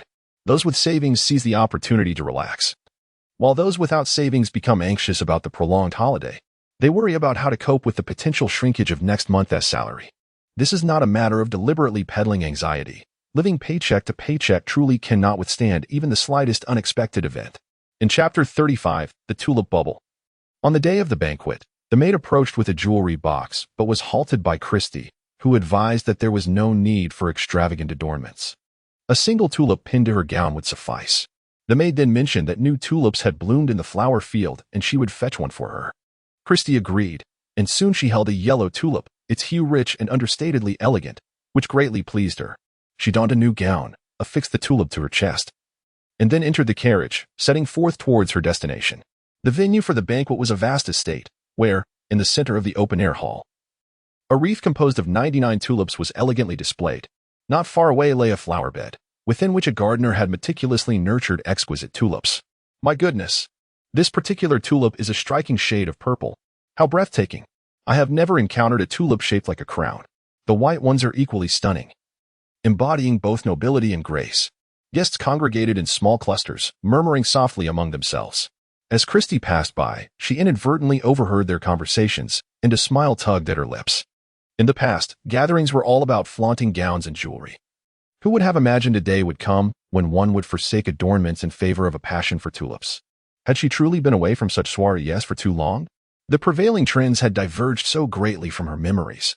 Although her father had previously mentioned the tulip's popularity among the aristocracy, hearing about it was one thing, while witnessing it firsthand was an entirely different experience. A brief stroll through the open-air hall revealed the immense adoration for tulips, with the majority of nobles adorning their lapels with blossoms.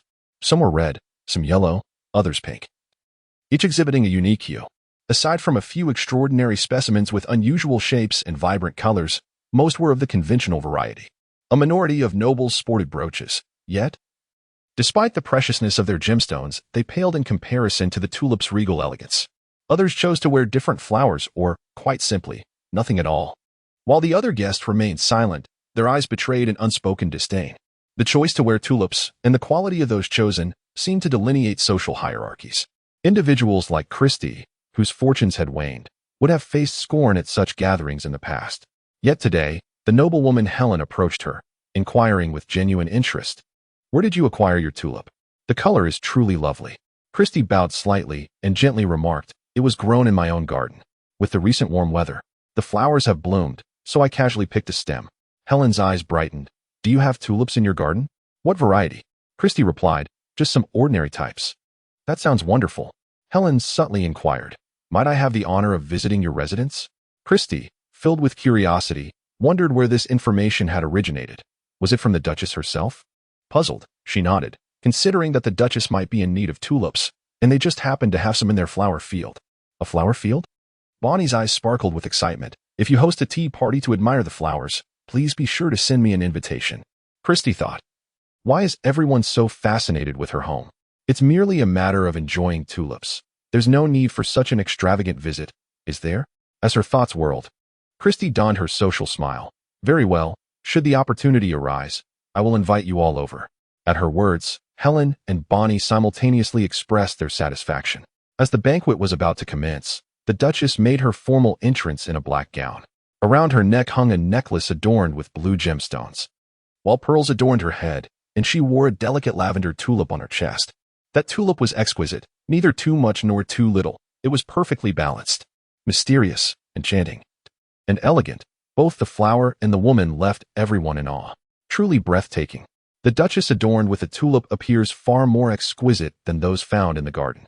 A longing to possess a similar bloom lingers in the whispers around the room. The Duchess, with a smile, raises her glass, wishing everyone a delightful evening. The banquet continues. Yet few seem inclined to indulge in food and drink. All eyes are fixed upon the Duchess, and the conversation revolves around the delicate lavender tulip. How beautiful!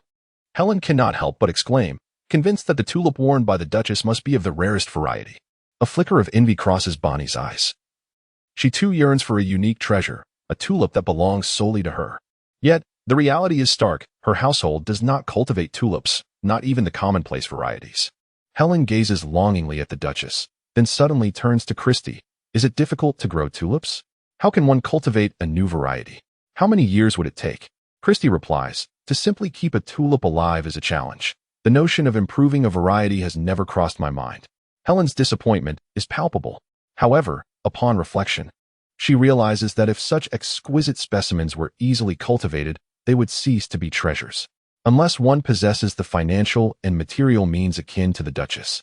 It is indeed a rarity for an ordinary person to develop flowers that astonish with their shape and color.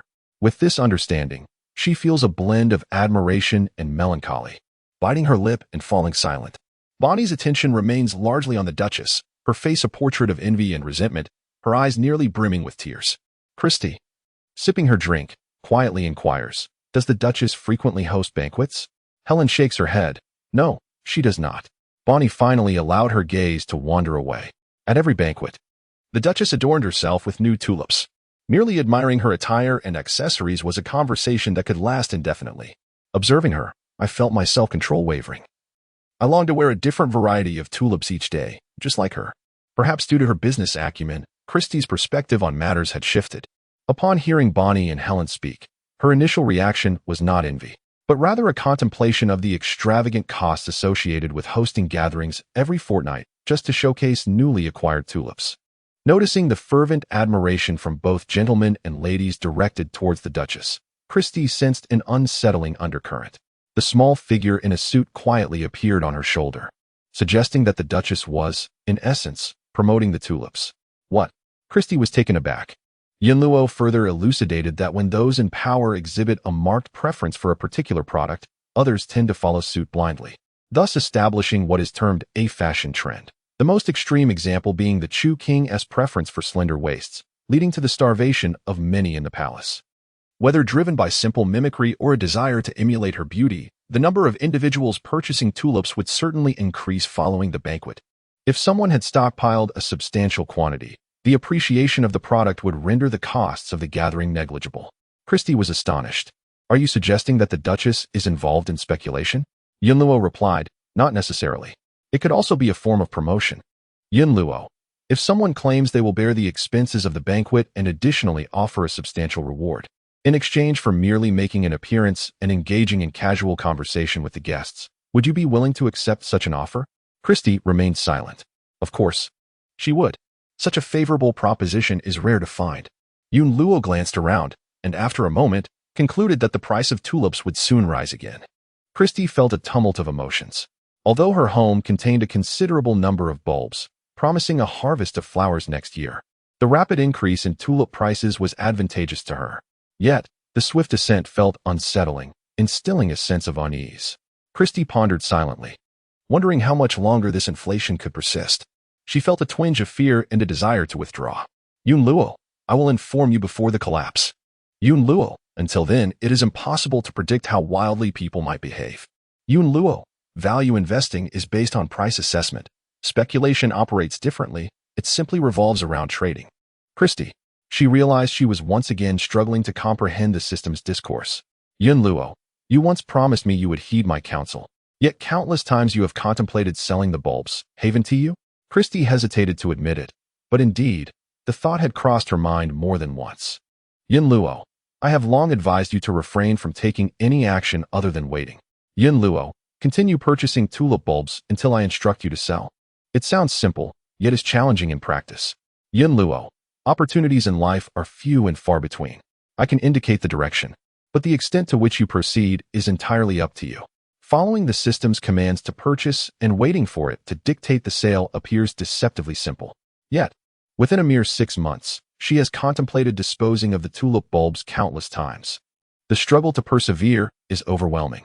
Christie sighed with melancholy, vowing to exercise restraint. However, she harbored no confidence in her ability to succeed. Yunluo remarked, "Your life, your decisions." March 8, 755. Clear skies. Wait for the system to command the sale. Wait for the system to command the sale. Wait for the system to command the sale. Do not engage in anything else. Remember this. March 20th, 755, light rain in less than 2 weeks. The market price of tulips surged from 1580 to 1750. Perhaps this is what Yunluo meant by simply trading. It is incomprehensible. The author has something to convey. Selected comments 2 days ago. I awoke to find 5 days left of the holiday. Yesterday, I awoke to discover 7 days remaining. Today, I woke up to find 13 days still to go. In truth, the most anxious party at present is not the employees, but the enterprises themselves. Some companies have halted operations until February 17th, with the possibility of further delays. Those with limited cash reserves are struggling to meet payroll. For one buys bulbs, but sells blossoms. This is akin to purchasing a fruit tree and selling its yield. The prices are not equivalent. A fruit tree bears fruit annually, allowing for continual sales. This is not a one-off transaction. Chapter 36. The tulip bubble. In just over 6 months, prices have escalated by 70, which is absurd. The prices are expected to decline soon, yet they continue to rise. Why is this? After surpassing 1750, the upward trend persists. Christie is closely monitoring the tulips, eager to discern when the peak will be reached. However, the prices steadily ascend from 1580 to 1650, then to 1700 and 1750, showing no signs of a downturn. The more they rise, the more anxious Christie becomes. Fearing she may not be able to endure the tension, she decides to host a small tea gathering to divert her attention. Tulips typically bloom in March and April, aside from those sold to the Duchess. A few flowers remain in the fields. Some are in full bloom, while others are yet to unfurl, awaiting their time. Christie penned 2 invitations, sending them to Helen and Bonnie, inviting them to come and admire the flowers. On the day of the tea gathering, the servants had prepared afternoon tea and delicacies in anticipation of the guests' arrival. Thank you for your invitation. These cookies are baked by me, and I hope you will enjoy them. Helen was the first to arrive, traveling by carriage. Although she concealed her eagerness well, a hint of impatience slipped through. Welcome. Christie greeted her, leading her to the courtyard, which was designated for the cultivation of tulips. Initially, Christie had intended to plant the tulips in the fields, but her father, Cain, suggested that a garden would allow for more convenient care. After careful consideration, Christie found the proposal sensible and agreed. So many colors.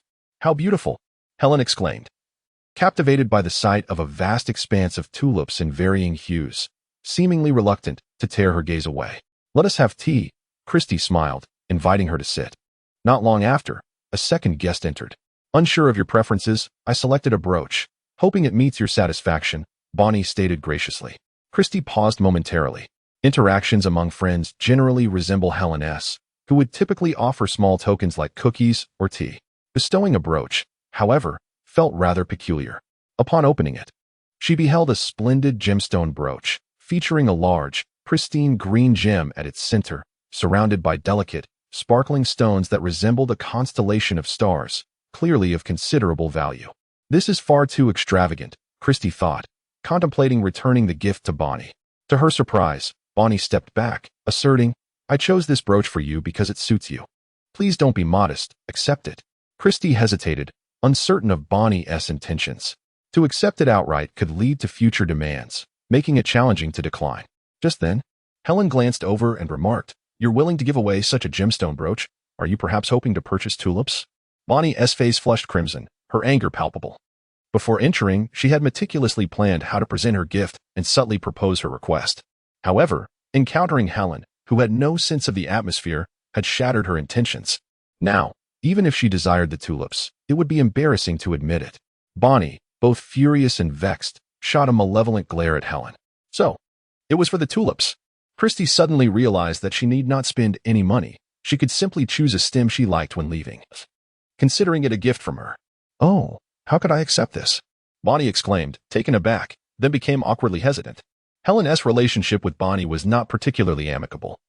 Her earlier comment had been a deliberate provocation to thwart Bonnie's plans to purchase tulips. At this moment, upon hearing that Christie was willing to give flowers, she widened her eyes in astonishment. Do you know how much a single tulip can sell for?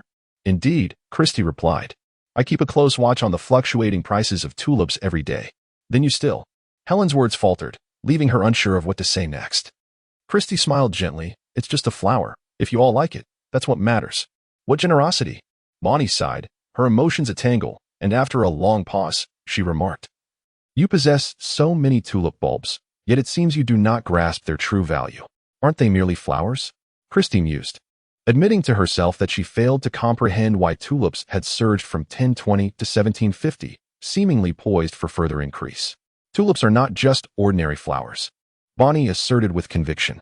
Their colors and forms surpass those of all other blooms by 100-fold. Christie, however, remained oblivious to the art of flower appreciation, unable to discern any distinction between tulips and other flowers. To her, all flowers were equally lovely, with tulips merely favored by the nobility.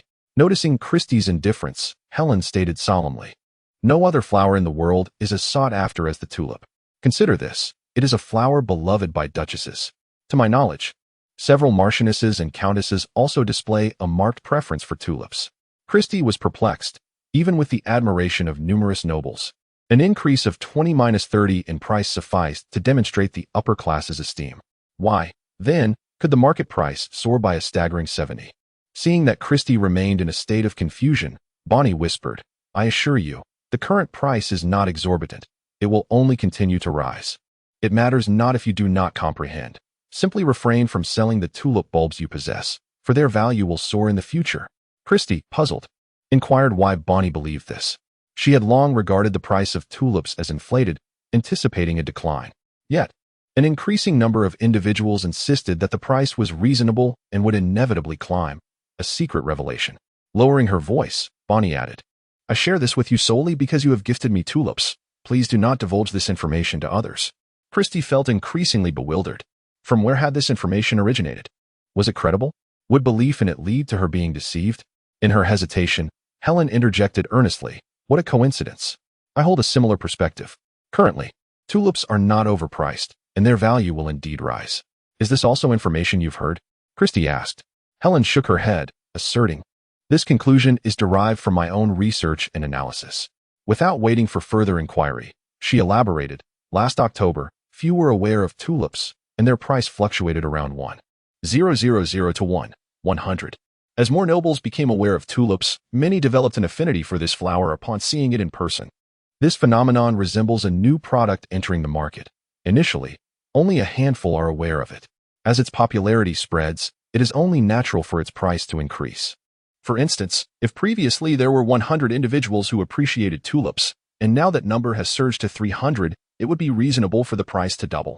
Furthermore, the yield of tulips is rather limited, destined to be enjoyed only by a select few nobles. In a similar vein, which other products do not command exorbitant prices. Grateful for Christie's generosity, Helen and Bonnie divulged all the information they possessed as a token of appreciation for the tulips. As they spoke, Christie found herself momentarily lost in thought. She suddenly perceived the validity in Helen and Bonnie's assertions. The current price of tulips is 1,750, which does not seem excessive. On April 15, 755, under clear skies, the past 3 decades have witnessed a steady rise in the prices of wheat, flour, and cheese. Tulips, perhaps due to their foreign origins, were initially mispriced and severely undervalued. A price of around 2,000 might be deemed appropriate.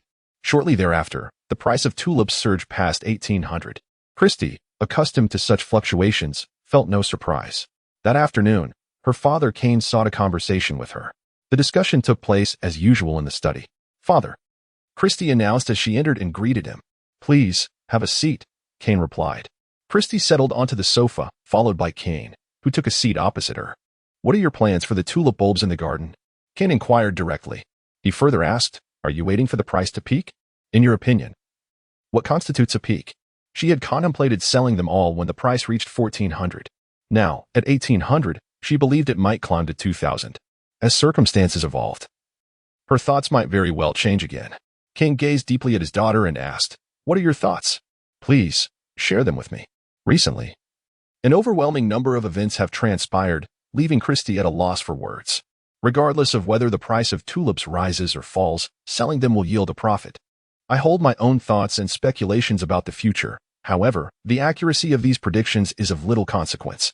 By March or April of next year, I will seek opportunities to sell the flowers, and that shall suffice. Historically, her predictions have proven incorrect, offering no substantial guidance. Thus, it is prudent to abandon forecasts altogether.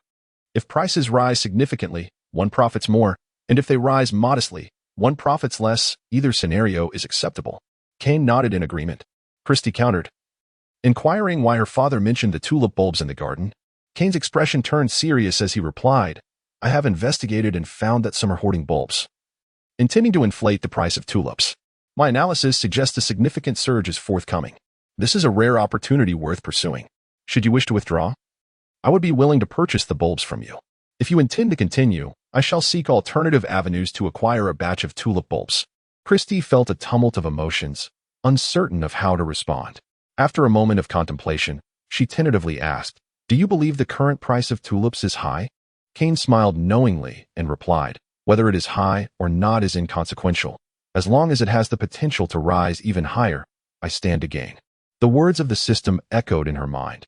Just trade and be done with it. At that moment, Christie seemed to begin to grasp the implications of Yunluo's words, though her understanding remained somewhat nebulous. Seasons change, landscapes transform. Yet the sole constant is the upward trajectory of the tulip market. The prices of tulips have soared to 2,200, 2,500, 2,700, 3,000, escalating ever higher, seemingly without end. It is exorbitant. Such an increase cannot possibly persist. Surely, unscrupulous merchants are inflating the market value, selling a single flower for 3,000. Who wouldn't want to seize it? I am eager to see which fool would actually make such a purchase. Amidst the skepticism, the new year dawned. The price of tulips surged to 4,000, and the pace of increase accelerated. Those who believed in the continual rise of tulips and purchased in advance reaped substantial profits. It has long been proclaimed that tulips are the kings of flowers, their worth incomparable to that of any other bloom. Those who once doubted are now left astonished. Are they not? Time and again, I have asserted that investing in tulip bulbs is lucrative. Had anyone heeded my advice, they too could have joined the ranks of the wealthy today. Regret? What good does it do? Hurry and buy tulip bulbs. I estimate that prices will continue to rise. Riding the wave of fortune, those who became overnight millionaires are basking in their success, while those who missed the opportunity are filled with regret. Daily, countless individuals shift their stances, fervently embracing tulips as a belief. The author wishes to convey, on Jihu. There exists a remarkable post wherein a junior college student inquired, with 6,000 yuan in hand, seeking investment opportunities to earn some money, what advice could be offered. At the time of the response, Bitcoin was priced at $3 per coin. By 2018, its value had skyrocketed to $18,000 per coin, a staggering 6,000-fold increase. When opportunities arise, one must first possess vision, and secondly, have the endurance to hold for 5 to 7 years. However, the protagonist did not heed this advice. She took her 6,000 yuan and traveled, spending it all without reservation. Chapter 37, The Tulip Bubble 6. Shouldn't I sell now? It has reached 4,100. Why hasn't the system allowed me to sell yet? Christie felt as though she were sitting on pins and needles every day. Logically, having bought early at a lower price, there should be no concern about incurring losses, even if the tulip prices ceased to rise and began to decline. The worst outcome would merely be a slight reduction in profits. Yet, for reasons unknown, the fluctuations in tulip prices sent her heart racing with anxiety. Thoughts swirled in her mind, urging her to sell now, for she had already made a sufficient profit. It was time to withdraw. However, whenever she hesitated and contemplated transferring the tulip bulbs, she recalled her previous promise to the system. If events unfolded as predicted, I would heed your guidance. You dictate when I should sell, and I shall comply. The system remained silent, and it felt utterly unreasonable for her to secretly sell the bulbs. Yet, holding on to them was becoming increasingly unbearable. Each day brought its own anxieties. Whether the price rose or fell, tranquility eluded her.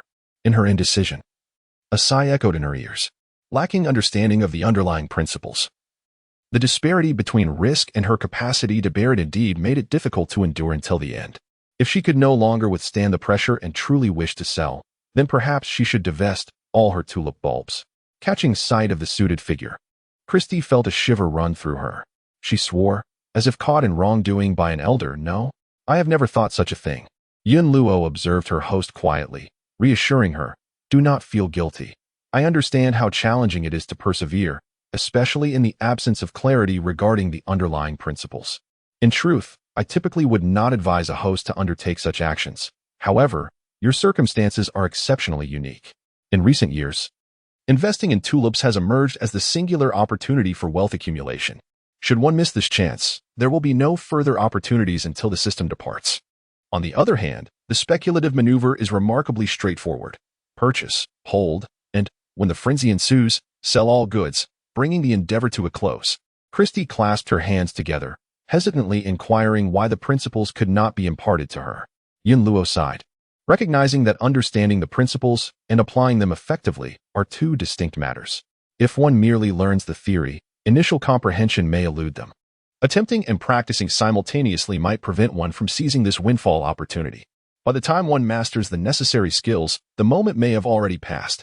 It is akin to encountering a bull market for the first time. Individuals often fail to capitalize on the opportunity. Only after experiencing both bull and bear markets do they grasp the correct approach for the next bull cycle. Thus, even in a rising stock market, it is often the seasoned investors who profit.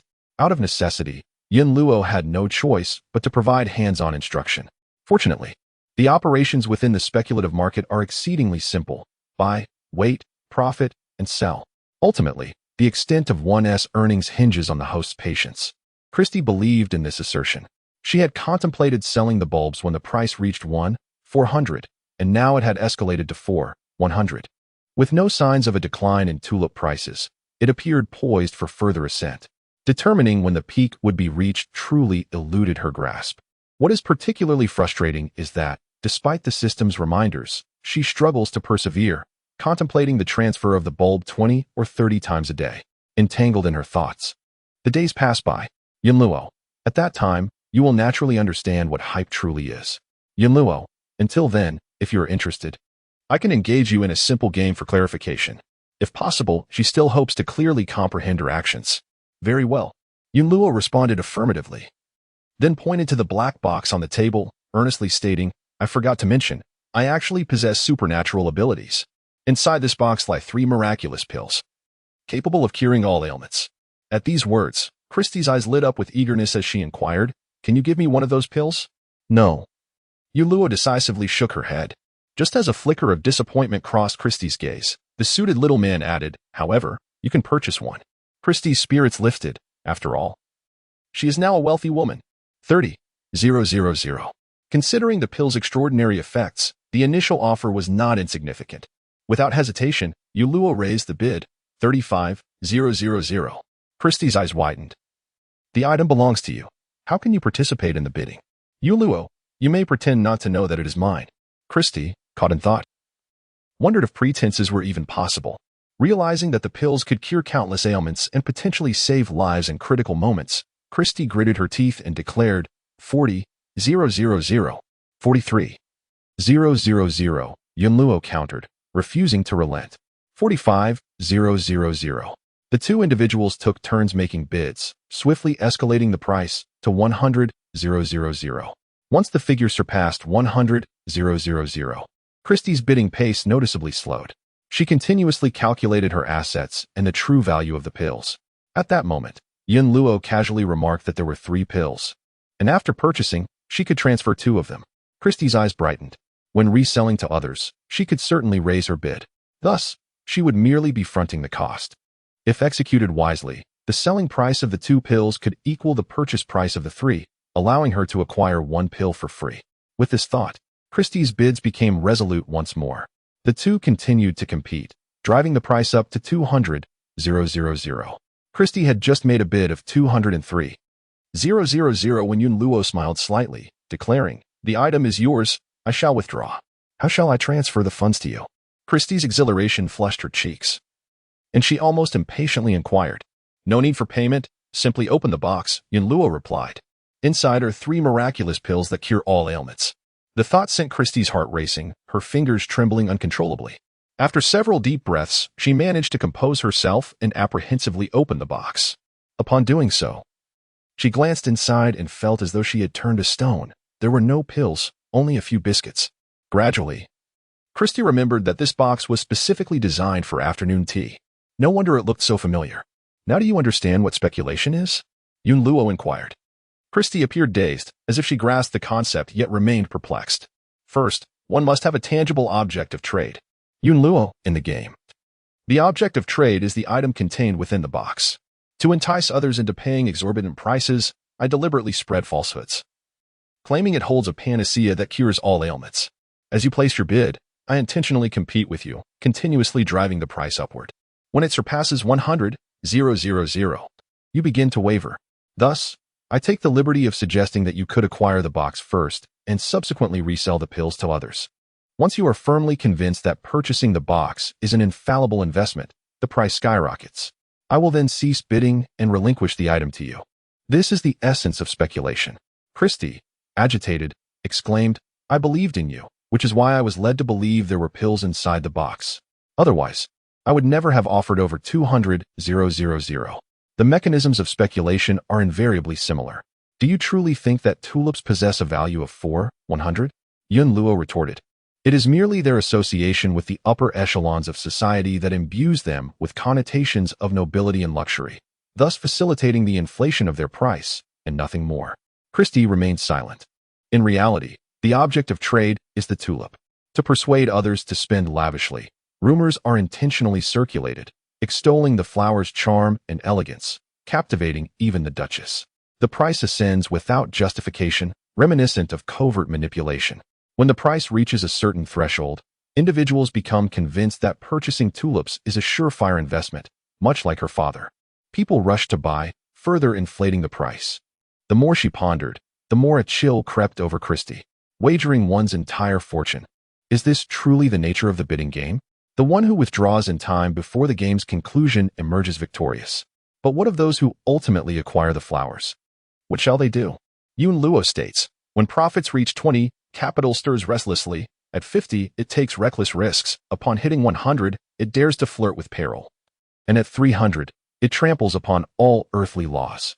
Note 1. Yun Luo adds, do not delude yourself into thinking you can hinder others. Obstructing someone's path to wealth is akin to slaying their kin and will surely breed resentment. Yun Luo further advises, when engaging in speculation, one must remain lucid, fully aware of the game being played. Do not be deceived by falsehoods or sweet talk. Yun Luo cautions, if you lack certainty, it is wise to withdraw. In this world, no one faces ruin for abstaining from speculation. Allow me a moment to ponder. Let me contemplate deeply. Christie pressed his forehead, feeling a tumult of confusion within. January 12, 756, overcast. The price of tulips has soared beyond 4,400. The tulips can still rise and will surely reach even greater heights. A belief firmly held by my father. However, I cannot concur. When is the peak? When should one cease the game? It is impossible to predict. Yet, I am ever prepared to withdraw. 4,400, 4,800, 5,500, 6,000. The price of tulips escalates wildly. Concurrently, explosive news spreads through the streets. A rare variety of tulip is now deemed equivalent to a horse-drawn carriage. It is important to note that the number of horses is scarce and their maintenance is quite challenging, resulting in a high price for each. A single exquisite tulip can be exchanged for several horses, which is equivalent to the wages of an ordinary worker for over half a year. Upon hearing this news, everyone went into a frenzy. The author wishes to convey that Marx, in capital, cites Deng Minga's work, Unions and Strikes, on page 3. Many people mistakenly believe this to be an original assertion by Marx, whereas he was merely quoting. Bitcoin has reached its peak. It is ill-advised to become a mere speculator at this juncture. In 2006 and 2007, the stock market was similarly speculative, with numerous stocks experiencing increases of several dozen times, ranging from 20 to 40 times. Between 2014 and 2015, stock prices surged, generally multiplying by factors of 2 to 10. Opportunities are ever present. The key lies in one's ability to seize them. The stock market has witnessed analogous speculation. For instance, Chongqing Beer announced its intention to research a hepatitis B vaccine, which greatly enhanced the company's prospects, causing its stock to soar from 8 to 80. However, after the speculation concluded, the company declared that there were no results from the vaccine research, leading to a consecutive decline in stock prices. Within a month, the share price plummeted from over 80 yuan to 20 yuan. A subsequent chapter will delve specifically into stock matters. Chapter 38, The Tulip Bubble Steward. I have some family matters to attend to. I would like to request a leave of absence, the maid said softly. The steward furrowed his brow. How many days will you require? The maid pondered for a moment before responding. 3 days. No, 5 days. Very well. The leave was granted, and the maid departed joyfully. The steward pursed his lips, his expression betraying an indescribable irritation. In recent days, an increasing number of servants have claimed family issues as a reason to request leave. This is rather unusual. Most individuals come from humble backgrounds, often reluctant to take leave even when unwell. Yet now, it is commonplace to hear of absences extending to 3, 5, or even 7 days. Is someone attempting to undermine their resolve? The steward, filled with concern, decides to report the situation to the master. Upon turning the corner, he overhears the maid who had just requested leave exclaiming with excitement, I've secured my days off. Tomorrow, I shall venture to the market to purchase tulips. A bystander, astonished, responds, tulips are a luxury only the nobility can afford. How can you possibly afford them? The maid clenches her fist, resolutely declaring, if I sell my house, I shall have enough. The nearby servant, even more bewildered, exclaims, you intend to sell your home just to buy tulips? Have you lost your mind? The maid's eyes gleam with fervor as she insists, I am not mad. This decision comes after thorough contemplation. Consider this. In merely 2 years, the price of tulips has surged from over 1,000 to more than 6,000. What a substantial profit that is. Selling my house to invest in tulips could yield immense returns. Imagine transforming one home into 2. What a splendid prospect. If prices rise even further, the profits could not only allow for the purchase of more properties, but also of land. Then, I shall no longer need to toil as a maid. Envisioning her bright future, the maid's eyes radiate with a dazzling light. Initially intent on dissuading her companion from such impulsiveness, the maid instead finds herself intrigued by the proposal. Is this venture truly viable? What if the tulip market falters after the purchase? In response, the maid offers a wry smile, recalling, at first, I shared your apprehensions, fearing this and that. Yet I stood by as tulip prices soared from 4,200 to 6,000. I have come to understand that fortune favors the bold while the timid may perish in their fears. If one wishes to attain wealth, one must not shrink back in hesitation. The maid seemed eager to express her thoughts, yet the servant waved her hand dismissively, interrupting her with impatience, stating that she had already made up her mind and needed no further persuasion.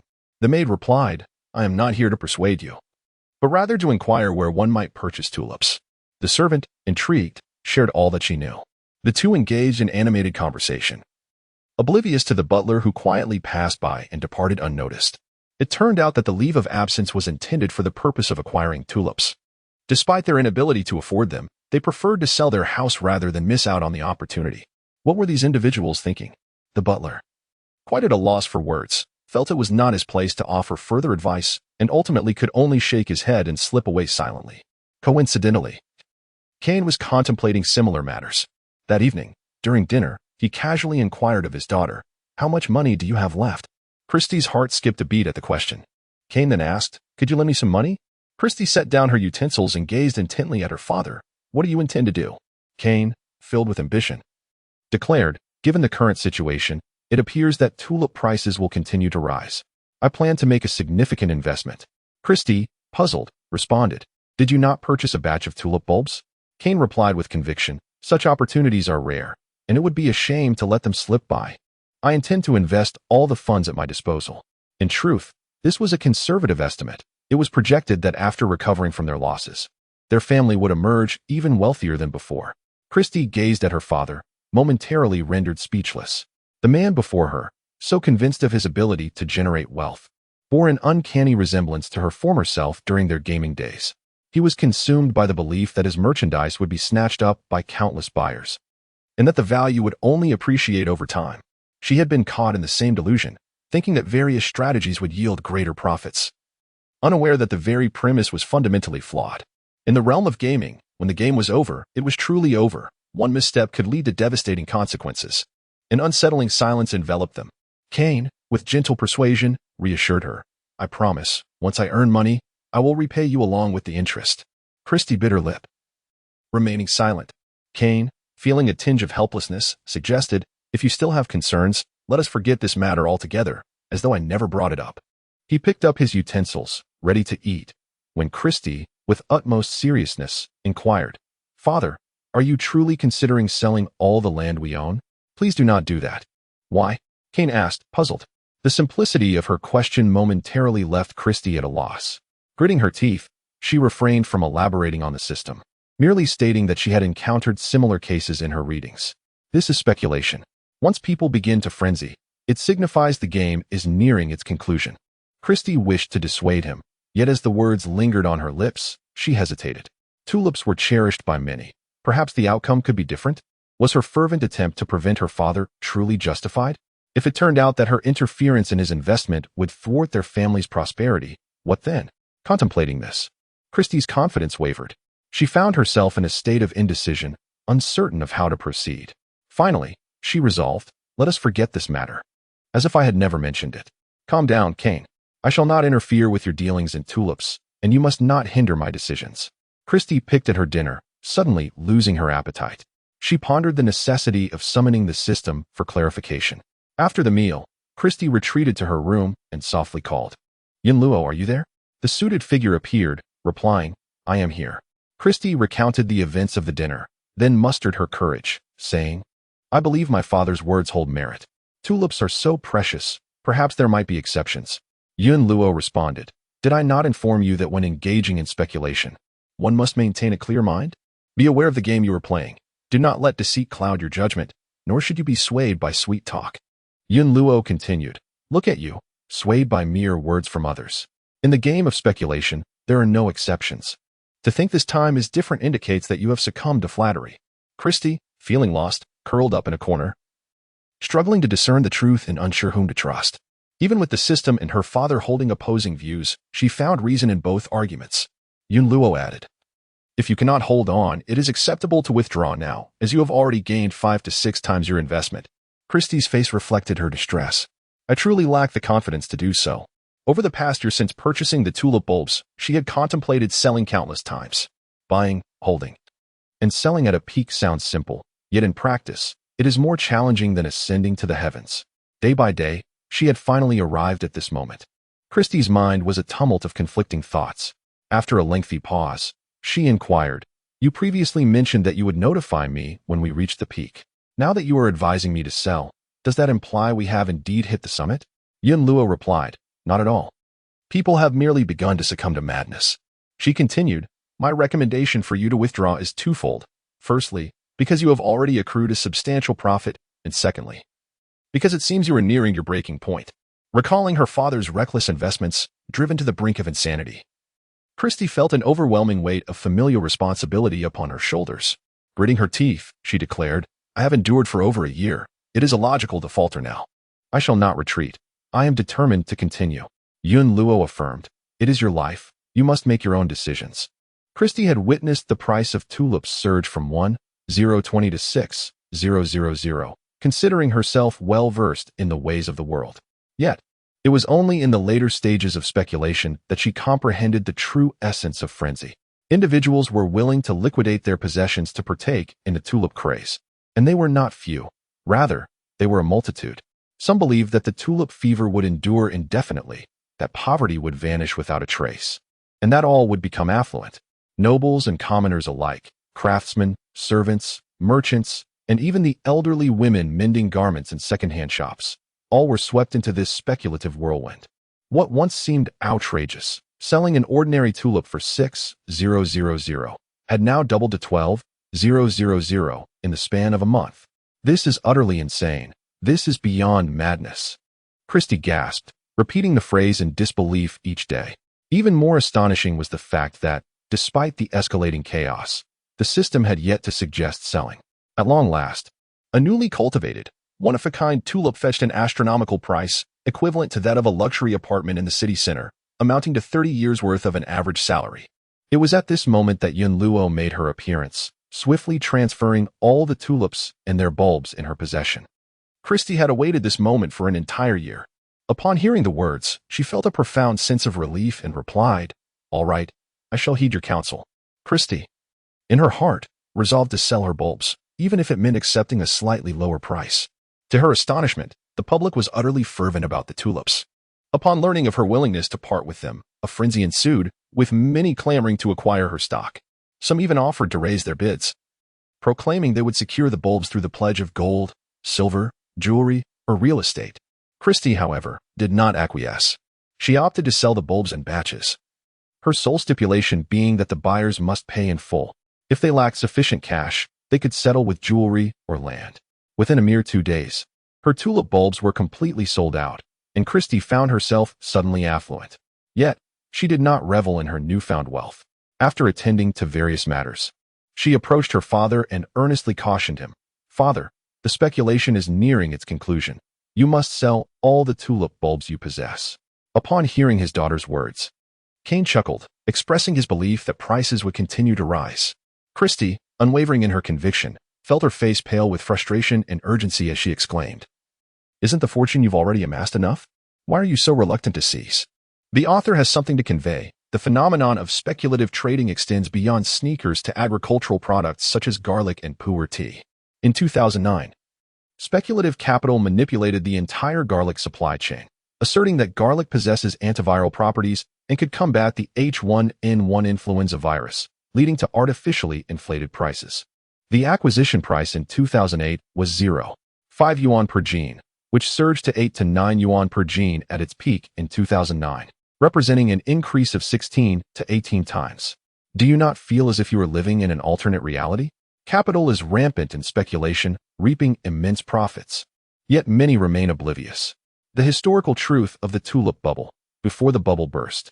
The total increase in tulip prices reached an astonishing 5,900 compared to the previous year.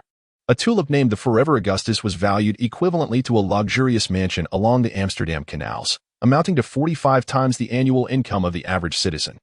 The figures in the text have been slightly modified. The actual situation was even more extreme. Chapter 39. The Tulip Bubble 8. Kane stated earnestly, "Such a remarkable opportunity occurs only once in several decades. Since I have encountered it, I must seize it. You fear a price decline, do you not? Fear not. It is implausible. How many have predicted a fall in tulip prices in the past? And what was the outcome? Prices ascended to 12,000. This is merely the price for ordinary varieties. Rarer specimens are even more exorbitant." Kane spoke with unwavering conviction, his gaze fervent. Tulip prices are destined to rise further. As if it has become a belief. This notion is deeply entrenched, impervious to change. From 1,020 to 12,000, tulip prices soared more than tenfold. Christie fervently urged, "You must cease. The current price is exorbitant." Yet Kane replied, "It can rise tenfold, and it can also ascend to 20, 30, or even 40 times its value. Rest assured, once the situation shifts, I shall promptly divest all my tulip bulbs. At that moment, it will be too late." Christie, having engaged in simulation games, understood the disheartening reality of speculative trading where opponents ultimately withdrew, leaving goods unsold. Seeing her father's obstinacy, she felt a surge of desperation.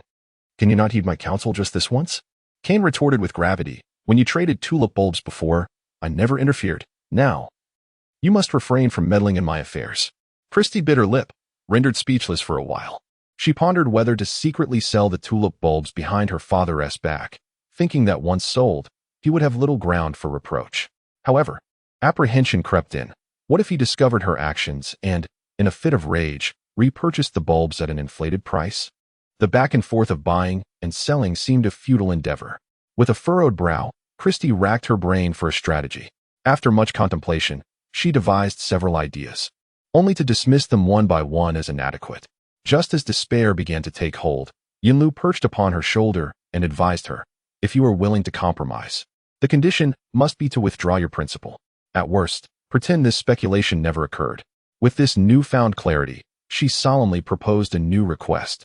Initially, Kane was resistant, asserting that in significant undertakings, one must possess both audacity and meticulousness. It is only by daring to take risks at crucial moments that one can reap substantial rewards. "Christie, I do not desire immense wealth, nor do I wish to take risks." Kane, with a slight pause, softened his tone, stating that there is no need for you to take risks. I shall handle it. Once we have earned money, I will purchase exquisite garments and precious jewelry, filling our home to the brim. Christie, I do not wish for clothes or jewelry. My only hope is for our family's safety and the ability to sleep peacefully at night. Kane contemplated saying more, but Yun Luo timely reminded him that a firm attitude would not suffice. Evoking pity and feigning vulnerability could yield remarkable results. Christie understood and immediately adopted a pitiful demeanor, saying, "Father, I am truly frightened. Our family nearly faced bankruptcy previously, and I have not slept well for several consecutive days. I do not seek great wealth for our family. I merely wish for us to be safe and to lead a stable life. If tulip prices rise, let them rise. We have a farm where we plant grain each year, ensuring we have food and clothing. We can manage without this money. What a splendid opportunity. How can we let it slip away?" Kane intended to argue his case, yet he found himself retreating in the face of his daughter's tears. Ultimately, with a resigned sigh, he asked, "What do you want me to do?" With tears in her eyes, Christie replied, "Since we have already made 4 to 5 times our investment, could we not withdraw the principal?" "Just the principal?" Kane asked, slightly taken aback. "Yes, only the principal," Christie affirmed with a nod. "You may use the profits to buy tulip bulbs or cultivate rare tulips. I shall not utter a word more." It pained Cain to see how effortlessly money could be made while he felt a twinge in his heart. "Father," Christie gazed at him earnestly. "I promise you." Cain reluctantly agreed. Upon hearing this, Christie let out a sigh of relief. The price of tulips surged to 12,000 and showed no signs of halting. It climbed steadily to 12,100, 12,200, 12,300. Inching closer to 13,000. Cain felt an inexplicable sense of helplessness. He had foreseen this rise. "You see," Christie insisted, "we must first withdraw the principal." After taking a sip of fruit wine, he lamented, "The more capital we have, the greater our profits. Trading with just a small sum is merely a trivial endeavor." Christie replied, "Safety must come first, regardless." Cain could not fathom what experiences had molded his daughter into someone so cautious. Despite the opportunity to reap profits together, she was determined to retreat. Never mind, Cain thought. If he could earn a little more and accumulate wealth, all he wished was for his daughter to spend it wisely. Engaging in business was exhausting. It was not something one should force themselves to do. Upon returning to her room, Christie summoned the system, hesitating before speaking. "Yin Luo, the price of tulips has reached 12,330. Yin Luo appeared, advising, "Once the product is sold, disregard any subsequent price increases. Remember, the game is over. Do not re-enter." Christie, perplexed, replied, "I am just curious. Did you not say we had already reached the peak? Why then does the price continue to rise?" Yun Luo explained. "In the realm of speculation, the pinnacle occurs when people are driven by frenzy. The extent of their madness is known only to the divine. It is better to exit early than to find oneself trapped at the end." Christie was at a loss for words. Certainly, the fleeting thought was swiftly extinguished. Christie was particularly obedient to the system. Even if she felt a twinge of desire, she resolutely adhered to its commands. "Feeling discomfort at the price increase, are we?" Yu Luo inquired. "It's tolerable," Christie feigned indifference. "It's only natural to feel uneasy when there is profit to be made," Yu Luo replied. "However, when the game eventually collapses, you will feel genuinely relieved." "Will I?" Christie responded, her expression one of confusion. In truth, she could not fathom whether the tulip market would indeed implode as the system anticipated. Perhaps it would continue to soar to unimaginable heights, endlessly. Stealing herself, Christie took a deep breath and hypnotically reminded herself that she had already amassed a considerable fortune and should be content. Regardless of how high the prices might soar in the future, it would no longer concern her. It would be best to relinquish her focus on tulips and ponder how to spend the wealth she had acquired. "Remember to keep a journal," Yun Luo advised. Christie was taken aback. Having sold all the bulbs, was journaling still necessary? "Indeed," Yun Luo insisted. "Continue writing until the game collapses. In the future, when you peruse your notes, you will gain a clearer understanding of speculation." "Very well," Christie acquiesced. February 25th, 756, overcast. The price of tulips has surpassed 12,400. All the tulip bulbs I owned have been sold, yielding a substantial profit. At my request, my father withdrew the principal and opted to engage solely with the profits. Uncertain of when the game will conclude, I remain calm and patient. March 2nd, 756, sunny. The price of tulips oscillates between 12,300 and 12,400. My father, brimming with confidence, asserts that it will rise further. I yearn to use my earnings for travel. On March 12th, 756, under clear skies. I planned a journey for a week, indulging in purchases along the way, which brings me immense joy. I have not closely monitored the tulip prices lately, but I have heard that the recent fluctuations have been considerable, currently resting in the range of 12,000 to 12,400. Will it ascend again after this turmoil? I am uncertain and prefer not to speculate, as it gives me a headache. On March 15th, 756, the clouds gathered. The tulip prices plummeted. The decrease exceeded 8. Now they stand at 11,000. Oh my, how could this happen? It is terrifying. On March 16th, 756, the skies were overcast. I learned that a significant sell-off of tulip bulbs had triggered this drastic drop, and that prices would stabilize afterward. This reasoning seems somewhat plausible. Yet I cannot shake the feeling of unease. Yunlu once remarked that after fervor comes the precipice of collapse. Perhaps I should caution my father to sell the remaining tulip bulbs. On March 17th, 756, a light rain fell. The tulip price is now 11,200. My father dismissed my suggestion, claiming that I lacked the courage needed for business ventures. It matters not. After all, the principal has been withdrawn, and the remaining funds are profit. On March 18th, 756, the skies remained gloomy. The tulips have once again suffered a catastrophic decline. The price now stands at 9,600, with a drop exceeding 14. On March 19th, 756, the clouds lingered. Another steep decline. The price is now at 7,900, marking an approximate 18 drop from yesterday. On April 1st, 756, under clear skies, the current price is 1,840. The market has collapsed. In times of fervor, people often exclaim, "But these are tulips. How could prices possibly decline?" However, once the speculation concluded, prices plummeted uncontrollably. Initially, people clung to a glimmer of hope, believing it was merely a minor setback. They thought that once the turmoil subsided, the price of tulips would continue to ascend. Little did they know, after a few days of waiting, the anticipated rise was replaced by a catastrophic fall. Some could no longer endure the suspense and opted to sell their tulip bulbs, prompting others to follow suit.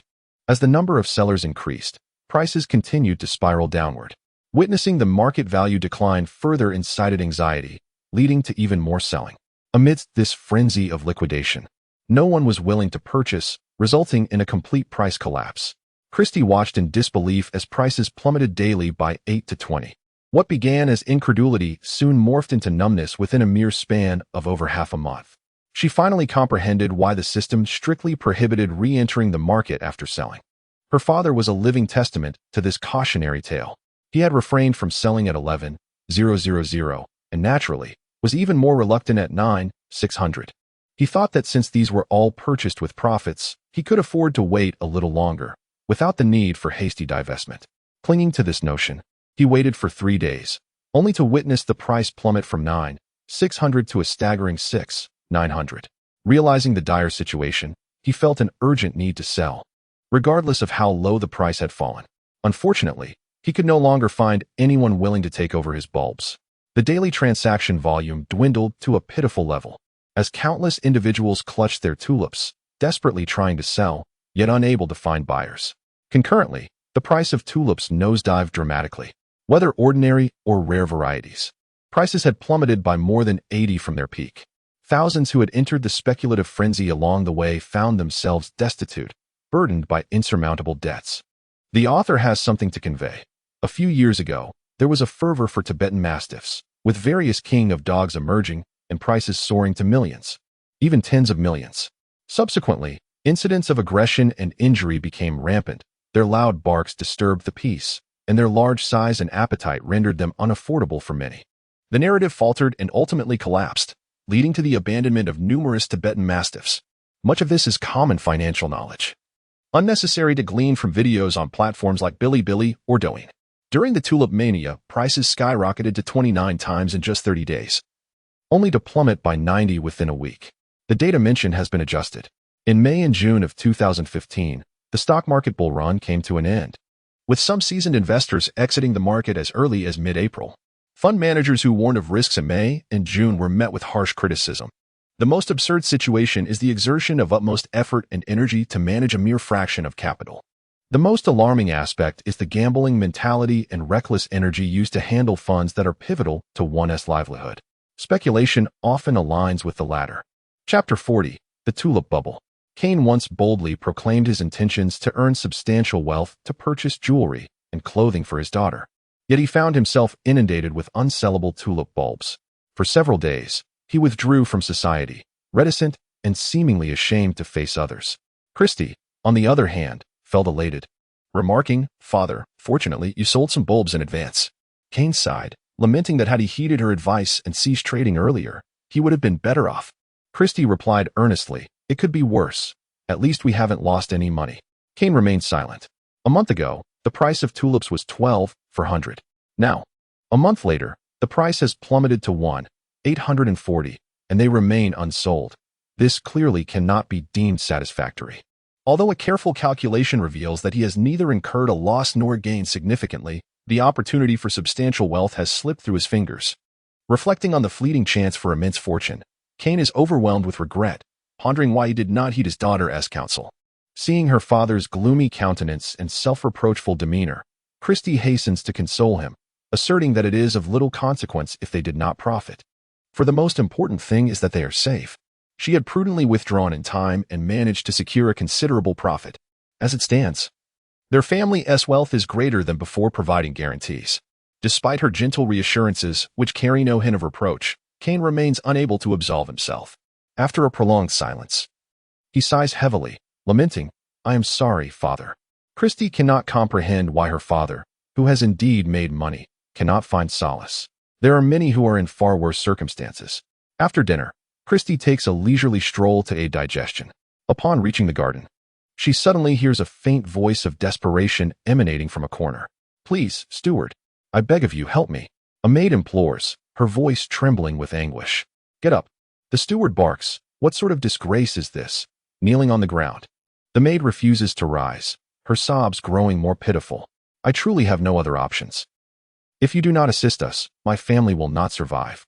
The steward, incensed by her pleas, retorts with a cold scoff, "Whom do you blame? Who forced you to sell your home? Did someone hold a knife to your throat, compelling you to borrow money to purchase tulips? Now it has come to this state. It is indeed a consequence of my own folly. I was foolish to believe that purchasing tulips would lead to great wealth. Little did I realize that not only did I lose my home, but I also accrued a mountain of debt." The maid wept bitterly, filled with remorse. She could not comprehend what had come over her. It was as if she had been bewitched, firmly convinced that buying tulips would yield riches. The proceeds from selling the house fell short, prompting her to borrow without a second thought. She thought to herself that such an opportunity was rare and must not be missed. Initially, the price of tulips rose steadily, bringing her immense joy. Each day, she calculated what she would purchase once she profited. A house? Land? Grain? A bride for her son? The aspirations were countless. She wished fervently for the tulip prices to multiply 3 or 4 times over. In such a case, all her desires would be fulfilled. The prices soared. And just as her dreams were within reach, a nightmare struck. The tulip prices plummeted abruptly, shattering her dreams of wealth. She believed the prices would rebound, stubbornly refusing to relent. Disagreements ensued, leading to a heated argument. In the following days, tulip prices crashed dramatically, leaving her in a state of shock. What was once profitable turned into a loss in a mere 2 days. Only then did panic set in. Clutching a potted tulip, she rushed to the market, asking everyone she encountered if they admired the flowers and wished to purchase them. Alas, it was far too late. The market was flooded with vendors hawking tulips. Yet not a single buyer was to be found. The market prices fluctuated wildly, plummeting faster than a shooting star, while her own tulips remained unsold. Eventually, she became numb to it all. The tulips she had labored to acquire could not be transferred, yet the borrowed money demanded timely repayment. The creditors were aware of her workplace and knew where her family temporarily resided, leaving her with no place to hide. Reflecting on the menacing words of the creditors, the maid was struck with trepidation, wishing she could repay the debts with her very life. Yet, the message was unmistakably clear: if the funds could not be procured, not a single member of her family would escape unscathed. In desperation, the maid resolved to humbly seek assistance from the butler. She reasoned that since the young lady had profited from the tulip trade, surely a portion could be allocated to settle their debts. With her family saved, she vowed to serve both the master and the young lady with unwavering dedication. Thus, she clung to the butler's leg as if grasping the last vestige of hope amid a tempestuous sea. The butler, after futile attempts to dislodge her, lost his temper and candidly admitted that he was not the sole one who had borrowed money and sold property in a fervent pursuit of wealth. Many others had approached the master and the young lady for financial assistance, collectively amassing a considerable sum. The maid understood that soliciting help from the master and the young lady was their only means of survival. If that help could not be secured, despair would engulf them entirely. Unable to shake her off or reason with her, the butler, in a state of resignation, conceded to her request, promising to mention it to the master when time permitted. However, whether the request would be granted was beyond his authority to determine.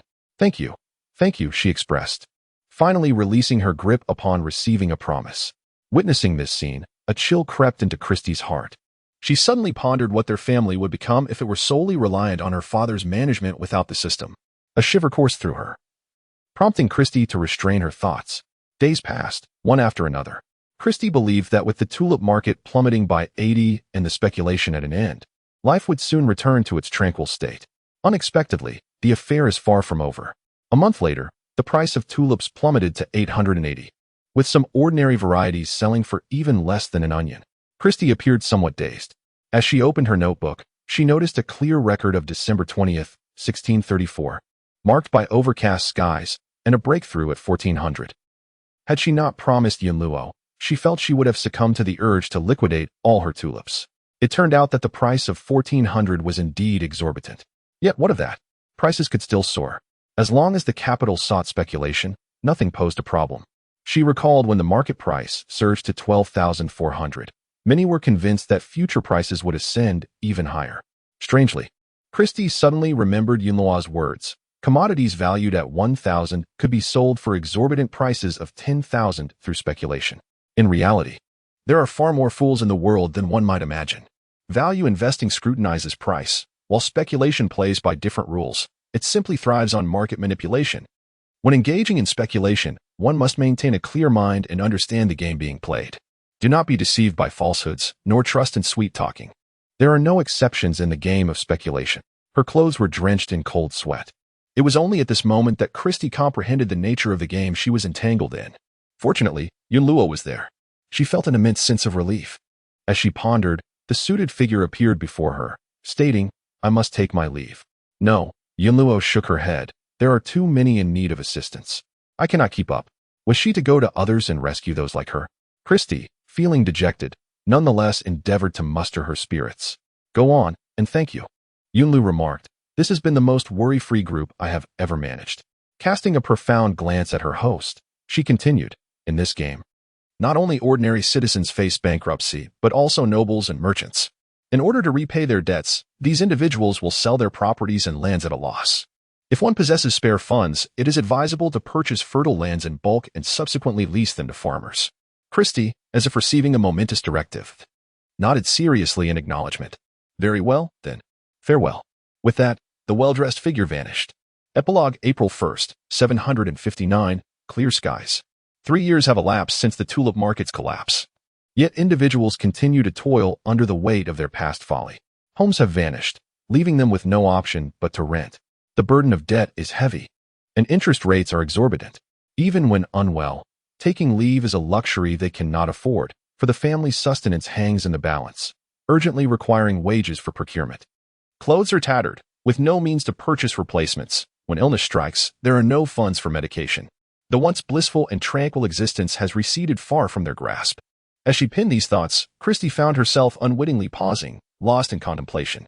Had she not encountered the system, she might have become yet another unfortunate soul among the masses. After meeting the system, not only did she successfully evade the impending market crash, but she also acquired a substantial tract of arable land at a bargain.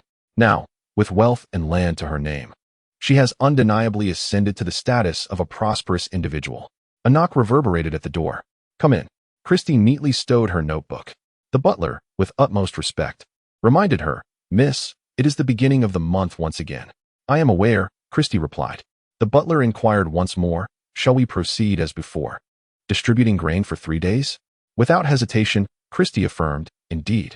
She envisioned herself as a system designed to assist those on the brink of bankruptcy, even if only in a modest capacity. "I understand." The butler nodded, preparing to take his leave, but Christie halted him, asking, "Have the tulip bulbs owned by my father been sold?" At the mention of this matter, the butler instinctively lowered his voice, replying, "No, they have not been sold. A few years ago, when we attempted to sell them, there were no buyers. When there were buyers, the prices were too low. The master decided to retain this batch as a reminder of the mistakes he has made in the past. Of course, this assessment was relative to other flowers." Christie rubbed her forehead, her expression one of exasperation. Why can't we plant a different flower?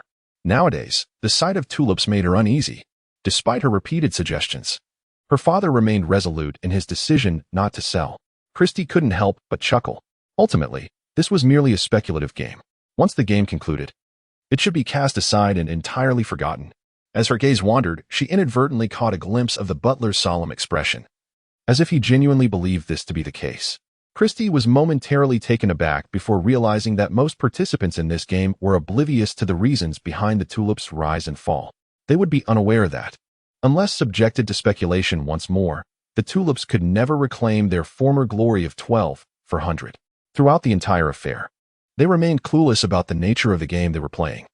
The author wishes to convey, this is not a horror novel. Some commenters assert that they have never been intimidated by horror novels. However, Upon reading this article, she was filled with trepidation. Should one unfortunately succumb to the novel coronavirus pneumonia, which insurances would provide compensation? 1. Life insurance covers death or total disability. In the event of death due to illness, compensation is granted. 2. Accident insurance. As this pertains to an illness rather than an accident, it does not provide compensation. 3.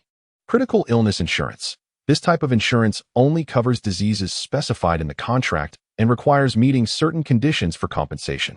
This pneumonia is not listed under any critical illness insurance. But if it results in profound coma, requiring ventilator support for 96 hours, or renal failure necessitating dialysis for 90 days, or in the event of death, provided the critical illness insurance includes a death benefit, compensation may be available. 4. Medical insurance. This type reimburses medical expenses and is certainly compensatory. After deducting Social Security reimbursements and the excess amount, all remaining medical expenses are fully reimbursed. For instance, if hospitalization costs $200,000, with Social Security covering $100,000 and assuming in excess of $10,000, the medical insurance would reimburse $90,000. Chapter 41. Financial traps. As night fell and the lights began to twinkle, Xin accompanied clients to view properties, remaining occupied until 7 p.m. Due to her incessant running about, her heels ached terribly, nearly rendering her unable to stand. She glanced around and, unable to resist, sat down on a bench to rest her weary feet. Exhausted, she reclined against the chair, letting out a soft sigh. Yet, despite her fatigue, a glimmer of joy illuminated her face. The toil bore fruit. Today, she had closed 4 deals. A middle-aged couple, eager to purchase a property in a desirable school district for their child's academic advancement, quickly made a decision after viewing 3 properties, fearing that their chosen home might be snatched away if they delayed. A property speculator, eager to acquire real estate with substantial appreciation potential for future profit, found themselves being led around by Xin, who nearly exhausted herself in the process. After touring 7 properties, the client, without uttering a word, purchased 3 apartments. Despite her fatigue, a sense of joy blossomed within her. Xin mused that her impressive performance would yield substantial commissions, making her arduous efforts worthwhile. As the evening breeze gently swept through, bringing a hint of coolness, she reminisced about the previous 2 years when the housing market had cooled significantly. Each day was spent making calls and inviting clients to view properties. She concluded that being busy was preferable. Recently, the real estate market had surged, and her income had soared. If she persevered for a few more years, she could finally purchase a home of her own. The thought of a promising future invigorated her, alleviating her aches and revitalizing her steps. Just as she contemplated rising, a soft female voice interrupted, declaring, "You are on the brink of bankruptcy." Startled, Xin instinctively turned toward the source of the voice. There sat a sharply dressed individual, gazing at her with an air of seriousness. "I am Yin Luo, here to assist you." The sudden appearance of this suit-clad figure, capable of speech, struck her as rather peculiar. Yet, Xin, known for her boldness, felt no fear. Instead, her curiosity piqued as she inquired, "You say I am about to go bankrupt? Why?" "Your mother has fallen into a financial trap," Yin Luo articulated clearly. "Given her financial situation, she will soon incur heavy debts. As her child, you are likely to be implicated. Should you attempt to repay your debts, you will face immediate bankruptcy." Xin blurted out, but her words faltered midway. Casting a glance at the sharply dressed figure, she hastily grabbed her handbag and hurried home. "Yin Luo, among all the hosts I have guided, this is the first one who forgot to take her golden finger with her. Fortunately, she is an intelligent system." Shortly after 7:30, Xin arrived home. "I am not hungry. I will eat later." Xin pressed her lips together, approached the sofa, and in a serious tone asked, "Mom, may I inquire if you have been deceived financially again recently?" Xin had witnessed her mother being tricked on multiple occasions. Just by observing her mother's demeanor, it was evident that this was indeed the case, prompting her to feel exasperated. "How many times have you fallen for such scams? When will you learn? This time is different," Zhang Ping instinctively retorted. "Heh." Xin scoffed. "You said the same thing last time when you bought health supplements, and the time before that, when you purchased jade, claiming a friend was knowledgeable in the field. What was the outcome?" Zhang Ping fell silent immediately. During the health supplement incident, they had been told that this particular product was exceptionally popular. They procured it directly from the factory, intending to resell it for a profit of 30. Zhang Ping, Having recently retired and with little to occupy her time, thought it prudent to engage in some business to supplement her income and thus agreed. However, when the goods arrived, she discovered that they were utterly unsellable. A box of health supplements cost $500 or $600. The promised miraculous effects were clearly preposterous, and no one was willing to buy. With the inventory lingering unsold, Zhang Ping felt too embarrassed to recommend it to relatives and ultimately had to keep it for herself. As for the jade purchase, that occurred during a group travel tour. There was a trend of gambling on jade, with tales of individuals becoming overnight millionaires. Zhang Ping was captivated by these wealth tales, and, coincidentally, a businessman in the tour group claimed to be well-versed in the trade. She invested $10,000 to follow him and purchase a piece of jadeite rough, hoping to share in the fortune. When the stone is cleaved, it reveals jade within, albeit of the most inferior quality, akin to mere brick material. To put it plainly, the raw stone may be worth $10,000, yet the extracted jade, fashioned into tourist trinkets, holds a total value of no more than $600. Investment invariably leads to losses. Hence, whenever Xin hears her mother proclaim the promise of wealth and profit, it leaves her utterly exasperated. In her perspective, this is not a means of earning money. It is akin to casting funds into the river. Even supernatural occurrences have emerged, signaling her impending bankruptcy, yet there remains a facade of normalcy. Zhang Ping, unable to conceal the truth, recounted, 2 months ago, I received a call announcing the grand opening of a store with promotional activities. Every customer who walked through the door would receive a coin. Not just any coin, mind you, but a collectible, worth 20 to 30 each. I thought to myself, one should seize such an opportunity. Thus, I went. Upon entering, the salesperson informed me that in recent years, investment in collectibles has surged, with those daring enough to invest reaping bountiful rewards. At this point, Xin could no longer endure the conversation. She erupted in frustration. Have I not advised you to abandon these delusions of striking it rich? If you have spare funds, simply deposit them in a fixed account or invest in financial products. Zhang Ping hesitated. I know, you have mentioned this several times. Initially, I too was skeptical of such claims. However, upon hearing the word however, Xin braced herself for the inevitable unfavorable continuation. Sure enough, Zhang Ping proceeded. The salesperson claimed that quality collectibles could appreciate by 120 in a year. Even the more ordinary ones yield returns of 30 to 40 annually. His words were so extravagant that I couldn't resist purchasing one. And then, Xin struggled to contain her simmering anger. Zhang Ping continued. Initially purchasing the jade pendant for $800. With a simple buy and sell, a mere 50 could be made. How effortlessly the money comes. It would be a pity not to profit. Xin observed coldly, thinking, is it truly so easy to earn? It's equally easy to lose the principal. What happens next? She pressed on. And then you believed it? Xin's forehead throbbed with tension. What did you buy afterward? Zhang Ping whispered, a dragon and phoenix necklace. Dragon and phoenix rings, dragon and phoenix earrings, dragon and phoenix bracelets. All gold adornments, masterpieces of the artisan, highly collectible. Xin inquired, how much? Zhang Ping lowered her head. The necklace 60,000, the wedding ring 60,000, the earrings 20,000, the bracelet 80,000. Altogether, that's 220,000. Xin was rendered speechless with anger. And after a long pause, she asked, where did all that money come from? Xin was fully aware that this meant borrowing a bit, likely requiring her to exhaust all her savings to settle the debts. Fearing her daughter's reproach, Zhang Ping swiftly changed the subject. You see, I've tried several times to confirm that this shop is trustworthy. Confirm what nonsense? Xin questioned. Where are the items? Xin examined each piece. Are they all pure gold? Before her daughter could respond, she gleefully remarked, the salesperson said the prices are expected to double next year.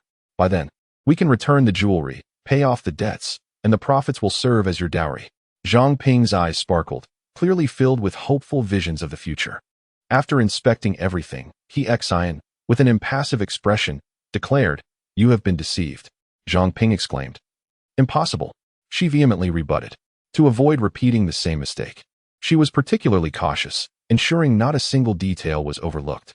I have no need to deceive you, Xin said with a cold expression. Do you understand how to calculate the price of gold ornaments? It is determined by the current price of gold multiplied by the weight, plus the craftsmanship fee. Based on weight, a necklace would be valued at 25,000, a pair of rings at 15,000, 5,000, earrings at 5,000, and a bracelet at 25,000. The total value cannot exceed 70,000, yet you spent 220,000 on them and treat them as treasures. Xin was nearly exasperated. Zhang Ping, however, was skeptical, insisting that these were masterworks, rare in the world. How can ordinary gold ornaments be compared to such collectibles?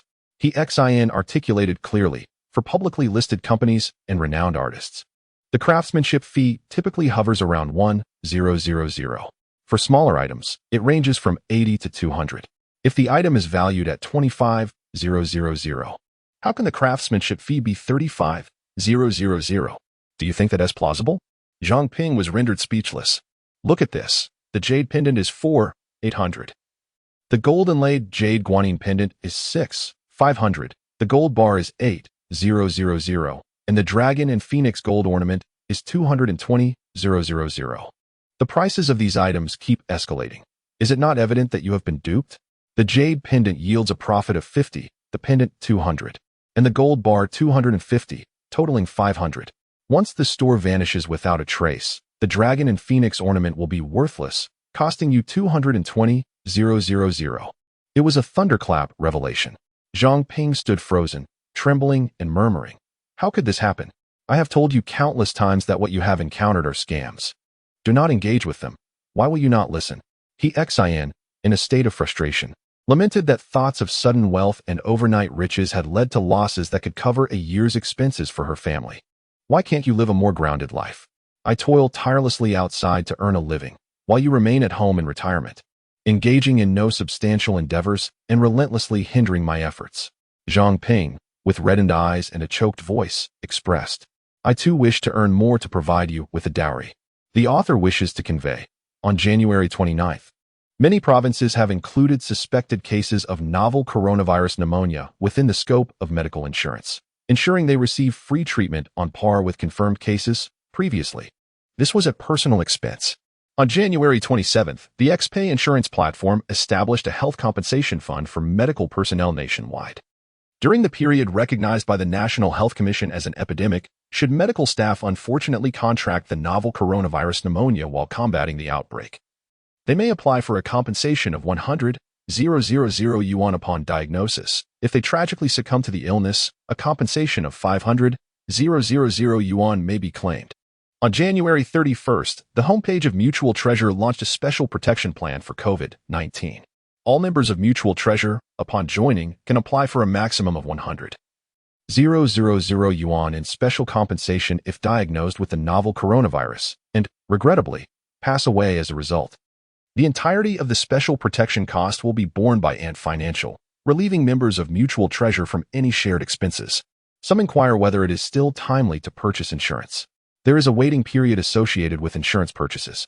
Typically, the waiting period for critical illness insurance ranges from 90 to 180 days, while the waiting period for medical insurance is 30 days.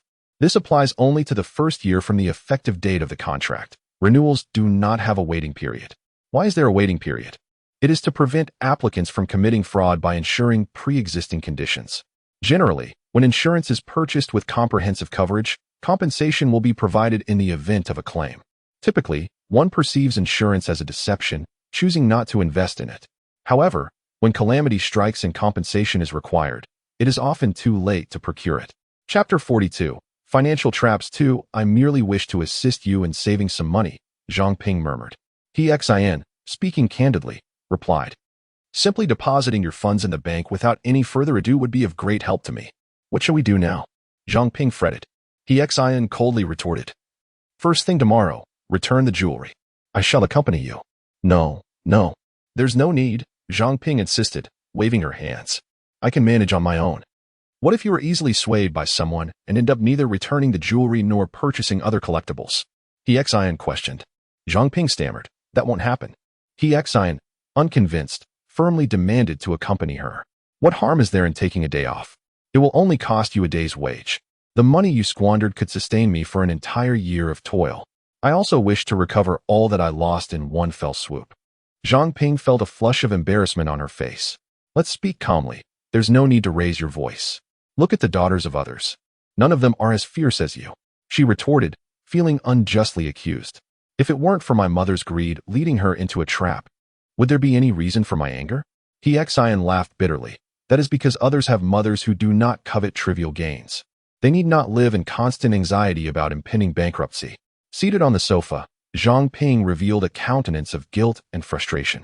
In the room, Xian was seething with anger, her heart aching in every possible way. This was not the first instance. Each time she falls into a pit and loses money, she swears with unwavering conviction that she shall never err again. Yet, when the next opportunity arises, she finds herself irresistibly drawn into the snare once more. In the past, her losses were merely in the thousands. Now, astonishingly, she borrows funds to indulge in folly. What irks her the most is that her justifications for being deceived invariably revolve around her daughter. Xian mused. How many times has she expressed this? It is unnecessary. Why can she not comprehend? In her moment of vexation, the figure in a suit materialized upon her desk. Ah, it is you. Xian caught a glimpse and could not help but sit up, letting out a sigh. Were it not for your reminder, I would still be oblivious. Thank you. Yun Luo. Before she could even make a move, the host had already resolved the matter herself. What principles guide the absurd program in matching hosts? Yun Luo fell into contemplation. You claim to be here to assist? Xian inquired. Yun Luo nodded affirmatively. Xian's eyes sparkled with anticipation. Could you perhaps reprogram my mother's thinking, so she ceases to act so foolishly? Yun Luo replied. That would pose quite a challenge for the system.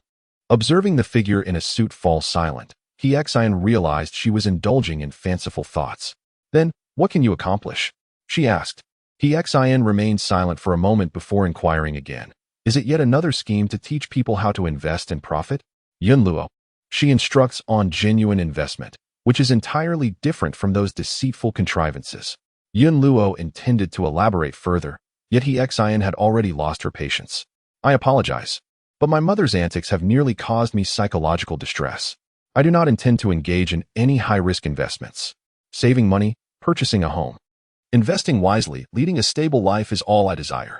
Yun Luo pondered for a moment and offered her counsel, asserting that diligent work constitutes a form of investment. This statement struck a curious chord. Xian, taken aback, cast a surprised glance at the system and solemnly replied, I shall. The following morning, Xian, accompanied by her mother, arrived at the establishment. Upon entering, they were greeted by an opulent interior, exuding an air of affluence. Zhang Ping, holding her daughter's hand, whispered, I contemplated it all night and still feel it lacks the essence of a scam. Could it be that you are merely overthinking it? They are not in need of money, and therefore have no reason to deceive. However, Xian retorted, if they do not present an air of sophistication and grandeur, how could they potentially ensnare you? Zhang Ping found herself at a loss for words. As they conversed, a salesperson approached with a welcoming smile, addressing Zhang, Sister Zhang. Why did you not inform me of your visit in advance? Faced with her daughter's resolute demeanor, Zhang Ping reluctantly stated, Xiao Jiang, I find these dragon and phoenix gold ornaments rather unappealing. Would you kindly assist me in returning them? Xiao Jiang, astonished, exclaimed, Sister Zhang. This is a masterpiece by a renowned master, possessing immense appreciation potential. It would not be unusual for its value to increase 3 to 4-fold. Others covet what you have managed to obtain. How could you bear to return it? Zhang Ping felt a sense of frustration. She did not desire this outcome. Yet her daughter was watching intently. Xian, growing impatient, interjected, enough of the chatter, return it. Even if it were to appreciate tenfold, I would not want it. Xiao Jiang, perplexed, inquired, and who might this be? Zhang Ping introduced her. This is my daughter, Xian. Miss He, it's a pleasure to meet you, Xiao Jiang replied, dressed in a suit and exuding a refined demeanor. You may not be well versed in the realm of collectibles. Might I offer you a brief introduction? No need. Xian interjected, presenting the ornate box containing the gold ornaments. Please proceed with the return. I am pressed for time. Miss He, this exquisite dragon and phoenix jewelry set is exceedingly rare. I reserved a complete set for Sister Zhang due to our close relationship. If you decide to decline now, you may find yourself regretting it in the future. Xiao Jiang earnestly urged. A complete jewelry set includes wedding rings, earrings, bracelets, and a necklace. It is appropriate for both collection and as a bridal dowry. It is conservatively estimated that the jewelry's value could double within a year and quadruple within 2 years. This is a rare opportunity. You must contemplate it carefully. Xian scoffed, stating how enticing it would be to provide 200 in cash for a dowry. Spending 220,000 on gold and silver? Am I out of my mind? The hour was still early, and only a few elderly customers occupied the hall. Upon hearing this, she immediately wavered. Such sweet words turned out to be mere deception. Zhang Ping widened her eyes, gripping Xiao Zhang's sleeve tightly, stating, "You did not tell me this before. You promised that I could earn 300 in a week and 13,000 in a month. You mentioned it was an unparalleled opportunity for profit that I must seize. What are you saying now? After 2 weeks, not only have I not made any profit, but I also face the prospect of losing my principal?" Xiao Zhang quickly protested. "Sister Zhang, you must not misconstrue my words. I did advise you that investments carry risks and that one should proceed cautiously." Xian looked at her mother, utterly speechless. "It seems you have misunderstood. I came here because I suspect you are orchestrating a scheme to swindle the elderly, and I wish to return the items at their original price. Spare me the irrelevant chatter. Simply state whether you will accept the return or not. No refunds? I will directly call the police. If there is an issue, let them handle it." Xian's demeanor was exceedingly resolute, exuding an air that suggested she was not to be trifled with. Xiao Jiang, wearing a woeful expression, turned to Zhang Ping to vent his grievances. "Sister Zhang, could you please persuade your daughter? Her behavior makes it quite challenging for us." Zhang Ping replied, "If I could persuade her, they wouldn't be standing here now. If one is too accommodating, are they then deserving of being exploited for their money?" Xian, uninterested in further dialogue, promptly retrieved her phone and dialed. "Hello, is this the police station? We have a group of scammers here who have defrauded my mother of over 200,000. Just then, the manager appeared at an opportune moment. "Miss He, we are a legitimate collectibles investment company. The prices of our products fluctuate daily." Xian shot him a sidelong glance. "Cut the nonsense. Are you refunding or not?" The manager wore a look of resignation. "Given your unique circumstances, if you wish to return the Dragon and Phoenix presenting Auspiciousness series jewelry, we can make an exception." Xian set her phone down. "Then please assist me with the necessary procedures." "Certainly. Please have a seat and wait for a moment." The manager replied as he took the gift box and departed. Zhang Ping sat on the sofa, her expression tinged with unease. Xian, why make the situation so tense? We could come back in a couple of days. There is no need to make things difficult for them. Being sold and still counting the money for others. That's exactly what her mother is doing." Zhang Ping muttered under her breath. "I think the people at their company are quite nice, not like scammers." Xian retorted. "You see, everyone is trustworthy, which makes you particularly susceptible to deception." Zhang Ping remained silent, harboring a swell of frustration. Who would ever admit to their own foolishness? Zhang Ping felt that she had finally discovered a reliable opportunity for wealth, only to have it disrupted by her daughter. Xian, on the other hand, was equally helpless. Had she been certain that the individuals involved were fraudsters, she would have reported them to the authorities without hesitation. The crux of the matter was that collectibles are considered a form of investment, and opinions regarding their value vary from person to person. Should a collector develop a particular fondness for an item, they might willingly pay 300,000 for something originally valued at 60,000. If the buyer is content, the police would have no grounds for intervention. Thus, the earlier call to the police was merely a faude, an attempt to intimidate the other party. As no call was actually made, after a brief wait, the manager approached with the agreement for Zhang Ping to sign. Once the series of procedures was completed and the bank transfer was received, Xian let out a long sigh of relief, feeling that all was well. They exchanged polite farewells as they departed. On the journey home, Zhang Ping simmered in silent anger, unwilling to engage with her daughter. She was also upset, having forgotten the initial intention of returning the gold jewelry, all because they were easily swayed. With your attitude, do you really think you can learn to make big money? You've been completely drained. This would be the last time she would clean up after her daughter. If it happened again, she threatened to move out. Her voice was laced with an indescribable weariness. Xian was truly exhausted. Unlike her mother, she found it difficult to rest, as she was still burdened with the aftermath of their misadventures. Upon hearing that her daughter intended to move out, Zhang Ping jolted, exclaiming, "Your father left us early. It's just the two of us at home. What will I do if you leave?" Xian replied, "If I stay at home any longer, I fear I may fall into depression and contemplate suicide. Ultimately, it will be left to the mother alone. Thus, it is better to carve out a path for oneself. Why entertain thoughts of suicide when everything seems fine?" Zhang Ping, in a state of urgency, observed her daughter's indifference and despondent expression. Finally, she relented, exclaiming, I shall no longer cause any turmoil. Is that not enough? The author wishes to convey. The world of collectibles is intricate and often eludes the comprehension of the average person in evaluating the true worth of items. In Chapter 43, The Financial Trap 3, Zhang Ping clenched her teeth and made a resolute decision. You shall manage the family's savings. This arrangement ensured that even if she desired to spend, she would find herself devoid of funds. It is futile, Xian remarked softly, as long as you are determined. You can borrow from acquaintances. This time she was earnest. Zhang Ping swore an oath, declaring that from now on, aside from fixed deposits in the bank, she would trust nothing else. Although a flicker of hidden dissatisfaction lingered in her heart, the urgency of the moment overshadowed it all. It would be splendid if you could uphold your promise. Should you fail, I will promptly pack my belongings and move out, Xian stated, articulating each word with precision. I will not falter. I will not falter, Zhang Ping assured repeatedly. Fearful of her daughter's resolve, Zhang Ping adhered to a strict routine, refraining from any erratic behavior.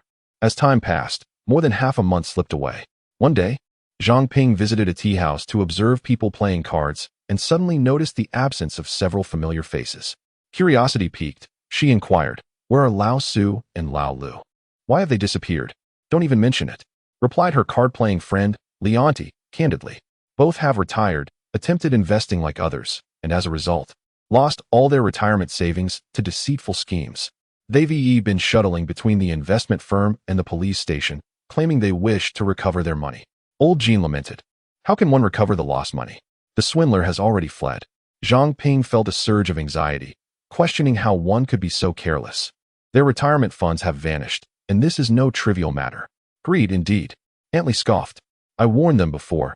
The annual interest rate starts at 30, which is inherently dubious. They not only dismissed my concerns but thought I was envious of their potential profits. Now look, their money has been whisked away.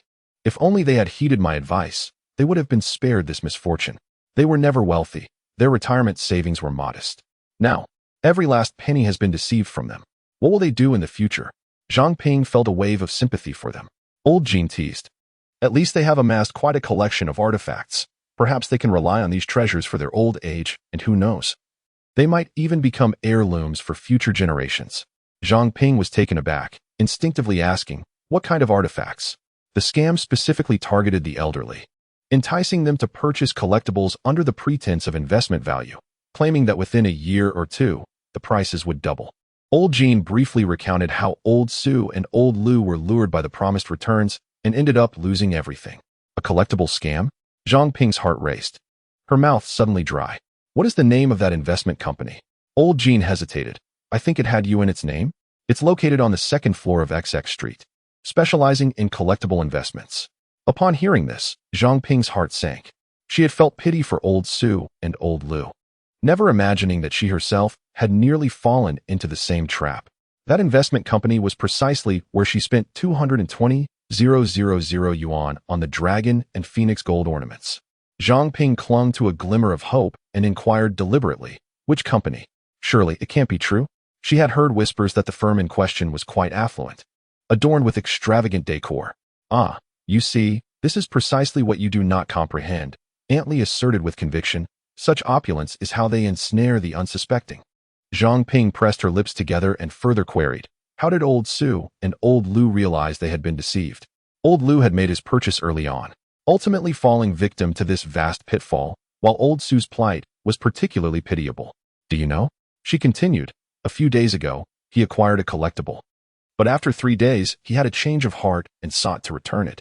However, upon entering the office, he was met with utter shock. The building was deserted, desolate as if it had been vacant for months.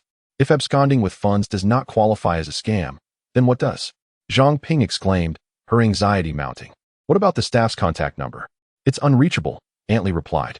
Is there any other way to get in touch? Zhang Ping insisted. Antley rolled her eyes dramatically.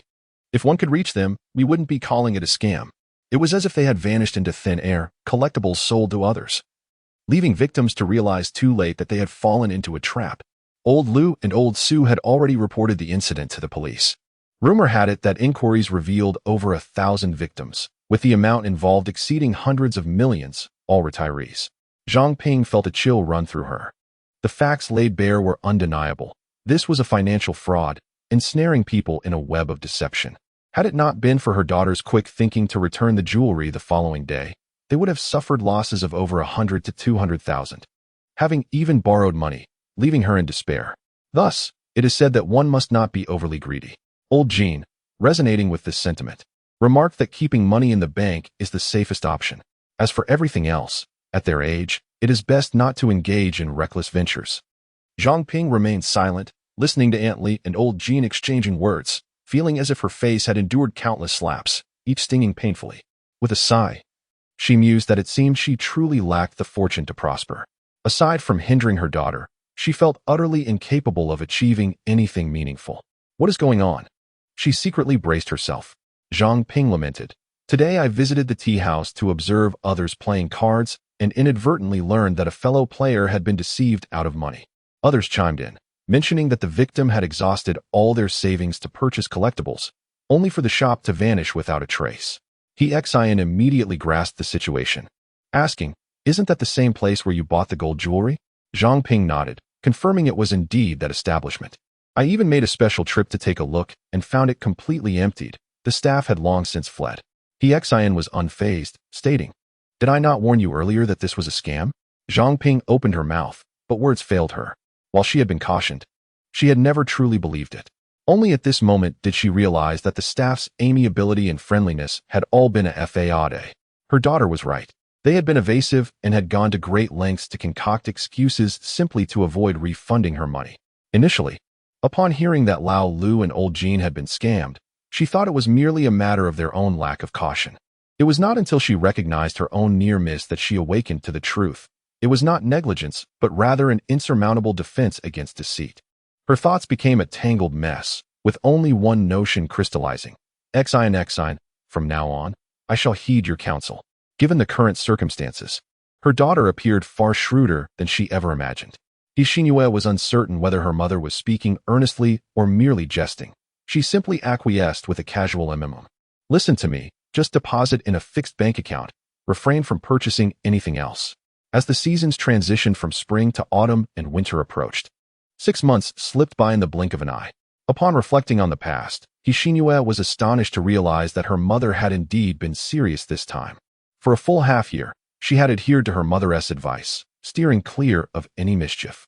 While Xinhua marveled at the newfound tranquility, she diligently dedicated herself to her work, striving to earn a substantial income. As the year drew to a close, the company held its annual meeting to review the year's achievements and setbacks. With the intention of partaking in a complimentary meal, Xinhua attended the event. Throughout the proceedings, her mind wandered, and drowsiness began to envelop her.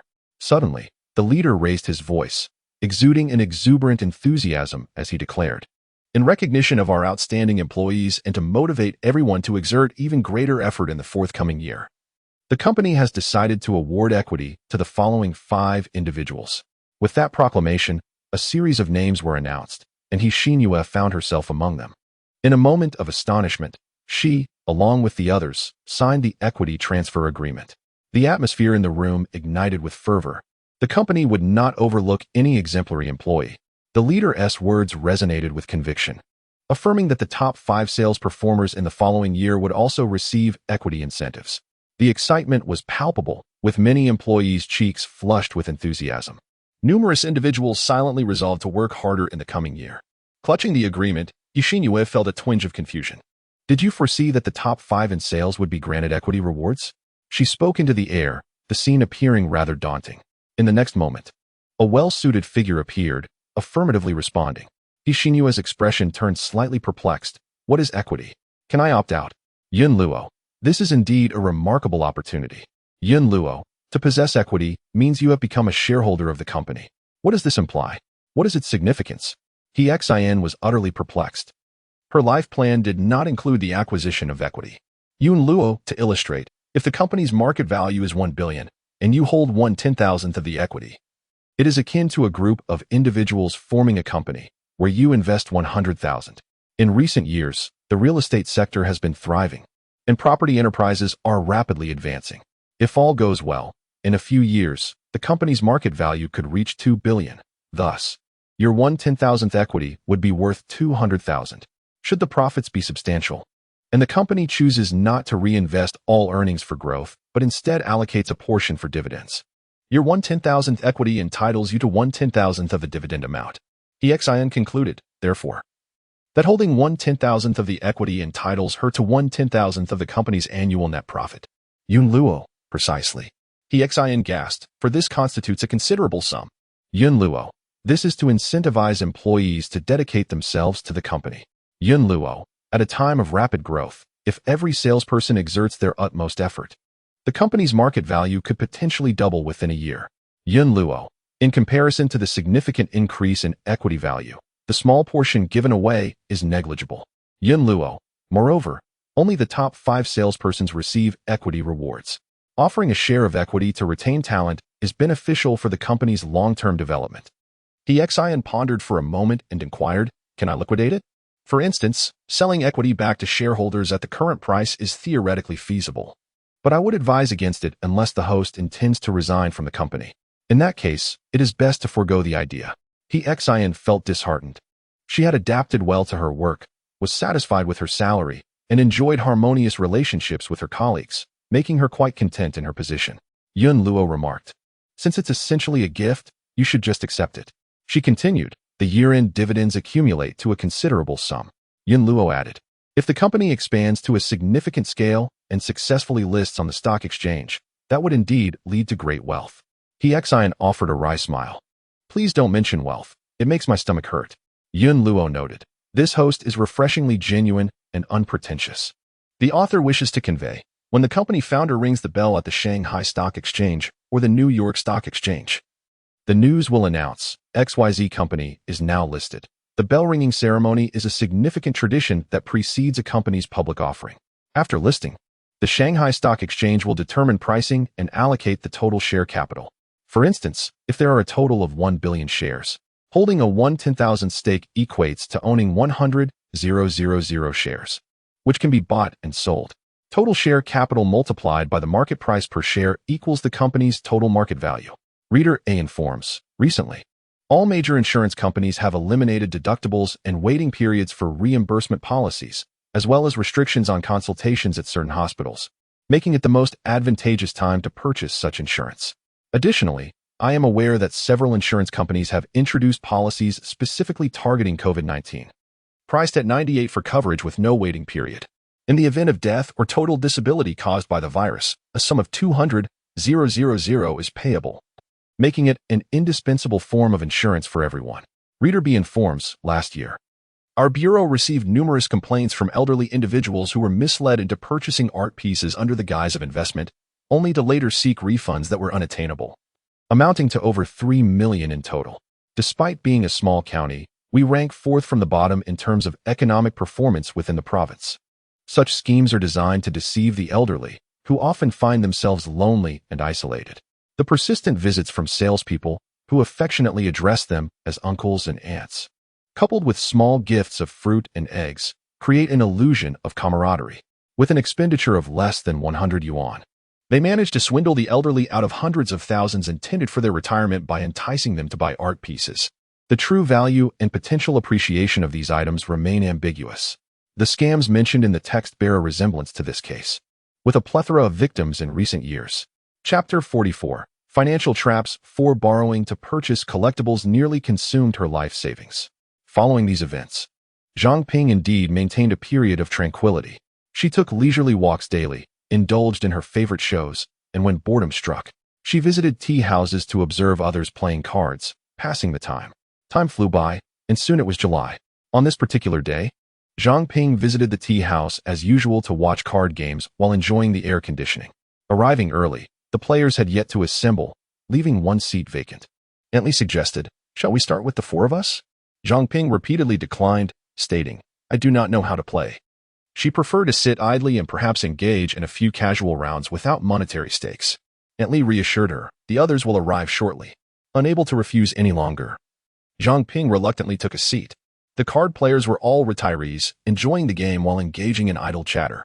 Not long after the game commenced, Aunt Li grew restless and casually inquired, Old Jean, isn't your son about to graduate? Indeed, he will graduate from university this year.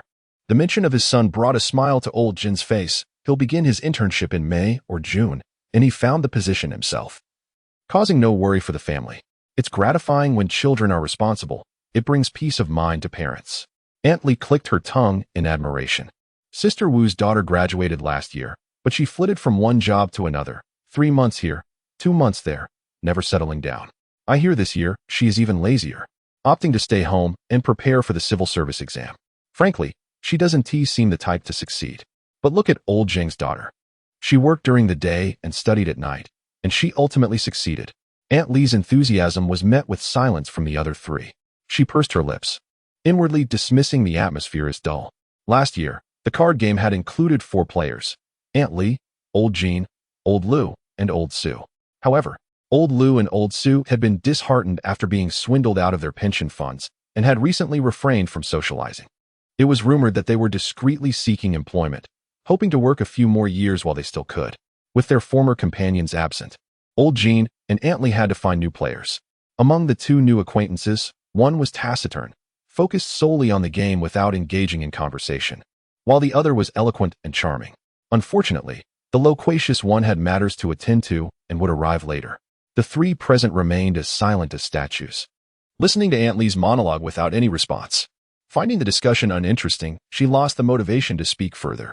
Sensing the atmosphere had grown slightly awkward, Old Jean deftly shifted the topic. Are you familiar with internet finance? The crowd collectively shook their heads. It pertains to purchasing financial products online. Old Jean provided a simplified explanation according to his understanding, remarking on how times have changed. In our day, we had to visit the bank to deposit savings or buy financial products. But now, one can operate directly online. He continued. My son believes this field represents the future trend. It has only recently begun to take off in the past 2 years and is destined to flourish. Consequently, he secured a position in this industry immediately after graduating. Did you know? The financial products offered by his company boast an annualized interest rate of 6, comparable to the security of bank deposits. What kind of financial products are these? Aunt Lee inquired, her interest piqued, eager for further details. Such a high rate? She pondered. Her curiosity ignited. Is it reliable? An annual interest of 6 equates to the interest accrued from a 2-year fixed deposit. Aunt Lee's mind raced, distracted even during the card game. After a moment's contemplation, she asked, how much do you need to invest? Are there options shorter than 3 months? If you're interested, I can provide you with my son's phone number so he can give you a thorough introduction. That sounds good, Aunt Lee exclaimed, eagerly requesting the number. Observing the pleasant exchange between Old Jean and Aunt Lee, Zhang Ping appeared visibly intrigued. She considered that an annual yield of 6 to 12 is not particularly high, suggesting it might be trustworthy. Yet, the memories of past events loomed large. She had given her bank card to her daughter, rendering her unable to invest even if she wished to. Zhang Ping mused that while she couldn't invest, it wouldn't hurt to gather some information. With this thought in mind, she finally spoke up. Please repeat the phone number. I would like to learn more as well. Certainly, Old Jean replied cheerfully, readily agreeing. Firstly, as we are all acquaintances, it is only natural to lend each other a helping hand when opportunities arise. Secondly, my son is a client manager and has monthly performance targets to meet. The more clients he secures, the easier his job becomes, does it not? Old Jin's calculations were astute, and for a brief moment, he beamed with delight. Unable to contain his smile, one of his card-playing companions, noticing his exuberance, could not help but inquire, Old Jean, with such excellent products from your company, have you made a purchase for your family? Absolutely, Old Jean replied earnestly. My son has informed me that this product has its origins in America, and its scientific foundations have long been validated by time. Beyond safety, the returns are substantial. It would be foolish not to invest. A month and a half ago, I withdrew all my fixed-term savings and invested them in wealth management products. Now, in addition to my pension, I enjoy income from these investments, which is akin to receiving 2 salaries. The more Old Jean spoke, the more animated he became, his voice rising in enthusiasm. At their age, they might struggle to grasp the nuances of new innovations. However, Old Jin's son works at that company and is well-versed in its operations. Being his father, he would never lead his own family astray. This reassures us that the investment products being sold are reliable and of high quality. Consequently, upon receiving this information, I immediately informed my family to seize the opportunity to invest. Upon hearing this, Aunt Lee felt a wave of relief. With a smile, she asked Old Jean, when will your son be available? Could you arrange for him to help me invest 100,000? Not a problem. Old Jean responded without hesitation, readily agreeing. After securing a deal, he turned to Zhang Ping and inquired, "What about you? How much would you like to invest?" Zhang Ping, however, was not in a financial position to invest. She merely wished to gain some insights. Observing the demeanor of Lao Jin, it seemed that an inquiry would inevitably lead to a purchase. Hence, she extinguished that thought, concluding that saving money in the bank was the safest option. P2P, Internet Finance. Though Zhang Ping uttered nothing, she etched two unfamiliar terms into her mind. What is this? Xin wondered in perplexity. Zhang Ping recounted. A familiar acquaintance I met at the tea house mentioned that his son's company sells wealth management products. They are as secure as bank deposits, yet offer remarkably high interest rates, ranging from 6 to 12. I am contemplating. Do not contemplate anything, Xin interjected bluntly. I trust no one but the bank. Zhang Ping, feeling agitated, retorted. You are still young. Why are you so resistant to new ideas, more so than the elderly? Are you merely afraid of being deceived? Xin remained indifferent. Every time you introduce something new to me, has any of it ever been trustworthy? Reflecting on past experiences, Zhang Ping found herself at a loss for words. Haven't we just enjoyed a few days of prosperity? I implore you, do not cause any more turmoil. Xin's despair was palpable. Even if what you've heard is indeed a path to wealth, I have no desire to invest. I prefer to earn what I can honestly. Like an ordinary person, I will save money, purchase a home, repay the mortgage, and then wait for retirement. That is sufficient. With the conversation reaching such a point, Zhang Ping felt helpless. Fine, fine. Consider it as though I never mentioned it. Xin gazed at her mother, feeling a sense of unease. It is important to remember that her mother had previously borrowed money for the sake of purchasing collectibles. Who could say that now, with her agreeable fade, she would not secretly seek a loan? After a moment of contemplation, she made up her mind. Mom, I intend to purchase a house. What kind of house would a girl buy? Zhang Ping responded dismissively, asserting that the future husband would handle such matters.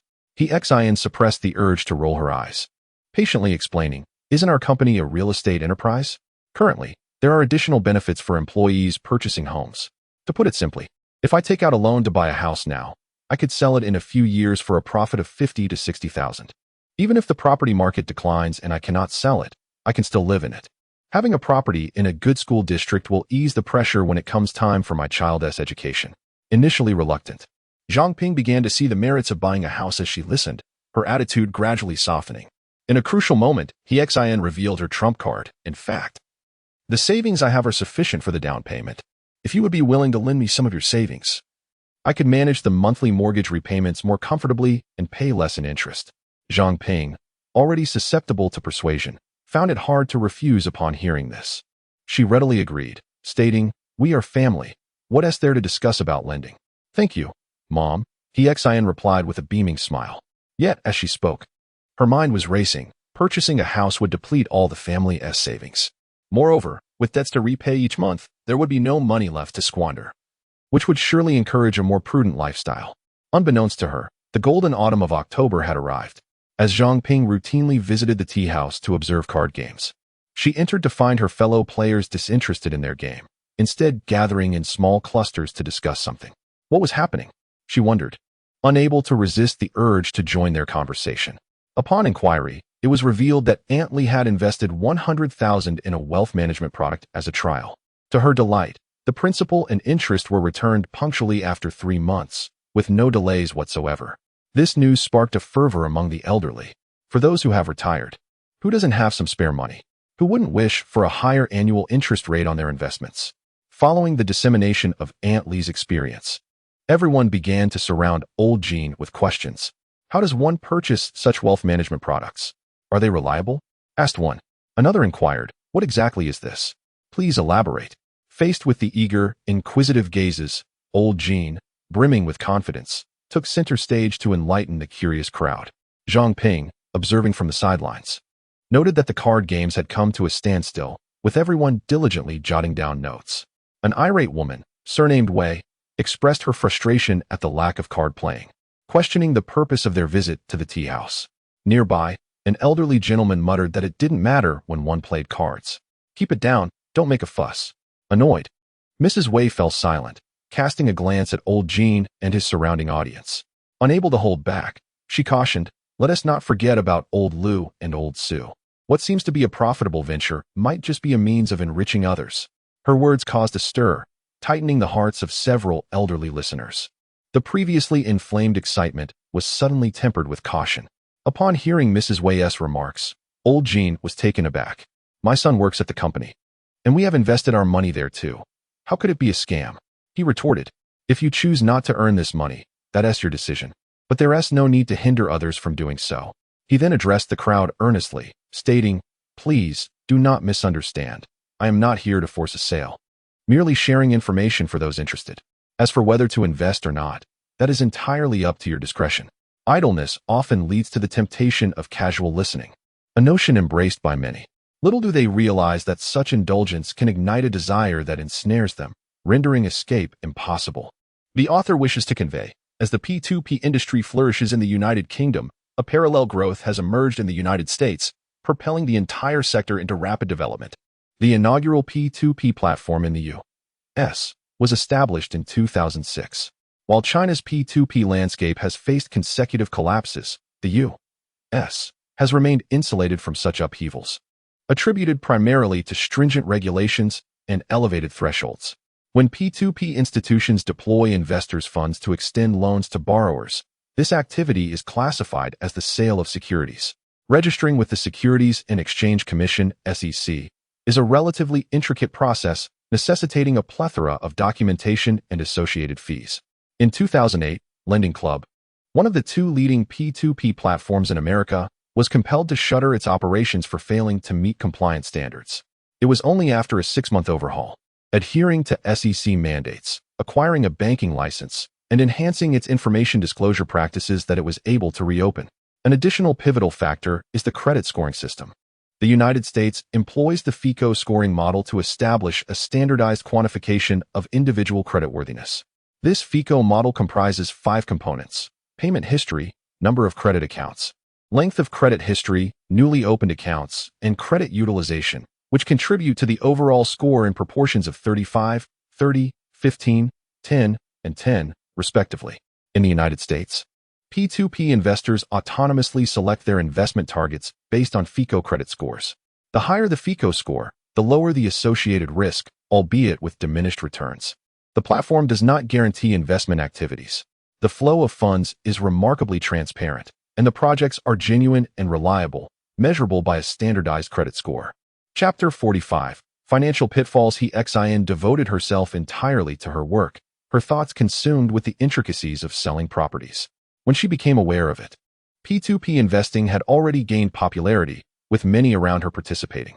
During afternoon tea, colleagues gathered in hushed tones to discuss. A bespectacled man in a suit inquired, "Which company have you invested in? What is the interest rate?"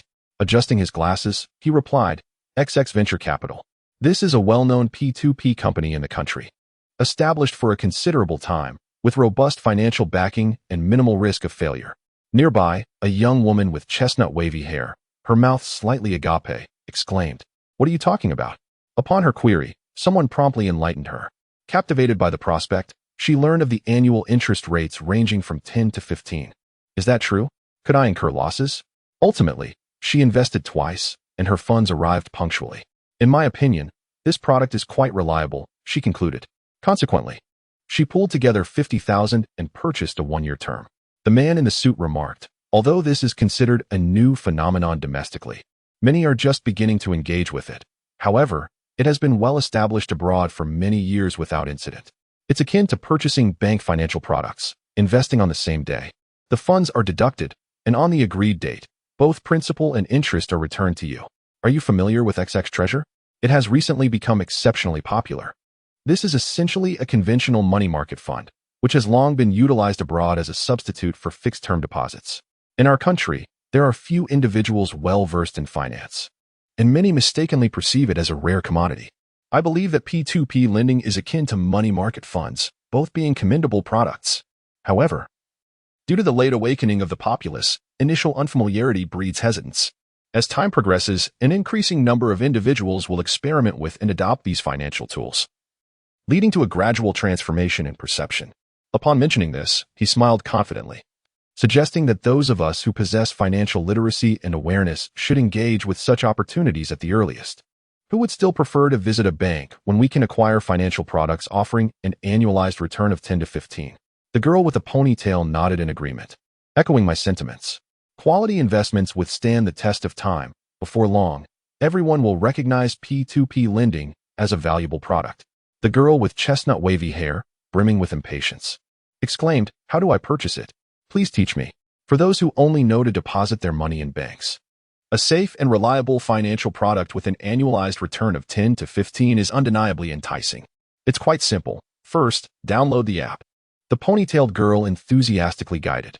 Xian stood nearby, observing, convinced that these individuals were destined for failure. After all, countless instances have proven that none of the investment products her mother has engaged with have survived for long. Her pessimism was palpable. Xian believed that by not participating in her colleagues' discussions, she could evade the topic of P2P lending. Reality, however, proved her navet. During a family gathering over the weekend, as the meal progressed, the conversation unexpectedly shifted to P2P lending. An aunt excitedly remarked, "There's a financial product called P2P that has become quite popular recently. Have you heard of it?" Zhang Ping ate her rice in a desolate manner, her appearance somewhat pitiable. So what if she had heard about it? Her daughter forbade her from making any purchases. Xian, on the other hand, calmly consumed her vegetables, having heard the news. However, our family had just taken out a loan to buy a house and had no savings, rendering any purchases impossible. Being poor is not necessarily a misfortune. For instance, regardless of whether P2P is a scam, she lacks the funds to invest. It's truly a pity. The aunt sighed. "I have invested before and found this product quite reliable, which is why I wish to recommend it to you." "It's all right," Xian replied with remarkable composure. "It's merely a matter of not being able to earn money or amass wealth. Life goes on as usual."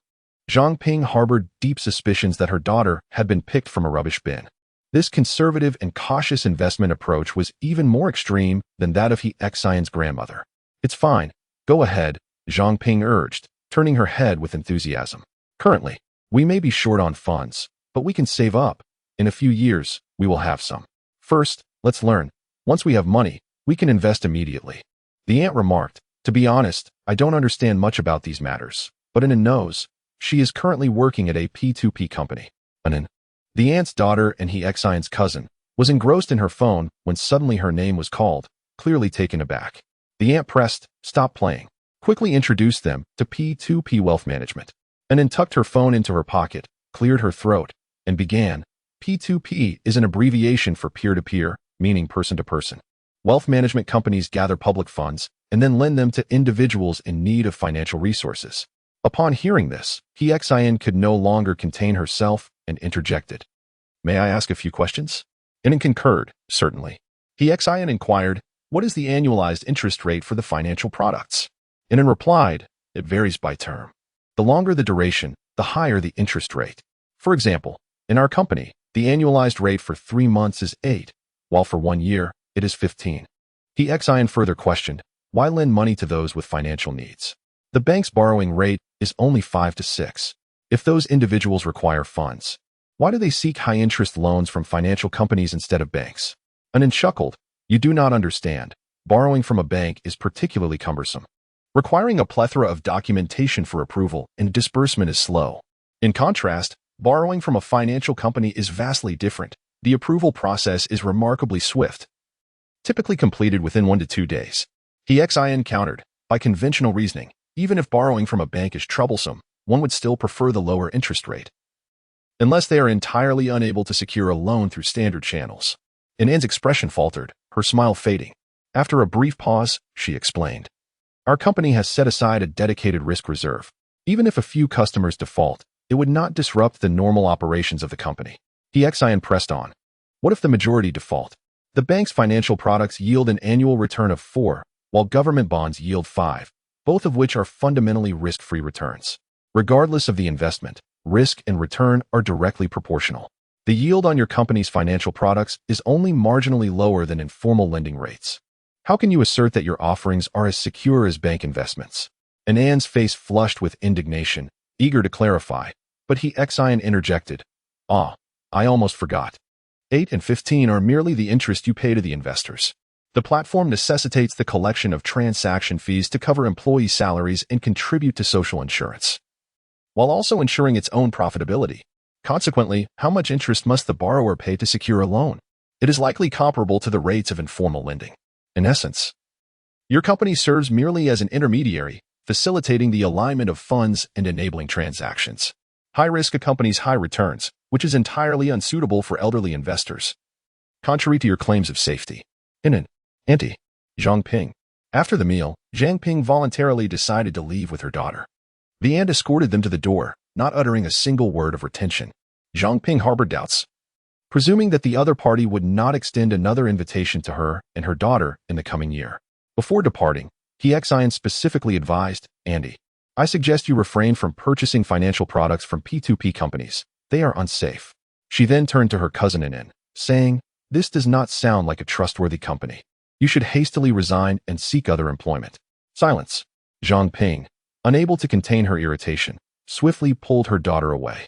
As they departed, a melancholic sigh from the aunt echoed behind them, expressing her goodwill in attempting to introduce a lucrative opportunity to her relatives, only to be met with this response. Why say such things when we are all family? Zhang Ping expressed her dissatisfaction. Xian retorted, precisely because we are family. I cannot bear to see them fall victim. Zhang Ping, vexed, replied, everyone claims P2P is reliable. Why do you see it differently? Xian countered. Consider how many individuals have been deceived by collectibles. They believe too. But does belief hold any value? Deception remains prevalent. Zhang Ping, after much contemplation, admitted. I cannot argue with you. She then cautioned, in the future, avoid irritating others in their presence. They are not inclined to appreciate it. Xian, unfazed, pondered that it was a familial bond that compelled her to risk confrontation. Otherwise, who would care about their well-being? When trouble arises, one will discern who the virtuous and the wicked truly are, though by then it may be too late. Zhang Ping, exceedingly vexed, found herself at a loss for words. What constitutes a trend? It is the phenomenon where those around us, without prior agreement, engage in the same activity. Unbeknownst to many, investing in P2P financial products has seamlessly evolved into a prevailing trend. Almost everyone within her circle began to discuss internet finance and P2P investments. Some, like Wei Auntie, who had long cautioned against the perils of P2P and the risks of financial loss, ultimately succumbed to the allure of high returns after witnessing others consistently receive their principal and interest on time. Gradually, Zhang Ping grew disenchanted with the tea house, opting instead to remain at home, engrossed in television, seldom venturing outside. Initially, Xian paid little heed to her mother's demeanor. However, after some time, noticing her mother's lingering despondency, she casually inquired, you seem rather unwell. What troubles you? This provoked a flurry of discontent. Zhang Ping's tone was laden with melancholy as she lamented, everyone has invested. Each one reaps abundant rewards. Today, one claims to earn 100 a day, a mere trivial happiness, while tomorrow another boasts of earning a year's worth of bank interest within mere months. The cacophony of the tea house had become unbearable, causing her headaches and disinterest in attending. Understanding the underlying message, Xian quickly realized that her mother was not merely averse to the clamor of the tea house. Clearly, it is envy that stirs within her, for others are reaping financial rewards while she languishes in discomfort. She knows the potential for profit was within her grasp. Zhang Ping feels a deep ache. As one of the earliest to learn of the opportunity, her unfamiliarity bred hesitation, leading her to unwittingly forfeit a chance at investment. Xian interjects, when Longfeng jewelry was returned, you voiced similar sentiments. This time, it appears to be a legitimate opportunity, not a scam. Yet, you continue to recite the same refrain, falling prey to deception and pitfalls. Aren't you weary of it? One must separate past grievances from the present. If you persist in this mindset, you may easily overlook genuine opportunities. Zhang Ping, unable to retort, sulks in silence. The author wishes to convey, money market funds can indeed serve as a substitute for bank savings. This much is true. P2P lending is no more secure than fixed deposits or money market funds. This is a deception. Lacking financial literacy, one may be easily misled, as P2P companies often employ dishonest tactics to boost their performance. Of course, some salespersons may genuinely believe in their products. Yun Luo muses. This cohort of hosts is exceptionally capable. Regrettably, I find myself unemployed. Selected comments. Xian's adept refund techniques conceal untold hardships. Chapter 46. Financial traps. The P2P frenzy rapidly engulfed the entire city. Promotional flyers littered the streets and alleys.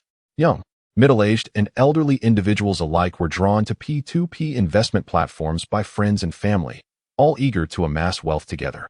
A month passed, then 2 and 3. A year went by, and the P2P platforms thrived without incident, prompting Zhang Ping to become increasingly restless. I knew this time it was genuine. While she muttered to herself, she anxiously paced around the room. Having spent all the money on purchasing a house, how could she possibly partake in the gains? As she pondered, Xian emerged from the room to fetch water and noticed her mother's anxious expression, as if their home were ablaze. What's the matter? Xian asked, puzzled. Over the past 2 years, anyone who had invested in P2P had reaped substantial rewards. Zhang Ping was both furious and regretful, lamenting the splendid opportunity she had squandered. Xian struggled to comprehend her mother's reasoning. Saving for a house had resulted in a 15% appreciation in property value. Wasn't that akin to investing? What I mean is, had I known P2P was this lucrative, I should have made the minimum down payment and then invested the remaining funds. Zhang Ping calculated with fervor, explaining that P2P offered an annual return of 10 to 12, while loan interest was merely 4 to 6, making the interest differential pure profit. Xian remarked, your mathematical skills are truly impressive. Yet, she had deliberately chosen not to invest in P2P, opting instead to use her entire savings for the house. Taking a sip of water, she thought to herself, the house has already been bought. There's no point in overthinking it. It's absurd, being restless without money, she hinted, her words laden with underlying threats. Why do you always threaten to move out? Zhang Ping retorted, indignant. And what about you? Xian countered. Why do you consistently devise such ill-fated schemes to corner me, compelling me to leave? Children are debts owed from previous lives. Zhang Ping muttered darkly. Having given up on taking out a loan, she merely recited a few grievances to vent her discontent. Xian scoffed inwardly, pondering who owed whom in their past lives. She was reborn as her mother's daughter, seemingly destined to repay a debt.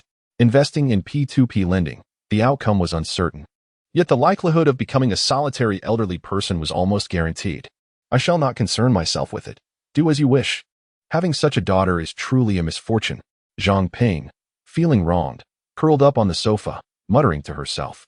As time swiftly passed, 2 years flew by. Xian diligently toiled, steadfast in her convictions. She refrained from engaging in P2P investments and forbade her family from doing so as well. Xian remained undeterred, asserting that her prohibition on purchasing P2P was absolute. After a month of Cold War, Zhang Ping, unable to withstand her daughter's resolve, finally sighed, conceding that perhaps she was simply not destined for wealth. Thus, she surrendered. What other choice did she have? The mother and daughter could not continue to live like enemies, perpetually at odds with one another. Given the stubbornness of the household, it was improbable that Xian would relent, leaving Zhang Ping with no option but to compromise for the sake of familial harmony. Zhang Ping believed she had made significant sacrifices for the tranquility of their home. Not long after they reconciled, one morning, Xian approached her mother, newspaper in hand, resolute and captivated by the idea of investing in P2P lending, insisting that one should observe the fates of those who had invested. Zhang Ping's expression was one of confusion, her face a canvas of bewilderment. Xian said little, simply extending the newspaper towards her. Zhang Ping accepted it and glanced at the headlines, which boldly proclaimed in large, bold letters, XX platform head absconds. Is P2P high-end investment merely a financial scam? Zhang Ping was taken aback and quickly began to read. The report detailed that in March of the previous year, a certain Zhao had launched a P2P online investment platform. Through the allure of high interest rates, the company amassed a substantial amount of deposits within a mere year. All these gathered funds were invariably lent to a private enterprise. Investigations reveal that Zhao is the actual legal representative of this private entity. In other words, he established a P2P platform, solicited deposits himself, and then lent the money back to his own business at inflated interest rates. Zhao's actions constitute illegal financing, and upon his capture, he will face legal repercussions. Currently, the suspect has absconded with the misappropriated funds and his whereabouts remain unknown.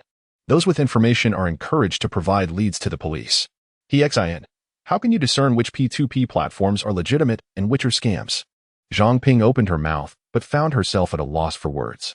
Hence, Hexin concluded that the safest approach is to refrain from investing altogether. Since the establishment of P2P platforms, this marks the first instance of a company collapsing. Following the incident, the industry experienced tremors.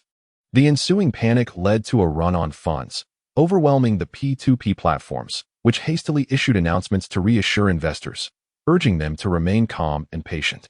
As time passed, no further P2P platforms faced a similar downfall, and investors gradually regained their composure. The troubled company, which masqueraded as a P2P platform, was, in fact, engaged in illegal financing and was never a legitimate P2P company. I have invested in state-owned enterprises, which offer a guarantee of safety through various self-reassurances. Investors regained their tranquility. They regarded the P2P platform collapse as an anomaly or exception, quickly consigning it to oblivion. Su Xiaoan, 25 years old, has nearly completed 2 years since graduating from university. Upon her departure from school, uncertain of what career path to pursue, she cast her resume widely. Unexpectedly, she was summoned by a P2P company for an interview and, rather haphazardly, was hired as a client manager.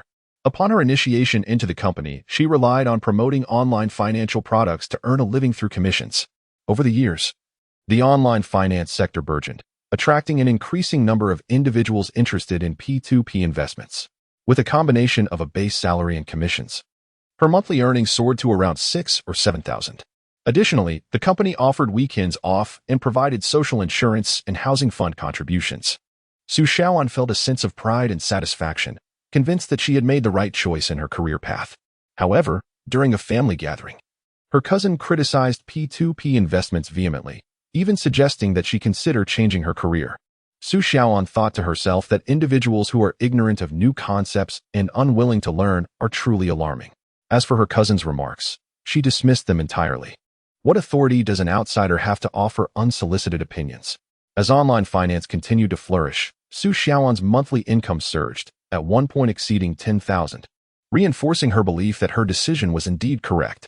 At this juncture, her manager approached her, indicating a shortage of personnel in the after-sales department and inquiring if she would consider assisting for a brief period, no longer than half a month. Should she agree to the transfer, the company would provide a special allowance. Su Xiaoan was reluctant, responding, "Manager, I believe sales is quite rewarding. Perhaps you should consult with others." The manager, with earnest persuasion, argued that sales is exhausting while after-sales work is considerably easier. He added that if she found the after-sales role more suitable after trying it out, remaining in that department would not pose a problem. Su Xiaoan mused to herself that there were plenty of eager clients ready to invest in financial products, making sales anything but tiring. The notion of finding the after-sales role more suitable and remaining there? Such thoughts only reinforced her resolve to decline. Xiaoan Su repeatedly declined, even going so far as to profess her profound love for the sales industry, unwilling to part with it. Manager Xiaoyu's expression grew stern. Among the multitude of salespeople, "You are the one I hold in highest regard. If you aspire to ascend to management one day, you must grasp how the company operates. Whether it is before the sale, during the sale, or after the sale, a comprehensive understanding is essential. Do you comprehend my intent?" Is the manager truly valuing her, or merely seeking to persuade her into the after-sales department to lend a hand? Xiaoan Su reminded herself to remain calm. Yet she found it difficult to resist the allure of a future managerial position. After a moment of silence, she finally acquiesced. "Very well, I shall go." Upon hearing this, the manager's satisfaction was palpable. The term pre-sale refers to the promotion of financial products to investors. During the sale entails assessing the qualifications of borrowers to determine whether to approve a loan and the amount to be lent. After sale involves contacting borrowers who are overdue in their repayments, urging them to settle their debts. As Xiaoan Su understood, transitioning to the after-sales department would entail making daily calls to borrowers. Thus, she initially displayed considerable reluctance to change positions. However, the temptation presented by the manager was too substantial for someone as ordinary as her to resist, leading her to ultimately agree. In her mind, it was merely a fortnight. Grit her teeth and endure, she thought, and she would surely make it through with her eyes closed. Little did she know, she was far too naive. Following her transfer, there was a 3-day adjustment period, during which her responsibilities consisted of calling users who had fallen behind in their repayments, reminding them to fulfill their obligations. Although the work was tedious, she managed to cope. Home visits for collections? Xiaoan Su was taken aback. She hesitated and said, I used to handle sales over the phone, but I'm not quite adept at face-to-face interactions. The words felt inappropriate. The manager, with a stern expression, admonished her. While you are part of our department, you must exhibit dedication and professionalism each day. You ought to learn the responsibilities of normal after-sales service. Su Xiaoan wished to say more, but the manager waved his hand decisively. That's settled then. You may leave now. Su Xiaoan thought to herself. She had a sentiment of frustration she needed to express. However, it was too late. Acceptance was her only option. After lunch, Su Xiaoan followed Xiao Shun out of the office. Xiao Shun, a 28-year-old engineering man, wore spectacles that lent him an air of gentility. As they walked out of the company, Xiao Shun suddenly remarked, You've been duped. Su Xiaoan, bewildered, asked, What do you mean? She was eager to inquire further. Yet Xiao Shun, taking advantage of his long legs, quickly walked away. Su Xiaoan was left to stifle her curiosity and hasten her pace to catch up. The author wishes to convey, one person deceived, the entire family suffers. Pay attention to discussions. And read the highlighted comments. Chapter 47. Financial Traps 7. The first customer was a 27-year-old woman, a corporate employee, who sought a loan to purchase a luxury smartphone and a high-end laptop. Su Xiaoan scrutinized the documents, perplexed, wondering what kind of phone and laptop could possibly cost 50,000. Strangely, the company had approved the loan. Following the address, the two arrived at an urban village. The surroundings were dilapidated, resembling another dimension. How could someone afford a high-end smartphone yet be unable to secure a better living situation? Su Xiaoan pondered, troubled by the incongruity. Xiao Shun had grown accustomed to it. Some individuals simply had their own spending habits, and after witnessing such behaviors repeatedly, one would no longer find them peculiar. As they reached the entrance of room 402, Xiao Shun took a deep breath, knocked forcefully on the door, and bellowed, Is anyone there? We are from the XX platform, here to collect debts. Su Xiaoan, taken aback, gazed at Xiao Shun in astonishment, unable to comprehend his sudden transformation into a fierce persona. Wasn't it customary to approach customers with warmth and sincerity? No way. Xiao Shun kicked the door, his voice rough and threatening, declaring, I won't leave until I receive the payment. Su Xiaoan stood there, utterly stunned, watching Xiao Shun's theatrical display. It was hard to imagine that someone who appeared so refined could unleash such fury, hurling profanities and behaving with the audacity of a gangster. An elderly gentleman sighed, gesturing towards a corner. Young man, there's surveillance there. Xiao Shun froze momentarily, casting a glance at the camera and the immovable security door. He pursed his lips and, with a sense of reluctance, conceded, Let us go. Su Xiaoan, still in a daze, followed him closely. Xiao Shun shot her a glance, questioning her lack of understanding. When pursuing debt collections, if one did not masquerade as a thug, debtors would adamantly claim they had no money and refuse to repay their debts. Only through intimidation could one instill fear in the debtor, prompting them to seek assistance from their families in order to gather the funds. If one did not exhibit sufficient ferocity, the debtor would merely disregard any attempts to collect payment. Su Xiaoan listened in disbelief. Was it truly the case that individuals who owed money would deliberately refuse to repay? Did that not render them chronic defaulters? Xiao Shun's scornful laughter echoed, as some individuals believe that debts incurred online are not to be repaid, which compels them to seek loans. Su Xiaoan felt a chill run down her spine. Do you know why the after-sales department is understaffed? Xiao Shun inquired. Not waiting for Su Xiaoan's response, he answered himself, stating it was because those with a conscience cannot endure such work. If one were to vandalize the entrance with paint, trespass into private property without permission, or engage in violent altercations captured by surveillance, there lies the possibility of imprisonment. Su Xiaoan stared blankly at Xiao Shun, rendered speechless for a considerable time. This job is not suited for an ordinary person. Your transfer to our department undoubtedly signifies that you have been deceived. As Xiao Shun spoke, he moved toward the exit, evidently intending to visit the next client. Su Xiaoan's mind was a tumult of confusion, her emotions a blend of complexity. Once she noticed Xiao Shun had walked far away, she took a deep breath and stubbornly followed him. The second client was a 32-year-old male, a private enterprise owner. His reason for borrowing was a lack of cash flow to revitalize his assets, and the 3-month delay in repayment indicated a clear failure. Upon arriving at the residence, the door stood ajar. 2 burly young men, clad in black suits, loomed ominously at the threshold. Peering inside, they beheld a middle-aged man standing by the window, shrieking in a fit of rage. I've told you, I have no money and cannot repay the loan. The house has already been mortgaged. Valuable possessions have been sold off, and my family is on the brink of starvation. If you continue to pressure me, I shall leap from this window. A life extinguished erases the debt. Misfortune shall not befall my family. Su Shaoan was left in stunned silence. In the corner, a woman in her 30s silently wept while holding her 5-year-old son, her eyes filled with dread. Observing this poignant scene, Su Shaoan felt a profound urge to offer financial assistance, rather than merely pursuing debt collection. After watching for a while, Xiao Xin sighed and suggested they leave. Su Shaoan's emotions were tumultuous.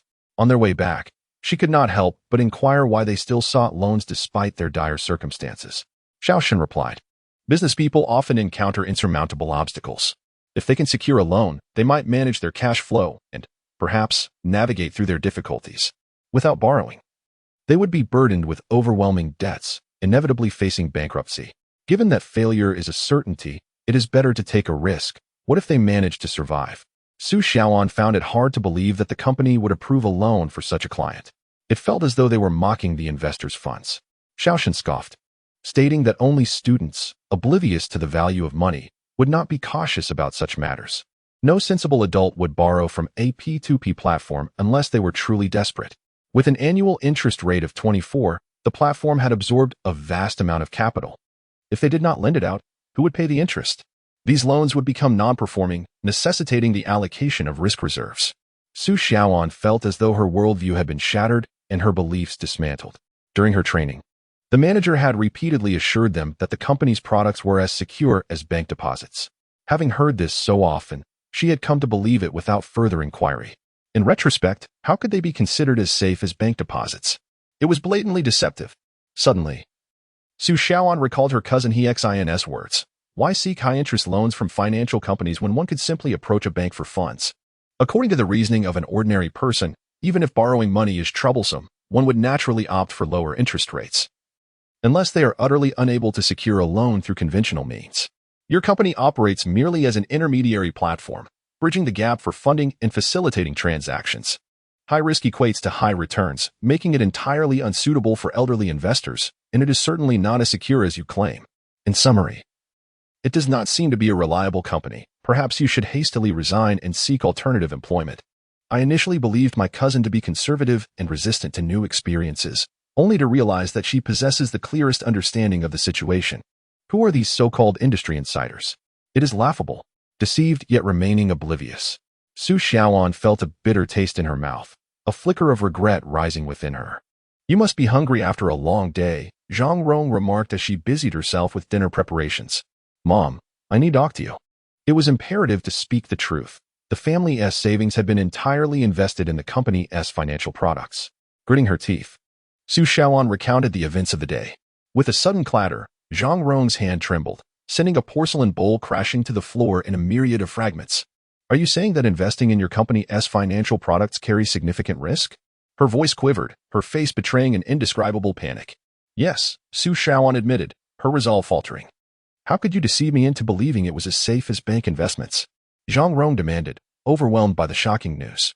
It was impossible for her to maintain her composure. The family had scrimped and saved to accumulate 300,000 yuan. And now all of it was tied up in this platform. If something were to go awry as Zhang Rong contemplated the situation, darkness clouded her vision, and she nearly collapsed. Mom. Su Shaoan hurriedly supported the person, her words tumbling over one another as she explained. "I too was deceived. During the training. This is precisely what they told me. I thought it was exceptionally secure, which is why I recommended it to you. How could you be so gullible to believe what others say?" Zhang Rong retorted, her frustration palpable. "When Xinxin came to our house for dinner, she specifically warned us. You insisted she was ignorant and spoke without understanding, adamantly assuring me that the product was safe. And now you tell me what? That you were tricked? That the product is perilous and unsafe? How could you have guaranteed it before?" Indeed. Zhang Rong, disregarding the scattered shards of porcelain, hastily opened her mobile app, marking a low price in an attempt to transfer the investment agreement. Unlike P2P platforms, financial products possess subtle differences. Some require the investment to be held until maturity, while others necessitate a competitive bidding process. Promising projects must be seized. Once acquired, the amount is transferred, signifying a successful purchase. Should an investor wish to withdraw midway, They can list the project at a specified price for others to assume the agreement. Zhang Rong, upon hearing her daughter's work experience, felt a wave of anxiety wash over her and marked a nearly risk-free, ultra-low price. It is crucial to note that interest is calculated daily. For an investment of 120,000 at an annual interest rate of 12, one could earn 200 in a month or 40 per day. When transferring, the price generally comprises the current interest plus the principal. For instance, if held for 5 days, it would be priced at 200. Observing that all interest would belong to the new holder, there was immediate interest in purchasing. With the principal received, Zhang Rong eagerly applied for a withdrawal. The system indicates that the transfer requires a duration of 1 to 3 days. Zhang Rong clasped her hands in prayer, fervently invoking the Bodhisattva for a smooth retrieval of her funds. Su Xiaoan, nestled nearby, bowed her head in self-reproach, embracing the role of the sinner. The author wishes to convey, many salespersons are, in fact, lacking in understanding. They merely parrot the company's training as they promote to investors. Thus, when the P2P platforms faced catastrophic failures, the staff found themselves with their own money entangled within. After years of arduous labor, their earnings paled in comparison to their losses. The Babylonian Billionaire's Financial Course, a book that is both accessible and enlightening, may pique your interest. On the evening of the second day, a notification of the transfer graced her phone. Upon seeing the intact sum of 300,000, Zhang Rong's racing heart finally found tranquility. Thank heavens, the money had returned. Hearing this, Zhang Rong's eyes widened in shock. She initially contemplated saying, with your qualifications, where would you find a job offering weekends off, a high salary, and comprehensive social insurance after quitting? Yet, upon reflection, this company seemed rather dubious. One could never tell when it might collapse. The sooner one departs, the better. Thus, after a moment's hesitation, she relented, saying, you decide. I wish to resign. Su Xiaoan's resolve had never been more steadfast. She recognized the immense risks of investment and understood that continuing was no longer feasible. The after-sales team relentlessly demanded repayment, while the borrowers remained unresponsive. They either insisted they had no funds, vanished into thin air, or resorted to theatrics by the window, threatening to leap should they be pressed further. After several days of frenzied running about with Xiao Shun, Su Xiaoan felt herself on the brink of despair. It was at that moment she comprehended the dire scarcity of personnel in the after-sales department. The task of debt collection was not one for the faint-hearted. For those with a conscience, even a lucrative salary could not entice them to earn such ill-gotten gains. Having encountered a myriad of borrowers, she found it impossible to delude herself, let alone assert with conviction that our company's financial services were as secure as those of a bank. That not investing would be a loss for the investors. Had it not been for the confidentiality agreement she signed prior to her employment, upon her departure, she would have eagerly contacted each customer to advise them to withdraw their funds. As it stood, she could only alert her friends and family as a precautionary measure.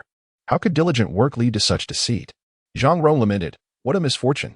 In this burgeoning industry, the absence of regulatory policies from the government might eventually lead to improvements. Yet, Su Xiaoan could not afford to wait for that time. She was eager to resign, desperate to escape the nightmare. You've only been here a week, and you wish to resign? The after-sales department manager expressed astonishment. Indeed, Su Xiaoan replied earnestly. I no longer wish to continue. Why? The manager was perplexed, given the high salaries in after-sales, with stability exceeding 100,000 a year. Where will you find such a well-paying job after resigning? Su Xiaoan sighed inwardly, contemplating whether this was truly a matter of money. Since she began door-to-door collections, her conscience had been in torment, robbing her of peaceful nights. I planned to prepare for the civil service examination, she fabricated a reason. Very well, the manager conceded. But even if you submit your resignation, you must remain for another half-month to ensure a smooth transition of your duties before leaving the company. Su Xiaoan, I understand. The matter is settled. Su Xiaoan, confident in her ability to extricate herself, was unprepared for the unforeseen twists of fate. 2 days later, while still enveloped in slumber, her phone rang abruptly. Hello? She answered, still groggy and barely awake. Su Xiaoan, please hold on a moment. She opened the app, and indeed, discovered a notification from the platform issued in the early hours, informing investors that the withdrawal period would be delayed by 2 days. Upon checking the work WeChat group, she noticed a message from her superior addressing everyone, stating that due to recent liquidity issues, normal operations were expected to resume in a week. Employees were advised to reassure investors and encourage patience. A flurry of responses from her colleagues followed. Glancing at the WeChat conversation, a sense of unease began to creep into Su Xiaoan's mind. She reassured her relative on the phone that the company claimed this was merely a temporary setback and that things would return to normal in a week. That's a relief. Her relative sighed, clearly feeling reassured. Su Xiaoan was perplexed. Did I not advise you to withdraw your funds promptly? Why is there still money in the account? You see, the project I invested in is nearing its deadline. Just 10 days left, her relative explained. Su Xiaoan pondered, reasoning that even if there were complications, surely it wouldn't be dire enough to collapse within 10 days, and thus decided to wait a little longer.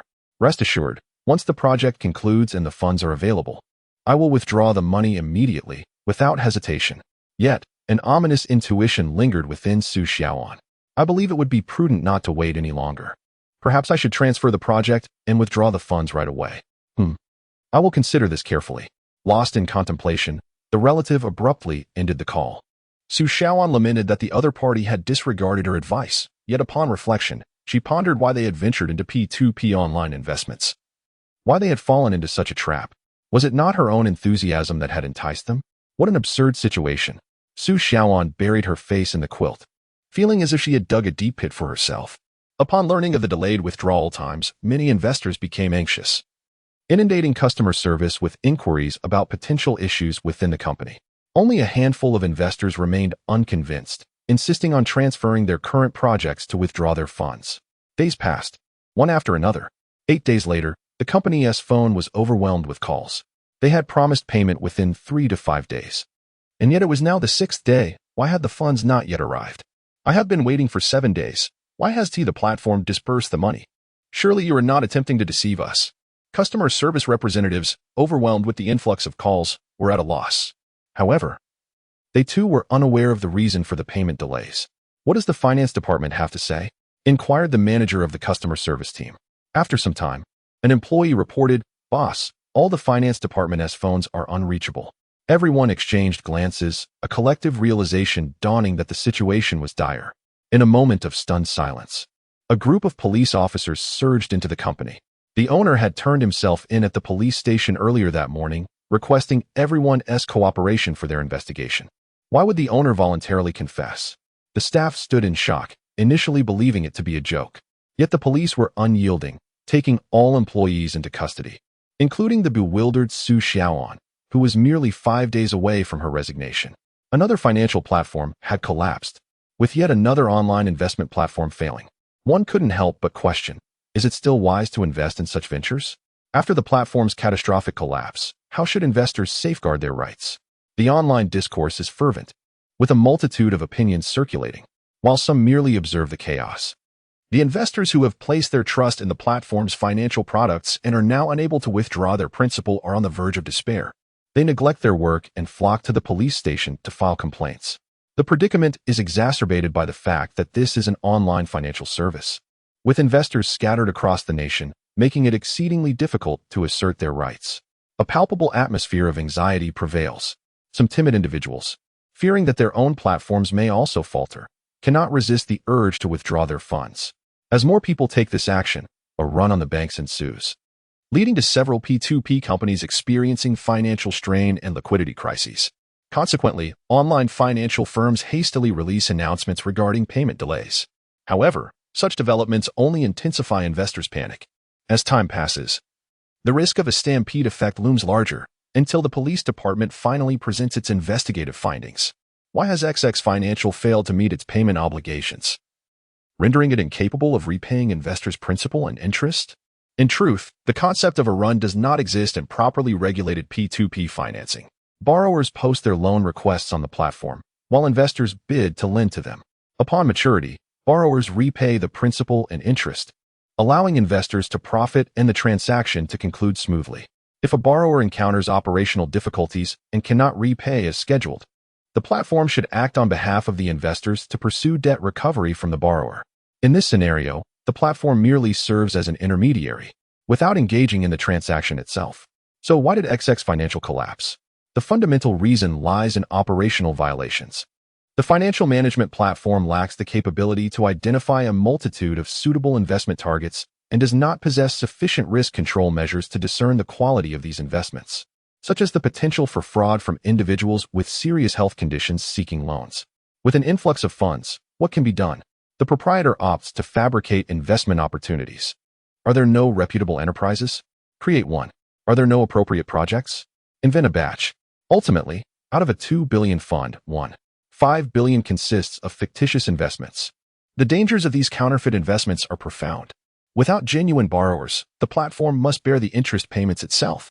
When the capital is inadequate to cover these expenses, the platform is compelled to issue new investments at any cost, borrowing fresh funds to repay earlier investors. This spirals into a Ponzi scheme. When the newly acquired funds fall short of settling past debts, the company's financial chain collapses, leading to the platform's downfall. Upon the release of the investigation results, reactions vary. Some rejoice while others despair.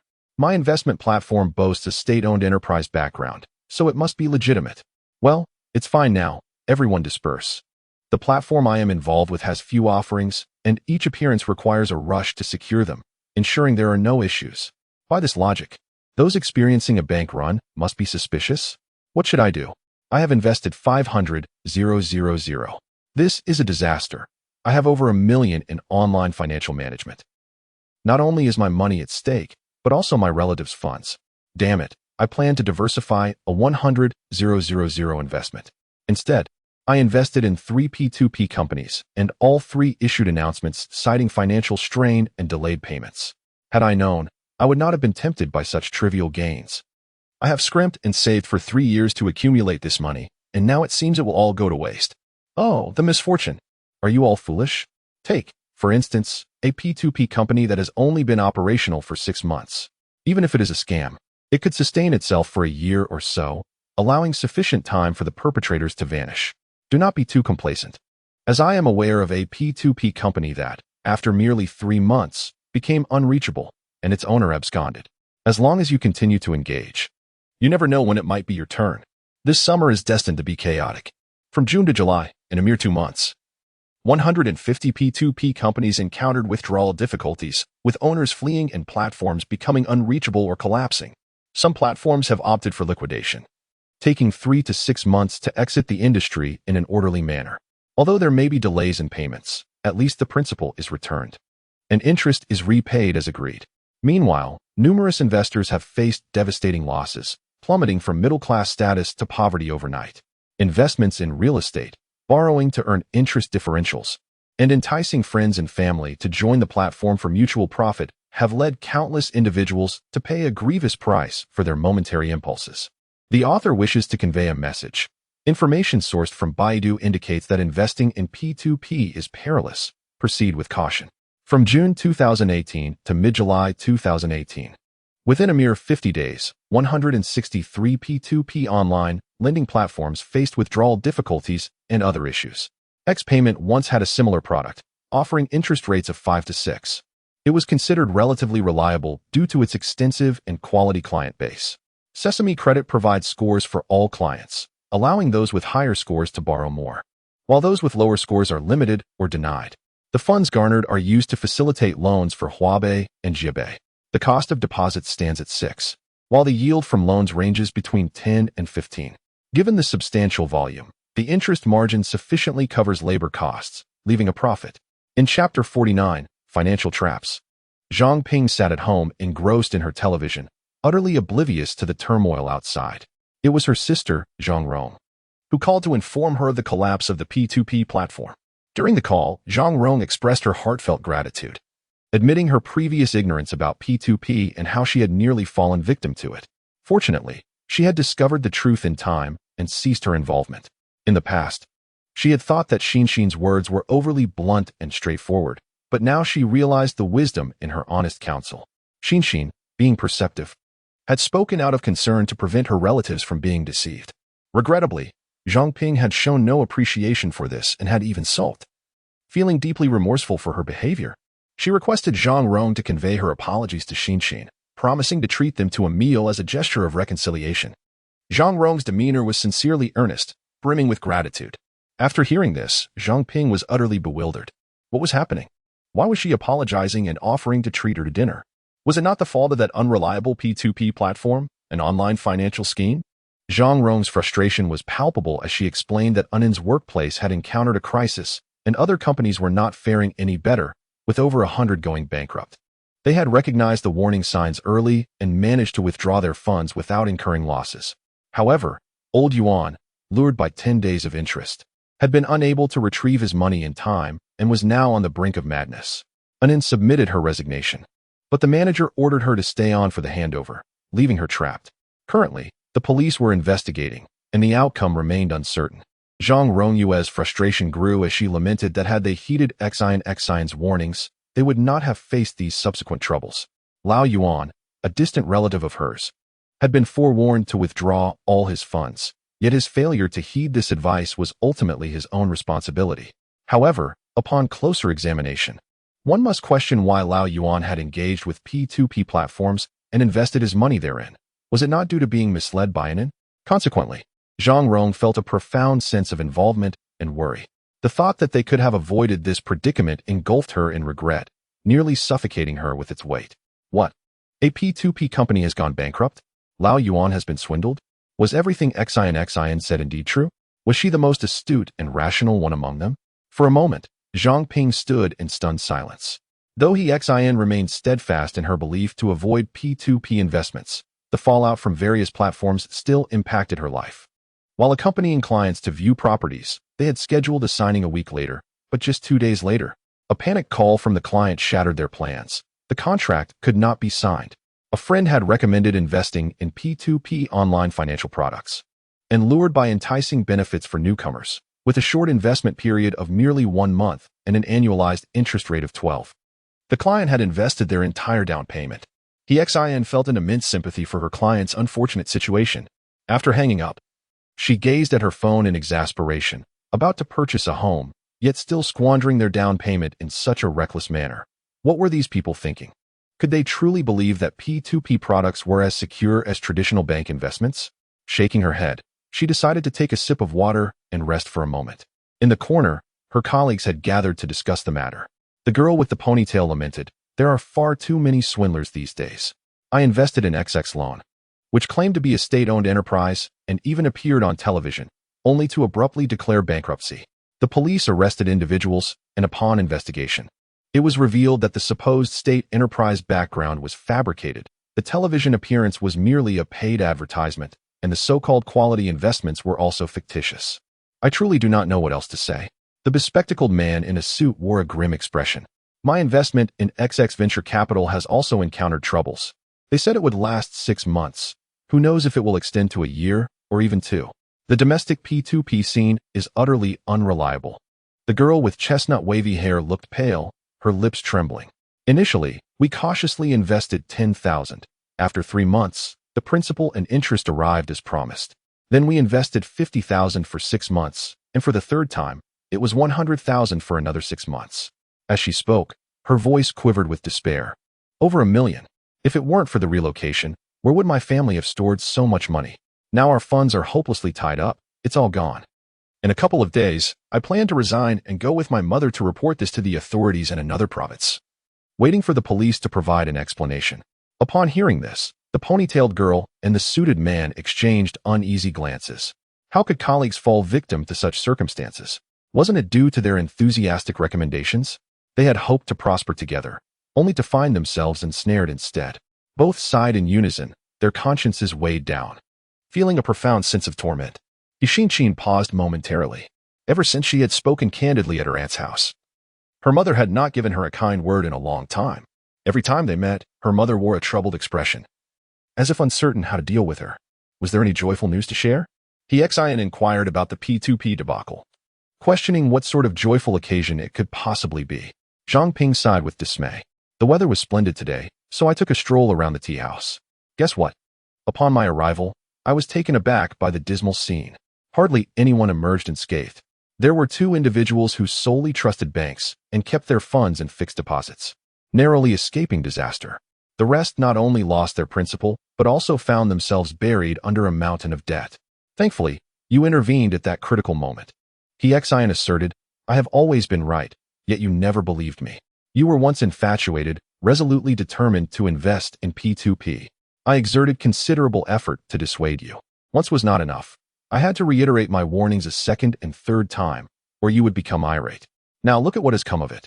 Zhang Ping smiled awkwardly, attempting to justify her actions, claiming it was merely a new venture she was unfamiliar with. He Xin retorted bluntly, if you lack understanding, refrain from reckless experimentation. In the future, when you consider throwing your money away, will you at least take my counsel into account? I will certainly listen. Zhang Ping hastily promised.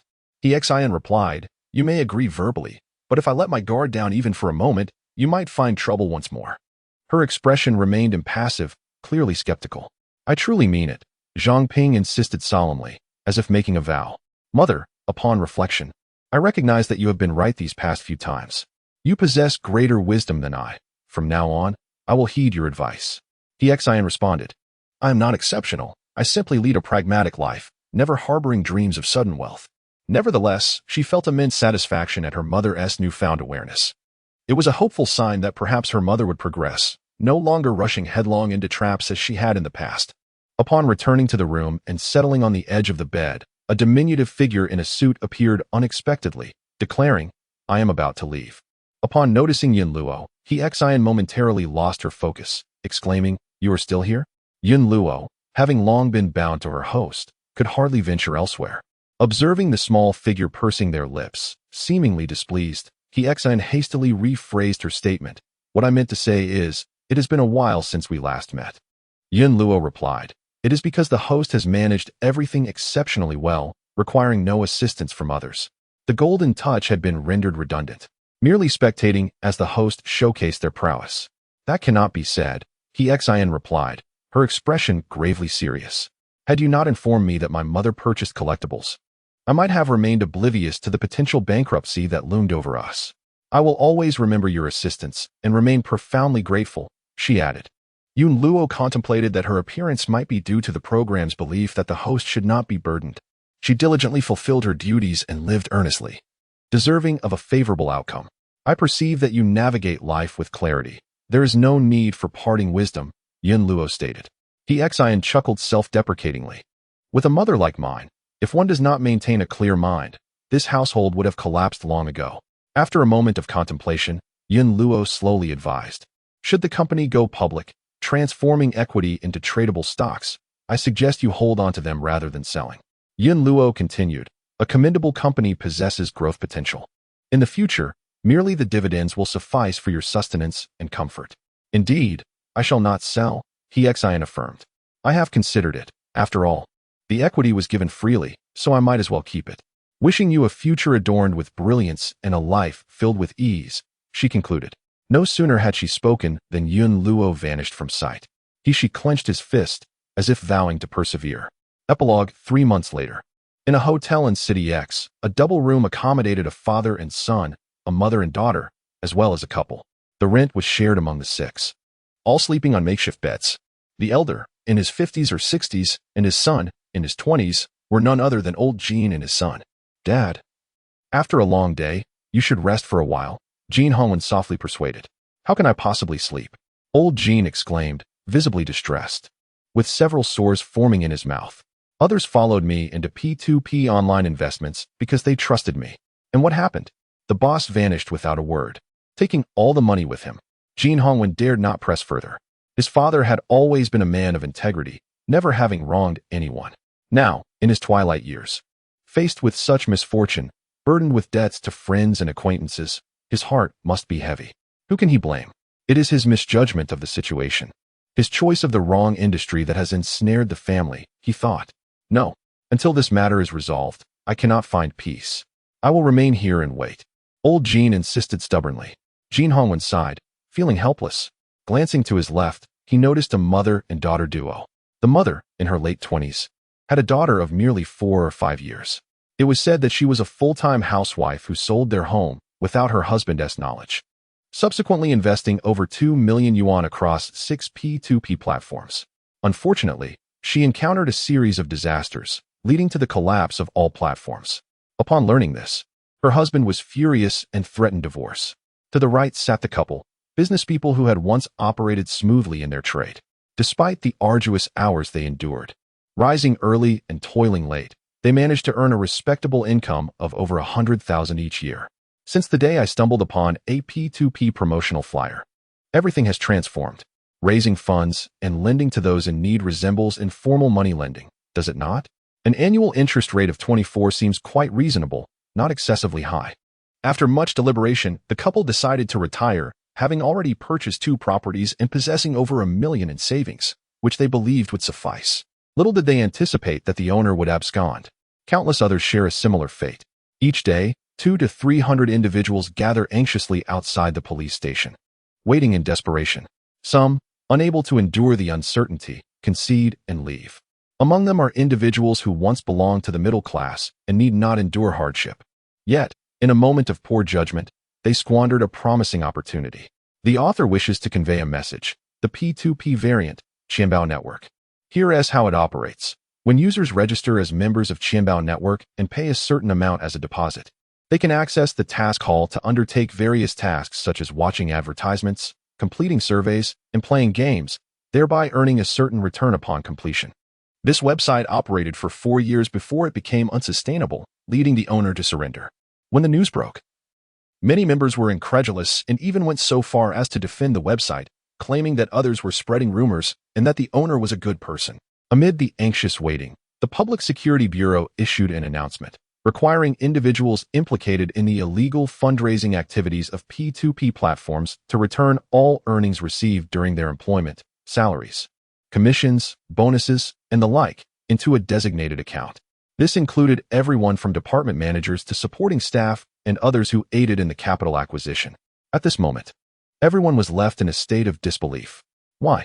Someone shouted. I was defrauded as well. I too am a victim. The officer responded. You have been swindled out of 200,000, yet you incited over 100 individuals to invest, with the total amount involved reaching 30 million.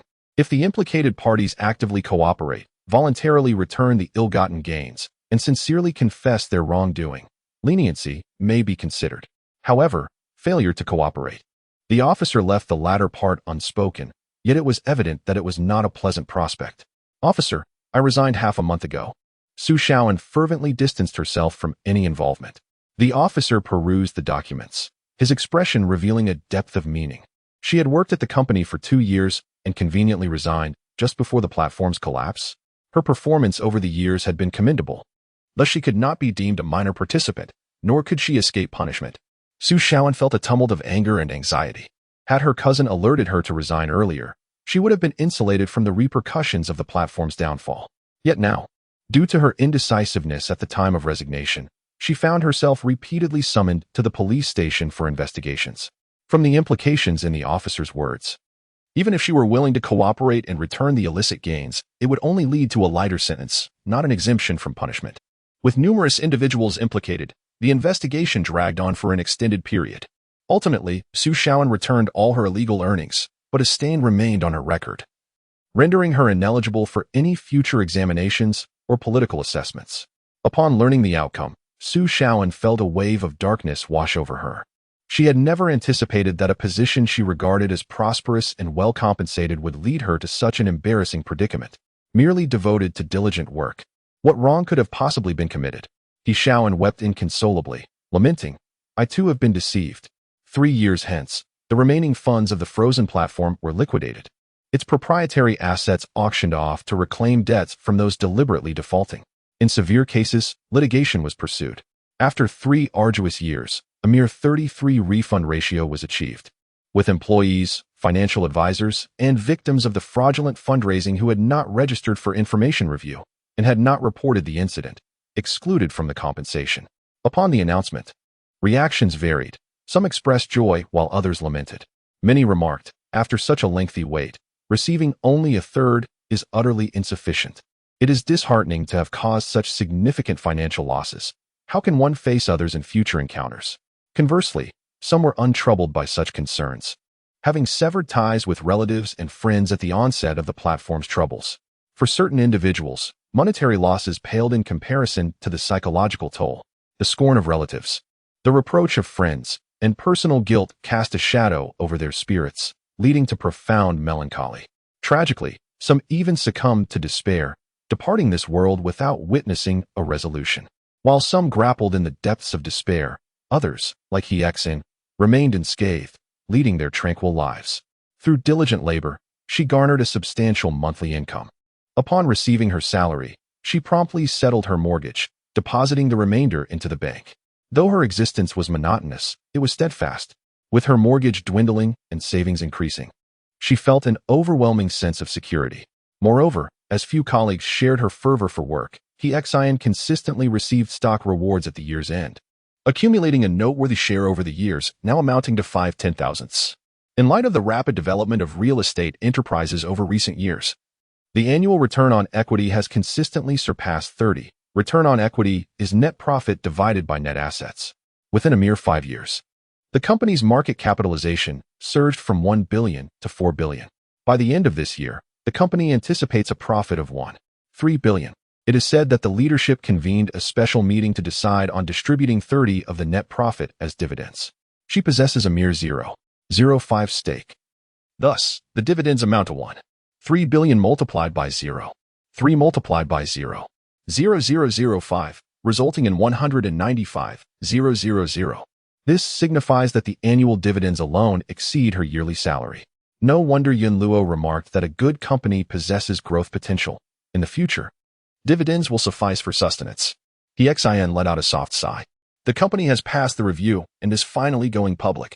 The news spread like wildfire throughout the organization. Wonderful. We shall soon be a publicly listed company. Applause erupted in celebration. Hexin felt particularly perplexed. How does the company's listing pertain to us? You fail to grasp the significance, replied a sales representative with a knowing smile. Shares of a publicly listed company can be bought and sold. When a new company goes public, the price often skyrockets. Consider this. The company's market value is $4 billion. If it is driven up to $10 billion, the value of the shares we hold could increase by 2.5 times. At that point, possessing a stake of 1/10,000th would make one a millionaire. 10 billion multiplied by 0.0001 equals 1 million. And owning 1,000th of the shares would elevate one to the status of a multimillionaire. 10 billion multiplied by 0.001 equals 10 million. Hexin replied, however, I have never contemplated trading stocks. She was deeply conflicted, as if confronted with a monumental dilemma. In her moment of hesitation, the company submitted the necessary documents, completed the formalities, and officially went public. A fleeting thought crossed her mind. Why not sell all her shares on the very first day of listing? Before the IPO, the company's valuation stood at $4 billion, with shareholders' equity calculated as a percentage. Post-listing, the valuation remained at $4 billion, but the shareholders' equity was entirely converted into stocks. With an issue price of 20 and a total share capital of 200 million, her 0.0005 stake translated to 100,000 shares. The company's shares might be subject to speculation after going public. For instance, while 20 might be deemed a reasonable price, the stock could fluctuate to 15, or soar to 50, or even 100. Fortunately, the company would continue to distribute dividends annually. Previously, dividends were allocated based on equity holdings, but post-listing, they were distributed according to the number of shares held. However, upon calculation, she realized that it was merely a change in terminology. The actual proportion of dividends received remained constant at 0.0005. Indifferent to the complexities, she set her account aside, regularly withdrawing her dividends while letting the stock price fluctuate in the interim. Thus, Hexin found herself with two sources of income. One was her salary, directly proportional to her diligence. The harder she worked, the higher the sales, and consequently, the greater her earnings. The other was her dividend income, linked to the company's annual profits. Even if she did nothing, as long as the company operated smoothly and profitably, dividends would be disbursed punctually each year. Years passed, and Hexin's dividends accumulated substantially. With the expansion of the company's scale, the stock price soared. Ultimately, the value of her stock holdings alone exceeded 10 million. The author has something to convey. The renowned Erindle treasure has involved 900,000 individuals domestically. In December 2015, it was sealed off, and on January 16, 2020, the funds were refunded, a process that spanned 4 years, with a reimbursement ratio of nearly 35. Why is it said that listing stocks can lead to wealth? Newly issued stocks often attract speculative investments. A company with an initial market value of $4 billion can be inflated to $20 billion. causing the fortunes of all shareholders to quintuple. The most notable example is Baofeng Technology, which experienced 30 consecutive trading halts in just 31 days, reaching a peak of 327 yuan. However, following the speculation, the value plummeted to 20 yuan. As of yesterday's close, it stood at 2.93. Considering years of dividends and stock transfers, the actual price does not exceed 8. Chapter 51, Stock Investment 1. Within the next 5 years, there is no hope for the Chinese stock market. Anyone trading stocks in the secondary market, securities trading market, is a fool. Subscription warrants, employee shares, and stock transfers are the true avenues for wealth accumulation. Ultimately, it boils down to speculating on original shares. Why are positions in technology companies so sought after? Not only due to high salaries and benefits, but also because of the equity incentive mechanisms in place. Investing in 100,000 original shares now. And with the company going public in 2 years, one's net worth could soar into the millions. On stage, a self-proclaimed investment guru passionately delivered a speech. Subsequently, he earnestly pitched original shares of a biotechnology company to the 30 or so investors present, claiming that the company would list in the United States in 2 years. And at that time, the value of the original shares could multiply tenfold or eightfold. Kong Shiyan listened attentively, occasionally jotting down key points. She arrived due to a phone call. Are you interested in stocks? This Sunday, our company is hosting a complimentary stock analysis seminar, where renowned analysts will dissect individual stocks and the overall market trends. You are warmly invited to attend. Kong Shiyan thought to herself, since it is free, why not listen and broaden her horizons? Indeed, after attending, she found the investment master quite competent.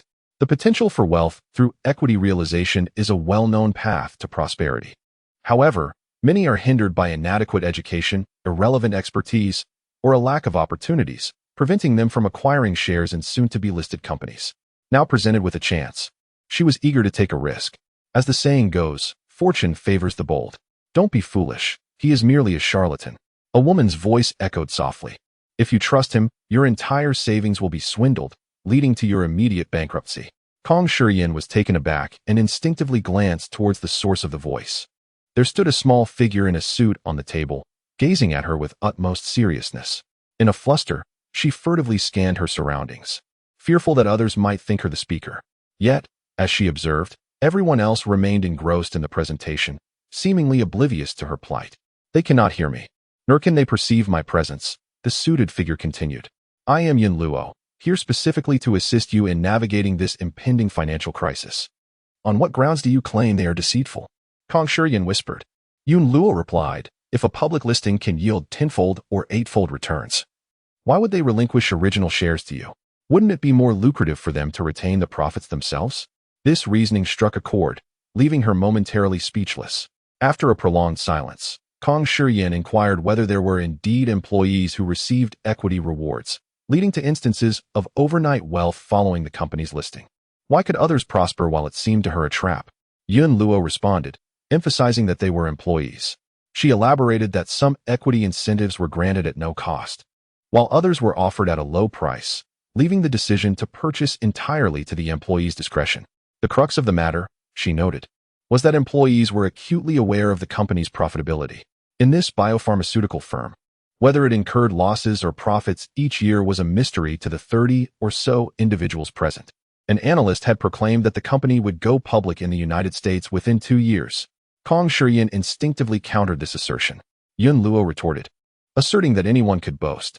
He was a fraud. Lying was merely par for the course. She questioned who would buy his original shares without excessive interest. Only by embellishing the allure of original shares could one entice others to compete fervently for their acquisition. Kong Shiyan found herself at a loss for words once more. Yun Luo added, if in doubt, one could simply search for original share scam. Kong Shiyan did indeed search. The results clearly stated that original shares were stocks issued by a company prior to its listing. In the early days of the Chinese stock market, they were publicly issued at their initial price in the primary market. The so-called trading of original shares was referred to by industry insiders as the semi-primary market, denoting private transactions of stocks not yet listed on exchanges, equity certificates, or shares held by internal employees of companies yet to go public. According to the law, companies listed domestically or internationally are prohibited from selling original shares to the general populace. Any sales of stocks to the general public through advertisements, announcements, broadcasts, text messages, promotional meetings, explanatory sessions, the internet, or any other public solicitation methods, without the approval of the China Securities Regulatory Commission, constitutes illegal securities activity. In reality, purchasing such stocks is akin to acquiring a stack of worthless paper. Some individuals have waited over a decade without receiving dividends or witnessing the company go public, and they are even unaware of the company's whereabouts.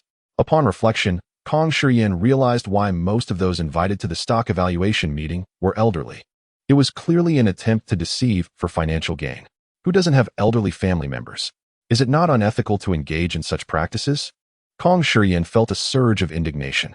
On the podium, the investment guru passionately concluded his speech, while an impatient investment advisor eagerly rushed toward the attendees, extolling the company's limitless appreciation potential and the immense profits from purchasing original shares.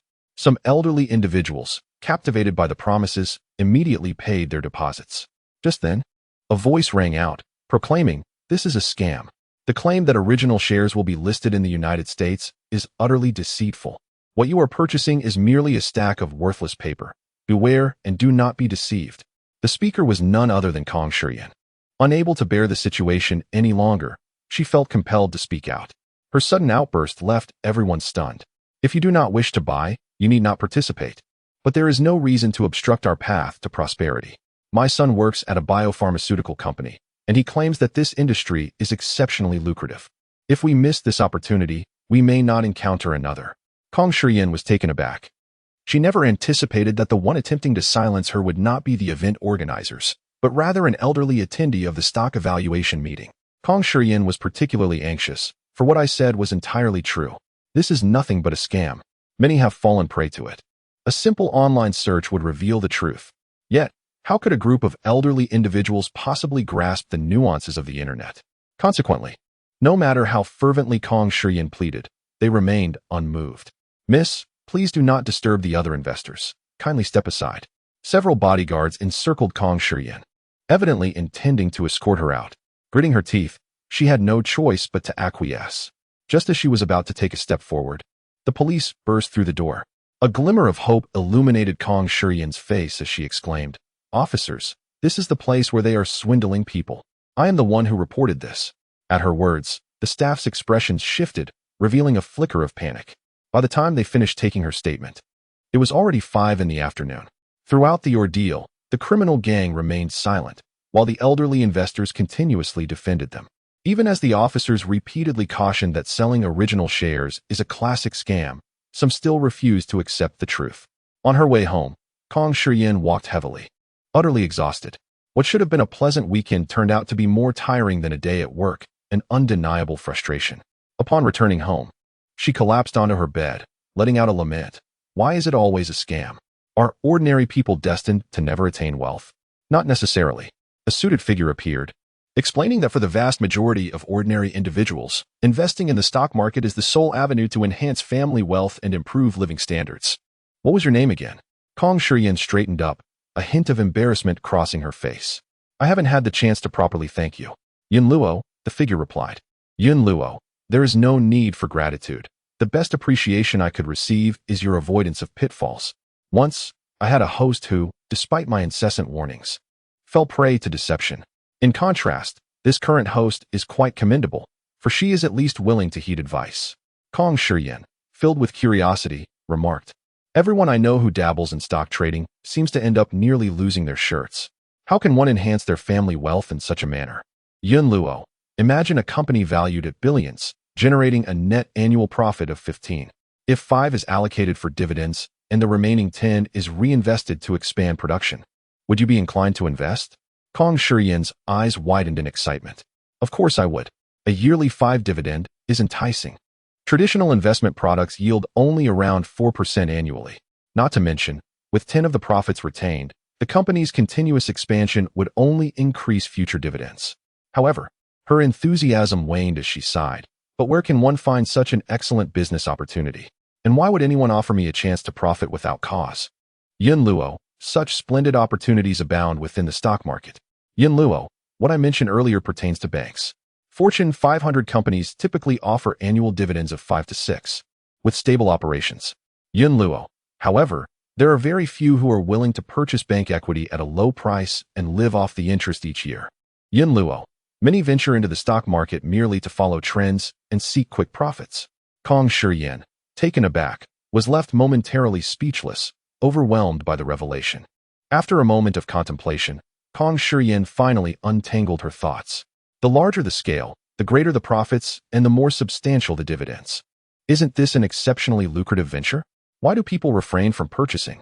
Yun Luo replied, because the annual return is only in the low teens, while others who adeptly trade stocks can earn 30 to 50 in a year. With a market value of 10 billion, the annual profit is 1.5 billion. Out of this, 500 million is allocated for dividends, and 1 billion is utilized for expansion, elevating the company's total market value to 11 billion. If the market were entirely rational, the stock price should rise post-dividend, aligning with the market value fluctuations. Yet, the market tends to be rather capricious. When the company's market value is 10 billion, the stock price stands at 7. When it reaches 11 billion, the stock price may drop to 6. Kong Shiyan began to grasp the concept, realizing that even with dividends, purchasing stocks could still result in losses. Yun Luo affirmed, indeed, this is why people avoid such stocks. Yun Luo continued, in truth, erroneous pricing is merely a temporary phenomenon. Once the company's market value hits 14 billion, maintaining an annual profit of 15 would yield to 1 billion. If the dividend ratio remains unchanged, that translates to 700 million. By then, it is improbable that the price would still be low. Why? Kong Shiyan instinctively inquired, only to realize the answer herself. If the price remains low and the annual dividend yield is a robust 8 to 10, who would not be eager to purchase? As more individuals buy in, the stock price would naturally be driven upwards. She had not anticipated the existence of commendable companies in the market. The thought that she could buy stocks at any time and become a shareholder was astonishing to Kong Shiyan. Yun Luo concluded, to buy stocks is to buy a company. Yun Luo. Serious investment is about profiting from the growth of a company. Yun Luo Capital finds this process too slow, resorting instead to sensationalism and hype. Many follow suit, only to find themselves unable to escape when the time comes to withdraw, often resulting in catastrophic losses. Kong Shiyan suddenly grasped the situation. The author wishes to convey, some information is sourced from Baidu. The primary market, also known as the issuance market, is where capital seekers initially offer securities to the public. The secondary market refers to the trading market for already issued securities, serving as the venue for the transfer of ownership of these securities. The author provides a brief illustration. Minsheng Bank, ranked 221 in the Fortune Global 500, 2019 data. In 2018, its earnings per share stood at 1.14, while the closing price yesterday was 5.9. On July 5, 2019, the bank distributed a dividend of 3.45 for every 10 shares, 0.345 per share. The dividend yield is calculated as 0.34559, equating to 5.85. Banks primarily generate revenue through interest rate differentials, 2-3 for deposits, 5-6 for loans, with stringent approval processes. This model is remarkably stable, and the amount of profit hinges on the capital attracted. Hence, some assert that banks resemble bonds. This is merely informational and should not be construed as investment advice. In 2013 to 2014, the annual dividend rates for Construction Bank and Industrial Bank reached as high as 6-7. Do not rush to take action after reading.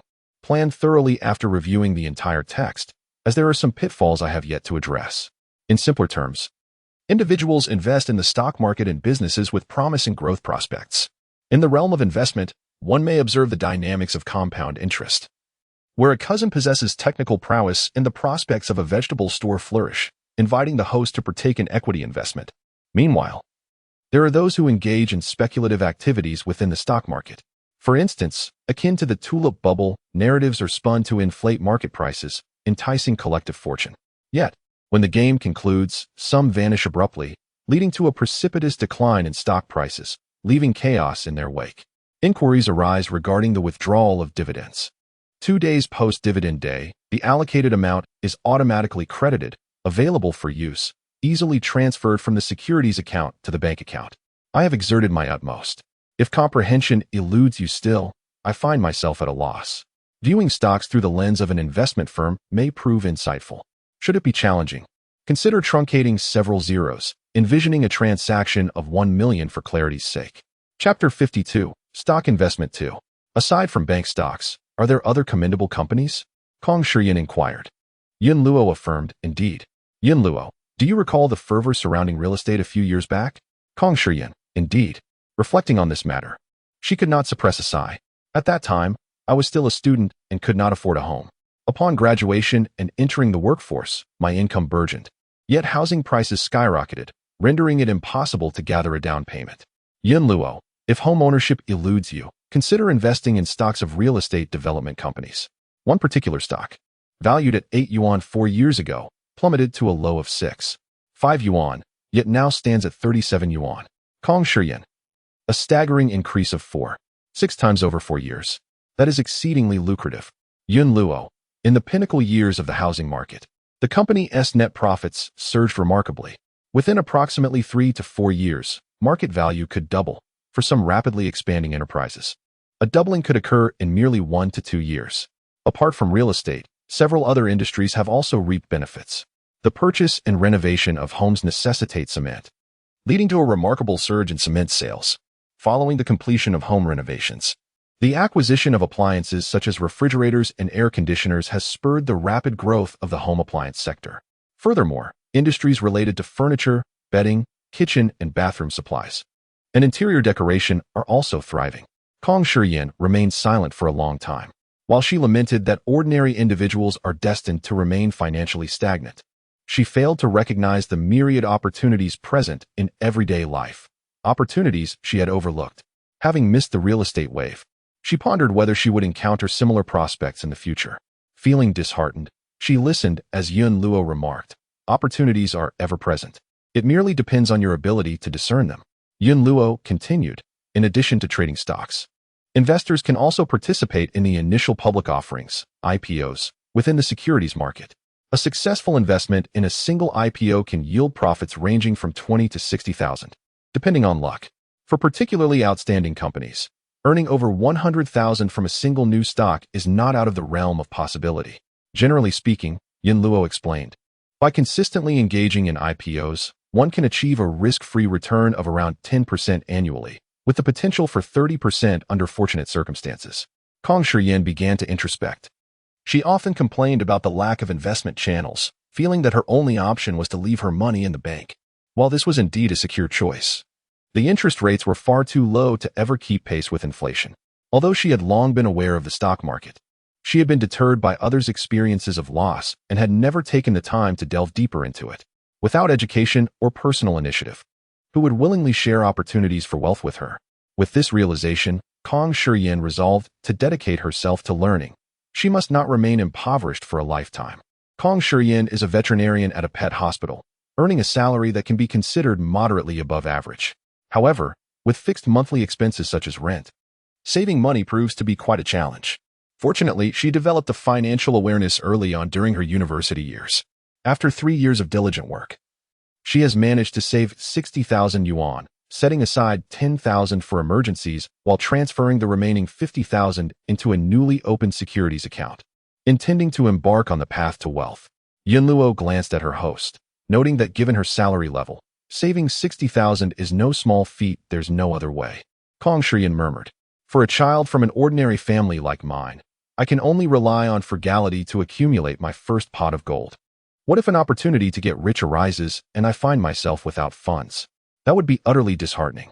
To save this amount, she meticulously budgeted her expenses, cooked for herself, and scoured the internet for money-saving tips, implementing every feasible strategy.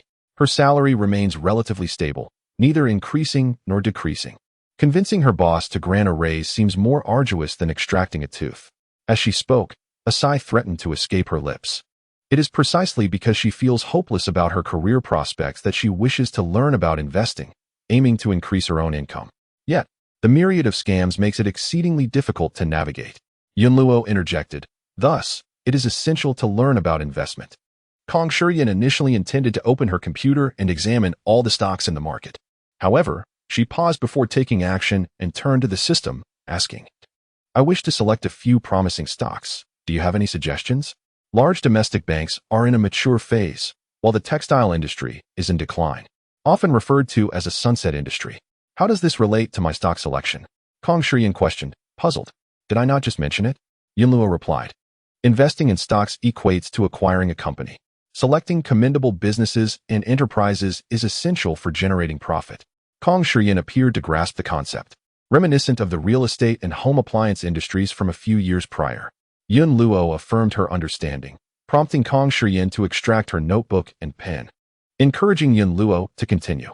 Yunluo elaborated on a crucial metric in stock investment known as ROE, or return on equity. What does this signify?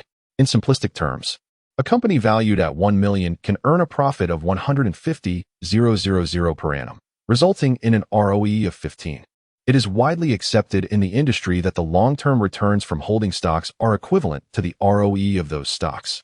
For instance, if you invest 1 million to establish a supermarket, after deducting all expenses, you earn 150,000 each year. If you withdraw the profits annually for living expenses while perpetually operating with the principal of 1 million, your annual earnings would consistently be 150,000. Kong Shiyan diligently took notes, finally looking up with a sense of realization that this truly is the essence of business. Yunluo continued, stating that in mature industries, ROE tends to be relatively stable. For example, sectors such as banking, toll roads, and hydroelectric power generally experience an ROE fluctuation between 12 and 16 annually, with minimal variation. Yunluo explained that such companies are steady and do not anticipate rapid expansion, thus consistently distributing profits as dividends. Kong Shiyan inquired about growth and decline phases. Her hand gripping the pen trembled slightly.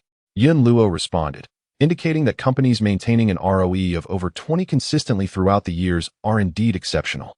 It is exceedingly challenging for larger companies to sustain a high level of ROE as they expand. I understand. Kong Shiyan took a deep breath, her pen moving swiftly as she intended to jot down the key points. Yunluo remarked, avoid industries in decline. This year, the ROE is 10. Next year it drops to 5, and the year after may even result in losses. Investing in such stocks is less prudent than purchasing bank wealth management products. Kong Shiyan diligently took notes, filling an entire page. Once she confirmed that there were no further instructions from the system, she opened the trading software, scrutinizing stocks one by one. Ultimately, she selected over 10 promising stocks. However, some of these belonged to the home appliance and real estate sectors. The real estate market had been exceedingly vibrant over the past 4 years, but Kong Shiyan doubted that it would maintain its current fervor in the coming years. Thus, she decided to eliminate them. Yunluo stated, if you lack confidence in an industry, you cannot convince yourself to hold on to it for the long term. Kong Shiyan nodded in agreement and promptly removed all stocks related to home appliances and real estate. After doing so, there were still 6 stocks remaining in her watch list. These stocks were distributed across 4 sectors: environmental protection, technology, pharmaceuticals, and aquaculture. Kong Shiyan inquired, how does one assess whether a valuation is reasonable? She sought Yunluo's guidance with humility. Yunluo replied, look at the PB ratio, price-to-book ratio. Generally, the PB should not exceed 2. He continued, some banks have stock prices below their net assets, commonly referred to as broken net. A PB of 0.7 means that an asset worth 1 million can be acquired for just 700,000 at market value. Conversely, some technology stocks have prices significantly exceeding their net assets. A PB of 4 indicates that an asset worth 1 million is being purchased for 4 million. Why? Kong Shiyan exclaimed, incredulous. Isn't that foolish? Yunluo elucidated. Some investors have confidence in the growth prospects of technology stocks and are willing to pay a premium for them. If the company possesses exceptional research capabilities and maintains a return on equity, ROE, exceeding 100 annually, even purchasing the equity at 4 times its value could yield substantial profits in the future. After contemplating this reasoning, Kong Shiyan grasped the concept. Pondering why such companies would be excluded, Yunluo explained, companies that sustain an ROE above 100 are exceedingly rare. She continued, in mature industries, diminished profits or losses are termed as a bombshell. In growth industries, the loss of growth potential is similarly categorized. Overwhelmed by the sheer volume of information, Kong Shiyan felt as though she partially comprehended yet remained perplexed. Ultimately, She resolved that technology companies with a price-to-book (PB) ratio exceeding 5 were inappropriate due to their exorbitant valuations, as were pharmaceutical firms with a PB ratio above 3, which were also deemed overly expensive. After considerable deliberation, only one environmental stock and one pig farming stock remained on her list. Kong Shiyan hesitated. Both of these stocks are commendable, Yun Luo remarked. The concept of environmental protection is poised to be a significant trend in the future. In the past, economic growth often came at the expense of the environment, but rectifying these issues will require substantial investment. Despite her repeated reflections, Kong Shiyan still found herself indecisive. In her moment of desperation, she sought assistance from the system, asking, if it were you, which stock would you choose? Yun Luo responded, after all this discussion, the decision ultimately lies with you. I would select the aquaculture stock. Excellent. Kong Shiyan decisively removed the environmentally friendly stocks from her portfolio, leaving only a single pig farming stock. Observing the current price, she contemplated whether it would be prudent to invest her entire capital. Yun Luo remarked that undervalued stocks are worth purchasing, asserting that the present price is indeed suitable. Buy in as soon as the market opens tomorrow. Kong Shiyan eagerly prepared for the investment. However, Yun Luo issued a cautionary note. Let me be frank, the market is irrational, and one must exercise caution when investing. Even if the current price appears undervalued, it may decline further. Taken aback, Kong Shiyan instinctively responded, then should I wait? What if it drops further? Yun Luo explained. The market is unpredictable. Fluctuations lack any discernible pattern. After purchasing, the stock price could either rise or fall. You might buy now, only to see a decline afterward. Conversely, if you hold out for a lower price, this could very well be the recent low. Kong Shiyan pondered, feeling uncertain. What should I do then? She asked hesitantly. Yun Luo replied, if you believe it is undervalued, feel free to buy at any time. Prepare for a long-term commitment once you invest. Remember, real estate stocks surged from 8 to 37. Having previously dipped to a low of 6.5. Compared to 37, 8 is certainly not expensive. Yet, despite this, it still experienced a near 20% decline. If the stock price were to fall, would you have the fortitude to hold your position? Kong Shiyan searched her heart, only to realize she lacked any sense of assurance. The author wishes to convey, generally, the higher the potential returns on an investment, the greater the associated risks. Bank deposits yield low returns, thus presenting minimal risk. Other investments carry certain risks, which is why their returns surpass those of traditional banking options. Why is investing in new stocks almost devoid of risk while yielding substantial returns? It is akin to winning the lottery, with a remarkably low probability of success. It is entirely normal not to succeed, even once within a year. Some may inquire why a stock valued at 7 yuan when its market capitalization was 10 billion can drop to 6 yuan when it reaches 11 billion. The answer lies in the irrationality of the market. Even when prices become exceedingly low, there remains the possibility of further decline. For instance, on February 3rd, the stock market plummeted. Numerous banks were valued at remarkably low prices, yet they still fell. Consider the historical example of tulips. Was a price of 10,000 deemed high? Indeed. Did it continue to rise thereafter? Yes, it peaked at 11 for 100. However, in the long run, prices tend to gravitate toward their intrinsic value. Overvalued stocks will inevitably decline, while those that are undervalued will rise. Take, for example, toll roads and hydropower generation. The Daqing Railway boasts a return on equity, ROE, of 14 in recent years, distributing 50 of its net profit as dividends annually. Similarly, Yangtze Power has achieved an ROE of 16 in recent years, returning 70 of its net profit as dividends each year. These are exemplary bonds. It is a rare occurrence for a company to generate and sustain a high level of ROE. Such instances are exceedingly scarce. This is primarily due to the immense challenge of maintaining a high ROE as a company expands in size. Warren Buffett and his partner Charlie Munger discussed this in the 53rd chapter of their Insights on Stock Investment. Although there was an initial sense of trepidation when purchasing stocks for the first time, the desire for wealth outweighed all apprehensions. With newfound courage, Kong Shiyan invested approximately 25 yuan per share, acquiring exactly 2,000 shares after deducting transaction fees. What comes next? She inquired. Yun Luo, work diligently and patiently await the winds of fortune. Very well. Kong Shiyan gazed at the 2,000 shares in her account, her eyes brimming with anticipation. A week passed, yet the stock price did not rise. Instead, it plummeted to 24. 5 yuan. Remain calm. It is merely a fleeting moment. Kong Shiyan reassured herself. In the second week, the stock price exhibited a slight rebound, only to embark on a descent towards 24 yuan. As the stock continuously approached new lows each day, Kong Shiyan found it increasingly difficult to restrain her fervent emotions. Just a little longer, she endeavored to suppress the myriad of distracting thoughts flooding her mind. The real estate stock had once surged from 8 yuan to 37 yuan, only to have dipped to 6. 5 yuan before. A decline from 25 yuan to 24. 3 yuan. What a trivial matter. Another 2 weeks elapsed. The stock price continued its downward trajectory, and in the final 2 days, it accelerated dramatically, plunging to 22. 8 yuan. Kong Shiyan could no longer suppress her existential doubts. She recalled how filled with hopeful aspirations she had been prior to investing. Little did she know that instead of profit, she would suffer a loss of her principal investment. What does it mean for 25 yuan to drop to 22? 8 yuan? A loss of nearly 9. Had she opted to deposit her funds in a bank, she would have secured a stable annual return of 4, thus avoiding any losses. Awakening from her dream of overnight wealth, she regained her composure. She began to doubt her decisions. Perhaps, as others had warned, those who invest in stocks seldom find a favorable outcome. She ought to adhere to her principles and steer clear of the gambling arena. Lost in her thoughts, Yun Luo appeared, reminding her that she had previously cautioned against expecting immediate gains and advised her to prepare for a prolonged struggle. Kong Shiyan, it's fine if it doesn't rise, but it cannot fall this drastically.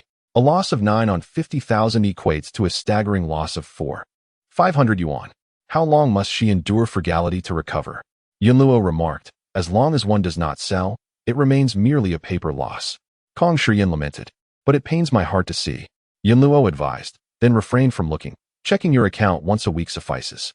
Kong Shiyan pondered. So, if she does not look, the loss ceases to exist?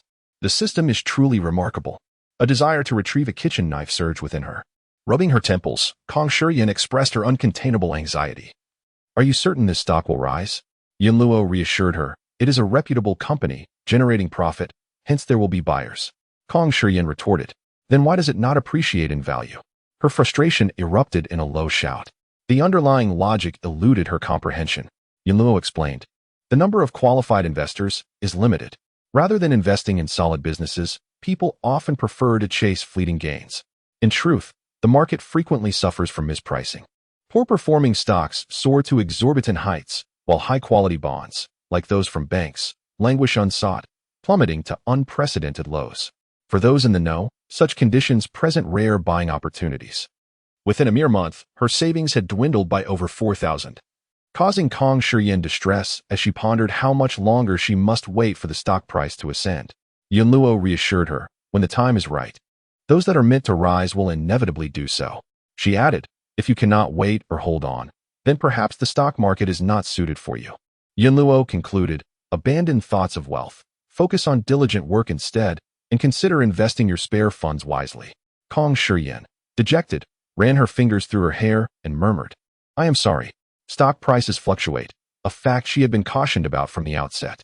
However, she had not anticipated the torment she would feel while gazing at her dwindling account. Kong Shiyan endeavored to maintain her composure. She contemplated that perhaps setting the stocks aside, refraining from observation and thought, might benefit her long-term holdings. In the midst of her musings, Yun Luo reminded her not to forget about subscribing to new shares. One must hold an amount exceeding 10,000 for 20 trading days to be eligible for new stock offerings. The odds of winning are exceedingly slim, akin to hitting the lottery. Nonetheless, participating in the subscription grants at least an opportunity. What if fortune favored her? With this thought, Kong Shiyan committed to subscribing to new shares, never missing a single occasion. In addition to new stock subscriptions, she also persisted in applying for convertible bonds.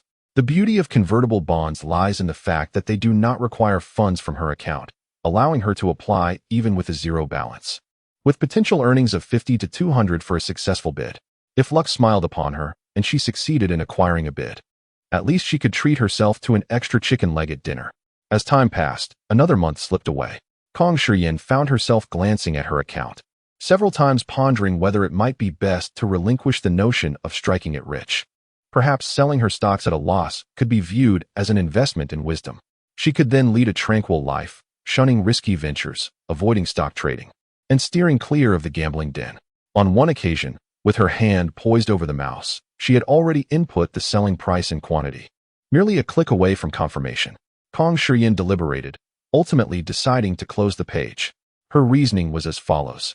If this were a business, previously 50,000 could procure 1/10,000th of equity, while now only 46,000 would suffice for the same fraction. She ought to feel elated and increase her investment.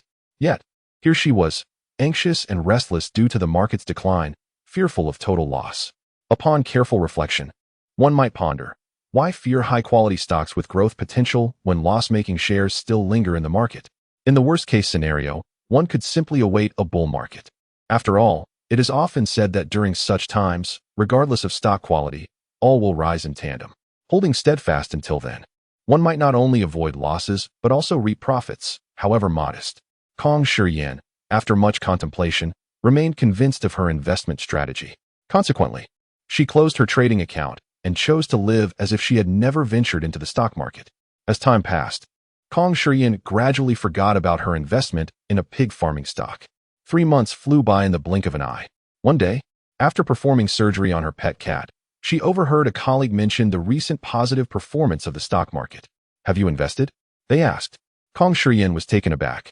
Was the market truly performing well? It had only been half a year since her investment, and she had already made a commendable 16. A wave of excitement surged within her, almost prompting an exuberant shout. At that moment, she had completely forgotten the anxiety she felt when her investments were stagnant. Yin Luo, appearing at just the right moment, doused her enthusiasm with a dose of reality. Don't celebrate too soon. Stock prices naturally fluctuate. What do you mean? Kong Shiyin asked, momentarily puzzled. It's a possibility, Yin Luo replied. After a lengthy pause, Kong Shiyin bit her lip and finally suggested, given that I am currently in profit, perhaps I should sell my shares? Yin Luo countered. What if it doesn't drop and instead continues to rise? Kong Shiyin replied, I could always buy back in later. Yin Luo pressed on. But what if you buy back only to find yourself trapped again? Kong Shiyin hesitated. Then I shall simply hold on to them. Didn't she vow to invest wisely rather than speculate? Why was she now contemplating chasing after rising stocks? Yin Luo inquired. Kong Shiyin opened her mouth, yet found herself at a loss for words. Yin Luo sighed, reflecting on a scientific experiment which revealed that the anguish caused by losing 10,000 yuan is approximately 2 to 2.5 times greater than the joy derived from gaining the same amount. This phenomenon is known as loss aversion in behavioral economics. To excel in investing, one must conquer instinctual impulses and adhere to a well-structured plan. Kong Shiyin felt a wave of despair. Investing was indeed a formidable challenge. She lamented, believing she was not destined to amass great wealth. With a crestfallen expression, she slumped in her chair. After a moment of contemplation, Yin Luo suggested, shall I share a story with you? Perhaps it will enhance your understanding. Kong Shiyin replied, do tell. Yin Luo continued. In the suburbs, there exists a pig farm valued at 1 million yuan. By a stroke of fortune, the owner permits you to invest, allowing you to partake in the business. Elated, you contribute 50,000 yuan. The pig farming enterprise is quite straightforward. Purchase piglets, buy feed to nurture them, and subsequently sell the mature pigs for meat. Thanks to the owner's extensive experience and scientific feeding methods, the net asset return on equity, ROE, for this business reaches an impressive 40 after deducting all costs. With your investment of 50,000, you stand to earn 20,000 in a year. However, as the farm is currently in an expansion phase, profits will not be distributed as dividends, but instead reinvested to increase production. Up to this point, Kong Shiyin comprehended the situation, and then, Yin Luo continued. There is an individual who envies your partnership with the pig farm owner and wishes to join the venture. However, the owner declines, stating that he has enough partners and does not wish to add anyone else. Consequently, this newcomer sets his sights on you, inquiring, since you have invested 50,000 and hold a certain equity stake, why not transfer this portion of equity to me, and I shall offer a handsome price for acquisition. Initially, you were reluctant, yet this individual boldly proposed 80,000. Immediately following, the bid escalated to 100,000, and soon after, 130,000. Upon hearing these figures, you began to waver. A bid of 130,000 equates to several years of profits accumulated in advance. With this sum, You could exit and seek a more promising venture for investment, rendering your current situation unnecessary. This scenario also benefits the newcomer, as he struggles to find viable investment avenues, typically resorting to bank wealth management with an annual yield around 4. Acquiring your equity at 130,000 means a principal amount with an annual return of 20,000. Although the annual yield is a mere 15 due to a high purchase price, it surpasses the returns from bank investments. Kong Shiyan comprehended this. Presently holding stocks equates to possessing equity. The fluctuations in market price resemble continuous bids being made to her. Selling at a lower price is unwarranted if it means relinquishing the business to others. Conversely, a higher price warrants consideration for transferring the equity and seeking a more lucrative investment opportunity. Yun Luo concurred, affirming that there is no need for overly frequent transactions. Kong Shiyan mused that she would wait until a sufficiently high offer emerged before transferring the business. Until then, holding on to the equity suffices. Selecting promising companies for investment requires the investor to exercise patience. Regrettably, many find it difficult to remain idle, ultimately succumbing to the temptation of chasing trends and sinking alongside the capital. Patience is essential, Kong Shiyan continually reminded herself. It is easier said than done. Watching the stock prices fluctuate, her hands itched to act, nearly beyond her control. More disheartening was the fact that despite initially selecting over 10 stocks, excluding the real estate and home appliance sectors, the technology stocks surged by 50, the pharmaceutical and environmental stocks by 30. While the pig farming stocks I chose only appreciated by a mere 16. After much deliberation, how did I end up selecting this subpar option? If only I had invested 25,000 in both environmental and breeding stocks. Kong Shiyan felt utterly disheartened. She uninstalled the software, resolutely refusing to look again. The author wishes to convey, new stocks or bonds require a successful bid before payment. Summary of central ideas. Common sentiment. Good stocks or reputable companies should appreciate immediately upon purchase. If not, they are deemed substandard. Reality. Due to various factors, stock prices can fluctuate significantly, sometimes remaining stagnant for a year or two. Investors, in their frustration, may switch stocks, only to witness the original stocks potentially doubling in value within a year, tripling in 2 years, or quintupling in 3. Taking into account the consolidation period, the annualized return could be extraordinarily high. However, investors often do not wait long enough to realize these gains. Some inquire why one should purchase insurance if the country will provide free treatment for the current pandemic. Yet, the special financial allocations for healthcare only cover the costs incurred after a confirmed COVID-19 diagnosis. 1. Expenses incurred prior to diagnosis must be borne by the individual. 2. Any long-term repercussions or rehabilitation costs following recovery are the responsibility of the individual. 3. Loss of personal and familial income due to illness, along with additional expenses for caretakers, must also be shouldered by the individual.